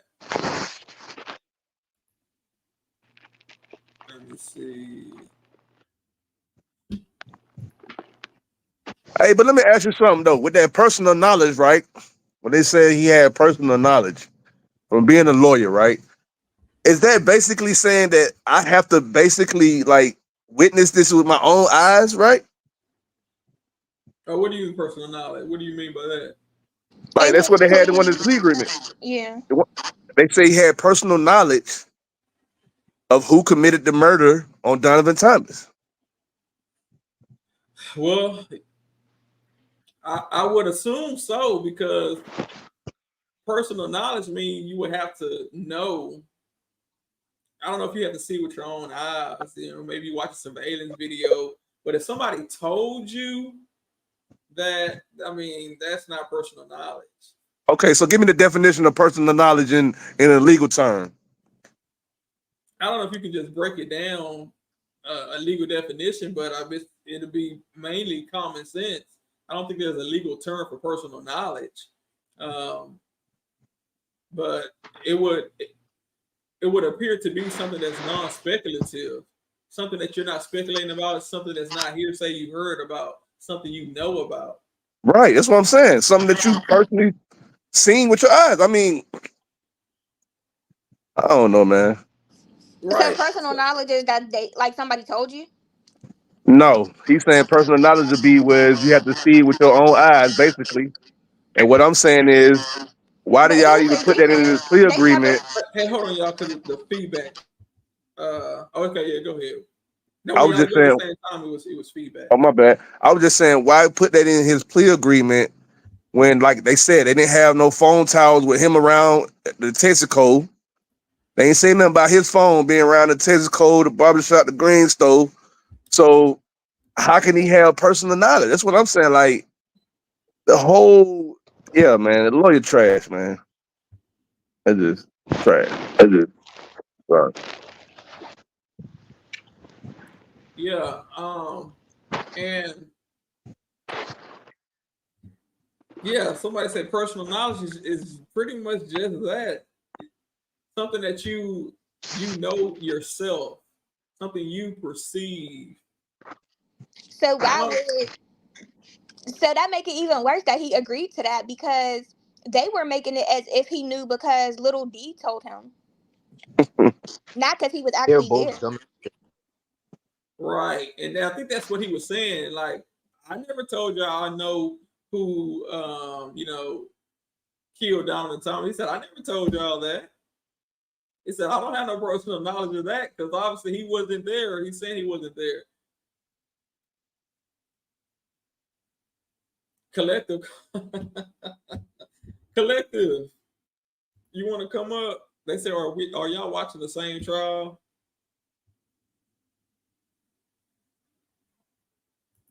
He can't get a refund because he said under oath he was pleased with his attorney for the last 15 years today. Yeah, but that was before what happened today. Today he may be, he may feel different because he's in jail. And I mean, and he thought really highly of his attorney. He said that he only had to do like 18 months total out of all the times he's been in and out of jail, throughout his life. So he's saying that he was pleased with his attorney. But, now that this happened, a lot of people are pointing the finger at his attorney. You never know. He may have a change of heart.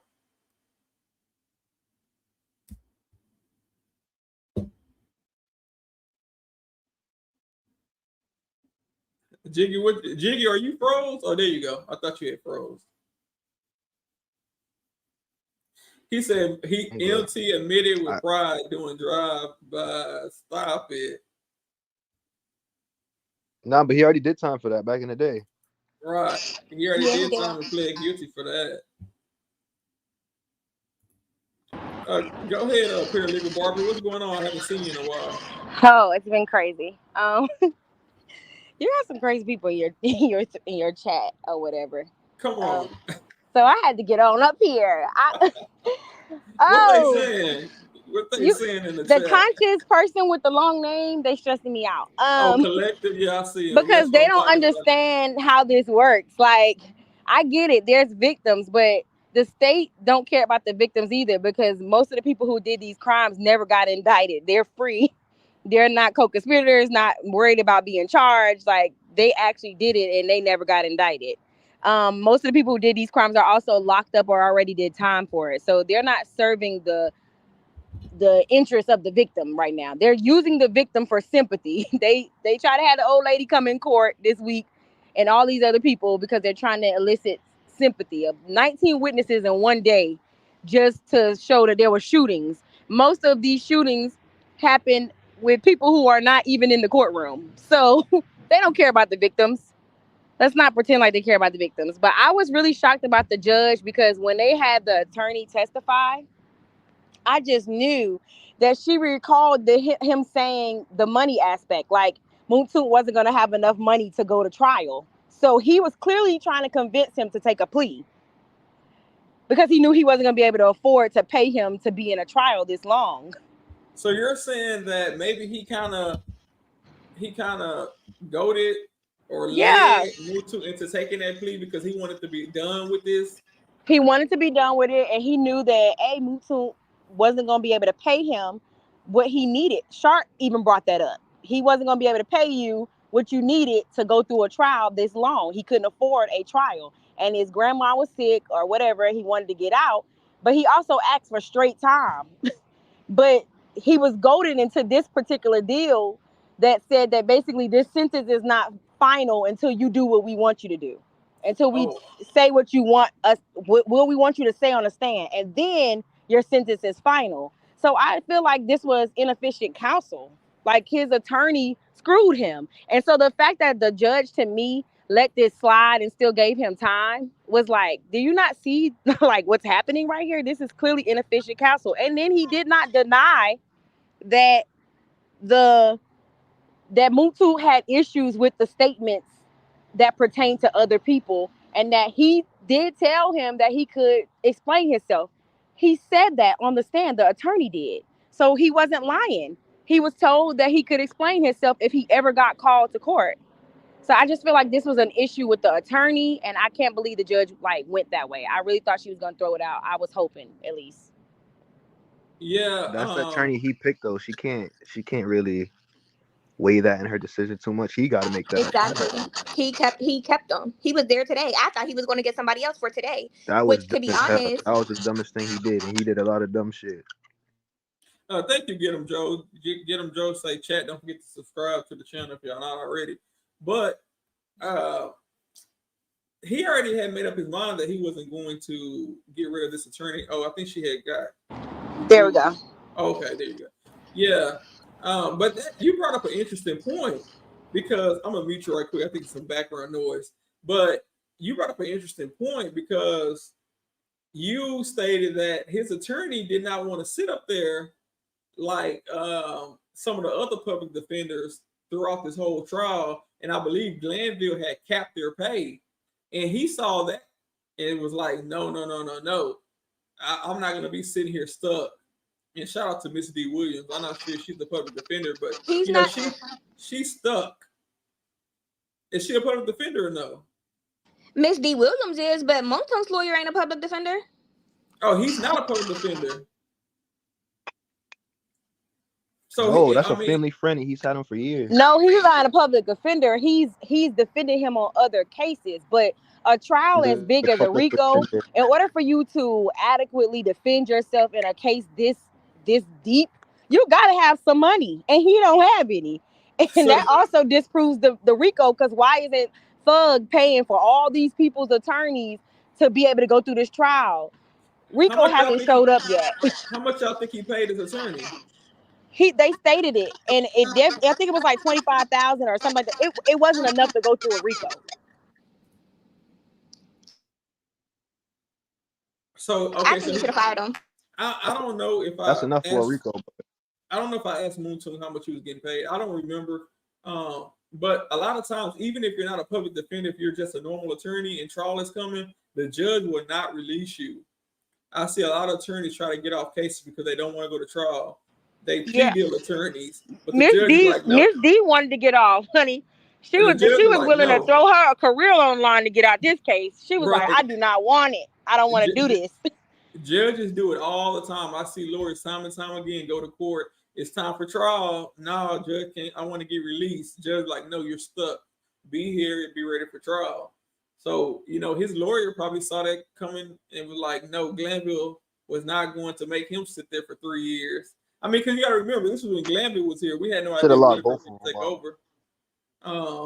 And the lawyer was like, nah, y'all going to get me out of here. Oh, they paid him $25,000. Okay, Wallspear said he paid him $25,000.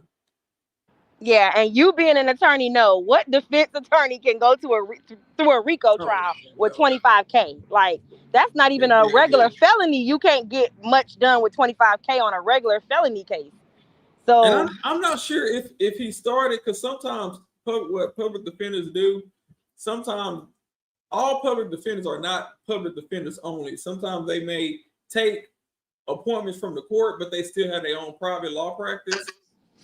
I think that's how Georgia is. Like, don't some firms like require you that you have to do public defense hours or some shit like that?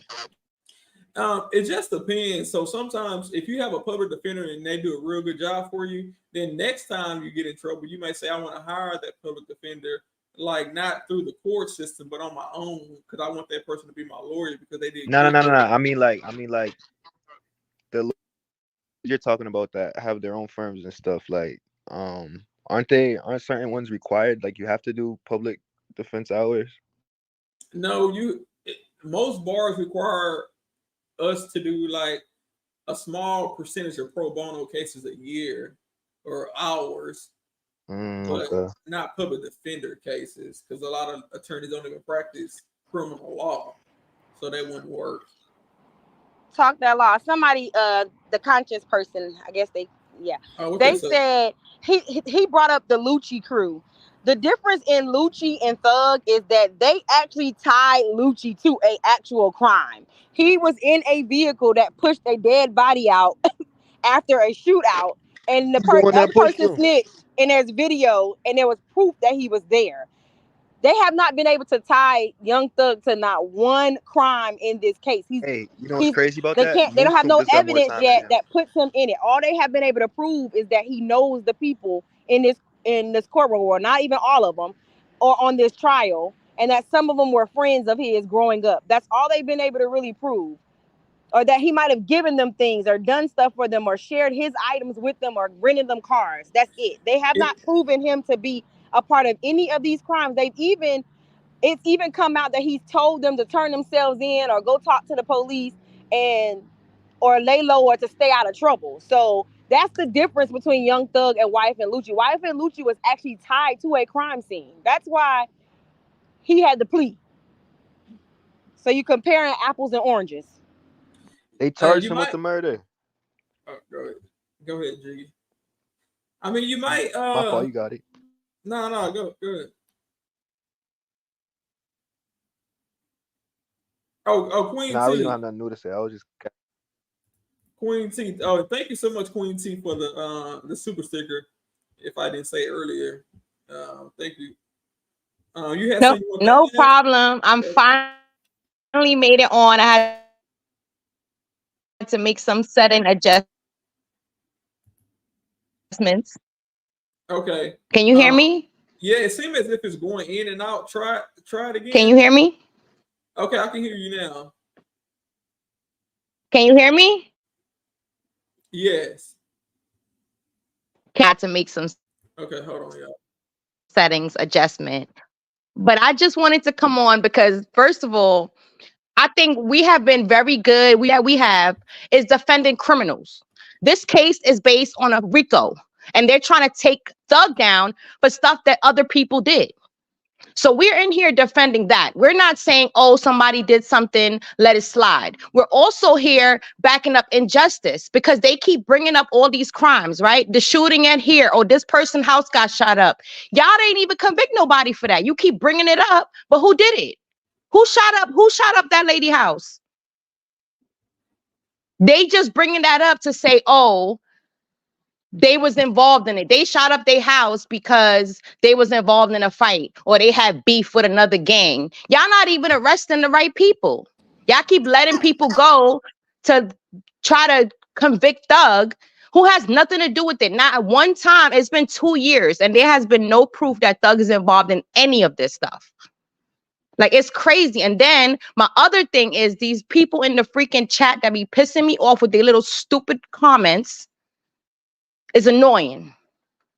I keep blocking them. I try not to say nothing, but don't come on here and disrupt our flow because we have a good time. Yeah, we joke and we laugh. Big fact. But this shit ultimately is not even funny.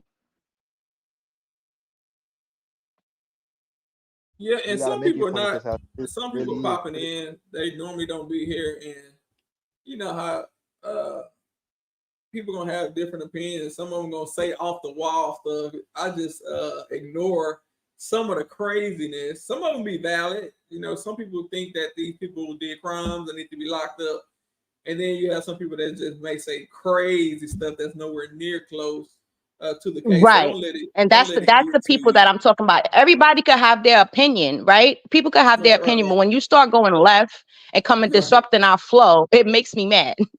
Yeah. Some of these people ignore them, or like you said, just block them, and you don't even have to see they stuff. But I do get it. And I that's one thing second about that. social media. People say stuff, they make comments, email crazy stuff. So I learned to just tune them out. I don't even get bothered by it I know you do a good job of that, but I try not You to try say your nothing most of best. the time. Right. Hey, talk that law. But thank you so much for always supporting the channel, being and for also being a member as well. I'll put that up there again. Thank you. You really No problem. I you're enjoy looking your out for the coverage channel. and I enjoy the chat and I enjoy our time together because even when it's boring, we just cut up and have a good Right. time. Right. We gotta do something. And today it was starting off boring, and who would have thought we'd still be here 10 hours later? Right. So yeah, but thank you so much for always looking out. No problem. Okay. Hey, talk that law. Oh yeah, go ahead. Hey, we don't do nothing else. What we gonna do? Come on, talk the law. We gonna talk that law. We gonna Yes, talk that law. sir. Big facts, man. Hey, man, you be easy, man. Oh yeah, appreciate Told you, man. everything. Come on up here to the A, man. Man, I was just gonna tell you, you be safe out there in Atlanta. They may come knocking on your door next. Nah, man, stop it, man. Hey, I'm gonna have. I'd rather have my court out here. Come on. You know? Wait, For what you, real. never mind. I ain't even Hey, gonna but like I said, elaborate man, what you mean you by come that. up here, man. Guess what? You know, Yeah, we Atlanta. can go out and do something, man. Come on up from the big Texas, man, to the A, man. Hey, if y'all ever get y'all a city together, they need to free these boys. Somebody said we the fans are so blind. Maybe he get out, he have a concert or something. All of us fans need to be there. They call us Oh fans. yeah, the city gonna go crazy. Talk that law. If he get out, man, the city gonna go crazy. They be calling us fans, but then when you really ask the average viewer, name one or two or three Young Thug songs, then we all sitting here looking crazy. So we ain't really. Now, Detective Dennis, hey, he know all the songs. He say he a fan. Dennis was Take definitely a the Dennis. He fan. gay, man. He act real flamboyant to me, man. So you think that he wanted to Yo, be bro, in the mix of this case? Oh, hold on. Yes, he definitely did. He was loving the he was, attention. Of course, he was loving that but not. attention. Can you bring that clip back up when he gets kicked out? Actually, I missed it. Yeah. And I'm like with Adams, man. Have you took any classes? Any class? I'm just any. No, he said he watched the movie. I watched Man, Boys in the Hood and Menace to Society. I am an expert. dude. Shit, I'm an expert too. Then He said he watched Boys in the Hood, Menace to Society. He said he listened to music and he grew up in the hood. So he an expert. He said he The watched case Puff, so he knows where the closed. blood is. Gangster was an So he expert knows where because the he grew blood up and the in crip is. Chicago. And the judge let it come in. And what's the worst that could happen? He get up there and mess up the whole thing. Right. And then she try to clean it up and backtrack. Okay, well, he's not coming back. He's excluded. Well, he shouldn't have been here in the first place as a gang expert. Especially with the stuff. He literally let it come out of his mouth that was his expertise. Is watching movies. Like, bro, get out, go on, get off the stand. You ain't playing. But talk that law. I don't know if you've seen it earlier in the trial, like when Still was objecting to what's the white boy name? I forgot, I don't know his name. What his name is?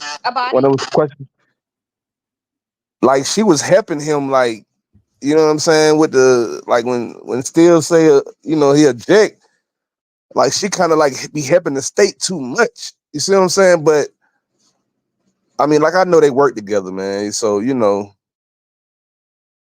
Yeah, it do. it just it, Sometimes she give a it just suggestion. it's never fair when you come into a courtroom. I know they try to say it's supposed to be fair, but it's never fair, you know. But I would be surprised if the jury find these people guilty, man. I really would. You know what I'm saying? That's on the simple fact, man. It's too much going on. You done told me like 3, 4, 5 times to erase a testimony that I done heard. Like, it's too much. It's a roller coaster. Yeah, So it is a lot. It's an up and down thing, and even Mounk Tounk, when he was on the stand, he had told Love. He said the way you asking these questions and twisting everything up, he said I might have to go see somebody after this, like a medical professional, because she was just doing way too much. And I know he's in custody, and it may seem as though we're making light of it, but I mean, there's nothing we can do, but pull out the good. The And shit's so and serious, we gotta make fun of it.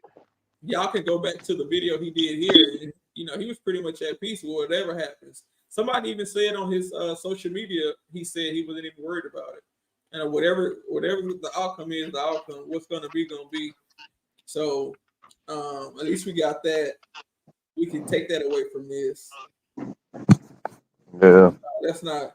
Yeah, that's not how that works. Yeah, that'll be wild for them to even do that.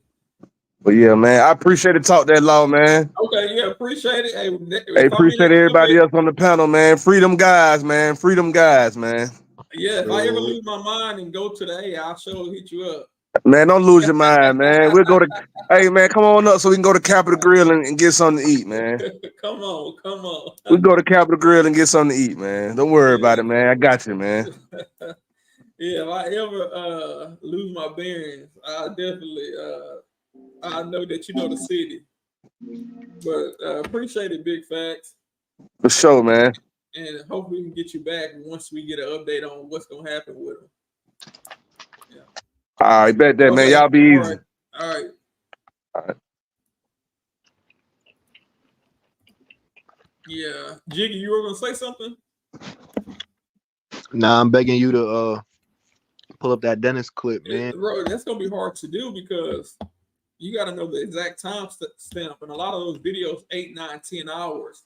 So it'll take a way long time for me to kind of slide through to figure out where that part was. So maybe we can do that on Like I say, you on your own, bucko. the next stream. But yeah, we didn't watch this thing 100 times, but everybody see that's the lawyer. We're gonna try to get him on. I'm gonna reach out to him. But he gonna say, boy, the way your chat talks so bad about me, you think I'm gonna come over there?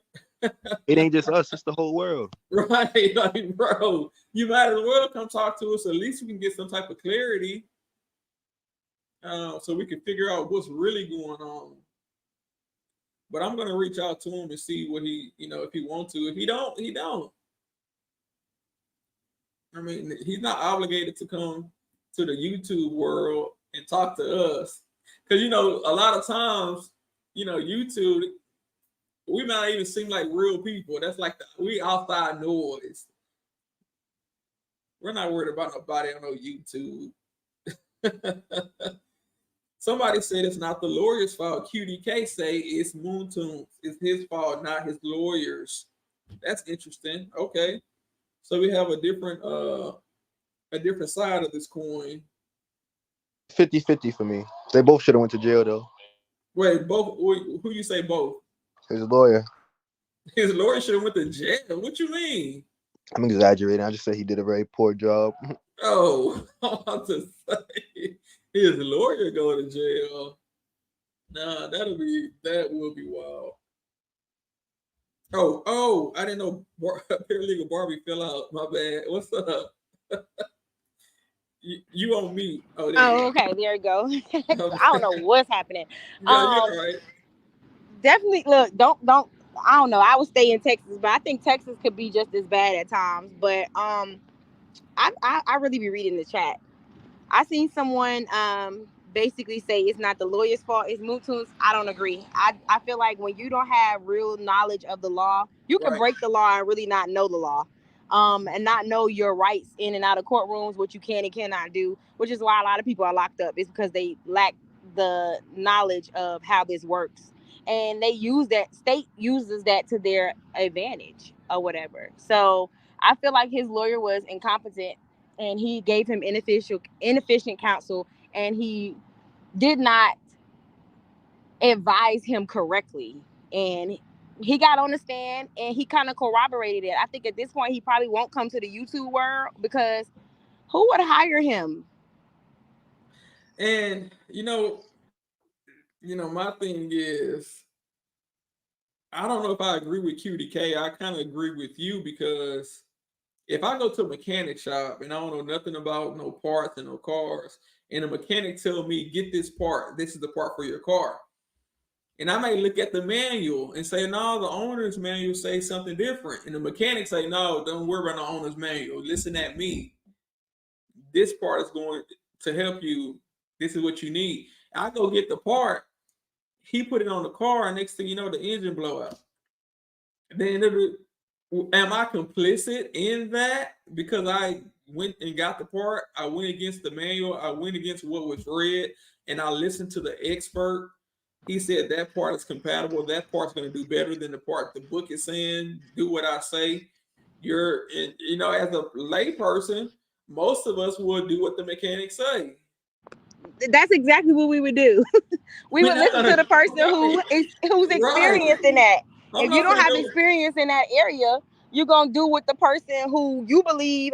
I mean, a lawyer goes through a lot of schooling, pays a lot of money to become a lawyer, takes tests, has to do a fitness test, and all these other things to become a lawyer. So if my lawyer tells me I can explain myself, or this is as good as we're gonna get on paper, you probably not gonna get called in the trial to testify, but if you do, you'll get to explain your side and tell your truth.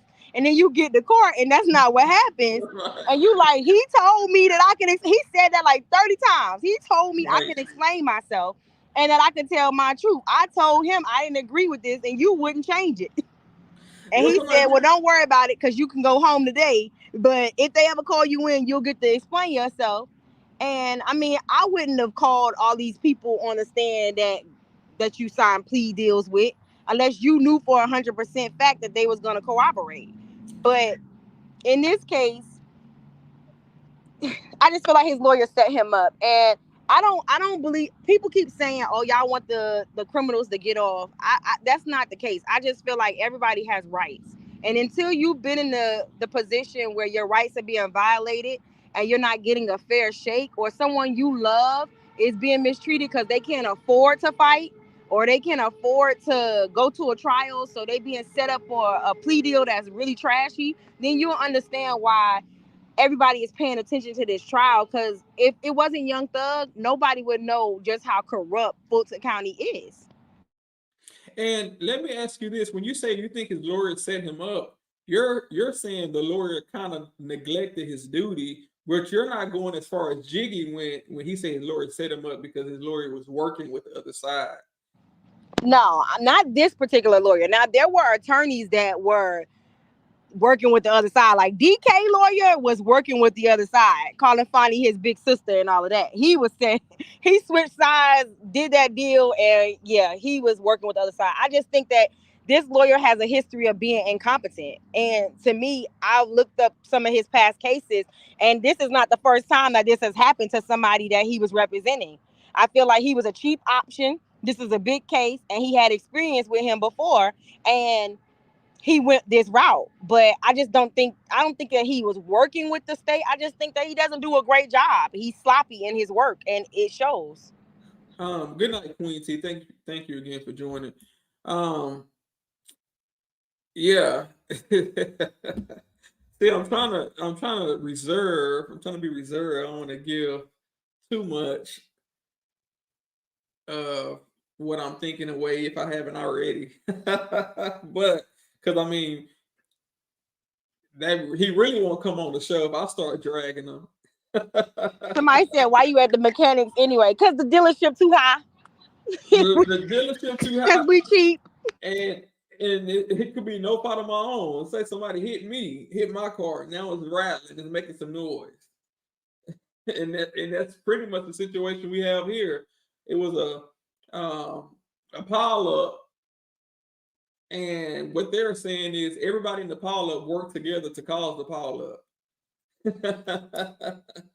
When in fact that's not the case. But we still got to get the car fixed, and you hire the lawyer, and the lawyer is supposed to be the expert. I mean, Talk that law. How did you feel about them bringing up the case where Shannon Stillwell was the victim and kind of twisting it to seem like he was giving like snitching when really they showed him it seems like they showed him pictures of the people and said, what's this person's name, what's that person's name, not necessarily like crime scene or they on video, but like just regular lineup photos, and they try to make it presented like he basically gave them the names of the people who shot him, because like Shark said, it was pitch black, so how could he have seen exactly who it was? But even him being a victim, like the fact that was able to be introduced the way it was, how do you feel about that? I mean, who knows? They could be trying to sow division within, show him he's not who y'all think he is. He's snitching and cause friction amongst the defense attorneys. Who knows? But portraying them as victims, I don't know if that's the right strategy. They were showing that Woody was getting shot at. Who else did they portray as a victim not too long ago? Something happened to somebody. I can't think of it. But they wasn't the suspect, they were actually the victim. You This said was you're not just sure if portraying them as victims is a good thing is for a the good state. thing No, for the but something state or but for the defense. something just happened. Okay, with Shannon. Okay, what happened to Shannon? It's been so much going on. Oh, okay, yeah, right, right. So some people, Shannon and some girls, were minding their own business, and they were shot up, and the car was shot up, and the girl was killed. So they are, um, they portrayed that as it was retaliation, but at the same time, someone shot at Shannon. Y'all making him appear to be a victim. So that's why I said it's bad for the state to make the defendant appear to be a victim when you want him to be, um, you want him to be a suspect. You want the jury not to like him. You want the jury to not have sympathy on him.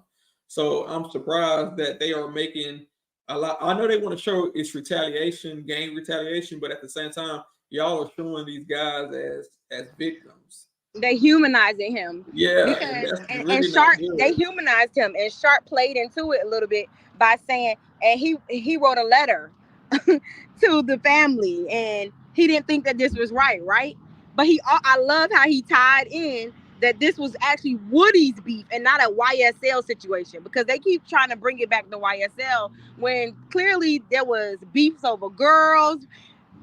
Woody and Shell Cal had a beef, and all these different separate incidents that don't have anything to do with the entity that they're trying to tie it all to. They kind of to me, I don't feel like they doing a great. They just haven't proven RICO, and they haven't tied Young Thug to all these crimes. It just sounds like real regular hood activity, where most of these people have already been locked up. Yeah, most of them been locked up and they already pled guilty to some of these crimes, already did time. So for them to come back and try to backdoor and squeeze everybody else in, then I don't think that's right. Ms. Devercino, the pile-up started with still asking for a speedy trial. Georgia prosecutors didn't and don't have a good RICO case. Yeah, somebody asked me earlier, do they think the feds would step in? If the feds saw any piece of this, they wouldn't want no bits of this case. It's too much. It's way too sloppy.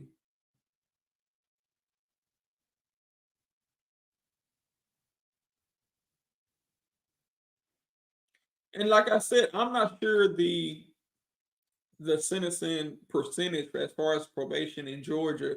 So we'll have to maybe we can ask Mounk Tounk's attorney about that if he comes on. If y'all didn't run him off, he gonna watch this live and he gonna be like, oh no.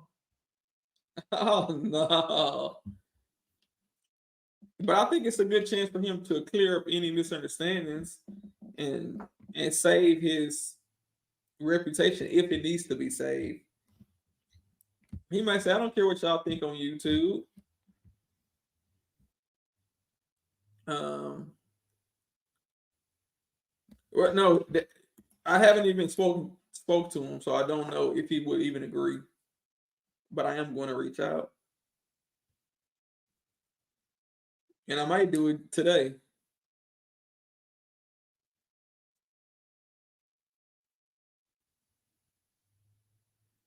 Diesel say he ain't going on no interviews. You never know. I mean, this would be a perfect time to get out and get ahead of the narrative. Get ahead of the narrative because he needs to do something.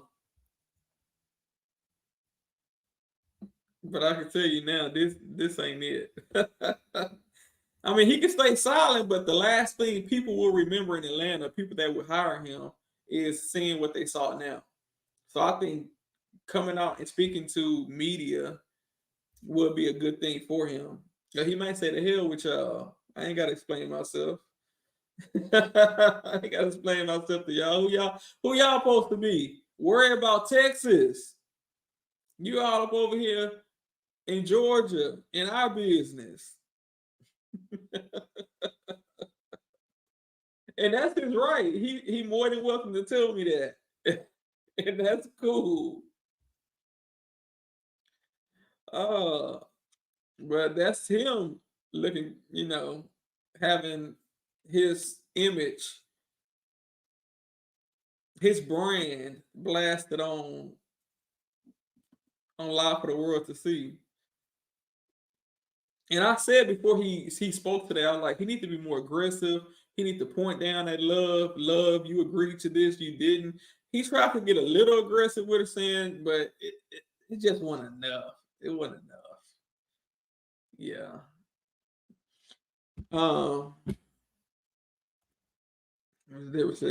Deborah C said we have issues here in Texas. Yeah.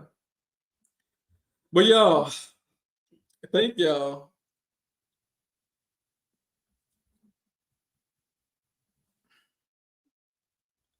Sky said that was a dirty move by the state.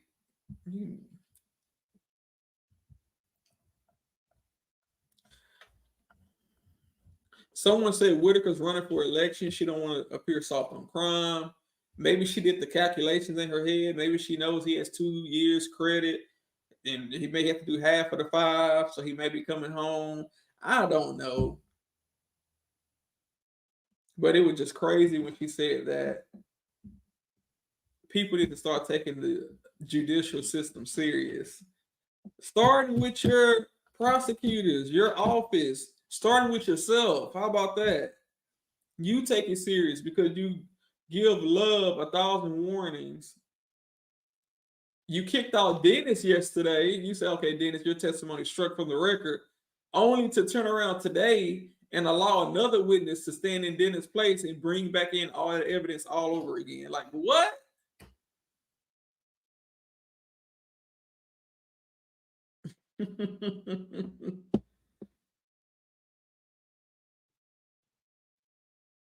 She said he had his U-Haul packed outside the courthouse. But I do wish Mounk Tounk the best. I'm gonna let y'all go. Thank y'all. But I do want to do this real quick, because I did tell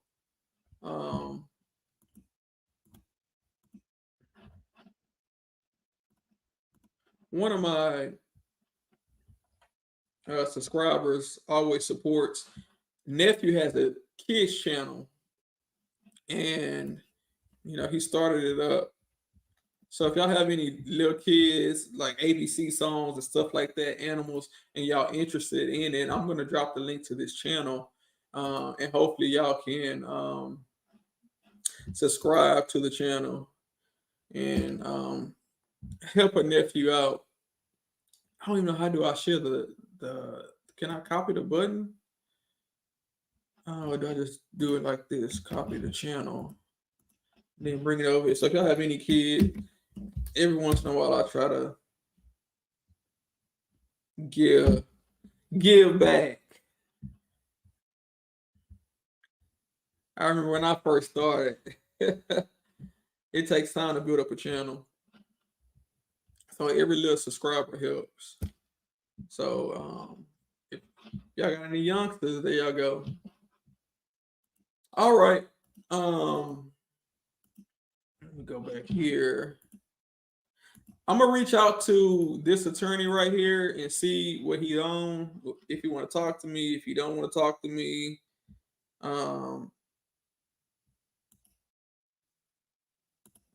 TalkThatLaw, did you say brand? Yeah, I mean, like you are your brand.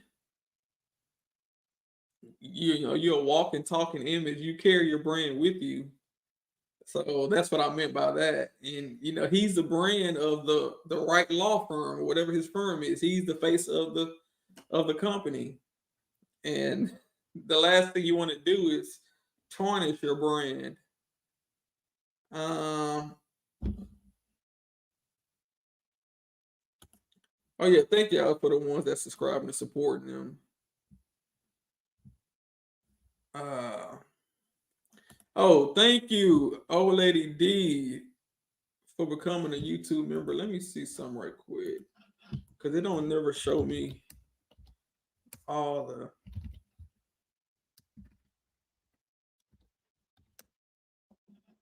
Let's see if I can go over here and look over here. But as far as the poll for the people still here, 74% said the judge got it wrong. Yeah, got it wrong. And then 26% said the judge got it right. So we have at least a quarter of the people in the chat. They may not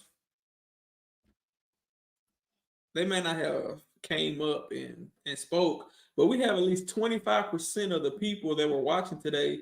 They think the judge got it right. And just because they think the judge got it right, it could be for different reasons, as one of the subscribers came up and told us. She came up and said that she think the case should have been throughout, but 5 years, that's a good deal for him. It could have been a lot worse. So maybe, yes, the judge got it right. She didn't go overboard. She didn't take it easy on him. So that's why she got it right. And then you got the other people saying she got it right because he actually violated his plea agreement. And he actually did what the prosecutor said he did, so he deserved to be punished in some type of way. So it's always good to see both sides. But in Texas, that's why I always have a jury trial. They say you can waive your right to a jury trial. Let them do a trial by the judge. Ain't no way. It's easier to convince 12 people. You may have one in the bunch that say, okay, your client's not guilty. They may hang the jury, but a judge, please, one person. Now, if it's the probation revocation hearing, that's totally in the hands of the judge. There's nothing you can do but throw yourself on the mercy of the court. But see, he didn't do it right. Boy, I would have called in every witness, all of his kids, the family. I would have had them all testifying today of why he shouldn't be in prison. You never know. It might have went from 5 years to 3. Every little bit helps. But his attorney, I don't know. Thank you so much. I think you said Paris, right?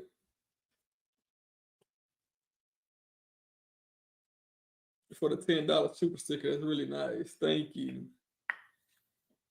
Y'all really been supporting recently, so I try to get on here as often as I can, because a lot of y'all supporting, y'all members. He said that brand is done. What? Oh, I got you. What brand? What did you say? Brand? What brand? Somebody said you need to get you a gaming chair. Right? Because sitting up in this one right here, man, I do it for too much longer. Hey, that might be. I don't know what's going to happen. We already saw that Woody's lawyer is suspended right now for what, 6 months? So I can imagine an attorney losing his license for 5 years. Goodness.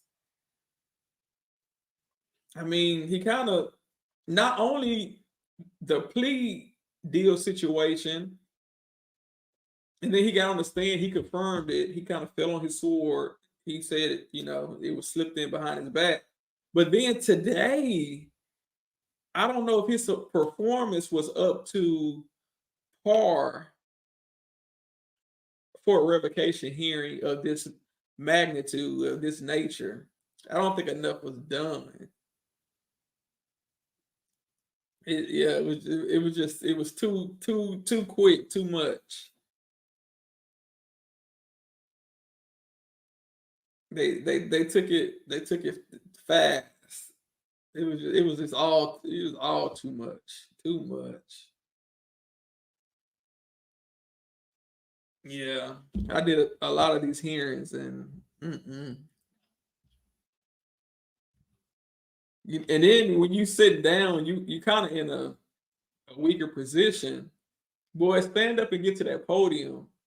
Fight for your client, argue.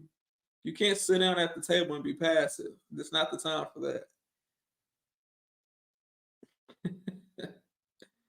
Oh man.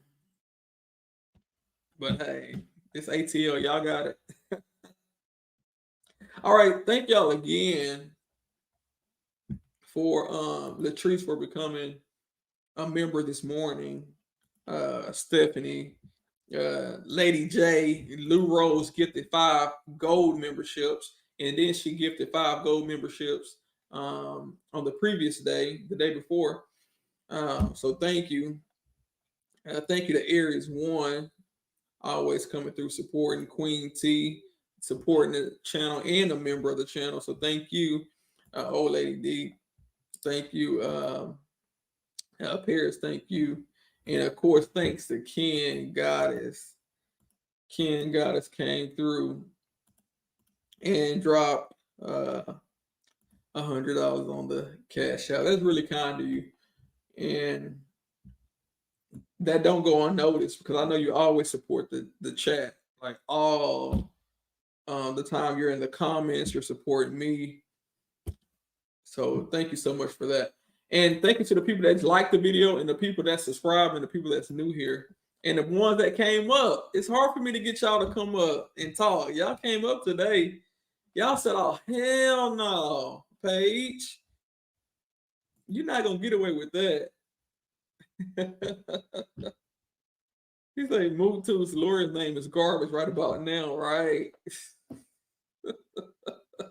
We're going to see. We're going to give him a chance to redeem himself. So I got to push through some contacts to connect with him to see what he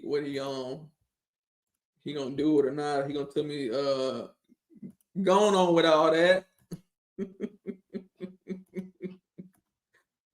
What you calling me?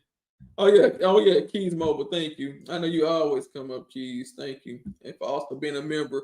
Keys say if you don't give me no stickers, I'm not gonna be no member next month.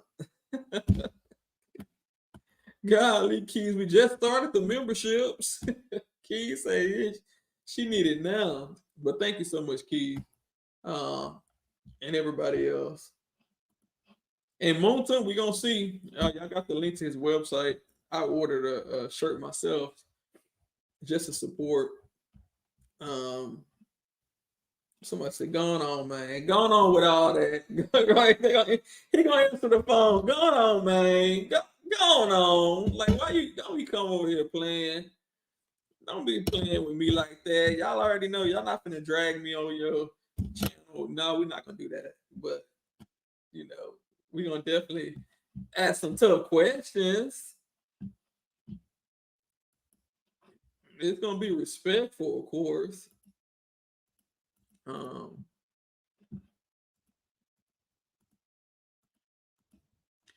Yeah, definitely it won't be no. Can I post the website? Yeah, let me do it right here.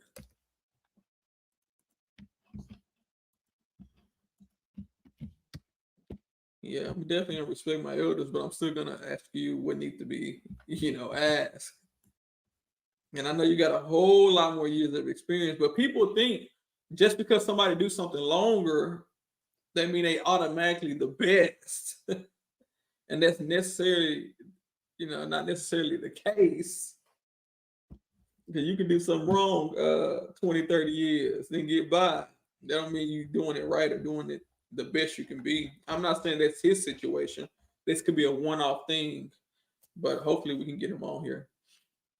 But all right, y'all. Thank y'all so much for supporting. Let me let y'all go. I know it's the weekend. Y'all be safe out there. But before I go, let me give my legal disclaimer.